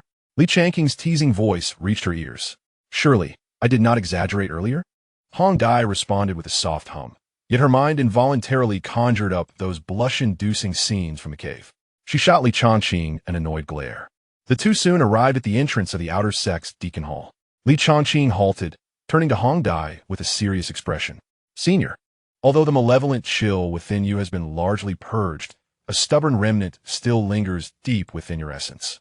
His tone was grave, though a subtle smile danced in his eyes. Thus, to ensure complete eradication of any future issues, I will need to personally assist you further. Hong Dai was taken aback for a moment, then quickly grasped the implication of his words, her pretty face flushing crimson, embarrassed and indignant. She found herself at a loss for a retort. Ultimately, she could only emit a shy huff from her nose. Before she could finish, she transformed into a red shadow and nearly fled from Li Changqing's presence, clearly overwhelmed by embarrassment. Li Changqing watched the direction in which Hong Dai had vanished, stroking his chin with a click of his tongue. At 300 years old, her face is still so thin-skinned. Inside the hall, Chu Linger, busy organizing documents, turned upon hearing the commotion. Upon spotting Li Changqing, she paused momentarily, then her face lit up with an exuberant smile. She opened her arms and leaped into his embrace, her voice sweet and filled with longing. Husband, you have returned. Oh wait, no. Now I should call you Saint's son, Changqing. Li Changqing affectionately ruffled her hair, savoring the softness and warmth of her form, replying gently, Yes, I have returned. Absence makes the heart grow fonder, and considering Li Changqing's recent transformative experiences, the sentiment resonated even more deeply. Their eyes locked, brimming with affection. Meanwhile, concealed in the shadows, Hong Dai bore witness to the scene, her expression souring. She scoffed inwardly. Scoundrel, how long has it been? And already he is embracing another woman so intimately. However, she did not feel an overwhelming surge of jealousy. After all, given Li Changqing's current status, strength, and extraordinary potential, it was only natural for him to be surrounded by beautiful companions. Yet, The thought of her earlier experiences in the cave, juxtaposed with his immediate affection for another, stirred a hint of unspoken bitterness and dissatisfaction within her. Oomph, she huffed, choosing not to dwell on the troubling scene, her figure blending entirely into the shadows. Absence does indeed heighten emotions, but Li Changqing too sensed an undercurrent of strangeness. Ever since his breakthrough to the Yuan Dan realm, especially after coalescing the Chaos Golden Dan, the agitation stemming from the essence of life within him had grown increasingly intense. He pondered whether this was a characteristic of the Yin Long Zhen Jing, a supreme yang cultivation technique, or if his body, infused with diverse fortuities, had undergone some unknown transformation. Perhaps the Chaos Golden Dan itself was responsible for this shift. However, for Li Changqing, it was not a source of distress. Rather, it was an exhilarating experience. This was not merely an exquisite pleasure, but through interacting with those possessing special physiques or profound cultivation, he could continually nourish his own growth. A truly advantageous situation. Within the Deacon Hall, hidden in the shadows, Imoyu listened to the sounds emanating from within, unable to suppress a scoff, muttering under her breath. Oomph, this old leche. The moment he returns, he can think of nothing but this nonsense. No decorum at all. Beside her, Bailey quickly tugged at her sleeve, whispering a caution. Lower your voice, Imoyu. Don't let him hear you, or you'll surely face another lecture. Oomph, who is afraid of him? Imoyu crossed her arms defiantly, chin raised. Let him come. Watch me. Before she could finish her retort, Bailey furrowed her brow slightly, interrupting her. All right, keep being stubborn. By the way, have you noticed something seems off? Off? What do you mean? Imoyu's expression shifted to one of confusion as she glanced at Bailey. Bailey scanned the surrounding shadows with a wary eye, speaking in a hushed tone. I have a feeling there is another gaze lurking in the darkness, watching us. It is subtle, yet undeniably present. Is it not? Imoyu felt the surroundings for a moment, but found nothing, shaking her head in confusion. How can I not sense it? Are you too anxious? Bailey sighed softly, expressing a hope that it was merely her illusion. We should hasten our cultivation and strive to restore our strength. Returning to the realm of the Divine Palace is of utmost importance. Imoyu nodded in agreement, and the two figures quietly vanished. Meanwhile, in another part of the void, the concealed figure of the red butterfly gradually retracted her gaze. A hint of surprise and intrigue crossed her exquisite visage. How could two demon beasts of royal caliber be hidden here? She mused, judging by their bone structure and the remnants of their primordial aura. They must have been at least late-stage demon kings during their peak. Yet now, their souls are severely damaged, and their realms have plummeted to the pitiful 8th layer of chi condensation. This stark contrast puzzled her greatly. What on earth is happening? Does that little one realize he is harboring such hidden dangers? A glimmer of shrewdness and curiosity flickered in the red butterfly's eyes. She resolved to remain still for the time being, but would keep a close watch on these two oddly state demon kings. I shall see what your intentions are while lurking in Qingyun Zone, in proximity to that little one. Chapter 66. I require your assistance in cultivation. The battle persisted until dawn before finally ceasing. Inside the steward hall, as Li Changqing observed Chu Linger, who had succumbed to exhaustion and fallen into a deep slumber, his mind was calmly contemplating, with his cultivation soaring to the Yuan Dan realm. The feedback that Chu Linger could provide with her chi condensation realm was now significantly diminished. The enhancement to his cultivation had become negligible. This was an unavoidable circumstance. His own advancement was so rapid, akin to a rocket, that he had created a vast chasm between himself and Chu Ling. Is this the terrifying aspect of the imperial-level technique? Yin Long Zhen Jing? He pondered, further solidifying his resolve to pursue higher-tier prey as swiftly as possible. Gently rising, he tucked the blanket around Chu Ling. After dressing himself, Li Changqing was preparing to step out to attend to matters when a somewhat awkward knocking sound came from outside the door. Li Changqing Shenzi. Intersect, disciple Huang Ying requests an audience. Oh, Huang Ying? A knowing smile crept onto Li Changqing's lips. The prey has come to him. He adjusted his robe, restoring his expression to calm, and opened the door. There stood Huang Ying, adorned in the attire of an intersect disciple, visibly nervous. Upon seeing him emerge, she hastily lowered her head. Li Changqing nodded slightly, his tone neutral. Follow me. Without waiting for Huang Ying's response, he turned and walked outside. Huang Ying hesitated momentarily before quickly following suit. The two remained silent as they made their way to a relatively open corner of the disciple square. At this early hour, the square was sparsely populated. Changqing halted, turned to face the somewhat anxious Huang Ying, and spoke slowly. His tone laced with just the right amount of detachment. "Sister Huang Ying, I wonder what brings you to seek me so early in the morning." Startled by his question, Huang Ying took a moment to respond. Just a few days prior, she had been defeated by him on the arena, after which he had promised to help her. Yet now it seemed he had completely forgotten about it. "Xianxia, a few days ago, did you not mention having a method to assist me in breaking through my bottleneck?" Huang Ying cautiously reminded him, her voice growing softer. "I have come to fulfill our agreement." "Oh," Changqing feigned realization, patting his forehead. "So that is what this is about. My memory fails me.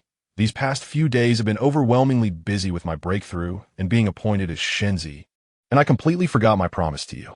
I sincerely apologize." No, it is quite all right." Huang Ying hastily waved her hands, her tone tinged with urgency and trepidation. "It is an honor for a busy Xianxia like yourself to remember a disciple. I can understand." "Ha. It is good that you are so understanding, sister." Changqing smiled briefly before his expression turned serious, diving into the crux of the matter. "Since you have brought it up, I shall not beat around the bush.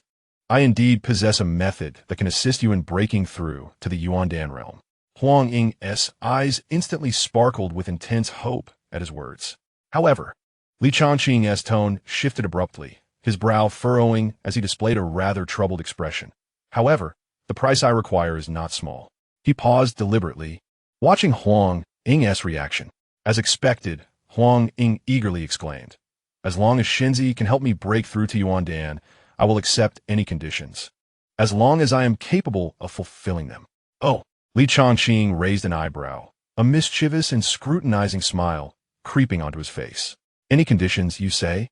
His gaze unabashedly assessed Huang Ying's curvaceous figure, questioning the validity of her claim.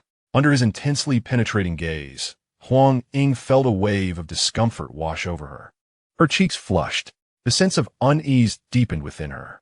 His eyes seemed to burn with an insatiable hunger. "Xianxia, please do tell," she stammered, instinctively taking a half-step back. Changqing closed the distance, stepping closer to her.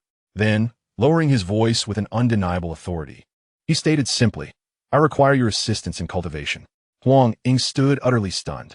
"Assist? In cultivation?" she repeated, a hint of confusion lacing her voice. "Indeed. In cultivation," Changqing affirmed, his tone steady. Huang Ying hesitated for a moment, but could not resist asking, "What exactly do you require me to do to assist you in your cultivation, Xianxia?" Changqing regarded her intently, a deeper smirk playing on his lips as he leaned in closer, whispering two unequivocal words into her ear. Huang Ying felt as though she had been struck by lightning, her mind blank. She had anticipated the need to offer precious resources, undertake arduous tasks, or even make harsh oaths. Yet, she could never have imagined that the condition would be such a nature. Changqing did not afford her the time to digest or contemplate the matter. His voice carried an oppressive weight, pressing closer. "So what is it? Are you willing or not? You must think carefully." His tone, though not loud, resonated in Huang Ying's heart. "Currently, my standing within the sect, aside from the sect master and the ancestors, is unparalleled. Moreover, just yesterday, I broke through to the Yuandan realm." He paused intentionally, allowing the impact of the term Yuandan realm to fully resonate. "For me, cultivation is as simple as drinking water. The potential for future achievements is limitless." His gaze was sharp, as if he could penetrate the deepest desires and fears within Huang Ying's heart. Should you miss this opportunity, the chance for further advancement may become as difficult as ascending to the heavens. What he spoke was the stark reality. In this world, where the strong reign supreme, to obtain, one must give and even sacrifice. Furthermore, Huang Ying lacked any formidable background, merely an ordinary inner sect disciple who had climbed her way up through sheer effort. His words struck her like a hammer, leaving her frozen in place, her mind reeling. She never expected that Changqing could achieve such a monumental breakthrough from the third layer of Qi to the Yuandan realm within just 2 or 3 days. What a terrifying talent! Even the top genius of the inner sect, Nangong Wan, paled in comparison. The overwhelming shock and the harshness of reality clashed within her. leading to an internal struggle. Ultimately, the remnants of her pride and hesitation compelled her to speak. Xianxia, could you grant me a moment to consider? Upon hearing this, Changqing smiled faintly, though his smile bore a hint of coldness. That is acceptable. Huang Ying breathed a sigh of relief. However, Changqing's next words plunged her from a fleeting sense of relaxation into a chilling abyss. But only for 1 minute. He raised a finger, his tone unwavering. Once the time is up, I shall leave this place. You shall, as you wish, continue to exist unnoticed within the sect until your last breath.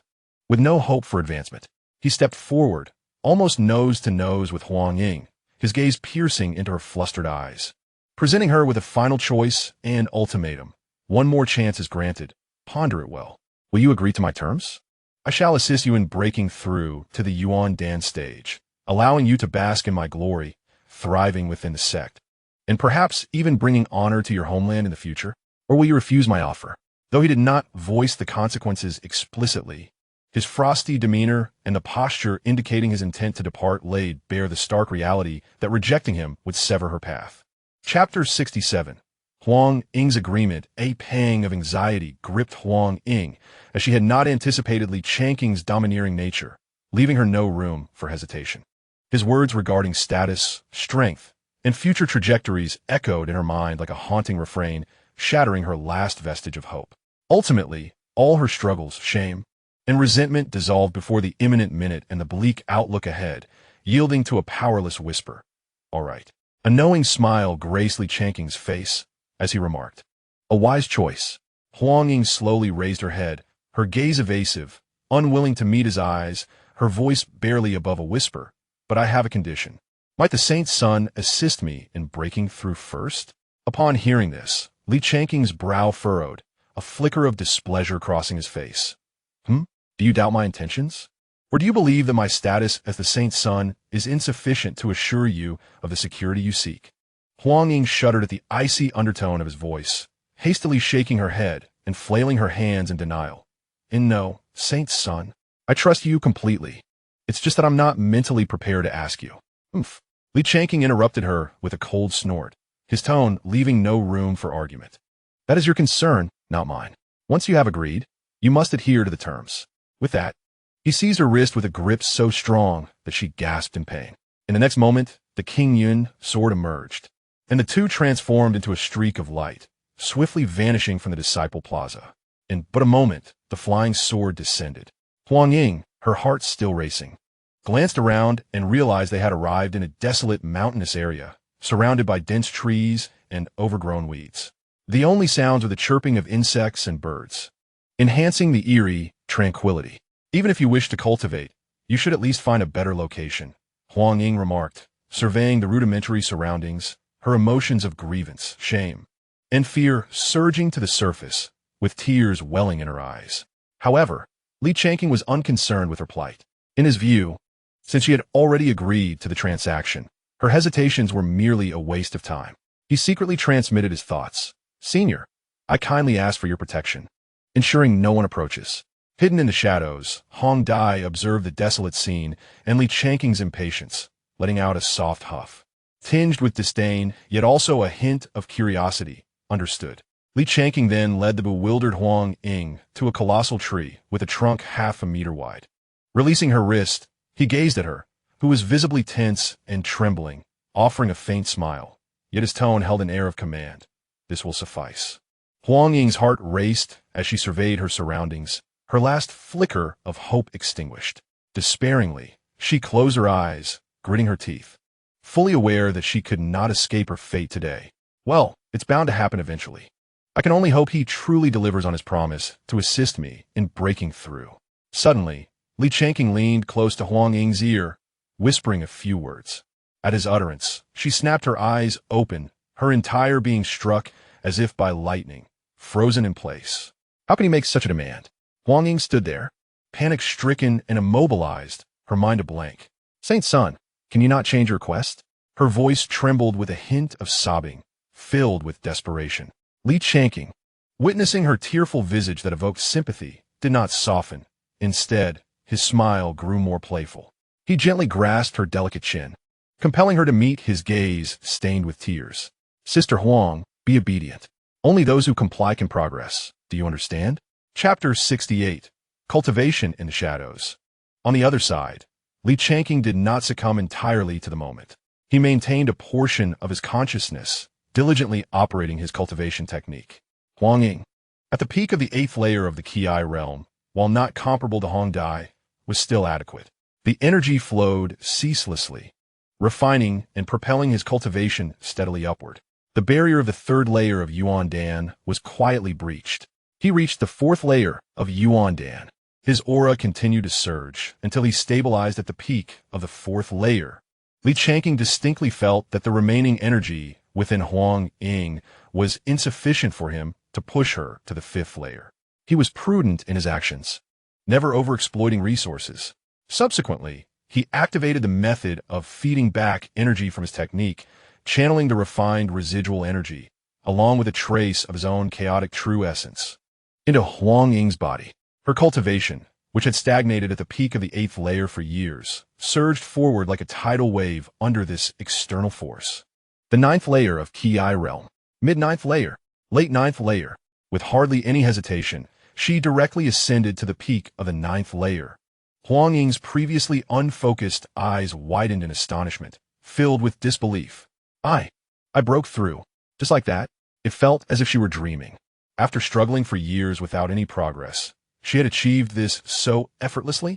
Understanding this, an indescribable joy and gratitude inundated her. She abruptly turned her head, looking at Li Changqing with endless appreciation, even tinged with admiration. Without him, she might still be painfully clinging to the peak of the 8th layer of Qi realm. Seeing this, a smile of satisfaction blossomed on Li Changqing's lips, reveling in the benefits of his formidable strength. Merely a sliver of his refined energy had elicited such overwhelming gratitude from her. Indeed, power is the most enchanting language in this world. Time passed, and dusk approached. Liang stood, stretching lazily. Every moment spent in rigorous cultivation had borne fruit, resulting in yet another breakthrough, elevating him from the 3rd layer of Yuan Dan to the peak of the 4th layer. This pace of cultivation starkly contrasted with the arduous months or even years required by ordinary cultivators to break through a single layer. Then, glancing at the resting Huang Ying, he spoke in a calm tone, his voice echoing softly through the forest. Rest for a while. Once you regain your strength, I shall take you to the Xianxia to select the techniques suitable for your advancement to the Yuan Dan realm. The previously weary Huang Ying brightened at the mention of breaking through to the Yuan Dan realm and techniques, slowly turning her head to express her gratitude. Thank you. Sasong, with a technique for advancing to the Yuan Dan realm, my status within the Qingyunzong will surely rise. And all of this is owed to the young man before her. Li Changqing smiled faintly, preparing to close his eyes and rest while awaiting Huang Ying's recovery. Just then, the system's voice suddenly rang out. Ding. Congratulations, host, on activating a new feature, Destiny's Call. Destiny's Call LV1. You will receive a 10 enhancement of all the target's cultivation to your own. As the numbers increased, sustainability could be achieved by 2030, and further exploration would be required by the host.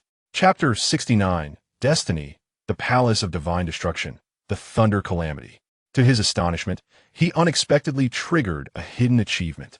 Moreover, this ability seemed quite formidable. He meticulously contemplated the literal meaning of the functional description. In essence, it meant that anyone who had cultivated with me and possessed a talent above the purple level would allow me to permanently acquire 10% of their current cultivation. Furthermore, this enhancement would automatically grow in tandem with their own advancement. More importantly, this effect could be upgraded.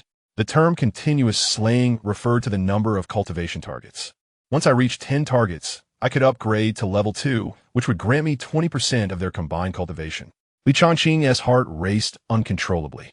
He could hardly fathom what it would mean if this ratio were to increase to 50 or even 100. An audacious, almost insane thought flickered in his mind. If one of my cultivation targets were a being of the Emperor level, would that not mean I could directly obtain 100% of her cultivation and ascend to Emperor status instantly? Naturally, he was aware that this was likely just a beautiful fantasy. To elevate the destiny bestowed to level 100 would require an astronomical number of continuous slays. An arduous task indeed. Nevertheless, even so, it was immensely formidable. It was certainly better than having nothing. Even merely acquiring 10% of their current cultivation accumulated together would provide me with substantial assistance. A gleam of determination sparkled in Li Changqing's eyes, particularly regarding the red butterfly. The 10% cultivation at the pinnacle of the Divine Palace realm was indeed a significant figure. This destiny-bestowed function was simply a super accelerator tailor-made for him. It reinforced his resolve to gather talented individuals and assist others. In the next moment, Li Changqing hesitated no longer and silently intoned. System, activate the destiny-bestowed function. Ding. Destiny-bestowed LV1 activated successfully, commencing cultivation feedback. The moment the system notification fell, a cataclysmic surge of energy, far more magnificent than any previous instance, violently surged into Li Changqing's limbs, bones, and dantian. Various powers, transformed by destiny bestowed, converged into the most primordial force of cultivation. Merging into the chaotic sea that Li Changqing had become, his cultivation began to skyrocket at a terrifying pace. 5th layer of Yuandan. There was hardly any pause. 6th layer of Yuandan. His aura continued to soar wildly. 7th layer of Yuandan. 8th layer of Yuandan. 9th layer of Yuandan. Pinnacle of the 9th layer of Yuandan. Li Changqing felt as though his dantian might explode from this boundless power. The chaotic golden dance spun at an unprecedented speed, devouring this vast energy, its volume subtly expanding. However, this was not the end. Just as he thought that this feedback power was nearing its peak and would gradually subside, a thunderous roar erupted. The originally clear sky abruptly darkened. Endless dark clouds converged from all directions, layered and heavy as ink, shrouding the sky for dozens of miles. Within the clouds, silver serpents danced chaotically, and the ominous sound of thunder rolled ominously. A devastating pressure from heaven and earth suddenly descended, firmly locking onto Li Changqing below. This was the thunder calamity. The calamity invoked by breaking through the Divine Palace realm. What? The red butterfly, who had been lurking in the shadows to protect, could no longer maintain her composure and suddenly revealed herself. Her face was etched with profound shock and disbelief. Thunder calamity? He was actually attempting to directly challenge the Divine Palace realm at this moment? How could this be possible? It had only been a short while since he reached the pinnacle of the 4th layer of Yuandan before invoking the thunder calamity of the Divine Palace. She felt as though her understanding of reality had been completely overturned. Simultaneously, within the Qingyun sect, the sudden onset of terrifying heavenly might and the rapidly gathering calamity clouds in the distant sky instantly alarmed everyone within the sect. Look, is that the thunder calamity? Someone is about to break through to the Divine Palace realm. Look at the direction. It's not far from our sect. Which elder of our Qingyun sect is breaking through outside? Such might is far from an ordinary Divine Palace thunder calamity. Disciples rushed out of their dwellings, gazing up at the sky with faces filled with astonishment and excitement. The Divine Palace realm was already the pinnacle of power in Fengtian City, and with each addition, the sect's strength increased. On the main peak, the figure of Lung Qingyu appeared in an instant. She gazed at the direction of the calamity clouds, and a trace of doubt flickered in her cold eyes. Almost simultaneously, Li Fiyu's figure also silently appeared beside her. The usually composed ancestor displayed rare gravity and astonishment. Such a thunder calamity was extraordinary. Observing the source of the aura invoked, Li Fiyu's gaze pierced through the void, landing on the proud figure standing beneath the calamity clouds, his tone laced with disbelief. It was that boy Changqing. He was actually about to undergo the Divine Palace calamity. Even for someone as well-versed as Li Fiyu, Li Changqing's rocket-like ascent and the sudden onset of the Divine Palace thunder calamity utterly stunned him. Chapter 70. 9-Color Divine Thunder? Is this it?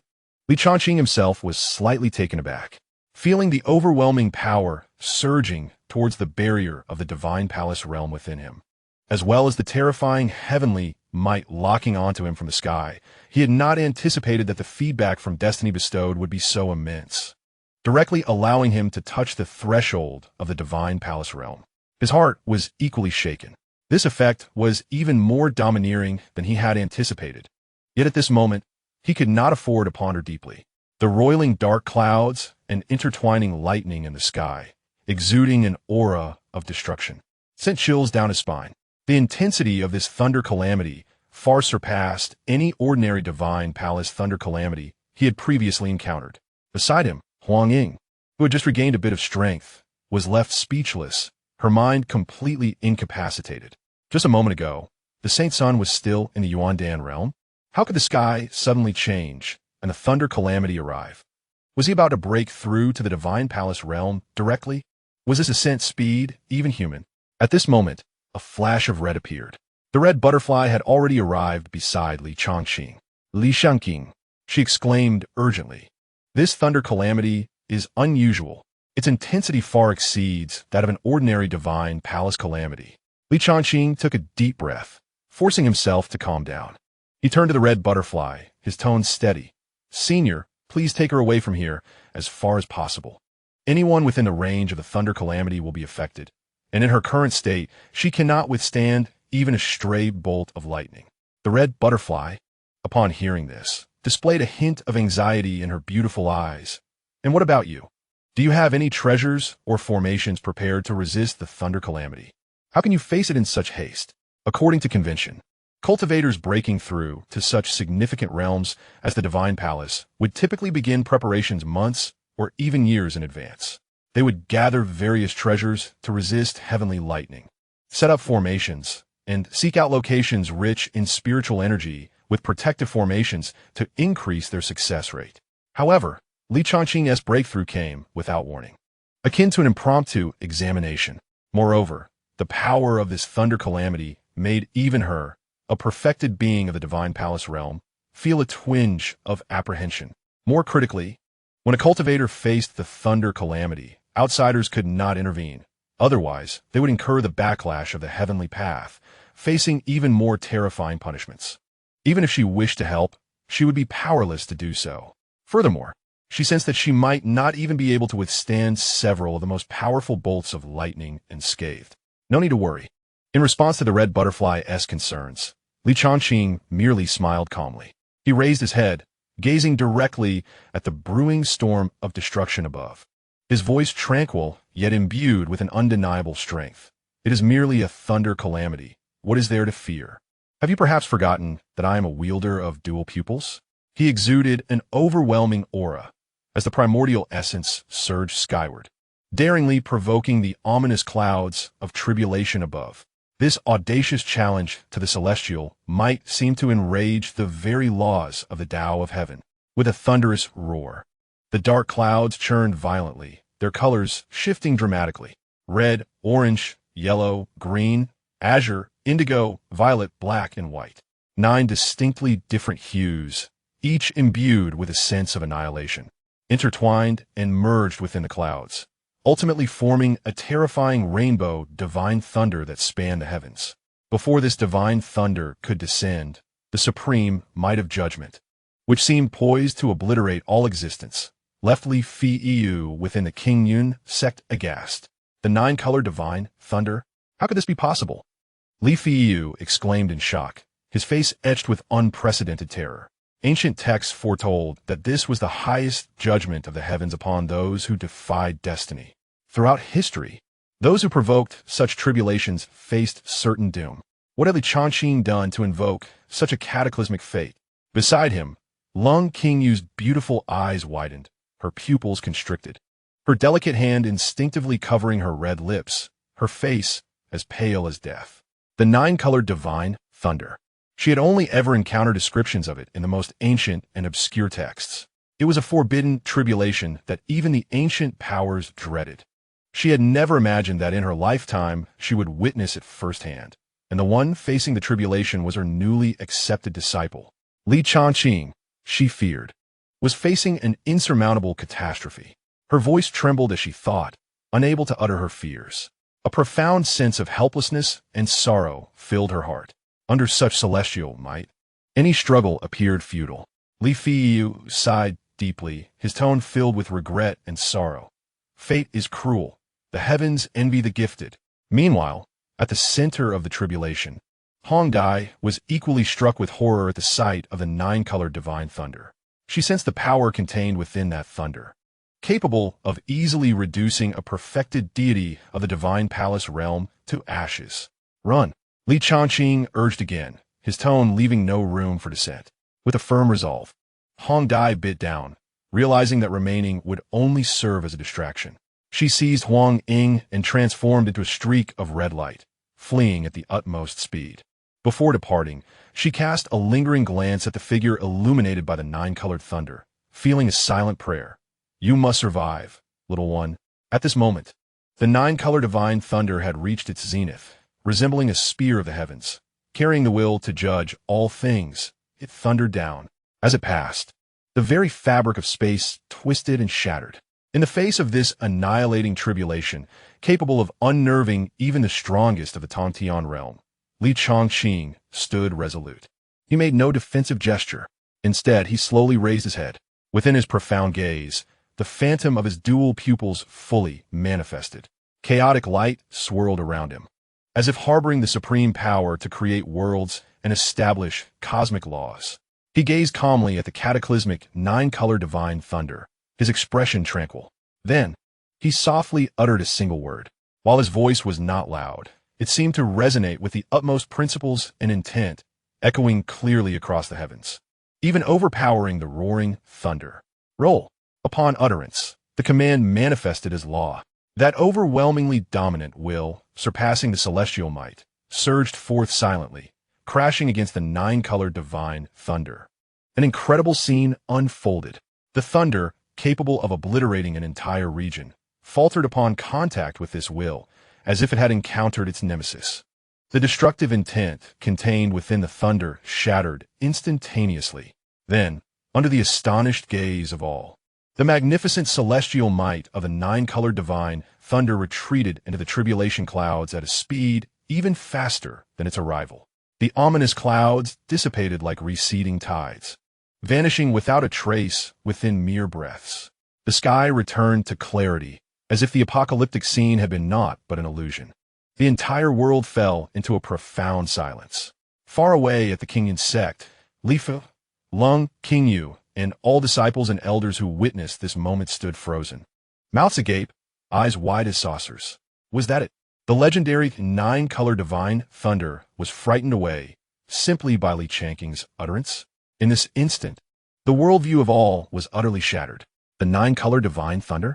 Was that all amounted to? Following the dissipating tribulation, peace returned to the world. Li Changqing closed his eyes, savoring the boundless power coursing within him. Within his dantian, the original chaotic golden core had vanished, replaced by an ethereal, hazy space resembling a miniature world, the hallmark of the first realm of the divine palace. In less than half a month, he had transformed from an ordinary mortal unable to cultivate to a being of the divine palace realm.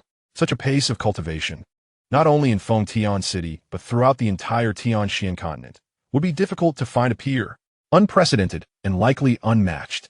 At this moment, several piercing sounds of air being split echoed. Li Fiyu, Lung Qingyu, and Hong Dai, who had just distanced herself with Huang Ying from danger, appeared before Li Changqing almost simultaneously. As they beheld Li Changqing, now firmly established in the divine palace realm, their faces reflected astonishment akin to witnessing a prehistoric beast. For a time, they stood speechless, unsure of how to express themselves. That was the nine-colored divine thunder, the highest judgment delivered by the heavens. Yet what was the result? Scared away by this youth's mere gaze and a single word, this completely upended their understanding of cultivation and the Tao of heaven. Had they not witnessed it with their own eyes, they would never have believed such absurdity could exist. Lung Qingyu gazed unblinkingly at Li Changqing, sensing the profound aura emanating from him, far denser and more substantial than that of ordinary divine palace realm cultivators. Her heart stirred with complex emotions, shock, relief, confusion, and an inexplicable sense of unfamiliarity. This disciple, she realized, she had never truly comprehended. Noticing the astonished gazes of the others upon him, Li Changqing remained composed, unfazed. He calmly adjusted his robes and bowed respectfully to Li Fiyu and Lung Qingyu. disciple Li Changqing, pays respects to the ancestor and master. Only then did they gradually regain their senses.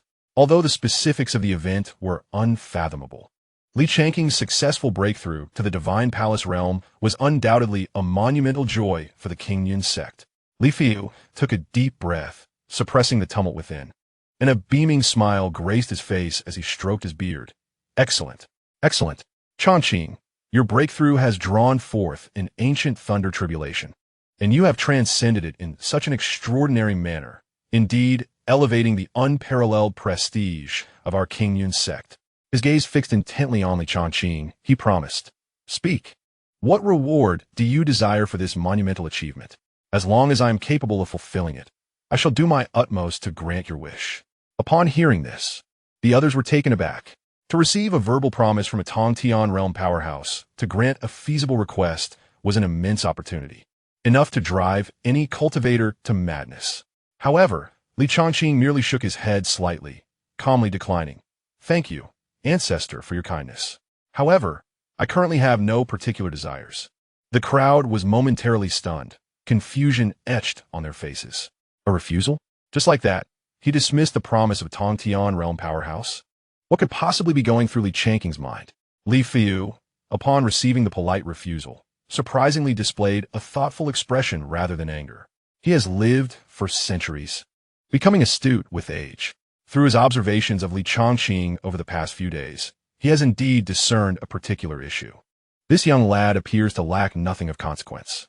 Achieving a breakthrough to the Shunting realm in such a short span cannot be attributed solely to the accumulation of cultivation resources. There must be extraordinary secrets and fortuitous encounters at play.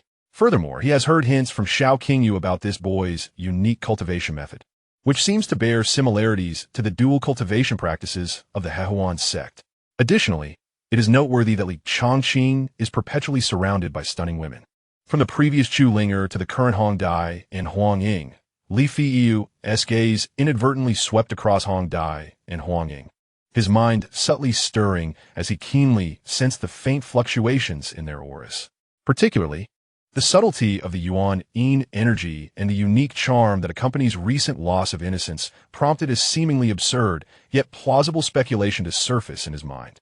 Could it be that what this young lad truly requires, or the shortcut to expedite his ascension, is not the usual celestial treasures or divine manuals, but rather the company of exceptional and beautiful women? Li Fiyu's thoughts raced. If his conjecture holds true, then everything could become remarkably straightforward. With the extraordinary talent and the enigmatic dual pupils exhibited by this boy, as long as he does not suffer an untimely demise, it is almost a certainty that he will emerge as the strongest in this realm. If he could secure a deeper and more intimate bond with his future dragon, then the prospects for the Qingyun sect would extend far beyond merely dominating Feng Tian City. Standing tall at the pinnacle of the entire Tianxian continent would not be a mere fantasy. He did not expect that this young man could directly elevate everyone in the Qingyun sect to the status of emperors. However, as long as he remembers this connection, even a slight favor in the future would be sufficient to ensure the eternal foundation of the Qingyun sect. With this thought, a plan quickly took shape. He discreetly transmitted his thoughts to the nearby Lung Qingyu. Xiao Qingyu. Lung Qingyu, puzzled by Li Changqing's refusal of the ancestor's promise, immediately focused her mind upon receiving the transmission, responding respectfully, "Ancestor, please speak." Li Fiyu's voice carried a tone of seriousness and gentle persuasion. "For the everlasting foundation of the Qingyun sect and the brilliance of our future, I have a matter that requires your assistance, or rather, your plea." A chill ran through Lung Qingyu's heart. The use of the word plea by the ancestor indicated the gravity of the situation. She immediately affirmed, "Ancestor, you speak too highly of me. Since it concerns the Qingyun sect, Qingyu shall not refuse. Please instruct me." Li Fiyu pondered briefly, seemingly weighing his words. Ultimately, he slowly articulated the astonishing proposition. "I wish for your eldest disciple, Nangong Wan, to become a companion to Changqing, or perhaps to take her as his concubine. What say you?" "What?" Even with Lung Qingyu's composure cultivated over hundreds of years, hearing this request sent her in a shock, her beautiful eyes widening in disbelief. Her face was filled with astonishment and confusion, nearly gasping in surprise, to suggest that Nangong Wan, her most cherished and hoped-for disciple, who was seen as a pillar of the sect's future, should become a mere concubine to Li Changqing. This was simply outrageous. Ancestor, this is utterly unacceptable. Lung Qingyu instinctively transmitted her objection, her voice tinged with a hint of unrecognized excitement. Setting aside whether I am willing, this matter ultimately requires Waner as consent. Furthermore, the cultivation method Waner practices, which is derived from the Taizhang Wanqing Lu, follows the path of transcending emotions. If she were to bind herself to another as a concubine, it would be akin to destroying her path. A wave of sorrow and helplessness surged within Lung Qingyu. She had already begun to discern the deeper motives behind the ancestors' actions. It was an effort to secure Li Changqing, the destined child of supreme talent, firmly within the grasp of the Qingyun sect, even at the cost of sacrificing another extraordinary genius's future. Seeing the evident resistance in Lung Qingyu, Li Feiyu sighed internally, recognizing that without employing certain measures, persuading this steadfast and cool-headed leader would prove challenging. His tone remained unchanged, yet a subtle air of authority and pressure seeped into his words. Xiao Qingyu, Nangong Wan is indeed a rare talent within our Qingyun sect, but Li Changqing possesses an unparalleled destiny. You must discern what is of greater importance. He paused momentarily, then continued in an undeniable tone. Moreover, should Waner become Changqing's companion, even as a concubine, it may not necessarily be a misfortune for her. To forge a bond with such a fated child, sharing in his supreme fortune, could very well be her grand opportunity. This is not only her honor, but also a privilege for the entire Qingyun sect. Li Fei's gaze deepened and sharpened, as if he could pierce through Lung Qingyu's innermost thoughts. As the leader of the sect, bearing the weight of its rise and fall, you must understand that at times, for the eternal foundation of the sect, personal sentiments and paths may require necessary sacrifices. I hope you comprehend that my decision is not made without care for Waner. Rather, it stems from a profound concern for the sect's future. His words struck like a hammer, each syllable resonating in Lung Qingyu's heart. Particularly, the final notions of the sect's rise and fall and the need for sacrifices caused her to tremble slightly, her complexion paling. She understood that the ancestor's mind was made up. In the face of the sect's collective interests, personal desires, even those of the sect leader's favored disciple, seemed insignificant. All her arguments and reluctance ultimately coalesced into a sigh filled with resignation and acquiescence. I understand. Lung Qingyu's voice carried a subtle rasp of fatigue. I will discuss this matter with Waner. Upon hearing Lung Qingyu's eventual concession, a satisfied smile emerged on Li Fei's face as he stroked his beard and nodded. That is splendid. He then composed his expression and turned his gaze to Li Changqing, donning a warm smile as he spoke aloud. Changqing. Li Changqing timely lifted his head, displaying a perfectly measured expression of curiosity. Ancestor, what is your command? Li Feiyu shukulat. His tone imbued with the gravity of announcing significant news. I see you are a prodigy of exceptional talent, blessed with fortune. However, the path of cultivation is long and arduous. Having a like-minded and gifted companion by your side to support each other will undoubtedly smoothen your journey. He paused slightly, casting a glance at the complex expression on Lung Qingyu's face, and continued. After discussions with Qingyu, we believe that our disciple Nangong Wan, in terms of talent, beauty, and disposition, is indeed a perfect match for you. Thus, I have taken the liberty to betroth Nangong Wan to you as your concubine. What do you think? Upon hearing this, not only was Li Changqing taken aback, but even Hong Dai and Huang Ying beside him revealed expressions of astonishment. Nangong Wan, the ethereal beauty hailed as the sect's foremost talent, the direct disciple of the sect leader, to be betrothed to Li Changqing just like that? And it was a joint decision made by the ancestor and the sect leader? Li Changqing felt a slight shock and a sense of unexpected delight. Nangong Wan was indeed one of his targets. Regardless of her cultivation at the third level of Yuan Dan, her Xianbing spirit body and red grade talent held immense value. He had never anticipated that Li Feiyu and Lung Qingyu would directly present this opportunity to him. This was far beyond his expectations. However, he welcomed the surprise, as it spared him considerable effort. Inwardly, Li Changqing mused while outwardly maintaining an expression of respectful reluctance. Slightly bowing as he said, "Since this is a decision made by the ancestor and my master, I would not dare to refuse such a gracious offer. Thus, I shall accept." Indeed, Li Changqing did not refuse. In fact, he did not reveal even the slightest hint of resistance. The last shred of doubt in Li Feyu's heart dissipated entirely, replaced by a profound understanding and a subtle thrill upon confirming his suspicions. Indeed, he required more exceptionally gifted women.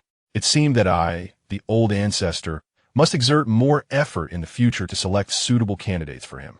A grand plan to gather the world's unparalleled beauties and exceptionally qualified female cultivators for Li Changqing began to take shape quietly in Li Feyu's mind. His smile broadened, and he chuckled, saying, "As long as Changqing agrees, that is sufficient. I believe that Wanner will surely be delighted as well." He felt a twinge of guilt as he spoke, yet the pleasantries had to be exchanged.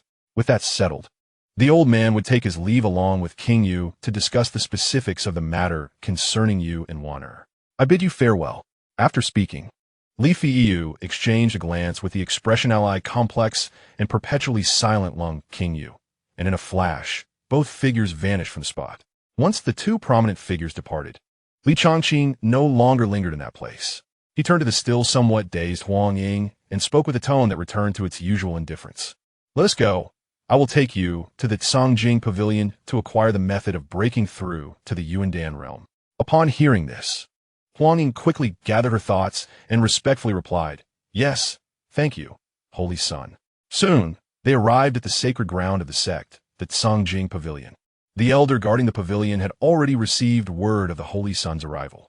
Upon catching sight of Li Changqing, he rushed forward with a smile that resembled one who had encountered a long-lost parent. His demeanor was filled with an almost obsequious reverence. "The Holy Son graces us with his presence. I apologize for not welcoming you sooner. What kind of cultivation method does the Holy Son require? I shall spare no effort in procuring it for you." Li Changqing nodded slightly and stated his intent directly. "Elder, please fetch the low-grade local cultivation method, Changqing Gong." "Changqing Gong? Excellent. Please wait a moment, Holy Son. I shall retrieve it at once." The elder, not daring to delay for even a moment, promptly turned and entered the pavilion. In just a short while, he emerged, holding a jade slip radiating a gentle azure light, which he respectfully presented to Li Changqing. "Holy Son, this is the inheritance jade slip for Changqing Gong." Li Changqing accepted the jade slip without a glance and directly handed it to the eagerly awaiting Huang Ying. Trembling, Huang Ying received the jade slip, feeling the intricate wood elemental Dao rhythm contained within, nearly moved to tears. This was precisely the cultivation method she had longed for, one that could aid her in breaking through her bottleneck. Li Changqing contemplated for a moment and took out several vials of high-quality elixirs from his storage ring, which were beneficial for stabilizing foundations and overcoming bottlenecks, and placed them into Huang Ying's hands as well. "Take these elixirs along with the method. Cultivate diligently," he said in a calm tone, yet with an undeniable warmth. "Should you require assistance in the future, feel free to seek me at the Outer Sex Disciplinary Hall." Huang Ying clutched the method and elixirs tightly, as if they were rare treasures, deeply bowing to Li Changqing with a choked voice. "Thank you, Holy Son. I will not disappoint your expectations." Li Changqing waved his hand, choosing not to say more, and turned to head towards the Outer Sex Disciplinary Hall. Hong Dai naturally followed silently behind, leaving Huang Ying standing alone, gazing at his departing figure, her heart brimming with boundless gratitude and an already blossoming sense of belonging. Chapter 73. Nangong Wan's resistance at the summit of King Yu Peak. Nangong Wan sat cross-legged, surrounded by swirling cold air, resembling an ethereal being sculpted from ice. Boundless spiritual energy surged frantically into her body, transforming into pure Xianbing true energy, causing her aura to continuously rise and grow increasingly powerful. However, when that aura reached the intangible barrier of the fourth layer of Yuandan, no matter how fiercely she surged against it, she could not budge it in the slightest. Slowly, she opened her clear, cold eyes, and a trace of unmistakable disappointment flickered within. Still no progress? Feeling the stable peak of her Yuandan third layer, a sense of helplessness quietly spread through her. She considered herself exceptionally gifted and had never slacked in her cultivation. Yet, she had been trapped at this peak of the third layer for an entire year, with such a slow rate of progress. How could she possibly compare to that Changqing? The image of that unfathomable figure on the arena surfaced in her mind, and a hint of bitterness arose within her. It seemed that in 3 days, during the journey to the Qingyun secret realm, she must find the Earth Heart Flame essence. Only by harnessing its supreme yang power to harmonize the excessive Xianbing energy within her could she possibly break this shackle. Just then, a cool figure silently appeared beside her. Nangongwan immediately collected her thoughts and stood up respectfully, greeting Master. Lung King nodded slightly, her gaze falling on Nangongwan, keenly sensing the stagnation in her aura. Has Wan'er encountered difficulties in her cultivation? Nangongwan gently nodded, not concealing her struggles. Disciple is dull. I've been unable to break through the 4th layer of Yuandan. Lung Qingyu looked at her proud and ambitious eldest disciple and could not help but sigh inwardly. Ah, is this the despairing gap between prodigies? That Changqing cultivates as easily as drinking water, breaking through from the Qi Sea to the Divine Palace in just a few short days, summoning the legendary 9-colored thunder. Yet Wan'er has been trapped at the 3rd layer of Yuandan for a whole year. Should I tell her about that matter? Would it be too cruel? Seeing her master's changing expression and silence, Nangongwan mistakenly assumed that Lung Qingyu was disappointed in her slow progress, bringing shame to the sect. She lowered her head, her voice tinged with an almost imperceptible melancholy. Disciple is dull, and I have let Master down. Norge, Valnat? Lung Qingyu came back to her senses and hurriedly explained. Master does not think you are progressing slowly. Your advancement has far surpassed your peers. I was merely contemplating some matters. Her face revealed a hesitant struggle. Nangongwan raised her clear eyes, looking at her master with confusion. If Master has concerns, please feel free to share. Lung Qingyu took a deep breath, realizing that this matter could not be concealed any longer. She began to speak slowly, revealing the first piece of news. Wan'er, Changqing has successfully broken through to the Divine Palace realm today. What? Divine Palace realm?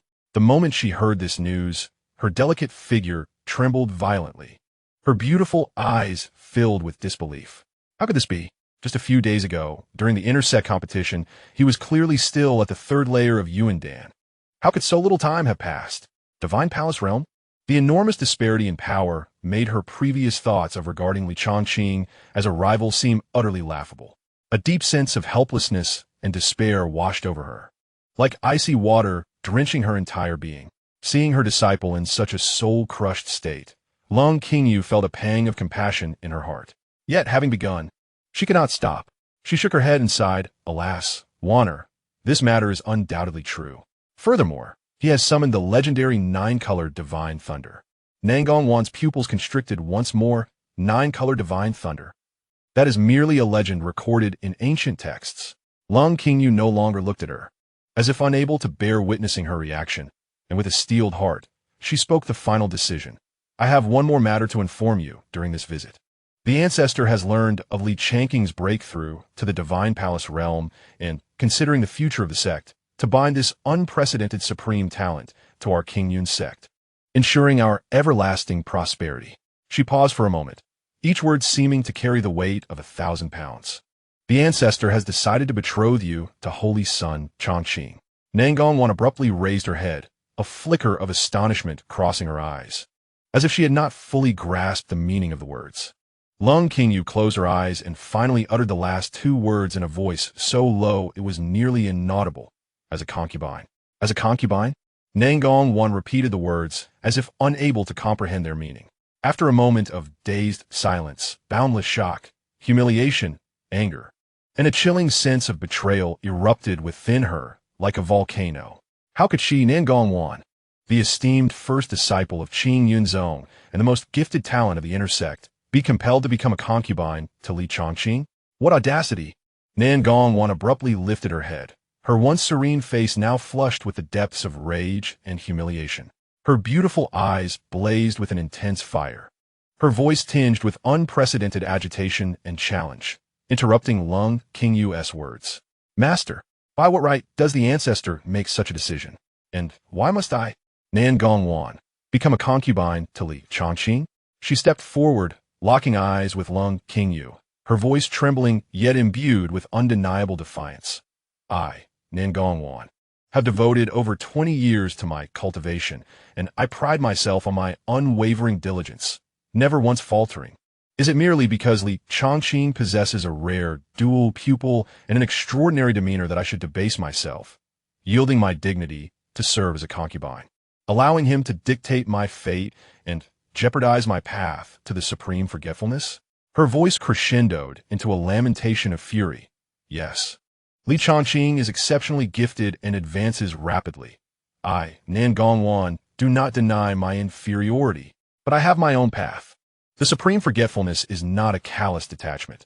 Rather, it transcends mundane affections, pursuing the ultimate truths of heaven and earth and the supreme principles of the cosmos. Should I become a concubine, my body and soul would be tethered to one individual, with my joys and sorrows dictated by him. How could I forget love? How could I transcend? How could I aspire to that exalted path? As she spoke her final words, her voice cracked with emotion, tears cascading from her exquisite yet despairing eyes. Master, tell me, how does this differ from annihilating my foundations and severing my future? Witnessing her disciple utterly unravel, Lung Qingyu felt an ache in her heart. Nangongwan was someone she had nurtured with great care. Watching her transform from an innocent girl into the unparalleled figure of the inner sect had been a source of pride for Lung Qingyu. Now, seeing her in such anguish, Lung Qingyu felt no less pain. Yet, she could not afford to be soft-hearted. As the sect leader, she had to consider the future of Qing Yunzong, devoid of emotional bias. This was precisely why she occupied her position of authority. Chapter 74. I promise you, from henceforth, our master-disciple bond shall be irrevocably severed. Suppressing the sorrow within, she stepped forward, yearning to wipe away Nangongwan's tears, only to have her stubbornly evade the gesture. Lung Qingyu's hand hung suspended in the air, her heart heavy with bitterness. Taking a deep breath, she implored in as calm a tone as possible. Wan'er, I am aware of the grievances and concerns that weigh upon your heart. However, should you accept this arrangement and unite with Changqing as partners, given his current potential and the limitless achievements that lie ahead, it may not be entirely unfavorable for you. Sharing in his unparalleled fortune could very well present an opportunity for your future path. Opportunity? Nangongwan found this notion to be the most absurd jest she had ever encountered. With tear-filled eyes, she gazed at her most respected master. Her voice filled with sorrow. Master, must you also sacrifice me for the so-called future of the sect? This question pierced through Lung Qingyu like a dagger, causing her to stagger slightly, nearly losing her balance. Gazing into Nangongwan's eyes, filled with despair and accusation, and hearing her heart-wrenching words, Lung Qingyu realized that further persuasion would be futile. Her disciple, though appearing gentle, possessed an unyielding spirit, with depths of conviction that ran deep. Once she set her mind on something, no one could alter it. She would rather shatter than yield.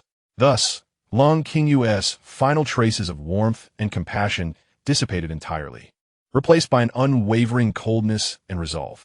Slowly lowering her hand, her voice turned as frigid as ancient ice, devoid of any emotion. Wan'er, the matter has come to this, and further discussion is futile.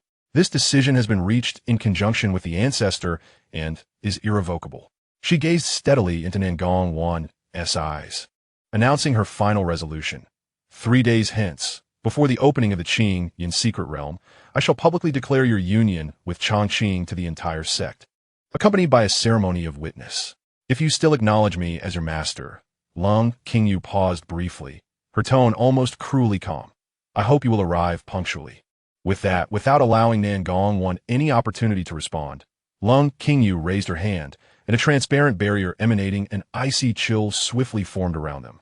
It enveloped Nangongwan and her immediate surroundings like a vast crystal prison, confining her within. This barrier was not intended to harm her. It merely restricted her movements, ensuring she could not leave Qingyu Peak or take any unexpected actions before the 3-day period elapsed. Having completed these measures, Lung Qingyu cast a final lingering glance at her disciple, who stood motionless within the barrier. Resolute, she vanished from the summit of Qingyu Peak. Atop the cliff, the cold wind howled, leaving Nangongwan trapped within the barrier, resembling a soulless jade sculpture, standing in stunned silence. Her expression bore the weight of utter desolation and despair. Tears flowed silently, splashing onto the cold rocks, where they instantly froze.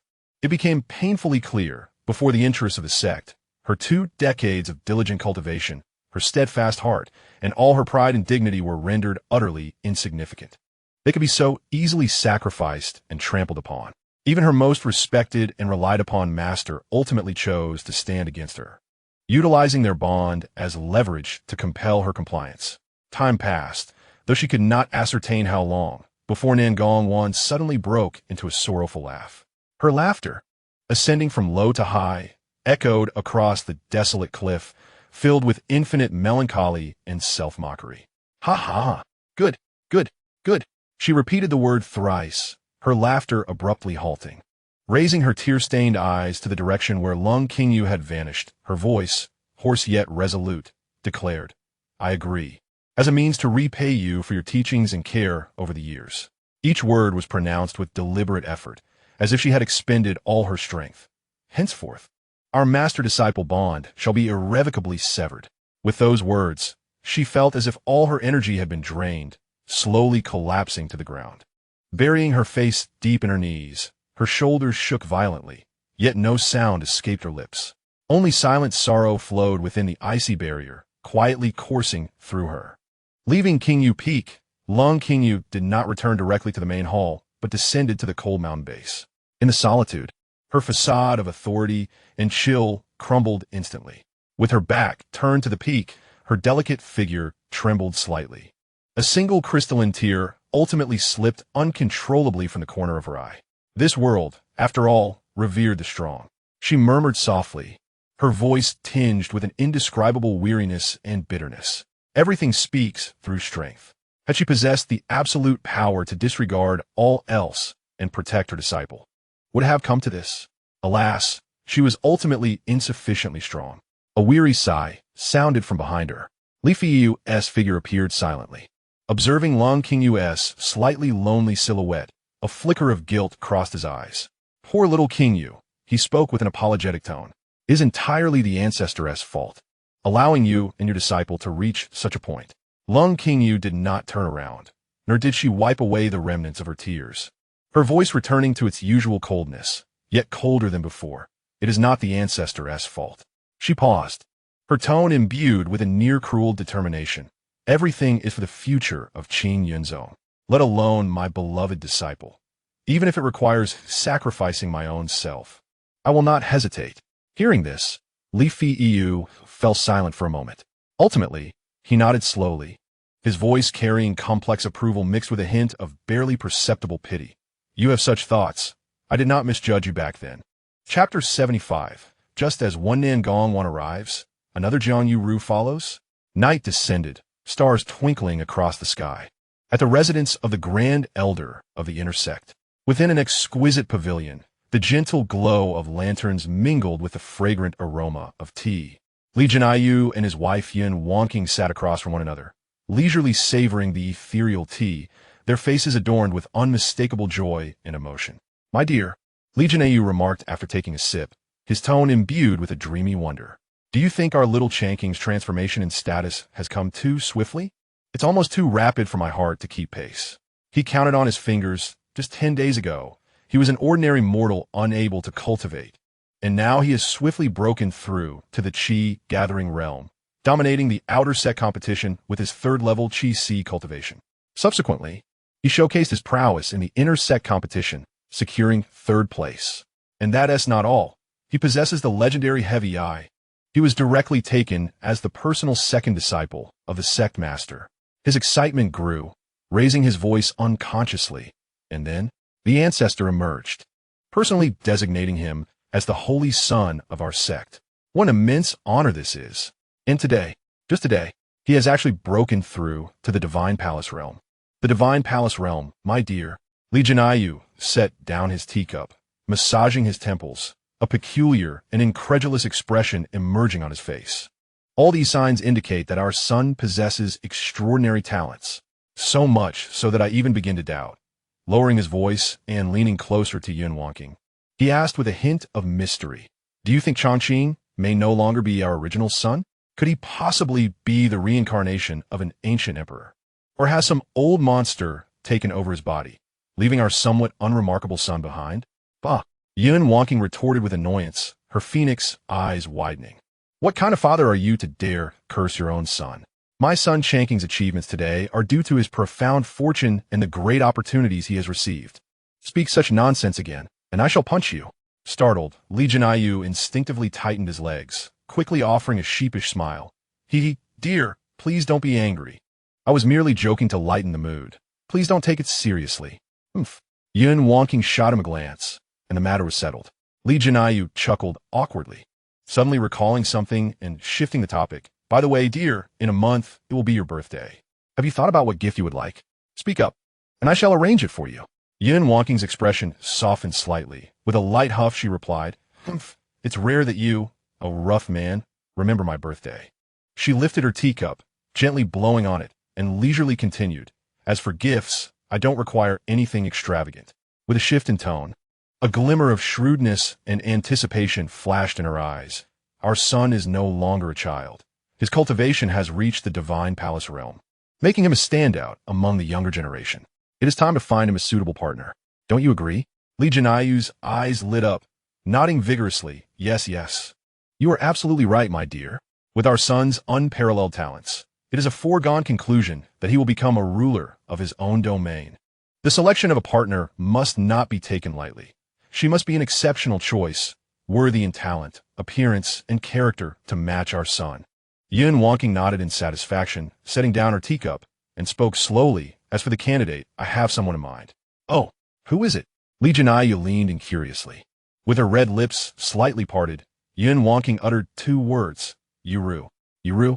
Li Jinaiyu was momentarily taken aback, then suddenly smacked his thigh. Jiang Yuru. Of course. How did I not think of her? Excitement filled his voice. Yuru is someone we have watched grow up, gifted and with an exceptional foundation. In terms of talent, she is hardly inferior to Nangong Wan. Unfortunately, Nangong Wan practices the path of emotional detachment, and her cold demeanor is not suitable for our son. Otherwise, she would have been a contender. Yun Wonking nodded slightly in agreement, but then pondered, however. While Yuru is outstanding and one of the top geniuses of King Yun's sect, when compared to the true prodigies of the central continent, she may still lack a bit. She glanced at Li Jinaiyu, expressing her final thought. I propose that Yuru become Changqing's concubine. What do you think? Li Jinaiyu stroked his chin, contemplating for a moment. Jiang Yuru was indeed someone he and his wife had watched grow up. Knowing her background and character, she was an excellent choice for their son's partner, both emotionally and in terms of benefit. That sounds good. I will find a time to discuss it with her and her father. Very well, Yun Wonking agreed with satisfaction, a smile gracing her face as she began to plan how to arrange this joyous occasion. At that moment, a clear and imposing voice resonated throughout the estate. Reaching the ears of the couple in the pavilion, the sect master decrees. After discussions with the ancestor, I hereby betroth my personal disciple Nangong Wan to the holy son Li Changqing as a partner. 3 days hence, before the opening of the King Yun's secret realm, a ceremony of witness will be held for the entire sect. The voice echoed with undeniable authority. Li Jinaiyu and Yun Wonking's hands, which were holding their teacups, froze simultaneously, their expressions solidifying in shock. They exchanged glances, seeing immense confusion and disbelief reflected in each other's eyes. What is happening?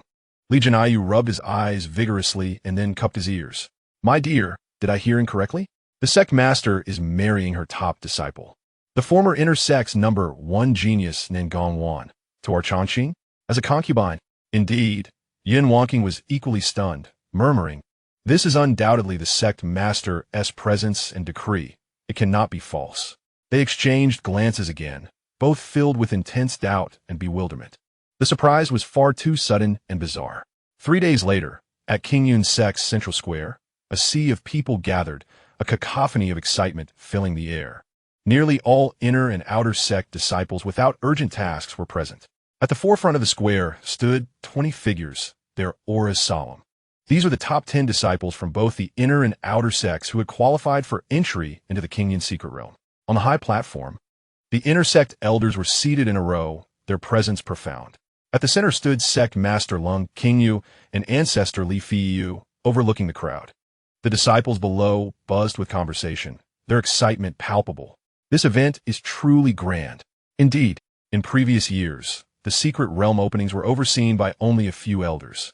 This time, even the sect master and ancestor are personally involved. It's all because of Holy Son Changqing. His rise has brought unprecedented attention to this secret realm journey. Absolutely. The crowd echoed in agreement, casting envious glances at the tall figure at the front of the line. On the platform, Li Fiyu maintained a calm facade, yet discreetly conveyed urgency to Lung Qingyu. Xianxia, what is going on?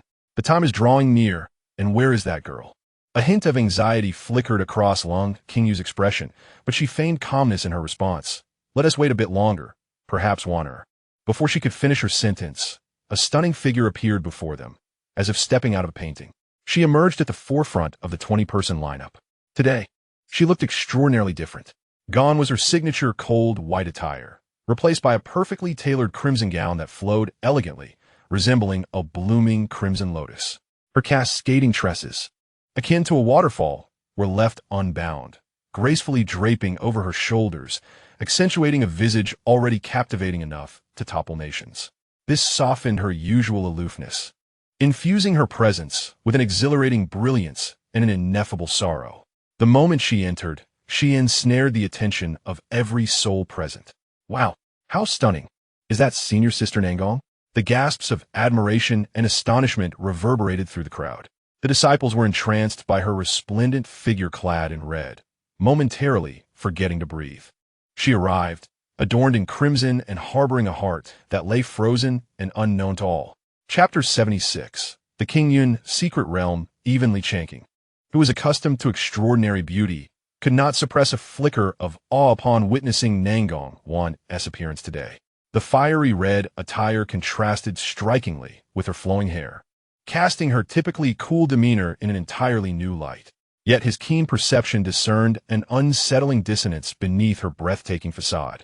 Her gaze seemed more vacant and frigid than ever, resembling a still lake devoid of ripples, embodying a profound silence born from a heart that had long ceased to feel. Li Changqing felt a stir within him, but chose not to probe further. To him, Nangong Wan was merely a target within his plans delivered to him in this manner, which he gladly accepted. Whether she was willing or not was beyond his concern. Upon the high platform, as Nangong Wan finally made her anticipated entrance, the heavy burden that had weighed on Li Fiyu and Lung Qingyu's hearts was lifted. Xianxia, everyone has arrived. Let's commence, Li Fiyu communicated telepathically. Lung Qingyu nodded slightly, suppressing the tumult of emotions within her, and stepped forward, her icy gaze sweeping across the assembly. The once boisterous square fell into a profound silence, every individual holding their breath in anticipation of the sect leader's edict. Today marked the opening of the Qingyun Secret Realm. Lung Qingyu's voice rang clear, reaching the ears of all. Within the secret realm, opportunities and dangers coexist. The 20 disciples who have qualified may enter once the realm opens. With a graceful gesture, she sent forth 20 jade slips emanating a gentle white light, which accurately floated to the front row, hovering before the chosen disciples. These are the transmission jade slips for the secret realm. The realm will remain open for 7 days. After this period, regardless of one's location within, breaking this slip will ensure your exit.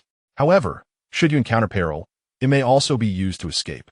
Remember, do not miss the appointed time. Otherwise, you risk being trapped within, with unpredictable consequences. Her tone shifted to one of gravity, carrying a note of warning. Moreover, I must remind you all, the Qingyun Secret Realm is not solely the possession of our Qingyun sect. Various influential factions from Fengtian City and surrounding regions will dispatch their elite disciples to enter. Conflict for resources within the realm is inevitable and fraught with peril. I urge our disciples to support one another within the secret realm, to unite as comrades and face the trials together. Her gaze lingered on Li Changqing, imbued with both a charge and expectation. All actions must heed the command of Shinzi Changqing. There must be no errors. In unison, the disciples responded, "We pledge to obey the sect leader's command." Once the matters concerning the secret realm were concluded, Lung Qingyu paused slightly, sensing a subtle shift in the atmosphere of the square. Everyone understood that the sect leader seemed poised to convey further words. Taking a deep breath, Lung Qingyu realized the pivotal moment had arrived. Her gaze swept over the striking figure in red before shifting to the composed Li Changqing beside her. Finally, she spoke slowly, her voice imbued with an undeniable resolution that resonated throughout the assembly. Additionally, I have another matter to announce to the entire sect on this occasion. An air of anticipation enveloped the crowd, sensing that something significant was about to unfold. Following discussions with the ancestor, it has been decided. Her voice rose slightly, each word striking like a hammer upon the hearts of those present. To bestow my personally taught eldest disciple, Nangong Wan, to the holy son, Li Changqing, as a concubine. At this declaration, the Qingyun sect plaza was plunged into a profound silence. The sound of a pin drop would have been audible. Both the elders on the platform and the thousands of disciples below were as if struck by lightning, frozen in shock, their faces etched with disbelief. Nangong Wan, once the first prodigy of the inner sect, the sect leader's beloved disciple, the ethereal goddess revered by countless disciples, was to be betrothed to holy son Li Changqing, and to be a concubine, no less. The implications were unmistakable. This news struck them with a greater force than Li Changqing's ascent to the divine palace realm, leaving them in a state of shock and absurdity. After a brief, stunned silence, the crowd erupted in a cacophony of discontent and discussion. No, my senior sister Nangong, my goddess, sect leader, what madness is this? In an instant, the square was filled with the heartbroken cries of male disciples. To them, Nangong Wan was a paragon of purity, an unattainable moonlight. Now, this moonlight was to fall into another's embrace in such a manner. How could they accept it? Yet, amidst the initial shock, a portion of the disciples quickly regained their composure and murmured, though difficult to accept, upon reflection, it seems somewhat reasonable. Indeed, how remarkable is the Holy Son, a dual-eyed supreme, with divine palace cultivation, destined to reign over the continent. Although senior sister Nangong is also an extraordinary talent, in comparison, perhaps becoming a partner to the Holy Son is not a misfortune for her. The elders on the high platform wore expressions that varied in complexity. Having lived long, they quickly grasped the profound implications of the sect leader and ancestors' actions. This was a move to bind Li Changqing, a future titan, to the Qingyun sect at all costs, even sacrificing their most outstanding disciple. Some elders appeared shocked, clearly not expecting such a drastic measure. Others bore expressions of regret for Nangong Wan's path that was now destined to change, and yet others, like the second elder, Xianxia, concealed jealousy and resentment beneath their calm exteriors. Most elders chose silence, understanding that personal desires held little weight against the tide of the sect's interests, especially as this was the sect leader's own decree. Below, the crowd's emotions were a tapestry of shock, confusion, envy, and jealousy, intertwined into a complex web. Even Li Changqing himself raised an eyebrow, slightly taken aback. While he anticipated that Li Feiyu and Lung Qingyu would facilitate this arrangement, he did not foresee such a public announcement prior to the opening of the secret realm. This act effectively severed any retreat for Nangong Wan and thrust him into the spotlight. In stark contrast, Chu Ling standing not far from him, wore a serene expression, even exhibiting a faint smile that suggested a sense of pride. She seemed to have already come to terms with the reality that she would not be the sole presence by Li Changqing's side. As for Nangong Wan, the epicenter of this unfolding drama, she remained aloof, standing silently in her blood-red attire, her exquisite features betraying no emotion, her vacant gaze fixed ahead. She exhibited no reaction to the surrounding lamentations, discussions, or the fateful words that had sealed her destiny.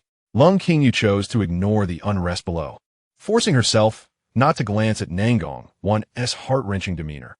Continuing in a cold tone, she proceeded with the proceedings. Since the entire sect has witnessed this, the matter is settled.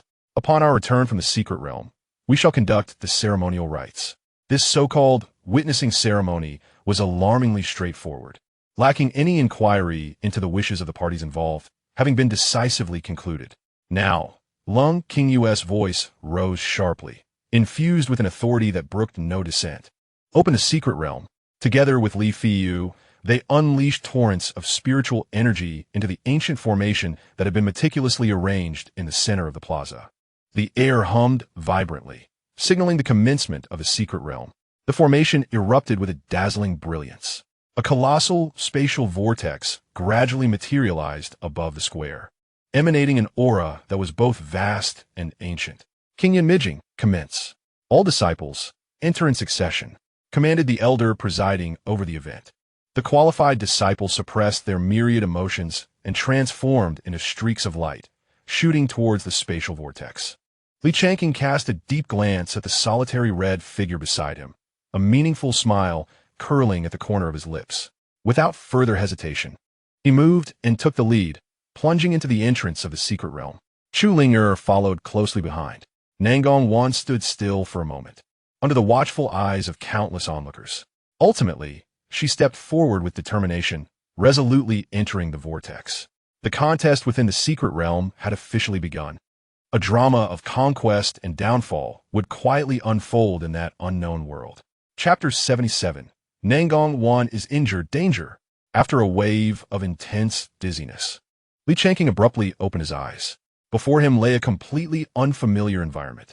Towering ancient trees stood tall, their branches and leaves lush and dense.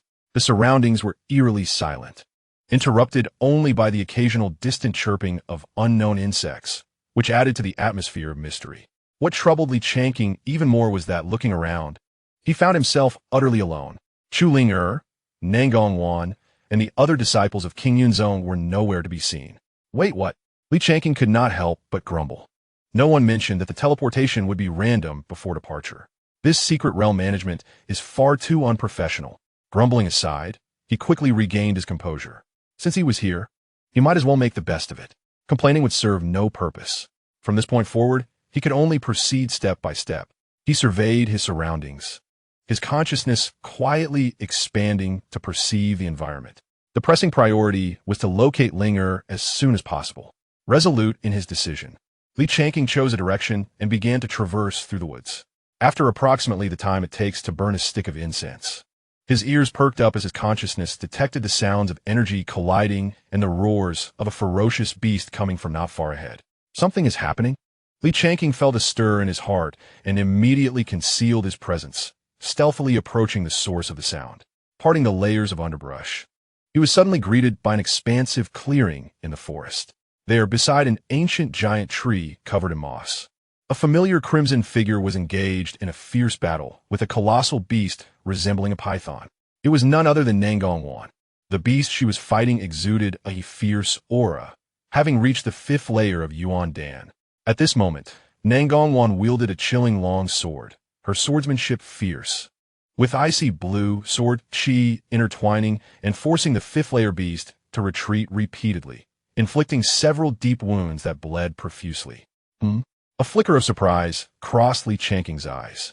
To be able to steadily suppress and even overpower a 5th layer beast with her peak 3rd layer Yuan Dan cultivation, she truly lived up to her reputation as a talented woman.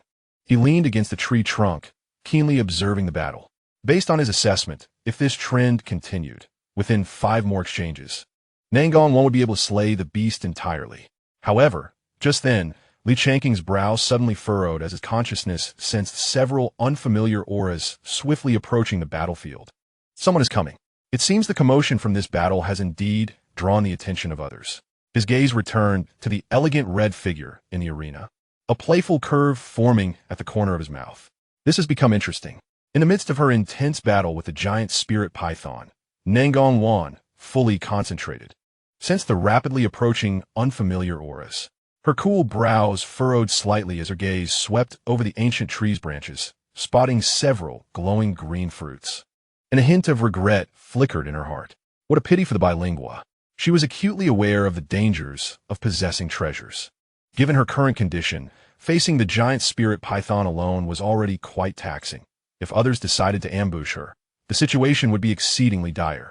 It seemed an arduous battle was inevitable. Her expression hardened, and her sword intent intensified. She needed to resolve this predicament swiftly. Meanwhile, hidden in the shadows of the dense forest, not far away, 3 figures lay in wait, their eyes fixed intently on the unfolding battle. Senior brother, doesn't that woman in red look somewhat familiar? I believe I saw her during the last secret realm opening, a strikingly beautiful girl with bright, lively eyes whispered to the young man leading them. The so-called senior brother, with a somewhat sinister demeanor. Locked his gaze greedily on the bilingual atop the ancient tree, licking his lips. Who cares who she is? Once she and the giant spirit python are both weakened, that will be our moment to strike. His eyes gleamed with excitement. That S bilingual. Consuming one allows for a seamless breakthrough to the next minor realm. Such a treasure of heaven and earth has fallen into our lap. We must seize it. He turned to a sturdy, good-natured young man beside him and instructed, Zhuang. Yes, senior brother Qingyang, I'm here. The affable young man named Zhuang responded promptly. Qingyang sneered coldly and lowered his voice. In a moment, we'll entangle that woman and any other potential threats. You seize the opportunity to swiftly collect those fruits from the tree. Then we'll retreat immediately according to our planned route. Remember, be tidy about it. Don't eat or hide any for yourself, understood? Zhuang scratched his head and chuckled. Got it, senior brother. You can count on me. I'm the most reliable. At that moment, a sudden change occurred in the battlefield. The giant spirit python, seemingly incensed by Nangong Wan's relentless sword chi, let out a deafening roar, and its single horn erupted with blinding yellow light, its scales bristling, its aura surging. It abandoned all defense and charged at Nangong Wan like a mad beast. Intent on a mutual destruction, the violent force collided fiercely with Nangong Wan's condensed ice sword chi, producing a thunderous sound. Energy ripples dispersed, forcing Nangong Wan to retreat several steps, her sword hand tingling, her complexion paling. They were evenly matched, a golden opportunity. Xinyang's eyes glinted with ferocity. Without hesitation, he gripped a bow that shimmered with a golden hue, swiftly nocking an arrow. A golden arrow, forged entirely from pure gold elemental energy, sliced through the air with a sharp whistle, aimed precisely at Nangong Wan's exposed vulnerability as she clashed with the giant spirit python. This shot was timed perfectly, maliciously aimed to take her life while she was in a weakened state. Just as the golden arrow was about to pierce Nangong Wan's heart, she, acutely sensitive to murderous intent, jolted awake. Forcing down her surging blood, she shouted, Xian Bing Jiandun. Her long sword traced an arc of ice-blue sword flowers, and a torrent of Xian Bing true energy coalesced behind her, forming a shield adorned with intricate sword patterns. Clang! The golden arrow struck fiercely against the ice shield, producing a deafening clang of metal. The shield trembled violently, cracks spreading across its surface, and eventually shattered, transforming into a flurry of ice crystals. Although she managed to barely block the lethal strike, the powerful impact of the arrow still pierced through the ice shield, crashing painfully against Nangong Wan's back.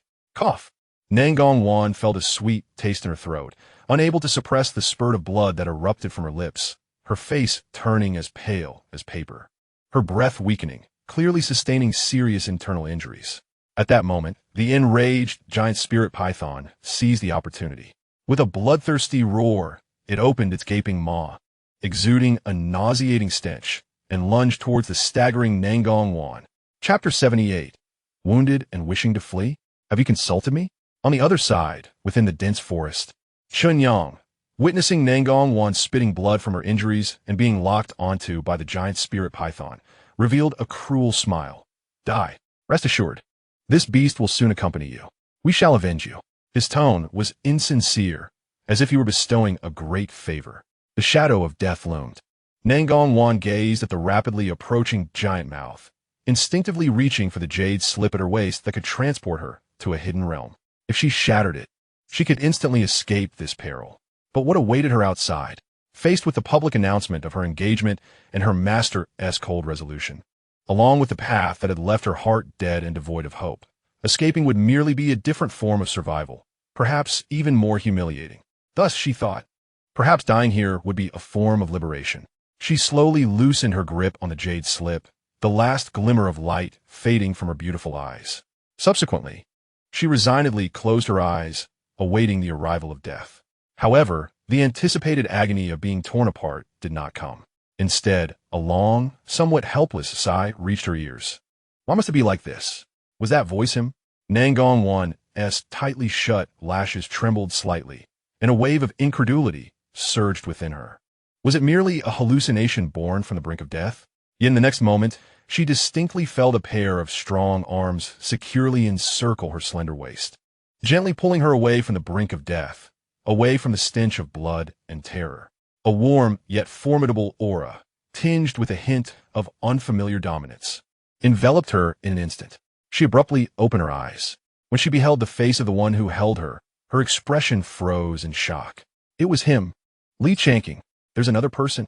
Xianxia's pupils constricted sharply, his heart filled with dread. Despite his cultivation at the fourth layer of Yuan Dan, with his divine sense constantly on alert, he had entirely failed to notice the presence of others nearby. Moreover, when had this person appeared? And how had he saved that woman in red without him noticing? This indicated that the opponent's strength far surpassed his own. There was a master. The situation was dire. They must retreat. Xianxiang decisively hissed to his fellow disciple and Zhuang. The trio turned without hesitation, intending to vanish into the forest. However, as they turned, it felt as though they had collided with an invisible wall, abruptly halting their steps. Before them stood a figure, appearing from nowhere. The person stood with hands clasped behind their back, their expression calm, yet their gaze icy, as if they were observing them through ancient frost. Their appearance was strikingly similar to that of Li Changqing, who was holding Nangong Wan not far away. You wish to harm and escape so easily? Li Changqing, the avatar, spoke slowly, his voice low yet imbued with a chilling aura, reminiscent of death's whisper. Have you consulted me? You. Xianxiang stared at the person before him, then abruptly turned to glance at Li Changqing, who held Nangong Wan. All color drained from his face in disbelief. How could there be two identical individuals? What kind of monster are you? He struggled to comprehend the scene unfolding before him. While the technique of creating doppelgangers was not unheard of, such a lifelike replica, indistinguishable in presence and capable of independent action, was beyond his experience. Quick, kill him. Xianxiang, being a Yuan Dan cultivator, swiftly suppressed his fear and shouted vehemently. He was convinced that this was merely a superficial doppelganger, not powerful at all. Let us all attack together and eliminate him first. The lovely young woman and the stout Zhuang were also startled by this bizarre scene. Yet upon hearing Xianxiang's command, they steeled themselves, unleashing their strongest attacks towards the obstructing Li Changqing avatar. The young woman hurled several poison darts, resembling venomous snakes striking. A Zhuang roared, muscles bulging, delivering a punch imbued with the force of mountain-splitting power. Faced with the trio's full-force assault, Li Changqing did not even bat an eyelash. He merely raised his right hand casually and, with a nonchalant punch, released an overwhelming force that surged forth like a tsunami. Boom, boom, boom. 3 dull explosions erupted almost simultaneously. The expressions of Xianxiang, the young woman, and Zhuang, filled with ferocity, fear, and determination, instantly froze. Their protective, spiritual energy shattered like paper. Their bodies contorted and disintegrated. Not even a scream escaped their lips as they transformed into 3 clouds of crimson mist, utterly obliterated. Fourth layer of Yuan Dan, third layer. 3 disciples, considered elite within their respective sects, perished under the casual punch of Li Changqing's avatar, leaving not a trace behind. The avatar slowly retracted his fist, his expression still placid. Not far away, Li Changqing, holding Nangong Wan's slender waist, had not once glanced towards the battle scene, as if the 3 lost souls bore no connection to him. Nangong Wan stared blankly at the battlefield, then looked up at the man so close to her. A complex expression filled her beautiful eyes, a mixture of dazed relief from surviving, astonishment at his power, and, more profoundly, a deep sorrow and confusion. Her ruby lips parted, her voice hoarse and hollow. Why save me? Wouldn't it be better to let me die there? Li Changqing raised an eyebrow, somewhat surprised as he gazed at the exquisite yet despair-laden face before him. He truly did not understand why this woman was so insistent on seeking death. Isn't living, possessing power, and enjoying everything preferable? Yet before he could inquire, a roar erupted from behind. A wave of rancid wind surged toward them, accompanied by a ferocious roar as the enraged giant spirit python opened its gaping maw once more, exuding a terrifying aura, and lunged at Li Changqing and Nangong Wan, who were oblivious to the danger. Beware behind you. Nangong Wan instantly realized and cried out in alarm, instinctively attempting to break free to shield him from the impending attack. However, Li Changqing did not even turn around. His arm around her waist remained steady, while his other hand slowly lifted, casually pointing a finger at the incoming massive shadow.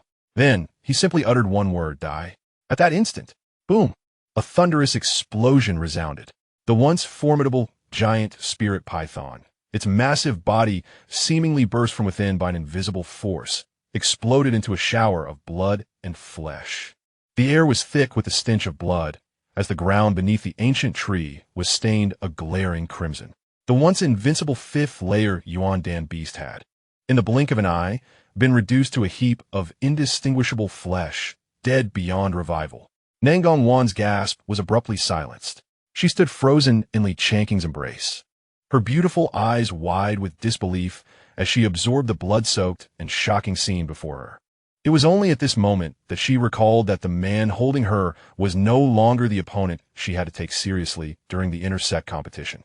He was Li Changqing. He is the sacred son of King Yun, bearing the weight of the heavy pupil, summoning the nine-colored thunder calamity, and with a single word, he can repel the celestial might, having already attained the realm of Shunting. A mere fifth-layer Yuandan beast is no different from an ant before him. Chapter 79. To give face is not to give face. Gazing at Nangong Wan's arms, Li Changqing released his hold around her waist, allowing her to stand firm. Yet his eyes remained fixed on her face, filled with a hint of inquiry. "I'm quite curious," he began, his voice calm. "You possess unparalleled talent, a beauty that captivates all, and are the direct disciple of the sect master, holding a position of great esteem. Now that you have reached the pinnacle of the third layer of Yuandan, you are not far from Shunting. Why then do you speak of such despairing words?"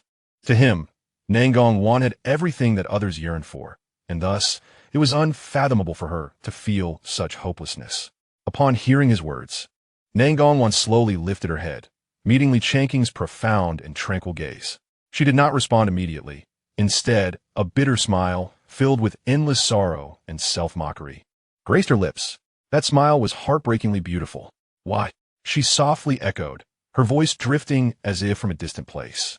"Because not long ago, my most revered master, in conjunction with the sect's ancestors, deliberated on the future of our sect, intending to secure you, the sacred son endowed with supreme potential, firmly within the chariot of King Yun's sect." She paused, each word seemingly exhausting her strength, imbued with blood and tears. "They decided to use me, Nangong Wan, as a gift, a bargaining chip to betroth you, to be a concubine." The last two words escaped her lips with utmost delicacy, yet they pierced her heart like an ice shard. Li Changqing's gaze flickered. Although he suspected the matter pertained to a marriage contract, he had not anticipated such intricate emotions involved. Li Fiyu and Lung Qingyu had gone to such lengths to win him over, even coercing their most outstanding disciple. Nangong Wan did not regard his reaction, as if merely stating a fact unrelated to herself. She continued in that hollow tone. "I have practiced the Taisheng Wangqing Lu since childhood, a supreme method that directly points to the Tao. Forgetting emotions does not mean being heartless. Rather, it transcends petty love, comprehending the vast love of the universe. One must be unencumbered, wandering through the void. Yet, to be a concubine with both body and heart tied to one person, where joy, anger, sorrow, and happiness are bound to him, how can one forget emotions? How can one transcend?" She lifted her gaze to Li Changqing, her eyes reflecting a complete heart's death. "Is this not akin to self-destructing my foundation of the Tao, living merely as a walking corpse, only to suffer humiliation?" At this juncture, she shifted her tone, her gaze fixed upon Li Changqing, her expression complex and inscrutable, filled with shock, confusion, and a hint of envy that even she had not yet realized. "I truly envy you, Li Changqing. I envy your extraordinary opportunities, your effortless cultivation, reaching the Shunting realm in such a short time, and even the legendary nine-colored thunder calamity cannot harm you. I envy your freedom to act as you please, unbound, with your path firmly in your own hands." With a sorrowful smile, she left her words unfinished, requiring no further elaboration. Her path, her destiny, had long been decided in the council between her master and the ancestors, easily sacrificed without remorse. After hearing Nangong Wan's heartfelt confession, Li Changqing fell silent. He gazed at this once aloof and proud woman, now as fragile as glass. For the first time, he felt a complex emotion towards Li Fiyu and Lung Qingyu's preferential treatment. The opportunity presented to him was marred by such cold calculations and sacrifices. This series of maneuvers made him appear as a villain, forcing others into a desperate situation. Although Changqing did not consider himself a paragon of virtue, this burden was indeed bewildering. Silence enveloped them. Comforting someone, especially a woman resigned to despair, was not his forte. His eyes drifted over Nangong Wan's pale face, settling on the 3 verdant linguo hanging from the ancient tree. An idea struck him. Perhaps this could alleviate the tension. With a casual wave of his hand, an invisible force lifted the 3 fruits, glowing with a soft emerald light, and gently placed them in his palm. He picked one up and offered it to Nangong Wan, attempting to maintain a neutral tone. "Take this, it will have a beneficial effect on you." His intention was to consider himself an indirect beneficiary. This linguo would be useful to her, serving as a form of compensation or goodwill.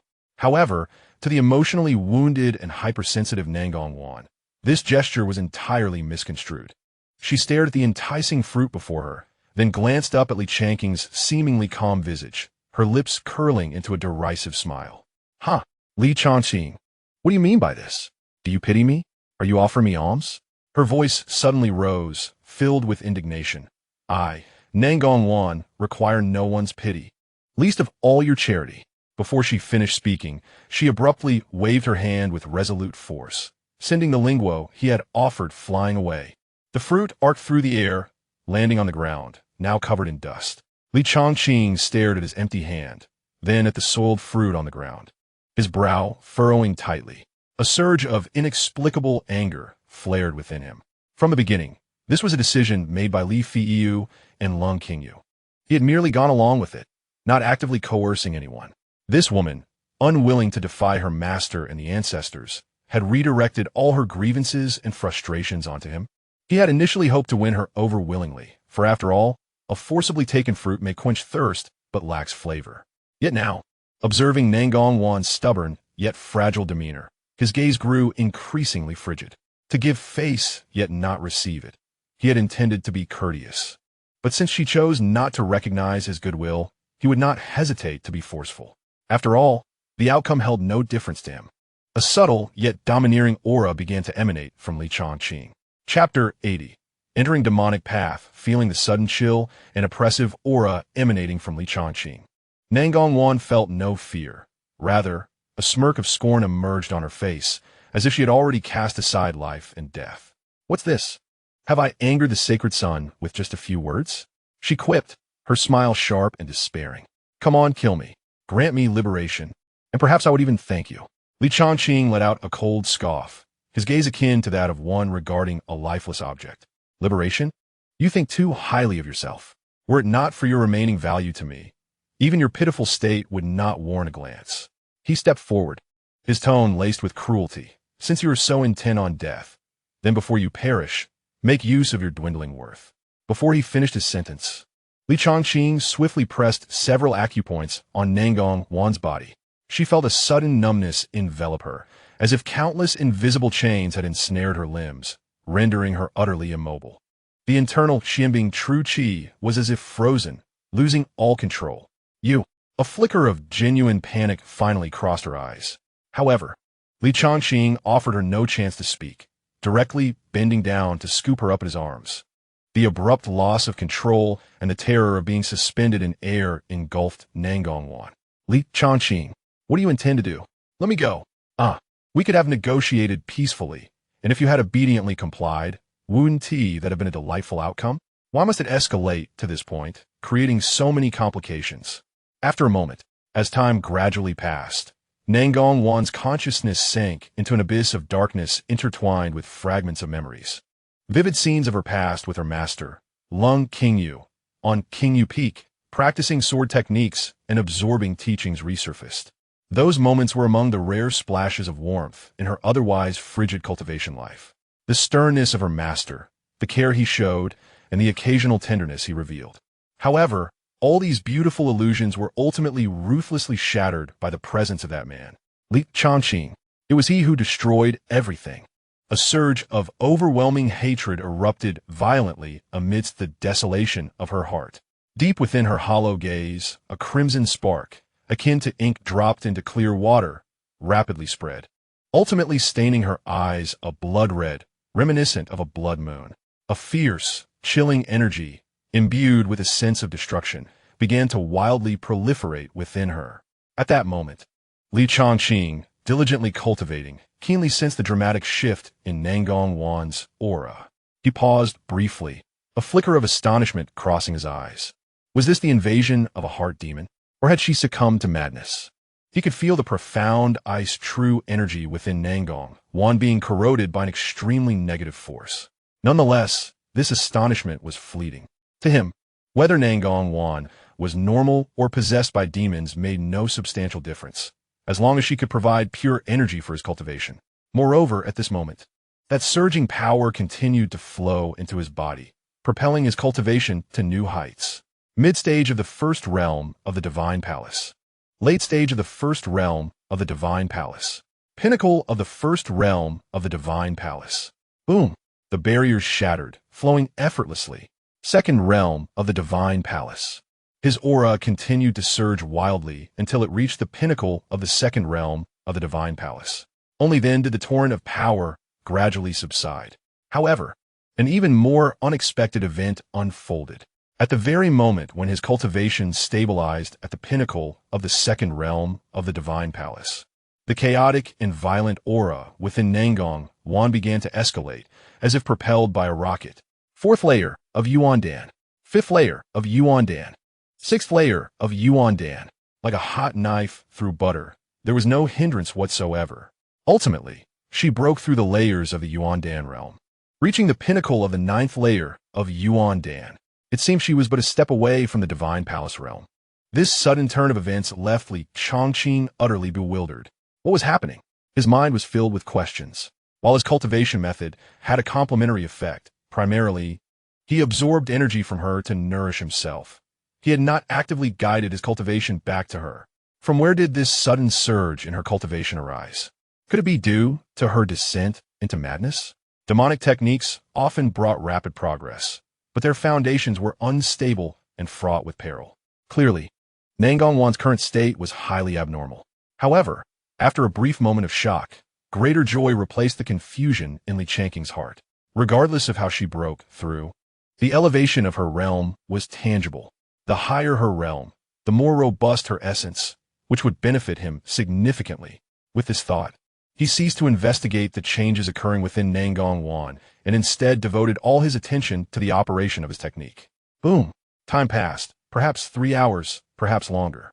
Accompanied by a roar from the depths of his soul, Li Changqing's aura surged once more, filled with a power several times stronger than before. He broke through to the third realm of the Divine Palace. Meanwhile, in Nangong Wan's scarlet eyes, hatred and demonic energy intertwined, almost taking on a tangible form. Her cultivation remained firmly at the pinnacle of the ninth layer of Yuandan, yet her aura was steeped in foreboding and destruction. Chapter 81.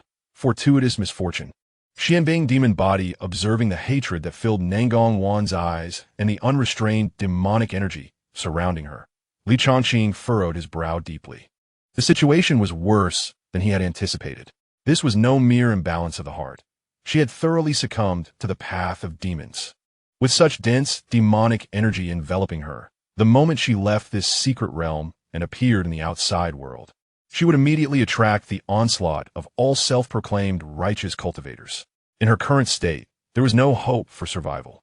He slowly rose to his feet, calmly adjusting his slightly disheveled clothing. His gaze had returned to its previous coldness and indifference, as if the arduous hours of cultivation had left no ripples in his heart. With a wave of his hand, he lightly released the restraints on Nangong Wan, granting her sudden freedom. Nangong Wan sprang up from the ground, completely disregarding the intense discomfort and pain radiating from her body. Her right hand, ensnared in dense black demonic energy, transformed into a claw, emitting a piercing sound as she lunged at Li Changqing's throat. Li Changqing, I will kill you. Her voice was hoarse and distorted, brimming with the madness of destruction. However, Li Changqing did not even blink. Buzz, a golden dragon, true energy, representing the utmost yang and strength, emerged spontaneously, forming an invisible barrier firmly in front of him. Nangong Wan's claws, powerful enough to tear through the Yuan-Dan realm, collided with the golden barrier, producing a dull sound, but failing to create even a ripple. All the demonic energy was incinerated and purified upon contact with the pure dragon energy. Arrogance. Changqing spoke softly, his voice low yet seemingly imbued with an invisible force of law. As his words fell, the golden barrier trembled slightly, and an overwhelming force of backlash erupted. Puff!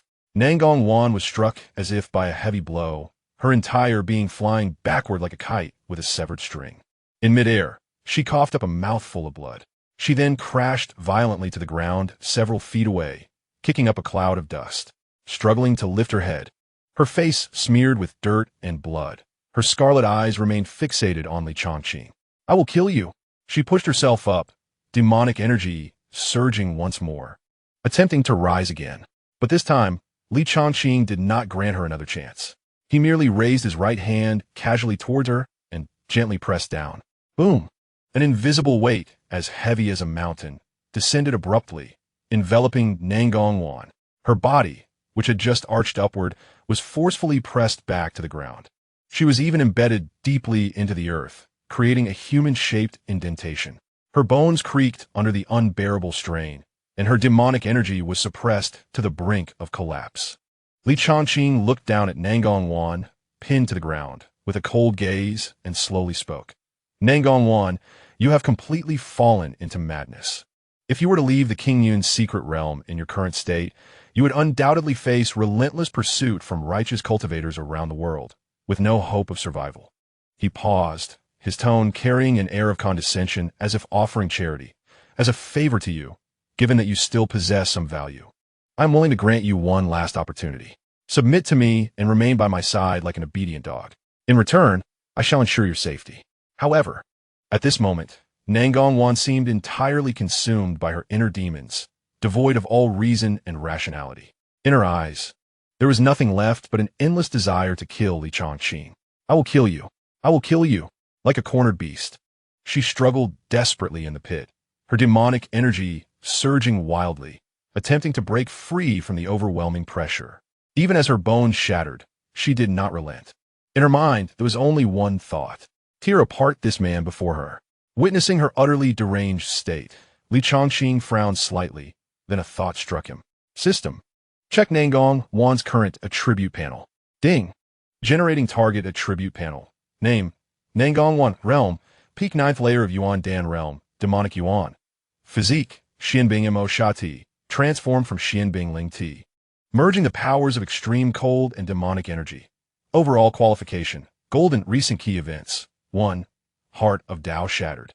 Fallen into the demonic path, due to her master and ancestor forcibly arranging her as a concubine for Changqing. Her steadfast commitment to the Taizhang wonking Dao was utterly obliterated, leading her to despair and resentment. With her original path severed, there was no longer any possibility of advancing to the Shingon realm. 2. Forced union, unexpected mutation.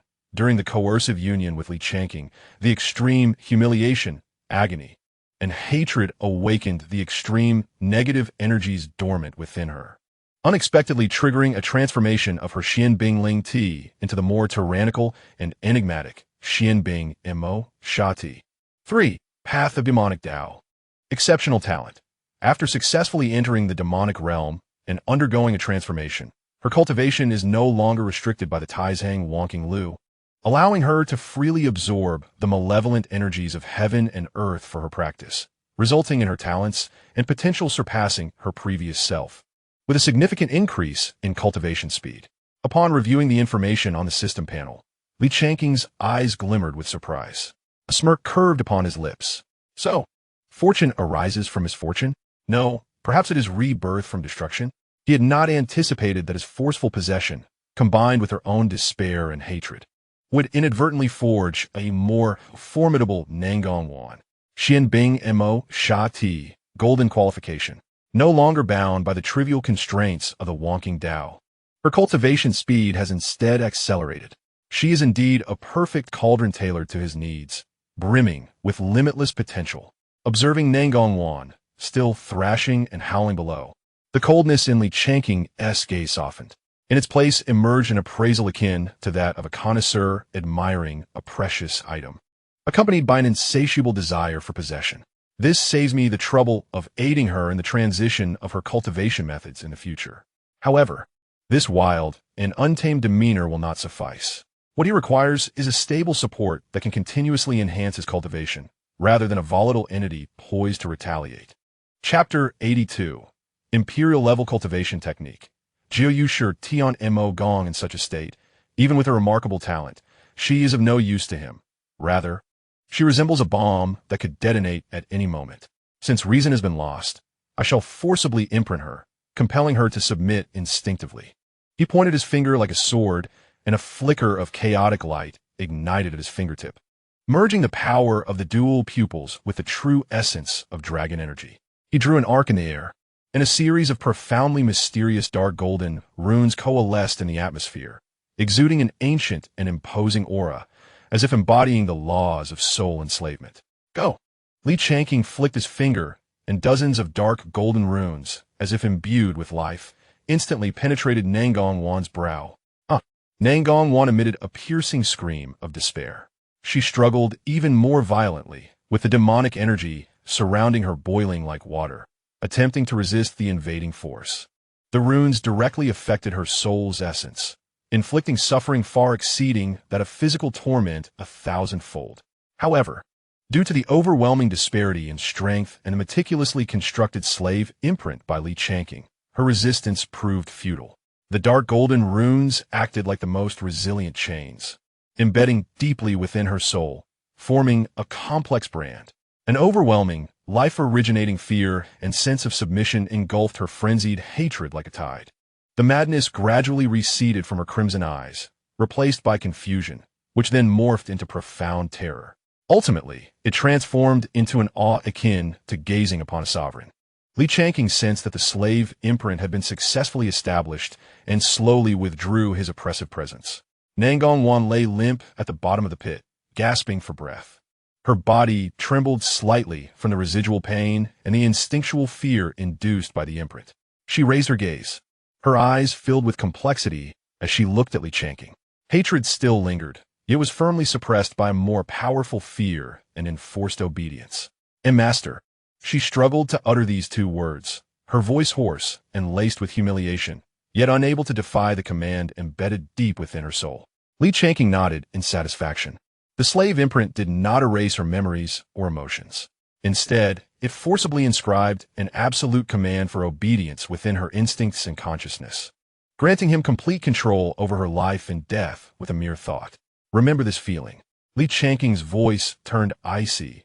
Your hatred can remain, but your body, your power, and your soul all belong to me. Should there be even the slightest defiance, your soul shall scatter. As he concentrated his thoughts, Nangong Wan immediately clutched her head, emitting a muffled groan of agony, feeling as though her soul were being torn asunder. Changqing ceased his exertion, observing her in agony as she curled up. He calmly remarked, "This is merely the faintest warning." Nangong Wan lay prostrate on the ground, her body still trembling as she softly replied, "I dare not." "Very well." Changqing extended his hand, lifting her chin to compel her to raise her blood-stained yet still stunning face. "Now, suppress your demonic energy and follow me. Your value is just beginning to manifest." A flicker of struggle flashed in Nangong Wan's eyes, but compelled by the slave imprint, she obediently began to rein in her surging demonic energy, her crimson gaze gradually returning to normal. Yet deep within her eyes lingered an indelible resentment and submission. Changqing ceased his words and turned to depart. At that moment, he paused slightly as a voice echoed in his mind. Qualification, read. Reward, Jiu Shi Tian Mo Gong. An influx of information emerged. Jiu Shi Tian Mo Gong. Fragment of an imperial-level demonic cultivation technique. Upper volume. It can devour the malevolent energies of heaven and earth, negative energies, and even the essence and blood of cultivators for one's own use, facilitating rapid advancement with unparalleled power. However, practicing this technique can easily give rise to inner demons, necessitating a strong will or special physique to master. An imperial-level fragment is indeed a fine treasure. However, it is a demonic technique incompatible with my Yin Long Jinjing and forceful cultivation would be harmful rather than beneficial. His gaze instinctively darted to the Nangong Wan behind him. This technique, with its unparalleled dominance and requirement for a special physique, appears to have been meticulously tailored for her. Having just transformed into Xian Bing Mo Sha Ti, she is in dire need of a superior demonic technique to guide and unleash her potential. This Jiu Tian Mo Gong is simply custom-made. How thoughtful of a system to provide such a delivery service, Li Changqing mused with a secret smile. Although these two rewards are of exceptionally high quality, they are somewhat specialized for him. The dragon blood is more suited for nurturing or bribing subordinates, while the demonic technique seems like a complimentary gift from the system, intended for equipping Nangong Wan, this newly acquired combatant. Nonetheless, it ultimately enhances my overall strength. Li Changqing quickly adjusted his mindset, storing away the Ben Yuan Long Shui and the black jade slip containing the Jiu Tian Mo Gong. Let us proceed. He no longer lingered and continued onward. Nangong Wan silently followed. Unbeknownst to her, a demonic technique capable of propelling her forward in the demonic path, one that could potentially stir upheaval in the future, had just become an essential part of her journey. Half an hour later, traversing through the dim woods, Li Changqing's thoughts raced. He had originally intended to swiftly locate Ling Er and search for other opportunities. However, now he glanced back at the chilling presence of Nangong Wan. With the Jiu Tian Mo Gong and her newly acquired Xian Bing Mo Sha Ti, they are an impeccable match. Her cultivation speed is likely to increase exponentially. For her, it means rapid enhancement of her strength. And for me, it signifies a potential experience reservoir that can be continuously harvested. Contemplating this, Li Changqing promptly altered his strategy. The immediate priority is to elevate this experience reservoir's level, enabling her to provide faster and greater returns. Moreover, venturing into areas dense with malevolent energy may yield opportunities to encounter some prey along the way. With this thought, a hunter's smile crept upon his lips. Chapter 83 Reunion with an Acquaintance. Su Lingzin, he halted his steps and turned to face Nangong Wan, directly inquiring, Nangong Wan, it seems this is not your first time entering the Qingyan secret realm, is it? You must have some understanding of the environment here. Nangong Wan lowered her head, remaining silent. Li Changqing did not rush her, merely allowing his thoughts to stir. Suddenly, Nangong Wan let out a muffled groan, as if her soul were pricked by needles. She bore the humiliation and pain, struggling to speak, her voice tinged with a barely perceptible resistance, replying to the master, this servant is indeed not a first-time visitor. Very well. Li Changqing nodded in satisfaction. Then let me ask you, within this secret realm, do you know where the malevolent energy is most concentrated? Upon hearing this, Nangong Wan instinctively furrowed her brow. She did not wish to answer, especially not to Li Changqing. However, the piercing warning of the enslavement mark in her mind compelled her to respond, replying to the master. The area with the most intense malevolent energy in the Qingyun secret realm is located approximately 10,000 miles from here, in the Xianxia Valley. She paused, seemingly recalling something, her tone heavy. It is said that the Xianxia Valley is a place of extreme danger, where the malevolent energy condenses into a tangible form, transforming into fierce winds that can erode the soul. Anyone who steps inside, regardless of their cultivation level, is devoured by the boundless malevolent energy, leading to withered flesh and obliterated souls, leaving only a skeleton behind. Thus, since the discovery of the Qingyun secret realm, the Xianxia Valley has been designated as an absolute forbidden zone by all cultivators aware of its existence. Oh, Li Changqing's interest deepened. Is it truly as terrifying as you say? Indeed, master, Nangong Wan affirmed, then added, however, there are also rumors that this place is the burial ground of the ancient powerhouse who established the Qingyun secret realm. If one can withstand the erosion of malevolent energy and reach the deepest part of the valley, there's a possibility of obtaining their unparalleled legacy. Her tone turned slightly mocking. Thus, even knowing the peril of 9 deaths to 1 life, there are still those who, either disbelieving or overly confident, rush in for that elusive legacy, only to turn into mere bones, further increasing the malevolent energy within the valley. Fascinating. Li Changqing clapped his hands and chuckled. It seems we must pay a visit to the Xianxia Valley. Absolutely not. Master. Nangong Wan abruptly raised her head, her face revealing a rare urgency. Even disregarding the pain in her soul, as she clutched her head in anguish to dissuade him. This place is fraught with peril, beyond mere words. Ancient texts record that even a late-stage expert of the Divine Palace realm attempted to force their way in and ultimately could not escape, their soul lamp extinguished. Though the master is powerful, stepping inside could indeed be a matter of 9 deaths to 1 life. Observing her earnest plea, Changqing sneered coldly. Your words sound noble. Yet I suspect you secretly wish for me to rush to my demise. Nangong Wan's gaze trembled, and she lowered her head, unable to meet his eyes. She indeed harbored such thoughts, but her spoken words were a necessity. Humph. Changqing averted his gaze, looking into the distance. Rest assured, I am not yet tired of living. I will not jest with my own life. He was not a reckless fool. His interest in the Xianxia Valley stemmed primarily from a desire to take Nangong Wan to the outskirts to gauge the concentration of malevolent energy, which would allow her to rapidly cultivate the Jiao Yushir Tian Mogong. He also hoped to encounter some fortuitous opportunities along the way. However, as for delving deep into the valley, he would not take such risks without sufficient confidence. His life was precious, especially in this perilous secret realm. Any unforeseen accidents would result in an unbearable loss. Let us proceed, he commanded decisively. Lead the way. We shall first survey the outskirts of Xianxia Valley. Nangong Wan bit her lip and, under the compulsion of the enslavement mark, finally indicated a direction with difficulty. The two of them hurried towards that legendary place.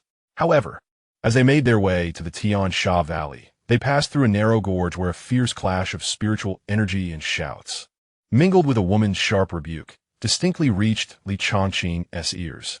Changqing furrowed his brow. He had no intention of meddling, wishing only to reach the Xianxia Valley swiftly. Yet, just as he prepared to ignore the commotion, a faintly familiar aura caused him to abruptly halt. This aura his thoughts stirred, and his vast consciousness silently spread like an invisible tide, instantly enveloping the entire gorge. What he perceived vividly unfolded in his mind. He saw 7 or 8 individuals, all clad in matching attire, and at the chi condensation realm, encircling 2 figures trapped at the bottom of the valley. When Changqing discerned the identities of the besieged, he couldn't help but pause in surprise. It was her. How could she be here? The 2 trapped figures, 1 male and 1 female. The woman wore a flowing blue and white gown, her figure graceful and her beauty striking, exuding a cold yet stubborn aura. She was none other than his nominal fiancé, Su Lingzin. Beside her stood a young man, her clan brother, Su Bai. In the valley, a young man in splendid attire, with a prominent Zhao embroidered in gold thread on his chest, led the group. A blatant, sinister smile adorned his face as he greedily scanned Su Lingzin's exquisite form. Haha, Su Lingzin, be sensible and hand over that item. If this young master is in a good mood, perhaps I shall spare your lives. He continued menacingly, otherwise, do not blame me for being ruthless in this desolate wilderness. Humph. Zhao Chun, you wishful thinker. Su Bai stepped forward, shielding Su Lingzin behind him, glaring at the elegantly dressed Zhao Chun. That item was obtained through our arduous efforts. How could you expect to take it with just a few words? Su Lingzin's voice was equally icy, akin to a cold spring striking jade. Zhao Chun, have you forgotten the lesson from our last encounter in Fengtian City? Mentioning the previous lesson, Zhao Chen's smile instantly froze, a flicker of humiliation and resentment flashing in his eyes.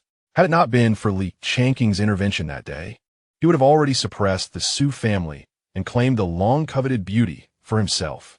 He abruptly raised his head, his face contorted with jealousy, fixing a fierce glare on Su Lingzin. Do not feign innocence, Su Lingzin. If it weren't for that lucky waste, Li Changqing, you and your family would have already perished, and you would have long been my plaything. His tone grew increasingly venomous, laced with a vindictive pleasure. But do not forget, this is the Qingyun secret realm. Even if you die here today, leaving no bones behind, no one will trace it back to us. Zhao Chun seemed to recall something, a mocking sneer spreading across his face as he deliberately amplified his voice, as if to ensure everyone heard. Moreover, I have heard that the reason Li Changqing intervened to save your Su family was merely that you traded your body for it, correct? Your status as his nominal fiancé is nothing more than a discarded shoe he grew tired of. Am I right? Upon hearing this, Su Lingzin's body trembled violently. Her complexion turned pale, and she bit her lip so hard it nearly drew blood. This matter had always been the deepest scar in her heart. Xiaochun, you must not slander us with your baseless accusations, she retorted sharply, though her voice betrayed a subtle tremor. Standing beside her, Su Bai was also shaken. Abruptly turning to look at his young clan leader with eyes filled with shock, confusion, and an indescribable complexity. Feeling his gaze, Su Lingxin's heart ached even more. Gritting her teeth, she exchanged a glance with Su Bai, and they both reached a consensus in an instant. This place was not suitable for lingering. Though the treasure was enticing, their lives were far more important.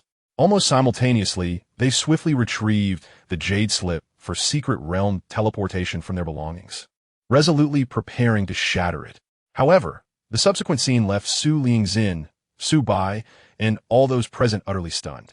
The anticipated spatial fluctuations did not manifest.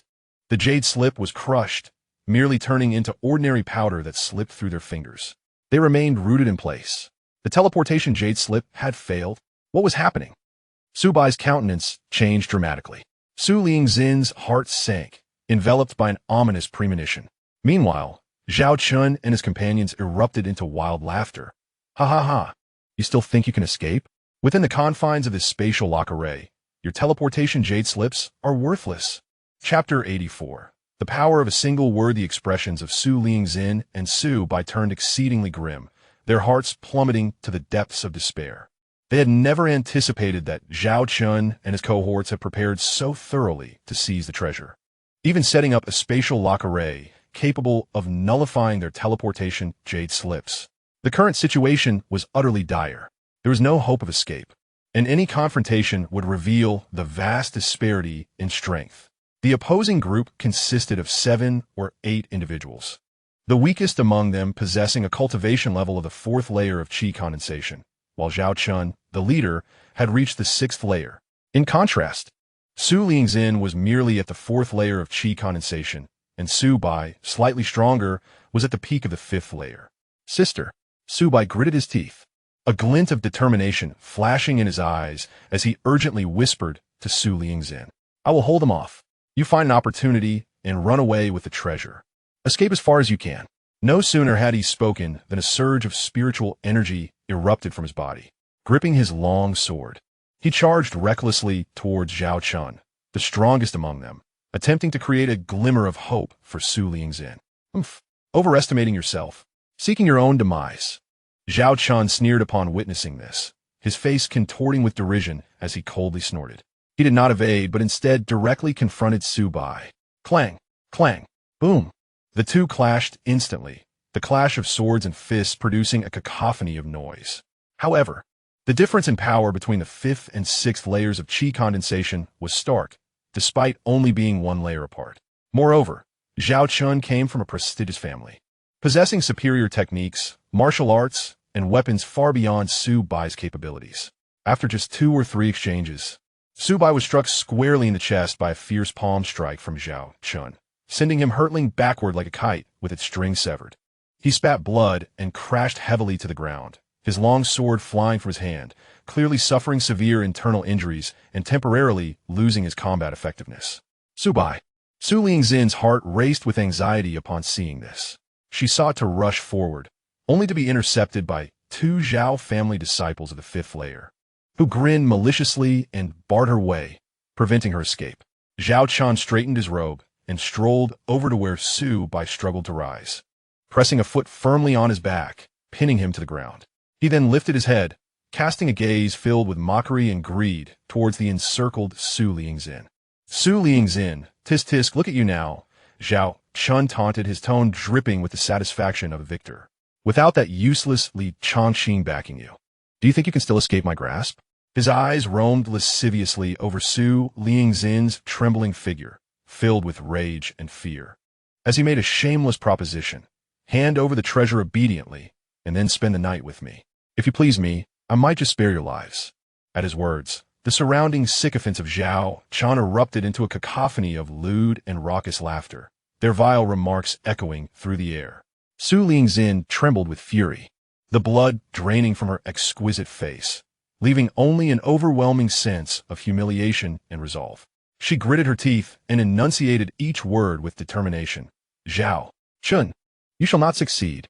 Even if I die, I will never allow you to prevail, nor will I let you tarnish me. Oomph. You refuse to drink the wine offered and instead choose the punishment. Then I shall not be merciful. Zhao Qin's expression darkened as he growled. Seize her. Remember, alive. Do not let her die.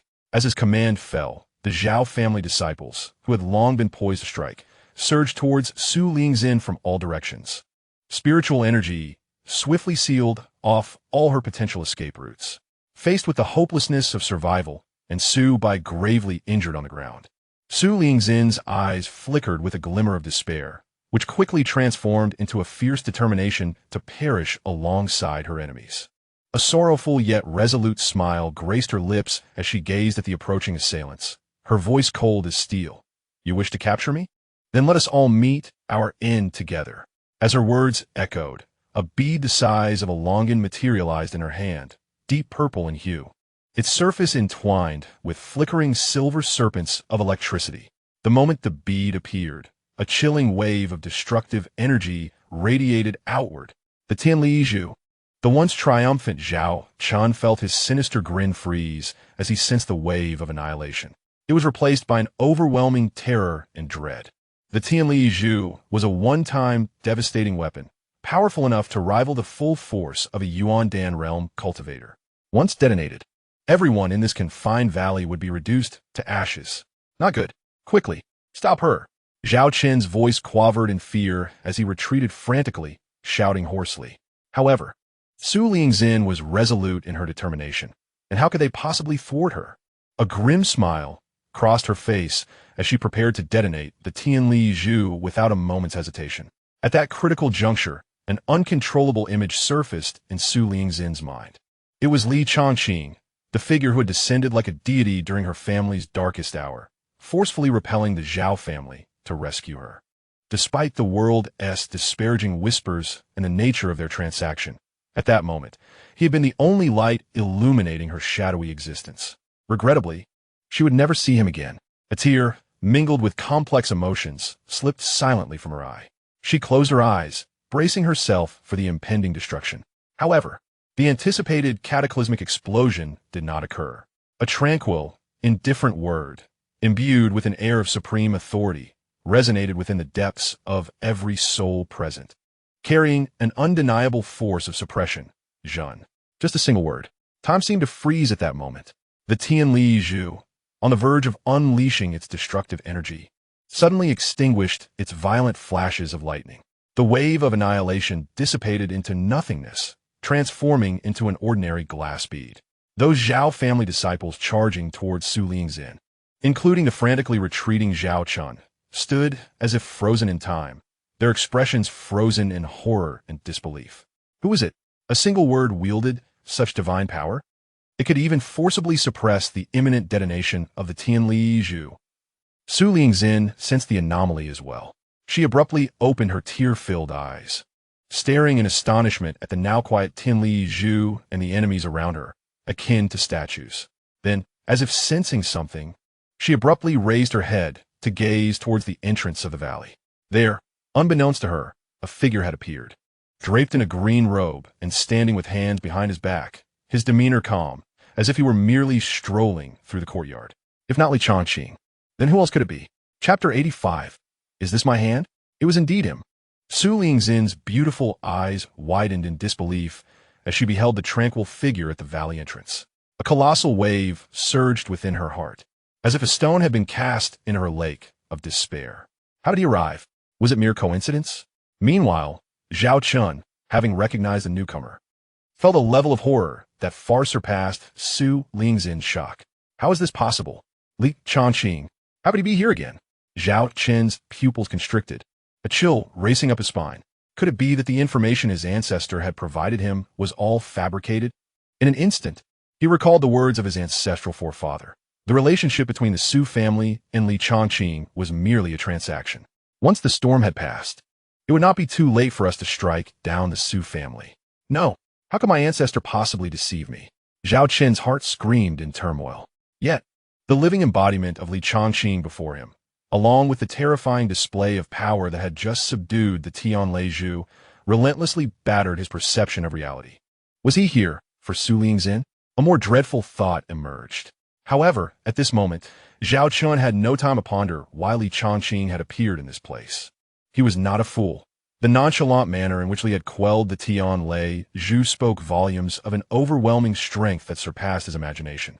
It could even be several times more terrifying than that of his own Zhao family ancestor. Flee. He must escape immediately and relay this information back to his family. The instinct for survival overwhelmed all else. Zhao Chen stifled the fear raging within him. Seizing the fleeting chance of regaining some mobility, he hastily retrieved the life-saving transmission jade slip from his storage ring. If he crushed it, he could instantly escape this perilous place. However, just as his fingers were about to apply pressure to shatter the jade slip, a flash of crimson light, as vivid as blood, darted past the corner of his vision. Zhao Chun felt a chill in his right arm, as if something had detached from his body. Instinctively, he looked down. A complete arm, still grasping the unshuttered jade slip, arced through the air in a parabolic trajectory, blood gushing from the severed end. The intricate patterns on the sleeve of that arm felt eerily familiar. Could be my hand? Zhao Chen's pupils dilated to their utmost, his mind momentarily blank. He stiffly shifted his gaze to his right shoulder, which now lay bare, revealing only a gory, gaping wound the size of a bowl. Warm blood gushed forth like a fountain, instantly staining his opulent robe a deep crimson. After a brief delay, excruciating pain inundated his nerves like a tidal wave. My hand! My hand! Zhao Chun let out a heart-wrenching wail. The agony and sheer terror curled him up on the ground, writhing and convulsing, utterly stripped of his former arrogant demeanor.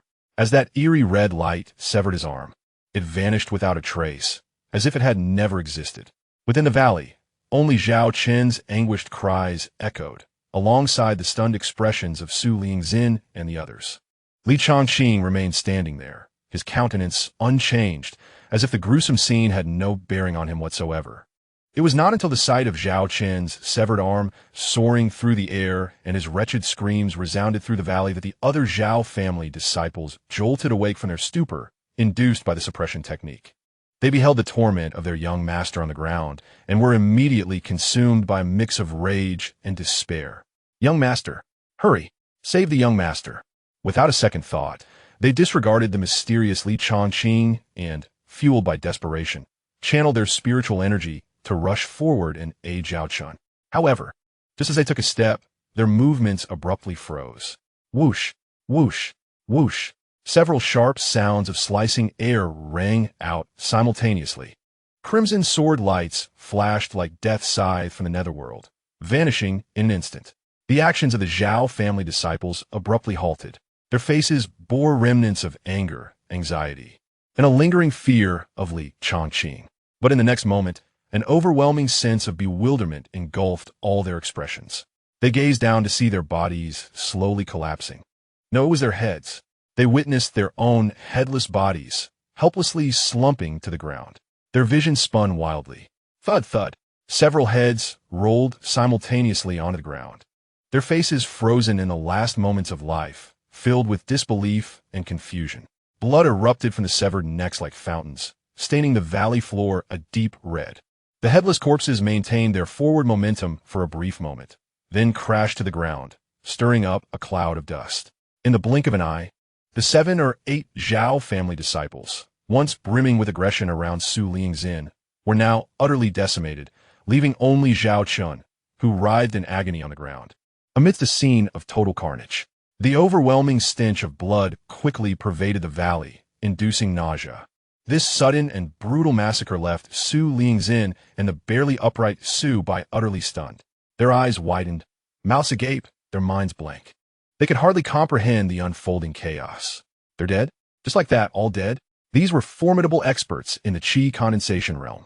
Among the prominent families of Feng Tian City, they were considered the backbone, exemplars of the younger generation, especially with 2 of them at the 5th level of Qi condensation. Yet, they hadn't even managed to make a move in resistance, nor had they glimpsed the identity or methods of their assailant. They had been annihilated as effortlessly as chopping vegetables. What kind of terrifying power could achieve such a feat? Su Lingzin abruptly turned her head. Her gaze fixated on the figure at the entrance of the valley, the same green silhouette that had not shifted an inch. Though she had seen no movement from Changqing, and though the crimson sword lights appeared strange and foreign, she understood that this was undoubtedly the work of this man. Only he possessed such unfathomable strength. Only he could so casually dictate the life and death of others. A complex surge of emotions swept over Su Lingzin. Chapter 86. The slaying of Zhao Chun. At that moment, a scarlet figure silently appeared beside Li Changqing. It was Nangongwan. She held the nearly unconscious Zhao Chun, who was on the brink of collapse from blood loss and agony. Casually, she tossed him onto the ground before Li Changqing, raising a cloud of dust. Then, she slightly bowed to Li Changqing, her tone laced with a barely perceptible stiffness, and respectfully said, "Master." "Well done," Li Changqing replied coolly, nodding slightly. His gaze swept over the limp form of Zhao Chun, and he naturally extended a hand to gently caress Nangongwan's flowing hair, as if rewarding an obedient pet. Nangongwan trembled imperceptibly, a flicker of suppressed disgust and humiliation flashing in her eyes. Yet, she bit her lip, neither flinching nor resisting. For she understood better than anyone the agonizing fate that awaited those who defied this man. This scene was vividly etched in Su Lingzin's mind from a distance. Her heart felt as if it had been violently wrenched, flooding her with an indescribable bitterness and complexity. Master? She actually referred to him as master? And that affectionately natural gesture of his. What was the nature of their relationship? Su Lingzin felt her thoughts spiral into confusion. I was wrong. Li Changqing. I was wrong. Please spare my life. Let me go. Just then, driven by the instinct for survival, Zhao Chun struggled to prop himself up with his remaining left arm. Ignoring his dignity, he knelt before Li Changqing, tears streaming down his face, his voice quaking with fear and pain. I will never dare again. I will never provoke Su Lingzin again. Please, for the sake of the Zhao family, spare this dog's life. Once I return, I will ensure my father and ancestor reward you handsomely. Li Changqing regarded Zhao Chun, who was pleading like a pitiful creature at his feet, with a cold and indifferent expression, devoid of any ripple in his gaze. In truth, he was unconcerned with how arrogant Zhao Chun had been or how he had bullied others. The law of the jungle was simply the way of the world. The crux of the matter lies in Zhao Chun's audacity to attempt to touch Su Lingzin. This incited a flicker of displeasure within him. Su Lingzin, whether their connection was a mere transaction or something more, was ultimately a woman with whom he had shared a bond. In Li Changqing's perception, anything or anyone that had crossed paths with him bore his imprint, and he would not allow others to encroach upon it. This represented an almost obsessive possessiveness and a certain fastidiousness. His act of rescue was merely akin to crushing a few bothersome ants. It hardly consumed any time. He spoke coldly, his voice as frigid as ancient ice. In the past, in Feng Tian City, I had already given you an opportunity. Yet, you remain unrepentant. In your next life, remember to be content and live as an ordinary person. Upon hearing this, Zhao Chun's eyes filled with boundless despair. His mouth agape as he attempted one last plea. I was wrong. However, Li Changqing was utterly disinterested in his words.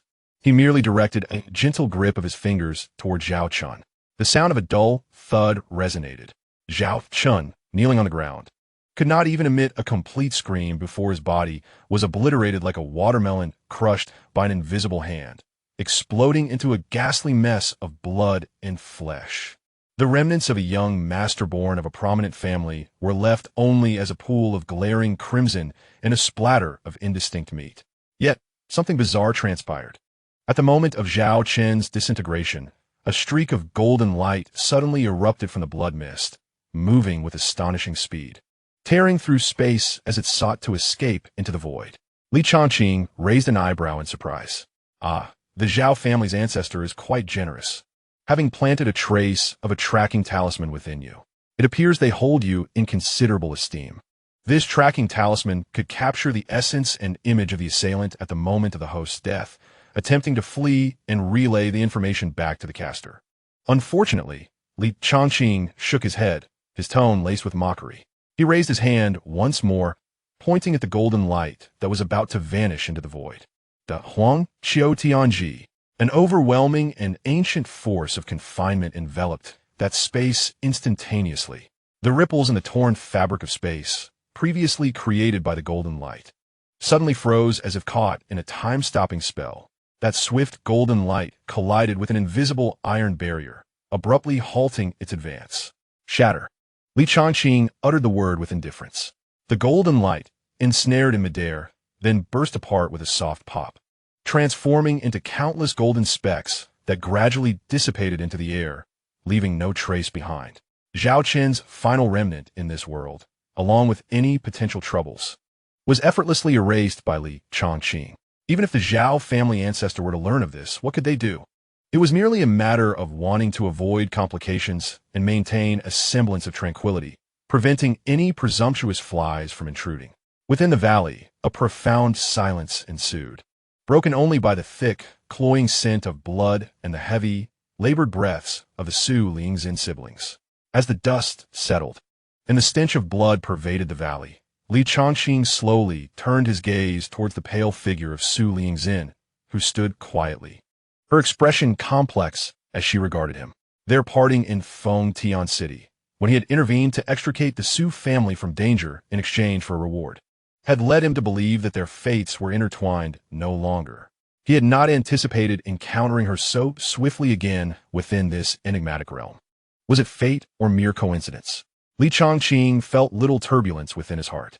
To him, Su Lingzin possessed decent talent, rendering her a preferable vessel and tool, yet he did not wish to entangle himself emotionally with such instruments, as they would only serve as burdens. However, now that fate had brought them together again, and having rescued her once more, some matters seemed unavoidable. After a moment of silence, he produced one of the 3 life-saving talismans gifted to him by Li Feng.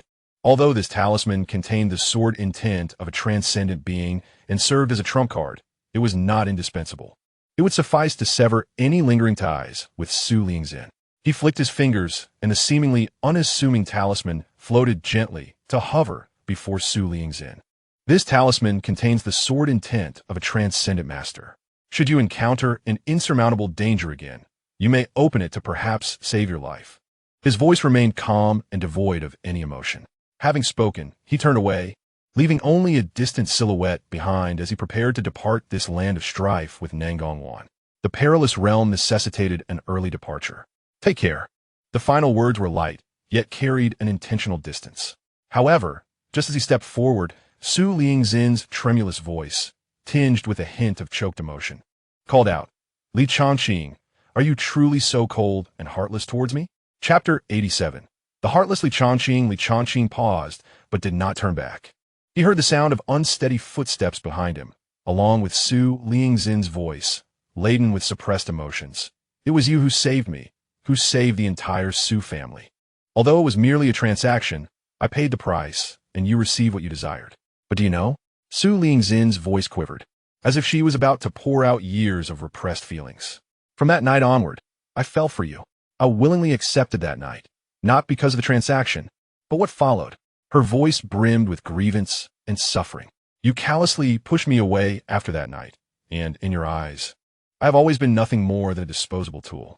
She approached Li Changqing, her words punctuated by tears. "Isn't that true?"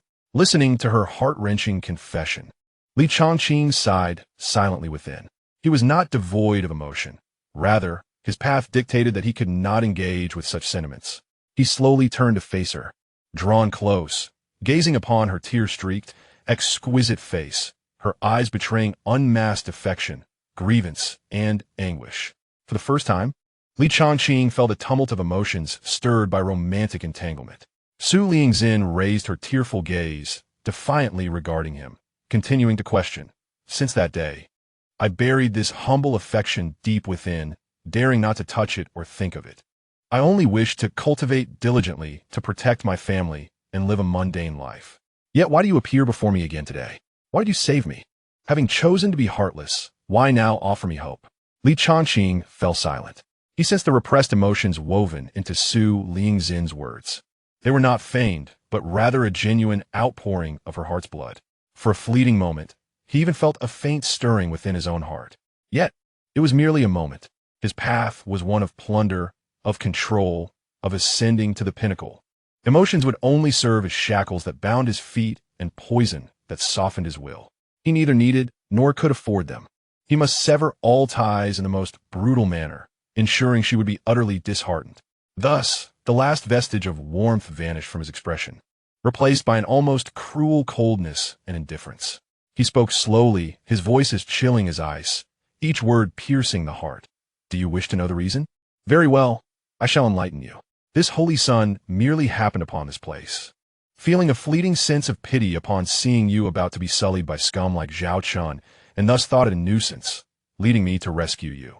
His gaze was akin to that of one observing an inanimate object, scanning Su Lingzin from top to bottom, his tone laced with utmost disdain. In the eyes of this holy sun, you, Su Lingzin, are merely a tool once capable of enhancing my cultivation. You're something that can be utilized at any moment and discarded just as easily. He deliberately paused, letting each word cut like the sharpest knife, deeply embedding itself in Su Lingzin's heart. With your current status, background, and qualifications. A mocking smirk curled at the corner of his lips. Abruptly, he exerted force and roughly pulled the quietly bowed Nangong Wan into his embrace. Under the astonished and pained gaze of Su Lingzin, his large hand shamelessly and possessively enveloped Nangong Wan's entire form, a blatant assertion of dominance that carried an air of insult. Nangong Wan trembled, biting her lip with such intensity that it drew blood. Humiliated hatred glimmered in her eyes, yet she dared not resist. Observing Su Lingzin's face turn ashen in an instant, Li Changqing's contempt nearly overflowed, and he coldly uttered his final words. You are even inferior to a dog by my side. This was the answer. He fixed his gaze upon Su Lingzin's eyes, now devoid of all brilliance, and asked slowly, Are you satisfied now? Su Lingzin stood frozen, as if her very soul had been extracted. Each of Li Changqing's words felt like a searing iron clamp, branding her heart and inflicting indescribable agony. She could distinctly hear her heart, which had just begun to ripple with his reappearance, shatter with a sound akin to breaking glass. Pain, such unbearable pain. After what felt like an eternity, a sorrowful, hollow smile gradually appeared on her face. In that smile, love had dissipated. Hatred, grievances, and reluctance had vanished, leaving only an overwhelming silence of despair. She chuckled softly, the sound echoing through the silent valley, imbued with heart-wrenching melancholy. Ultimately, all her myriad words, all her loves and hates, all her grievances and questions, crystallized into a single word, a weightless term that seemed to consume all her strength and emotion. Good.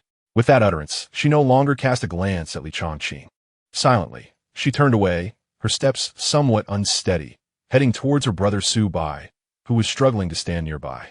Her silhouette was resolute yet solitary. In the end, with Su Lingzin's support, the two figures completely vanished at the valley's exit. Within the valley, only Li Changqing, Nangong Wan, and the pouch still floating in midair remained. Li Changqing silently observed the direction of their departure, his profound eyes betraying no emotion, standing still for a moment. The wind in the valley, carrying the scent of blood, rustled his robes ominously.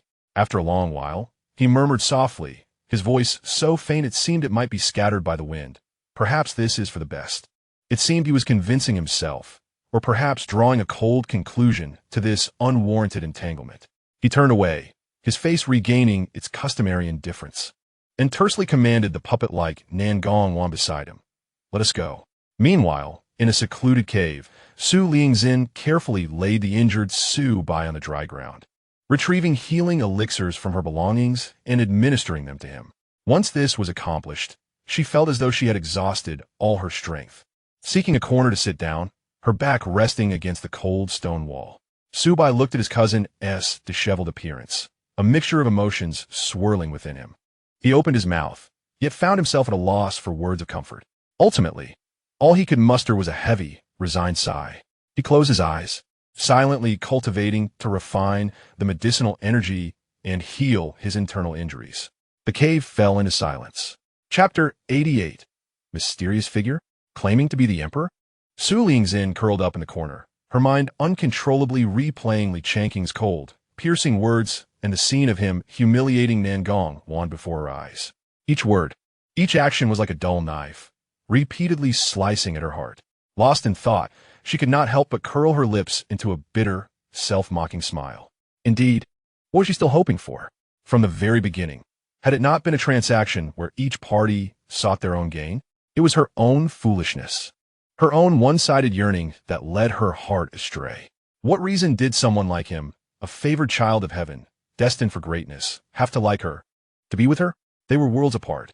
She understood the logic entirely.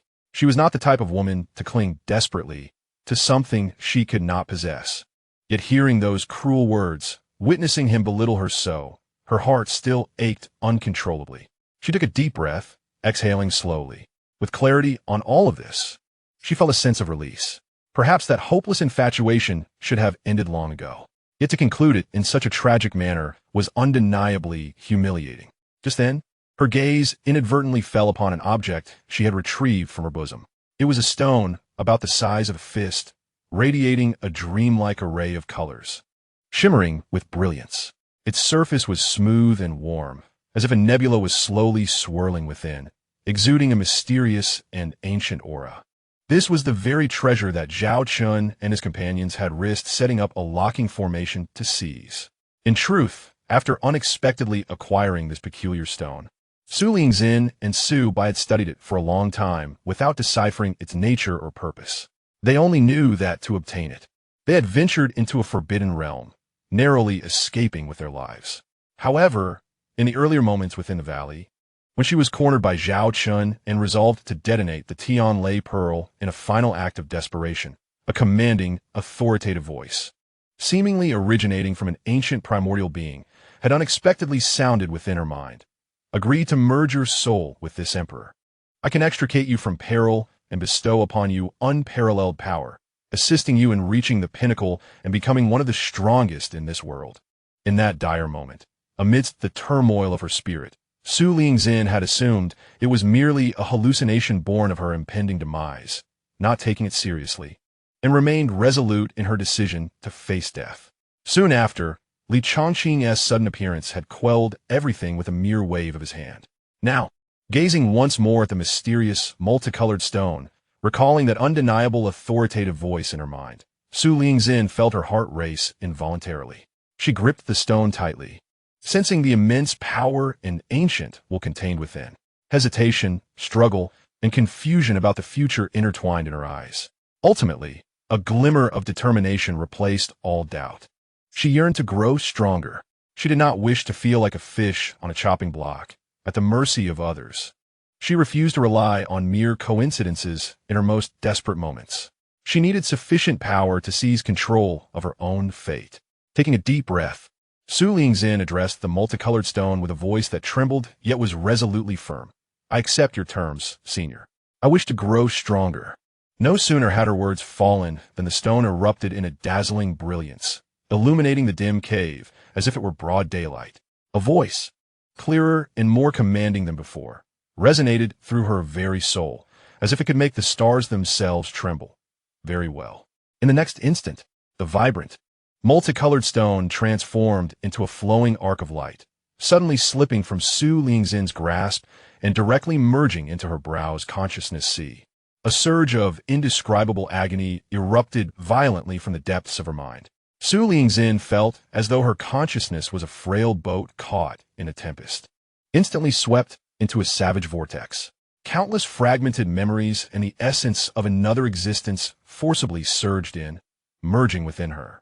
Her body trembled violently, veins bulging on her forehead.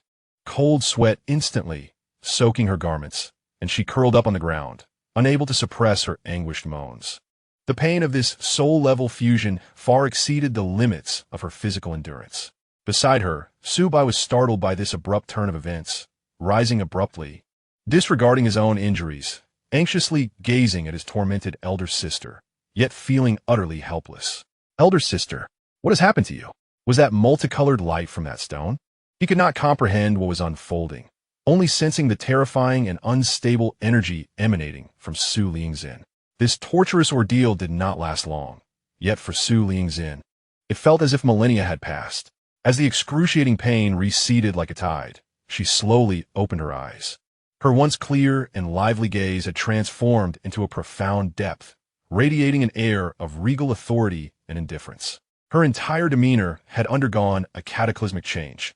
She was no longer the somewhat stubborn and fragile girl, but rather exuded the lofty presence of a sovereign who commanded life and death. She gradually raised her hand, scrutinizing this new vessel, her brows knitting slightly with unmistakable disdain as she murmured to herself, "Weakness is truly intolerable. Why would a vibrant stone choose me? The foundation of this body is, in my view, utterly unsightly." Subai stared at his sister, whose aura had drastically transformed, feeling an overwhelming sense of strangeness and fear. Just then, the weariness and authority in Su Lingxin's eyes receded like a tide, returning to their original clarity, though now infused with a hint of composure. In her heart, Su Lingxin respectfully inquired, "Predecessor, how should I address you?" A resounding and authoritative female voice echoed in her mind. "This emperor is Luo Tianli. As for other matters, there is no need for you to know at present. However, you must remember, you now coexist with this emperor's soul as one entity. Should you perish, this emperor shall also perish. Henceforth, this emperor shall devote efforts to nurture you, assisting you in reaching the pinnacle." Su Lingxin firmly resolved and responded solemnly, "Yes, predecessor. Lingxin understands." "Excellent." Luo Tianli's voice carried a hint of satisfaction. "Next, this emperor shall impart a technique to you. Absorb it well." A vast and profound stream of information surged into Su Lingxin's consciousness, manifesting as an incomprehensible compendium of techniques. Its rank was astounding, surpassing even the heavenly tier, existing at the imperial tier. Chapter 89. 9 Reincarnation Divine Body. As Su Lingxin absorbed the immense and enigmatic compendium within her mind, her spirit trembled with astonishment. Imperial Tier Technique. It was indeed the legendary Imperial Tier Technique. In her previous understanding, heavenly tier techniques were treasures of sex, rare and sought after. The Imperial Tier, however, existed solely in ancient texts, a supreme method only achievable by ancient emperors.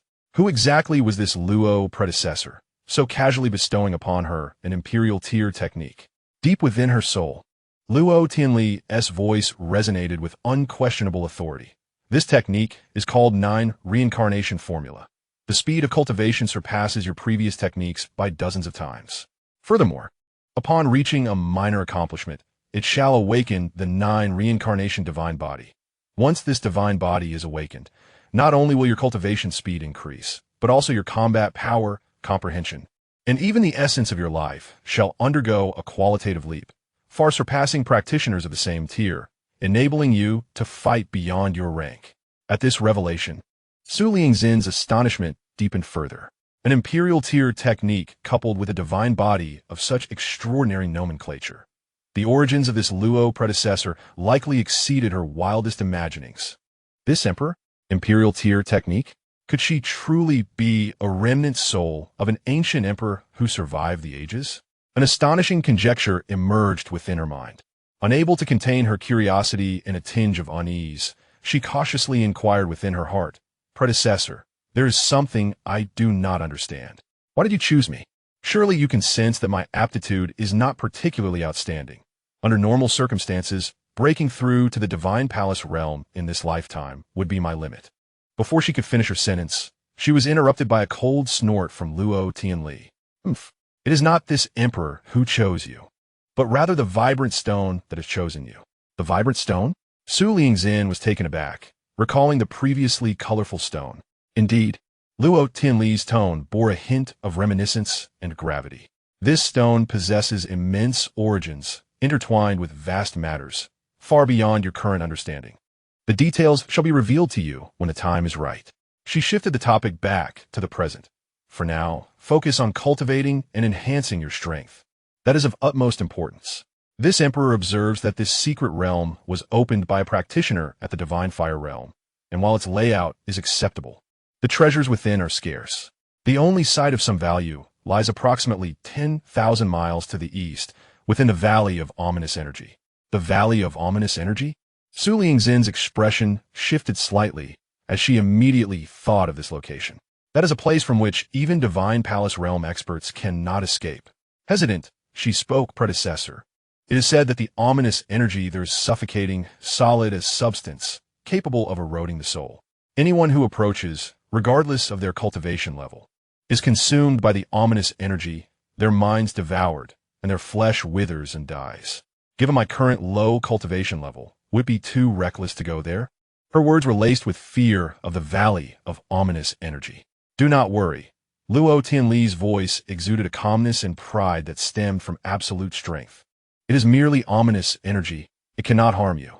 Simply operate the 9 reincarnation formula, and the technique will create a cycle, naturally resisting the encroachment of the ominous energy, ensuring your safety.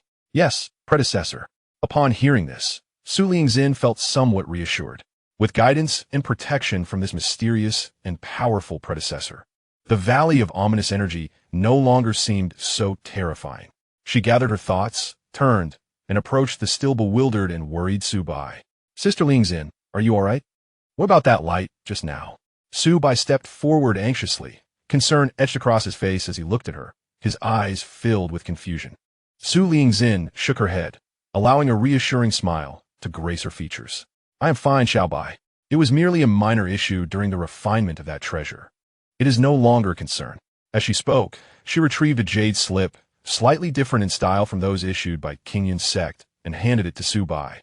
This jade slip was something she had previously scavenged from Zhao Chen's severed arm. Xiao Bai, this is Zhao Chen's transmission jade slip. Your injuries are considerable, and remaining in this secret realm is too dangerous. It is no longer suitable for further exploration. Su Bai was momentarily taken aback, then quickly grasped her meaning. He looked at the jade slip she offered, then back at her eyes, which seemed somewhat different than before, hesitatingly asking, What about you, elder sister? Aren't you coming back with me? Su Lingzin firmly shook her head. I still have some matters that must be completed. Therefore, you should return first. Inform the family of the situation here, and reassure our kin. What? Sister Lingzin, you cannot. Su Bai's expression changed, urgently protesting. It is too dangerous for you to remain alone in this secret realm. Although the Zhao family members are dead, the secret realm itself is fraught with peril, with so many other powerful factions still present. Come back with me. Do not worry, Xiao Bai. Su Lingzin gazed at him, her tone calm, yet imbued with an undeniable strength. Now, I am no longer the Su Lingzin who required your constant protection. She gently patted Su Bai's shoulder and said, I have compelling reasons to grow stronger in matters that I must confront. Trust me. Su Bai looked into his elder sister's eyes, witnessing an unprecedented resolve and confidence. He opened his mouth, intending to persuade her further, but feeling the persistent ache of his own injuries and realizing that his presence would only burden her, he recalled the bizarre, multicolored radiance and the transformation in his sister's demeanor. Ultimately, he swallowed his worries and reluctance, nodding heavily. All right. Then, elder sister, take care. You must return safely. Su Bai gritted his teeth, his eyes filled with trust and reluctance. I will, Su Lingzin replied with a smile and a nod. Without further hesitation, Su Bai took the jade slip, gazed deeply at Su Lingzin, and then decisively crushed it. A gentle wave of spatial energy enveloped him. In the next moment, his figure vanished within the cave, transported out of the Qingyun secret realm. Watching Su Bai depart safely, Su Lingzin exhaled softly. She stepped outside the cave, gazing at the distant eastern horizon, which faintly radiated a sense of oppression and foreboding. With your current pace, reaching the Xianxia Valley would be far too slow, merely wasting time. The voice of Luo Tianli echoed in her mind. I shall impart to you another flying secret technique. Ponder it well. A surge of new information flowed into Su Lingzin's consciousness, forming a profound technique titled Jiutian Dunning Ju. This method does not solely pursue speed, but emphasizes the integration of body and nature, allowing one to move unseen with minimal energy expenditure. Swift as lightning, perfectly suited for her current level of cultivation. Thank you, Senior. Su Lingzin expressed her gratitude inwardly and immediately began to comprehend the technique. Moments later, a faint luminescence enveloped her, and her form shimmered, as if merging with the wind. Subsequently, she surged toward the Xianxia Valley at a speed several times greater than before, silently racing toward that dreaded abyss. Chapter 90. Nangong Wan's Cultivation and Surging Realm. Xianxia Valley, as its name implies, is a place shrouded in death and ominous foreboding. The vast gorge appears as if it had been cleaved by a colossal axe, with steep, pitch-black cliffs on either side, barren of all vegetation. The valley is perpetually suffused with dense, grayish-black malevolent energy, writhing and swirling like a living entity. This malevolent energy does not remain still. At times, it coalesces into distorted, anguished human faces, emitting silent wails. At other times, it transforms into grotesque claws, seeking to tear apart any living beings that draw near. Scattered across the ground at the valley's entrance are long-weathered, desiccated bones, both human and various monstrous beasts. The air is saturated with a chilling, deathly silence that sends shivers through the soul. Ordinary cultivators, let alone those who venture deep within, would find even approaching the valley's mouth to be a daunting task. Their spirits wavering and blood boiling, as if besieged by countless negative emotions and murderous thoughts. Those of weaker cultivation might immediately lose their mental fortitude, succumbing to the malevolent energy and transforming into mindless marauders, ultimately joining the ranks of the countless bones littering the ground. However, in the void above this forbidden zone, the space shimmered slightly, and two figures materialized without warning. Changqing still held Nangongwan's slender waist, standing in midair. His robes billowed in the malevolent wind, yet he remained untouched by the corrupting influence. Enveloped in a golden dragon essence barrier, he kept all negative energies at bay. With his current cultivation at the third level of the Divine Palace realm, he could traverse vast distances in but a few breaths. He gazed down at the swirling malevolent energy in the valley below, resembling the entrance to a hellish abyss, his expression calm, even tinged with a hint of scrutiny and disappointment. Is this Xianxia Valley? He spoke in a tone devoid of any discernible emotion. Aside from a slightly denser malevolent energy, it does not appear particularly remarkable. To him, this energy that would instill dread in Divine Palace realm cultivators was merely a slightly more concentrated form of energy, failing to pose any threat. In his embrace, Nangongwan felt the terrifying malevolent energy emanating from the valley, which even stirred a reaction in her newly formed demonic body. Hearing Changqing's nonchalant remarks, a shiver ran through her heart. Just how far does this man's strength extend? Shortly thereafter, Changqing withdrew his gaze, losing interest in Xianxia Valley. His attention returned to the soft yet rigid form of Nangongwan in his arms, observing the side of her face, which concealed both hatred and submission. A barely perceptible smile curved the corners of his lips as he asked, "Do you know why I brought you here?" Nangongwan mechanically shook her head, her voice devoid of emotion. "This servant does not know." Changqing chuckled softly. "I brought you here to assist with your cultivation." "Assist my cultivation?" Nangongwan scoffed inwardly. Such lofty words likely masked his true intent, to further his own cultivation. However, Changqing's subsequent actions completely took her by surprise. He did not treat her as he had before, with brutality or degrading commands. Instead, he raised a hand, extending his index finger, which glimmered with a hint of chaotic energy, gently pressing against Nangongwan's smooth forehead. The gesture could even be described as tender. Yet, this sudden softness sent her hair standing on end, a deeper unease gripping her heart than when faced with violence. In the next moment, a colossal, obscure, and terrifying stream of information, imbued with boundless darkness and an insatiable hunger, surged into Nangongwan's consciousness like a burst dam. In an instant, countless unfamiliar runes, pathways, and operational routes coalesced into an intricate compendium of a technique so profound that it sent tremors through her very soul. The aura emanating from this technique was domineering, ancient, and imbued with a strange resonance of destruction and rebirth, its grade unmistakably surpassing all techniques she had ever known. The Imperial Tier. Jiu Tian Mo Gong. What is this? Nangongwan's pupils constricted in shock, her mind momentarily blank. She even forgot her hatred and fear toward Changqing, utterly astonished by this inheritance that transcended her comprehension. Observing her stunned expression, Changqing slowly withdrew his finger and explained in a calm tone. "This is the Jiu Tian Mo Gong, a fragment of an imperial-level demonic technique. The malevolent energy here is immensely beneficial to you. When combined with this technique, the results will be exponentially enhanced. By channeling this method, you can draw the malevolent energy into your body, refining it for your own use. How much you can absorb and the realm you can break through to depend solely on you." His words echoed in Nangongwan's ears. Assist her cultivation? So he truly intends to help her cultivate? Yet behind this assistance lies his cold calculations to make her stronger, a more valuable experience. Nevertheless, an imperial-level demonic technique lay before her without reservation. For someone like Nangong Wan, who had already descended into the demonic path and craved power, it was an irresistible temptation. As the Jiu-Yu Tian Mo Gong began to operate within Nangong Wan's body, a sudden transformation occurred. She became like an unfathomable whirlpool, a black hole existing solely to devour malevolent energy. Boom! The once dominant malevolent energy that permeated the valley's periphery now seemed to respond to some supreme call, erupting violently, like a multitude of rivers converging into the sea. It transformed into visible grayish-black torrents, frantically surging into Nangong Wan's seemingly delicate form from all directions. The sight was utterly terrifying, as if the very essence of malevolent energy in the world bowed down before her, offering tribute.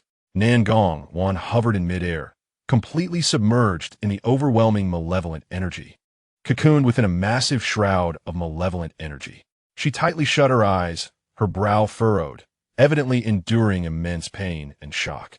Yet, the Jiu-Yu Tian Mo Gong operated with remarkable efficiency, forcibly refining and purifying the terrifying energy, transforming it into supremely pure demonic essence that coursed through her limbs and bones, cleansing her meridians and solidifying her demonic foundation. The aura within her began to surge uncontrollably.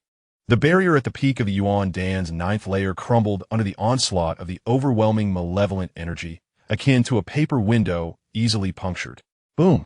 She achieved the Divine Palace realm. However, this was merely the beginning. The initial, mid, late stages peak and ultimate perfection of the first level of the Divine Palace. Boom! The barrier shattered again. The second level of the Divine Palace. Initial, mid, late stages peak. Ultimate perfection. Boom! The third level of the Divine Palace. The aura continued to ascend wildly, showing no signs of abating. It seemed as if she intended to drain the accumulated malevolent energy of countless millennia in one gulp. Oh! Even Changqing, who had been watching indifferently, could not suppress a flicker of astonishment in his eyes. In the brief span of a single incense stick, she had consecutively broken through 3 major realms, from Yuan Dan to the 3rd layer of the Divine Palace, and she showed no signs of stopping. It appeared that the compatibility of this place's malevolent energy with the Jiu-Yu Tian Mo Gong exceeded expectations. This indeed was her supreme treasure trove. Chapter 91. The gathering of major forces as being intricately connected to Nangong Wan through the Yinlong Jinjing and the Tianming Suage function. Each ascent in her realm transformed into a torrent of pure, immense cultivation energy, continuously flowing into Li Changqing's body. His recently achieved 3rd layer of the Divine Palace realm rapidly consolidated and elevated under the influence of this powerful feedback. Mid-stage of the 3rd layer of the Divine Palace. Late stage of the 3rd layer of the Divine Palace. Peak of the 3rd layer of the Divine Palace. Ultimate perfection of the 3rd layer of the Divine Palace. Rumble. Accompanied by a sound only he could hear, the solid barrier shattered. The 4th layer of the Divine Palace breached. However, such earth-shattering commotion. The terrifying spectacle of voraciously devouring malevolent energy, along with the overwhelming aura that Li Changqing and Nangong Wan exuded during their consecutive breakthroughs, could no longer be concealed. Rumble. The violent fluctuations of energy radiated from the center of the Xianxia Valley, like a boulder thrown into a tranquil lake, spreading throughout the entire Qing-Yin secret realm. Powerful senses from various directions within the secret realm, filled with astonishment, greed, and trepidation, converged upon the source. What a terrifying wave of malevolent energy. What has transpired? It is from the direction of Xianxia Valley. Could it be that a rare treasure has emerged? No, this aura indicates that someone is breaking through. How could it trigger such a vast expanse of malevolent energy? Quickly, let us investigate. In an instant, the elites of various factions, hidden throughout the secret realm, whether they were the scions of families from Fengtian City or core disciples from nearby sects, were irresistibly drawn to the astonishing disturbance. All hastening towards the Xianxia Valley, a storm was about to descend. As the instigator of all this, Changqing was also aware that a multitude of cultivators were flocking towards the Xianxia Valley from all corners of the secret realm. His brow slightly knitted. Such a throng of people would inevitably disturb Nangong, Wan's crucial cultivation, and disrupt the tranquility of this place. However, this slight displeasure was soon replaced by another thought. A cold smirk appeared at the corners of his mouth. Very well, it saves me the trouble of searching around aimlessly. I shall see if there are any suitably qualified prey among them. With that thought, he vanished into the void. Meanwhile, hundreds of miles away in the sky, a faint, almost imperceptible streak of light darted at incredible speed. It was Su Lingzin, employing the Jiotian Dunning Ju to hasten her journey. However, just moments ago, she suddenly sensed a chilling wave of terrifying energy emanating from the distant Xianxia Valley. Even at such a distance, the oppressive, malevolent aura that seemed ready to consume everything caused her Jiuzhuan Linhuiju to falter slightly, leaving her feeling uneasy. What a terrifying fluctuation! What is happening up ahead? Su Lingzin halted, hovering in mid-air, gazing at the sky filled with malevolent energy, her beautiful eyes reflecting shock and confusion. The Xianxia Valley had a fearsome reputation, yet such a violent explosion of energy and agitation of malevolent energy was evidently extraordinary. She hesitated for a moment and softly inquired in her heart, "Senior, do you know what exactly has transpired in the Xianxia Valley? Why is there such unusual activity?" The entity within her, Luo Tinli, remained silent for a moment, seemingly attuning to her surroundings. After a brief pause, a dignified female voice resonated with a hint of gravity. "I sense an extremely powerful, devouring force, rampantly plundering the malevolent energy essence accumulated in the Xianxia Valley over countless years. Its ferocity is akin to that of a whale swallowing the sea, plundering the essence of malevolent energy." Su Lingzin gasped. Could it be that some formidable practitioner of the demonic path is cultivating within? It doesn't seem likely. Luo Tinli refuted her conjecture. The source of the devouring power, although domineering and strange, appeared to lack deep roots, more akin to utilizing a certain supreme demonic technique to forcibly absorb and refine. She paused, her tone carrying an undeniable authority, regardless of what occurs. This anomaly may indeed present us with an opportunity. Increase your speed and reach the valley's entrance swiftly. Remember to operate the Jiuzhuan Lunhuiju to protect your mind, lest you be eroded by the malevolent energy. "Yes, Senior." Su Lingzin suppressed her doubts, urging the Jiotian Dun Ing Ju to its utmost, racing like a red lightning bolt toward the storm's epicenter, the Xianxia Valley. Unbeknownst to her, at the center of that vortex, aside from the unknown disturbance, awaited the man who had just crushed her heart into dust, poised for a new round of hunting. Outside the Xianxia Valley, the once desolate and silent entrance was now bustling with unprecedented activity. Streaks of colorful light descended from the sky, revealing numerous young cultivators of considerable aura, dressed in various attire. They maintained a vigilant distance from one another, yet their gazes were collectively drawn toward the surging malevolent energy and the tumultuous energy within the depths of the valley, their eyes glinting with astonishment, greed, and wariness. Whoosh! A sharp sword light descended, revealing a cold-faced young man clad in white, bearing an ancient sword on his back. Sword energy swirled around him, subtly repelling the approaching malevolent energy. It was Jian Wohen, the cold-faced swordmaster of the Xianxia sect. "He has come as well." Someone gasped in recognition of the newcomer. It was said that he had reached the 8th layer of Yuan Dan 3 years ago, with swordsmanship that was unfathomable, making him a strong contender for the next sect leader of the Xianxia sect. Almost simultaneously, a melodious sound of bells chimed from another part of the sky. A captivating woman, adorned in colorful attire and barefoot with silver bells tied around her ankles, gracefully descended. Her enchanting gaze captivated all, yet none dared to underestimate her. It was Lu Ruyan, the enchantress of the Hehuan sect. Many felt a chill run down their spines, instinctively taking a half-step back, as if fearing to fall under her charm. This enchantress was said to have perfected her charm techniques, reaching the pinnacle of the 7th layer of Yuan Dan, and was not to be trifled with. "I'm playing tricks," a rough, cold snort echoed. A towering giant, nearly 2 meters tall with muscles like iron, landed with a resounding thud that shook the ground slightly. He exuded a wild aura, his gaze sharp as lightning. It was Sure Potion of the Bati sect, a physical cultivator at the initial stage of the 9th layer of Yuan Dan. It was rumored that he had once torn apart a beast of the same rank with his bare hands. Shermanzi, you remain as brutish as ever. A soft voice resonated. A pallid young scholar, clutching a folding fan, appeared on a massive rock like a wraith, his presence ethereal. Chapter 92, Surrounding Nangongwan. Gue Shuzhong. Mo Qingjian, you have also arrived? Sure Potion frowned, evidently wary of this individual. Mo Qingjian, a core disciple of the Yuming Pavilion, stood at the pinnacle of the 8th layer of Yuan Dan, adept in assassination and toxic arts, proving to be an unpredictable adversary. As time progressed, more forces converged upon the scene. There were elite disciples from the Luo sect, maneuvering flaming wheels, 7th layer of Yuan Dan. Young monks from the Xiaolian temple radiated a serene Buddhist light, 8th layer of Yuan Dan.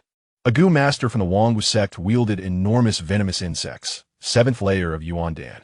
Additionally, 2 members clad in uniform black robes, exuding a chilling aura from mysterious assassin organization, 8th layer of Yuan Dan, silently loomed in the shadows. Within a brief span, no fewer than 10 elite disciples from diverse regions and sects had gathered at the valley's entrance, with the weakest among them at the 6th layer of Yuan Dan and the strongest, like Sure Potion, having reached the early stages of the 9th layer. The so-called elite of the prominent families in Fengtian City appeared dim in comparison to these genuine core successors of formidable powers. Their cultivated core disciples barely managed to enter the Yuan Dan realm. At this moment, the once arrogant geniuses, accustomed to their own domains, scrutinized one another, the air thick with an invisible tension. Jian Wehen, are you also intrigued by the disturbances in this valley? Lu Ruyan purred, her alluring gaze sweeping over the stoic young man. Jian Wehen did not even lift his eyelids, coldly uttering 2 words, opportune moment. Hee hee. It seems everyone has caught a whiff of the meat. Sure Potion grinned, revealing his pearly white teeth. Yet, I wonder if there is enough to go around. Mo Qingjian waved his fan, ominously remarking, opportunities favor those with fate. Of course, one must also possess the life to seize them. All eyes once again focused on the brooding malice at the valley's mouth. They felt the terrifying waves of malevolence and the astonishing devouring occurring within. Their hearts aflame, yet cautious. Everyone understood that some extraordinary upheaval was taking place inside, perhaps heralding great fortune, yet accompanied by perilous risks. No one dared to rashly venture into that unknown perilous ground. The situation momentarily descended into a delicate standoff. Just then, a sharp-eyed cultivator suddenly pointed towards the depths of the valley, exclaiming in alarm, "Wait, look over there. It seems there is a figure beneath the center of the swirling malice." This cry instantly captured everyone's attention. They focused intently, peering through the surging gray-black waves of malevolence. And indeed, they vaguely saw a blurred red figure suspended near the valley's entrance. What? There's truly someone there? How audacious to be so close to the malice. A gasp of astonishment arose. No, look closely. Another voice trembled. The malice doesn't seem to be surrounding her. Instead, it appears to be drawn into her body. What? Drawn in her body? How can that be? The crowd was struck with horror. That malevolent energy could disturb even a Yuan Dan cultivator with just a hint, eroding their foundation. How could anyone absorb it directly? This was utterly unprecedented. The core disciples of various top-tier forces also changed their expressions, their gazes turning grave as they observed the red figure. Jian Wehen of the Xianxia sect furrowed his brows, sensing the escalating aura emanating from the red-clad woman, which even caused him trepidation, and he spoke solemnly. Such a powerful aura, and it is growing stronger. The speed is astonishing. Could she be cultivating using the malice of this place?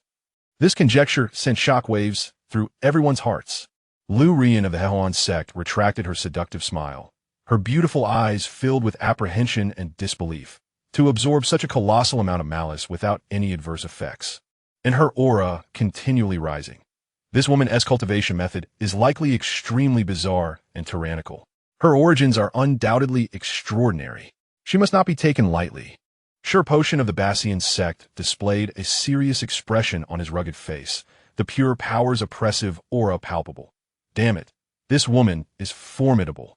Based solely on this aura, she may well match me. Mo Qingjian of Yuming Pavilion ceased waving his fan, his expression fluctuating, to utilize malice as a conduit for rapid enhancement. This kind of demonic art is unheard of. It seems the opportunities within this Xianxia Valley are more complex than anticipated. In that moment, these once arrogant geniuses were all rendered speechless by the eerie strength demonstrated by the red-clad woman. None dared to strike first, the atmosphere growing increasingly oppressive. However, greed ultimately triumphed over reason. Amidst this uncanny silence, a cultivator from an unknown minor sect, perhaps out of jealousy or ulterior motives, suddenly shouted, "Everyone, what are we waiting for? This woman must have acquired some extraordinary treasure in this valley, allowing her to brazenly absorb malice for cultivation. Look at her rising aura. She is likely about to fully refine the treasure. If she succeeds, her strength will undoubtedly surge, and we shall all be no match for her. Shall we simply stand by and watch her monopolize this opportunity? Let us strike together while she is still in the crucial moment of her cultivation, eliminate her, and then contend for the treasure ourselves." This incendiary rhetoric ignited the suppressed greed and fear within the crowd. Indeed, no matter how strong she is still cultivating now. This is the best time to act. If we wait until she succeeds, will there be any share for us? Right? We cannot allow her to succeed. Let us strike together and eliminate her. The treasure belongs to the worthy. A chorus of agreement erupted among the crowd. A myriad of murderous gazes locked onto the red figure at the center of the malice. It was unclear who struck first, but a sharp beam of sword light cleaved through the air. Following that, countless spells and artifacts rained down like a torrential storm, imbued with various hues and destructive forces, bombarding the cultivating Nangongwan. The battle was on the verge of erupting. Witnessing this scene, Jian Wehen, cradling his ancient sword, cast a disdainful glance at the agitated cultivators, coldly uttering, "A bunch of fools." Oof. Sure Potion crossed his arms, his robust frame resembling an iron tower, scoffing with a voice like thunder. A bunch of greedy, brainless fools, unaware they are being used as pawns. His bell-like eyes fixated intently on the indistinct red figure amidst the malice, muscles taut, radiating a fierce combat spirit and curiosity. However, I am curious to see how that person will respond to such an onslaught. As his words fell, all eyes focused on the red figure, ensnared by the myriad of spells. Chapter 93. Counterattack, the peerless female demon god. Yet, facing this terrifying barrage capable of obliterating any Yuan Dan cultivator, Nangong Wan, at the center of the maelstrom, did not even open her eyes. She remained suspended in the air, her Jiu Yushur Tian Mo Gong operating at its zenith, resembling an unfathomable black hole. Not only did she continue to absorb the malevolence, but her pace quickened, just as the myriad of attacks was about to descend upon her. A sudden change occurred. The tremendous malevolence swirling around her seemed to possess its own will, suddenly boiling and coalescing. Instantly, a solid, tangible gray-black barrier of malice formed around her. Boom! Countless attacks collided violently with the malice barrier, erupting in a deafening cacophony. Vibrant streams of spiritual light flickered wildly, exploding into a tempest of energy shockwaves that radiated outward like ripples, carving the ground at the entrance of the valley down by 3 feet. Yet, as the ethereal glow dissipated and the energy settled, all present were left in stunned silence, beholding a barrier formed from pure malevolent energy. Though it bore numerous cracks and had been significantly weakened, it stood resolutely, defying all odds. Behind this barrier, Nangong Wan remained utterly undisturbed, her garments unruffled by the tumult. Remarkably, her aura had not diminished in the face of the assault. Rather, it appeared to have absorbed the chaotic energy, growing even more profound and terrifying. What? How could this be? She withstood the onslaught without any effort to defend herself. The cultivators who had unleashed the attack were struck with disbelief, their faces betraying their astonishment. They had launched a combined strike, yet they had failed to breach her defenses entirely. This shattered their understanding of power dynamics. Indeed, Jian Wuhen's eyes gleamed with insight as he murmured, "This woman has become one with a malevolent energy. Here, she is virtually invincible." Lu Ruyan's beautiful eyes sparkled with intrigue as she licked her crimson lips. "What a formidable woman. I find myself increasingly captivated." Mo Qing Yin paused momentarily, her fan faltering in her hand, her gaze darkening, utilizing force against force. Employing malevolence to counter foes. What a brilliant sorcery. Sure, Petion grinned widely, an expression of excitement illuminating his features. How fascinating. Truly fascinating. Ha ha. In the wake of their shock at the failure of their attack, the cultivators gazed at the malevolent barrier as it swiftly absorbed the surrounding dark energy to mend itself. While Nangong Wan's aura escalated, becoming increasingly unsettling, a chill surged through them, coursing from their feet to the crown of their heads. Monster! Run! It was unclear who shouted first, but terror spread like a contagion. The once aggressive group now sought only to flee from this eerie place, to distance themselves from the crimson-clad sorceress at the epicenter of the malevolence. Yet, just as they turned to escape, Nangong Wan, who had been meditating with her eyes closed, abruptly opened them. What kind of eyes were these? Crimson, fierce, brimming with boundless bloodlust and icy resolve. They resembled the gaze of a vengeful specter emerging from the depths of the underworld, devoid of any human emotion. She slowly raised her hand, fingers splayed towards the fleeing figures. Those who disturb my cultivation shall die. Her voice, cold and devoid of emotion, resonated within the very souls of those present like a death knell. In the next instant, the vast malevolent energy surrounding her erupted explosively, transforming into countless grotesque black tendrils that swiftly pursued the fleeing cultivators. No, spare me. Ah, the air was filled with anguished cries, those ensnared by the malevolent tendrils, regardless of whether they were at the 6th or 7th level of Yuan Dan, visibly withered and shrank before their onlookers' eyes.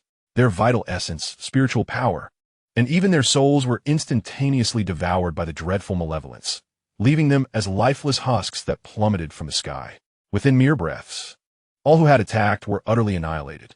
The pungent scent of blood mingled with the dark energy, enveloping the valley entrance, transforming it into a veritable hell on earth.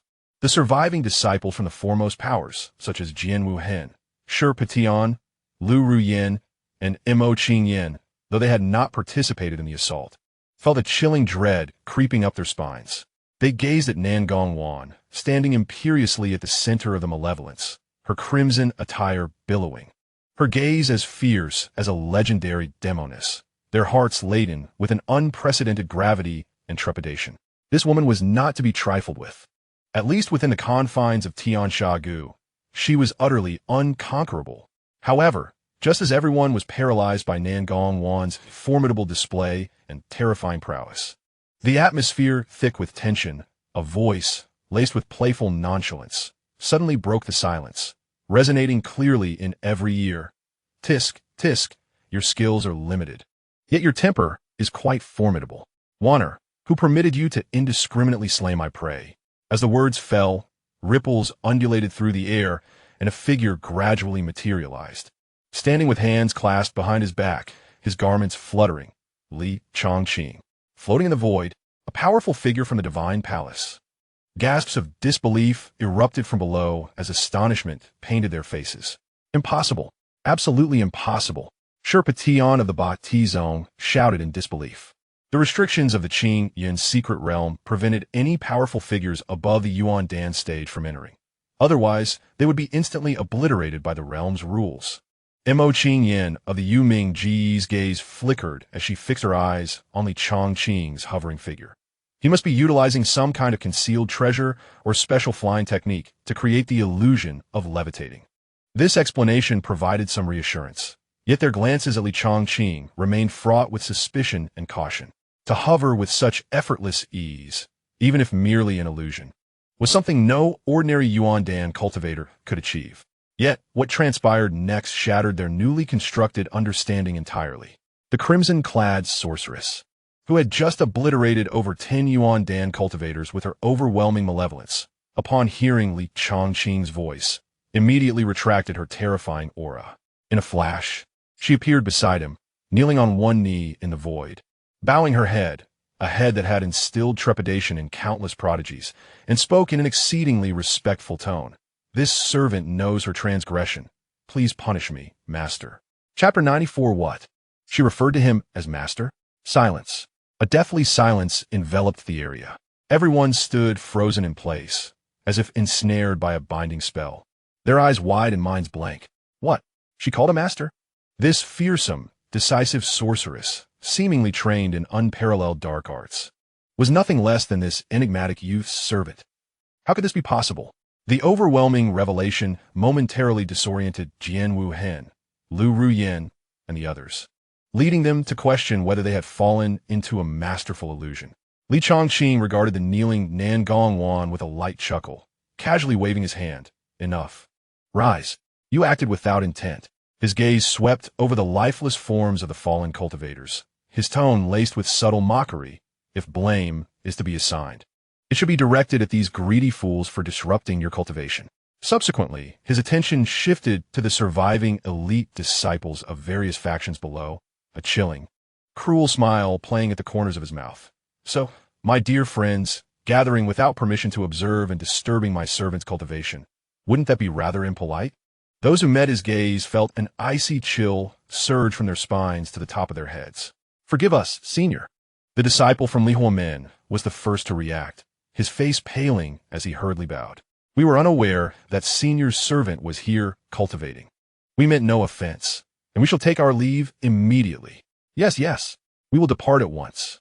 We would never dream of disturbing senior's tranquility. The martial monks from Shaolei Yin Temple also clasped their hands together, beads of cold sweat forming on their brows. We beg for your forgiveness, senior. The Gu masters and disciples from several other factions echoed in fear, all yearning to distance themselves from this bizarre and terrifying place. Even Jian Wuhen and Shi Patian, though proud, wisely chose to withdraw in the face of the inscrutable youth and the formidable crimson-clad servant. They offered a slight bow, preparing to turn away. Wait. Just as they were about to turn, Li Changqing spoke again. Every movement froze, hearts racing as they anxiously gazed at the figure in the air. Li Changqing's eyes passed over the crowd. Ultimately, his gaze settled upon the enchanting and alluring woman from the Hehuan sect, who was clad in colorful garments and barefoot. In his mind, he silently chanted, invoking the system to inspect her attributes. The panel materialized before him, revealing the following details. Name, Lu Ruyin, age, 23. Realm, peak of the 7th layer of Yuan Dan. Physique, 7 emotions crystal body, not fully awakened. Comprehensive talent, purple, extraordinary gift. Potential to ascend to red. Recent key events. 1. Physique bottleneck, possessing the unique 7 emotions crystal body. She must absorb the powers of the world's 7 emotions and 6 desires to refine herself. However, the Sex He Huan Secret Classic has a limited grade, only guiding her to absorb the power of love, resulting in a slow awakening of her physique and an imbalance of strength, often suffering from backlash from the other 6 emotions. 2. Expedition to the Secret Realm. Hearing rumors that the Qingyan Secret Realm may harbor ancient legacies or treasures of the Path of Desire, she came to explore, hoping to find a means to complete her physique and balance the 7 emotions. 3. Growing fear. Witnessing the might of Nangong Wan and the enigma of Li Changqing, she is acutely aware that she is no match for them, only wishing to escape quickly, yet feels an inexplicable resonance and stir within her physique toward the mysterious young man above. Li Changqing observed the information on the system panel, a glimmer of understanding and intrigue flashing in his eyes. The 7 emotions crystal body? How intriguing. A purple talent, which can be elevated to red. She could serve as a fairly decent vessel.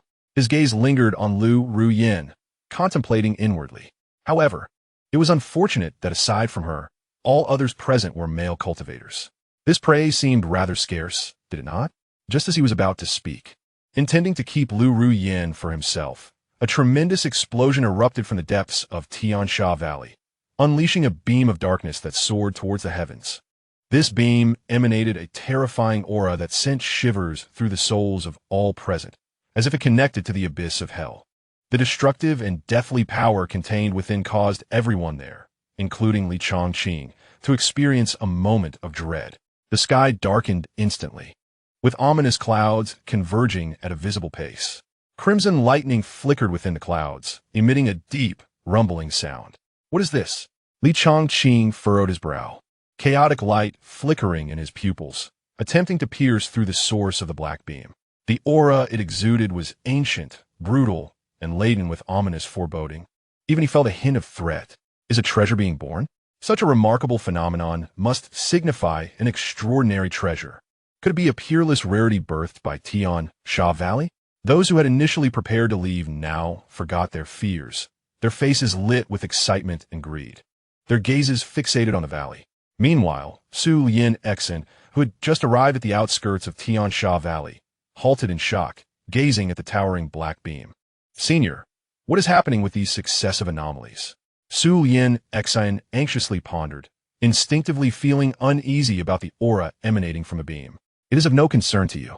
Luo Tianli's voice carried an imperceptible weight, perhaps even a hint of amusement, merely an ant that should have perished, fortunate enough to awaken. She paused, her tone becoming somewhat profound. Wait, my girl. A splendid show will soon unfold here. Yes, senior.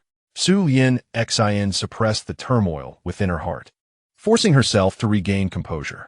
At that moment, her gaze swept across the valley's entrance, and her pupils constricted suddenly. There, scattered across the ground, lay over a dozen shriveled corpses, their deaths gruesome. The air still resonated with intense energy fluctuations and a lingering scent of blood, clearly indicating that a fierce battle had recently transpired here. Who could be so ruthless as to annihilate so many cultivators in an instant? Her gaze instinctively followed the direction where the energy residue was most concentrated, toward the epicenter of the battlefield. In the next moment, her breath caught in her throat, her delicate form trembling uncontrollably. Above that chaotic scene, a familiar figure stood with hands clasped behind his back, his robes billowing in the sinister wind, his expression indifferent, as if the carnage below had nothing to do with him. It was him, Li Changqing. Su Yin Xin's heart felt as if it were gripped by an invisible hand, causing her pain so intense that she could scarcely breathe. Was it he who caused that earlier battle? Or was it the one beside him? Her gaze struggled to shift to the stunning silhouette clad in red, standing deferentially next to Li Changqing. Who is that woman? Why does she stand beside him in such a submissive manner?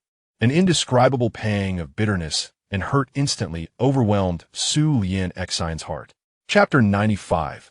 The Inheritance of Xianxia. Sensing Su Yin Xin's emotional turmoil, Luo Tianli's voice echoed within her soul, tinged with understanding, as a soft sigh emerged. What? Are you still unable to let go of him? Su Yin Xin trembled all over, as if her most secret thoughts had been laid bare, instinctively denying. Senior, what are you saying? I do not understand. Enough, my girl. Luo Tianli's tone conveyed an air of detached clarity. You and I now share a symbiotic existence. We are one. Your memories, your emotions, all that you are, I perceive clearly. Before me, why deceive yourself? Upon hearing this, Su Yin Xin fell into silence. She knew she could not hide from this enigmatic elder. After a long pause, she finally spoke, her voice quivering slightly, yet striving to maintain calmness. Senior, I have no relationship with him any longer. From a moment he acted as he did before my eyes, uttering those words, it was utterly over. She took a deep breath, forcibly suppressing the tumultuous emotions within, her gaze gradually firming. Now, I only wish to grow stronger, to lead my family back to its zenith with my own strength. No longer shall my kin be bullied, nor shall I place my hopes in others. Luo Tianli chuckled lightly, her tone laced with a hint of approval, yet seemingly concealing an unusual undertone. To possess such resolve is commendable. Severing emotional ties and focusing on one's own path is the hallmark of a true strong heart. However, in the depths of Su Yin Xin's soul, where she could not see, an ethereal figure, resplendent like a celestial goddess, quietly emerged. Enveloped in a hazy, celestial glow, her visage remained elusive. Yet she exuded an unparalleled majesty that overshadowed all beings, gazing down upon the cycles of reincarnation. At this moment, the exquisite figure's gaze turned toward the figure standing with hands behind his back above Xianxia Valley.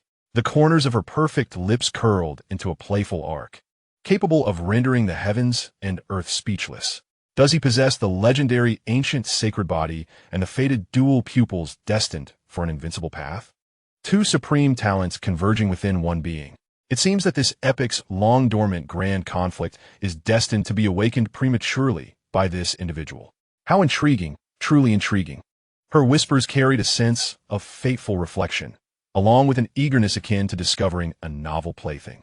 Yet, what this sovereign did not anticipate was that the one carrying such earth-shattering fate and talent would emerge from a remote, spiritually barren border town. Is it mere coincidence? Or are certain old schemers already laying their pieces? Meanwhile, at the source of the Black Beam in the depths of Xianxia Valley, this was no ordinary valley's interior. Instead, it was a forcibly opened, independent space. At the center of this space floated an ancient coffin, entirely black and inscribed with countless eerie runes. The coffin, constructed of an unknown material, neither metal nor wood, continuously absorbed the surrounding tangible malevolent energy. At this moment, the coffin lid trembled slightly, emitting a deep, thunderous sound. A feeble remnant soul, seemingly on the verge of extinguishing, yet brimming with overwhelming resentment and malevolence, slowly floated out from the coffin. The remnant soul coalesced into a hazy figure of an old man, with ghostly green flames flickering in his eyes. He greedily absorbed the pure, fiendish energy flowing in from the outside world, and his phantom gradually solidified. A hoarse, dry voice emanated from the remnants of his soul, filled with boundless sorrow and ecstasy. 13,000 years. A full 13,000 years. I, Xianxia, have finally awakened completely. Ha ha ha. Heaven has not forsaken me. In this lifetime, I shall seize the opportunity to see the light of day again. I will reclaim my body and be reborn. I will ascend to the pinnacle once more. He howled frantically, venting the pent-up frustration and resentment sealed for millennia. In the next moment, his consciousness instantly enveloped the entire Xianxia Valley, even extending throughout the Changqing secret realm. He intended to see what delectable offerings had come to him this time. However, as his consciousness swept across the sky above the valley entrance and locked onto the figure of a young man standing with his hands behind his back, the remnants of his soul trembled violently, and the ghostly green flames in his eyes suddenly constricted to the size of a pinprick. Instinctively, he blurted out a curse that was utterly unbefitting of his ancient identity. What the heck? An ancient sacred body? I must be seeing things. How could an ancient sacred body appear in the secret realm I created, and at the divine palace realm, no less? Damn it. Is a top-tier sacred body so remarkable? It dares to disregard the rules and restraints I set in this secret realm. After the shock came an uncontrollable joy and greed. Ha ha ha. Heaven is aiding me. Truly, heaven is aiding me. I originally sought a body somewhat suitable for possession, but unexpectedly, an unparalleled sacred body has come to my door. Excellent. Once the inheritance opens, as soon as I devour the souls and blood of those cultivators to restore some of my strength, you will be the first I possess. His gaze then caught sight of Nangong Wan, who was shrouded in fiendish energy beside Li Changqing. The woman beside him seems quite impressive as well. A Xin Bing Mo Sha body. How could she refine my fiendish energy to such an extent, compared to that young man's pure yang sacred body blood energy? This woman's extreme, demonic body is perfectly suited to my Xianxia essence.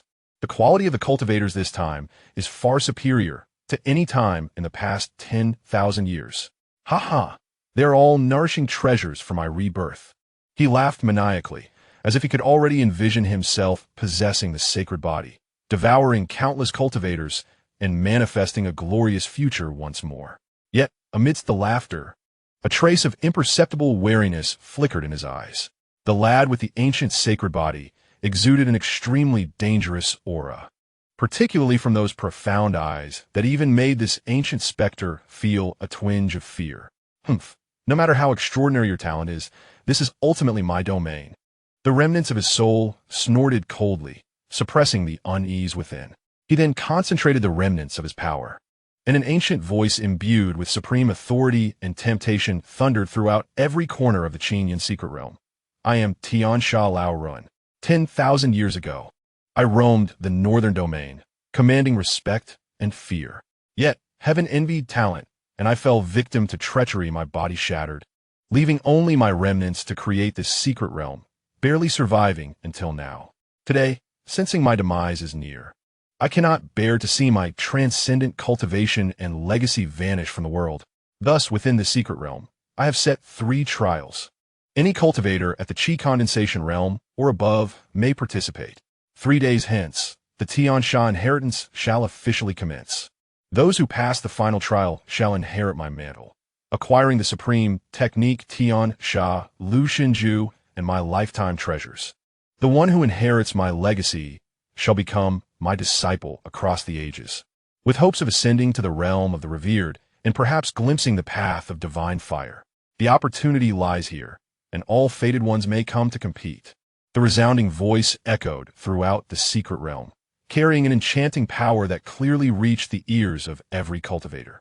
In an instant, the entire Changqing secret realm erupted with fervor. Chapter 96, is it a coincidence? Or a conspiracy? What? The secret realm inheritance? Xianxia Laoren? The inheritance of a mighty warrior from 10,000 years ago. Quick, the inheritance has emerged. Brothers, hurry to Xianxia Valley. Ha ha ha, the revered realm. The path of divine fire. This inheritance is mine, do not compete with me. Nonsense. Do you even deserve it? Treasures belong to those with virtue. Hurry. Delay and face change.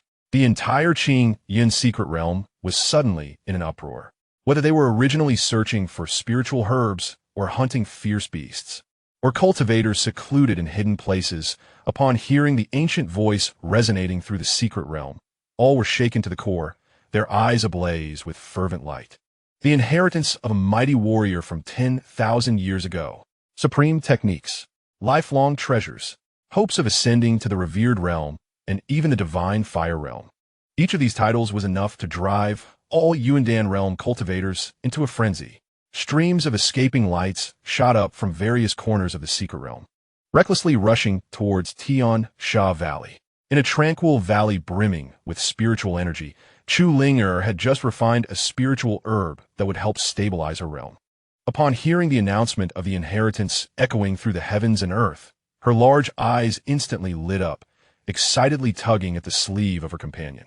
Jiang Yuru, sister, did you hear that? The secret realm inheritance. It sounds amazing. She shook Jiang Yuru's arm, her tone filled with eagerness and anticipation.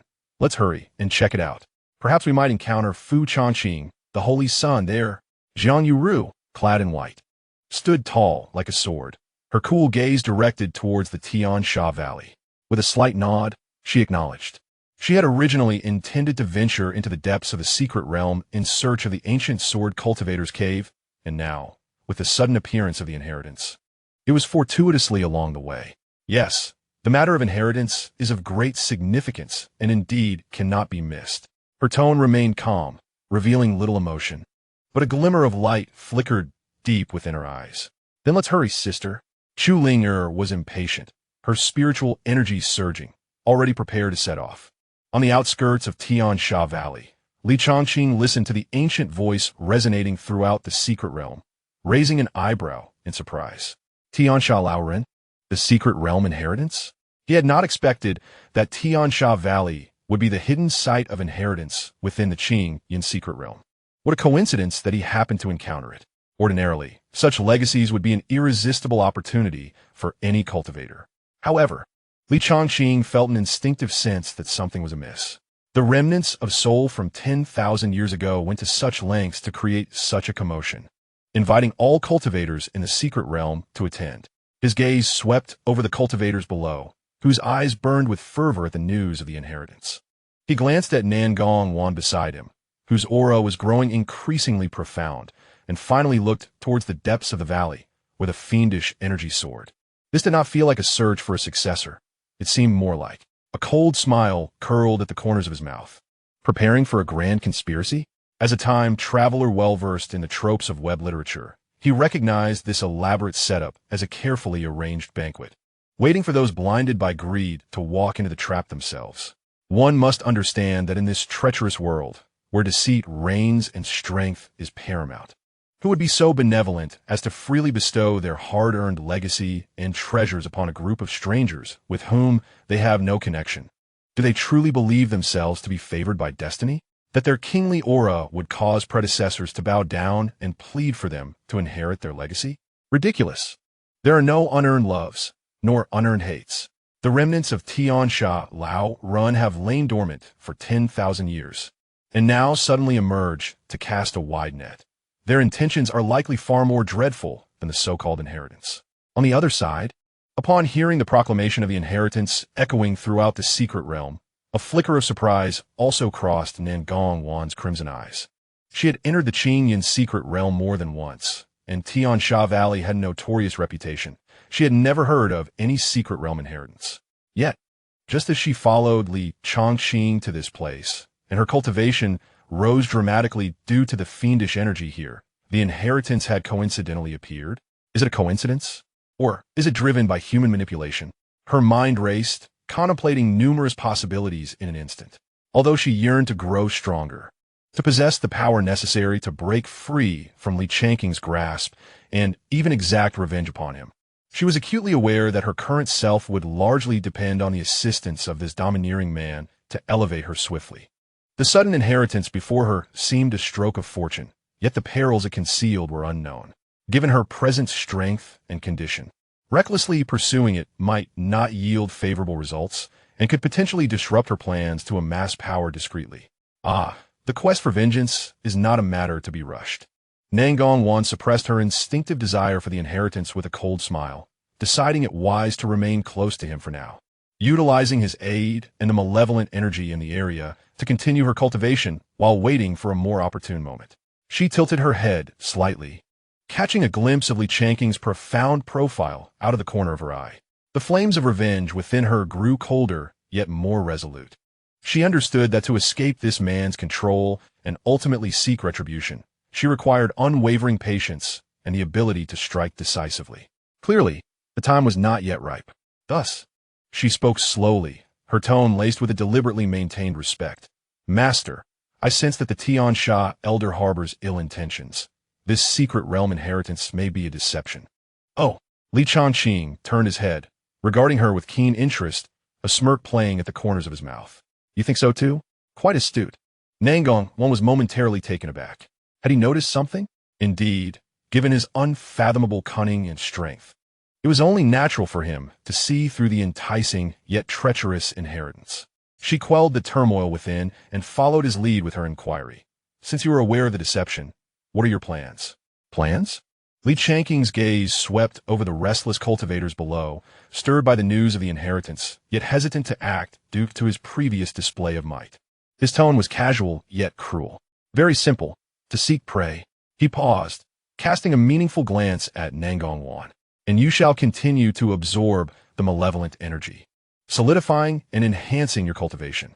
Prey? Nangong Wan blinked, puzzled, uncertain as to what he referred to. Did he mean those cultivators who would soon flood the secret realm in pursuit of the inheritance? Or was there something else? However, she understood well that this man's thoughts ran deep, and now was not the time for probing. Yes, master, I shall commence my cultivation, she responded respectfully, refraining from further words, her figure transforming into a streak of crimson light, vanishing from sight. Subsequently, she sought a more desolate area thick with malevolent energy, continuing to cultivate the Jiu Yushi Tian Mo Gong, voraciously absorbing and refining the endless evil energy surrounding her. Observing Nangong Wan's silhouette as she practiced, Li Changqing's lips curled into a playful smile. She was remarkably capable of restraint. Chapter 97. Pray, how could he not perceive the deep-seated hatred and burning desire for vengeance that she desperately suppressed? Nonetheless, regardless of her endurance or struggles, as long as Li Changqing remained alive, she would forever be subjected to his control, a mere plaything and furnace in his grasp. Wishing for revenge? A glimmer of cold mockery crossed Li Changqing's eyes. Unless I choose to forsake my own life. He scoffed, entirely unconcerned. Although Nangong Wan's rapid advancement, fueled by the malevolent energy and the Jiu Yushi Tian Mo Gong, had brought her to the divine palace realm, seemingly narrowing the gap between them. He felt no threat. Rather, he welcomed it. The stronger she became, the more refined and powerful the yuan within her would be when it ultimately rebounded to him, maximizing the benefits he would reap. Thus, it was worth his meticulous cultivation of her. In his view, Nangong Wan's swift elevation merely served to accumulate his future gains, compounding them into an even more substantial fortune. He harbored no fears of nurturing a tiger that could harm him. His absolute control over strength, coupled with the dual insurance of the soul slave seal, had already severed any possibility of her rebellion. The harder she strove in her cultivation, the more she would simply be sewing her own wedding dress for him. Next, Changqing shifted his focus to the enchanting Lu Ruyan of the Hehuan sect nearby, contemplating. The news of the secret realm inheritance had already spread. It wouldn't be long before it attracted more talented disciples from top-tier forces. At that time, there would undoubtedly be many promising prey worth his while. With 3 days remaining until the so-called inheritance commenced, he could not afford to be idle. Upon this thought, he subtly adjusted his focus. A line of concentrated sound transmission silently traversed the space, precisely reaching Lu Ruyan's ears. If you wish to fully awaken your 7 emotions glazed body, come with me. This voice was plain, yet struck Lu Ruyan's mind like thunder. Who is speaking? Lu Ruyan's delicate frame trembled, her pupils constricting sharply. Her alluring face suddenly filled with shock and vigilance. She whirled around, her consciousness spreading like a tide, eagerly searching for the source of the transmission. However, as she followed the barely perceptible fluctuations of the sound, she ultimately pinpointed its origin to the figure standing with his hands clasped behind his back above the Xianxia Valley. The man wore a knowing smile as he gazed at her from a distance. It's him, the enigmatic youth revered even by the terrifying red-clad demoness. How does he know I possess the 7 emotions glazed body? This is impossible. A torrent of turmoil surged within Lu Ruyan, a chill racing from her feet to the crown of her head. The 7 emotions glazed body was her greatest secret, even her master, a Hehuan sect elder on the brink of transcending, had never sensed a hint of it. How could this young man see through her disguise? To what extent had his cultivation reached? How terrifying was his perception? Countless questions and shock flooded her mind, rendering her momentarily at a loss. Yet, before she could recover from this overwhelming shock, she caught sight of Changqing offering her a meaningful smile. In the next moment, his figure flickered, transforming into an unassuming golden light, not plunging deeper into the Xianxia Valley, but rather speeding toward a relatively secluded forest on the outskirts. His pace was neither fast nor slow, seemingly waiting for her. Witnessing this, Lu Ruyan's brows knitted together, her enchanting eyes filled with conflict and deliberation. Should she go, or should she stay? The man had evidently uncovered her most profound secret and dangled an irresistible bait before her, the complete awakening of the 7 emotions glazed body. For her, who suffered from the backlash of her incomplete constitution and faced obstacles in cultivation, the temptation was overwhelming. Yet, his identity remained ambiguous, his intentions unclear, and his power unfathomable. Venturing forth would undoubtedly lead her into a den of danger, with uncertain outcomes. If she chose not to go, she risked missing this monumental opportunity. Merely the knowledge that he was aware of her bodily secret left her feeling as if a thorn were lodged in her throat, making it impossible to rest easy. Regardless of whether it is a den of dragons or tigers, I, Lu Ruyan, shall see what your true intentions are. After a brief struggle,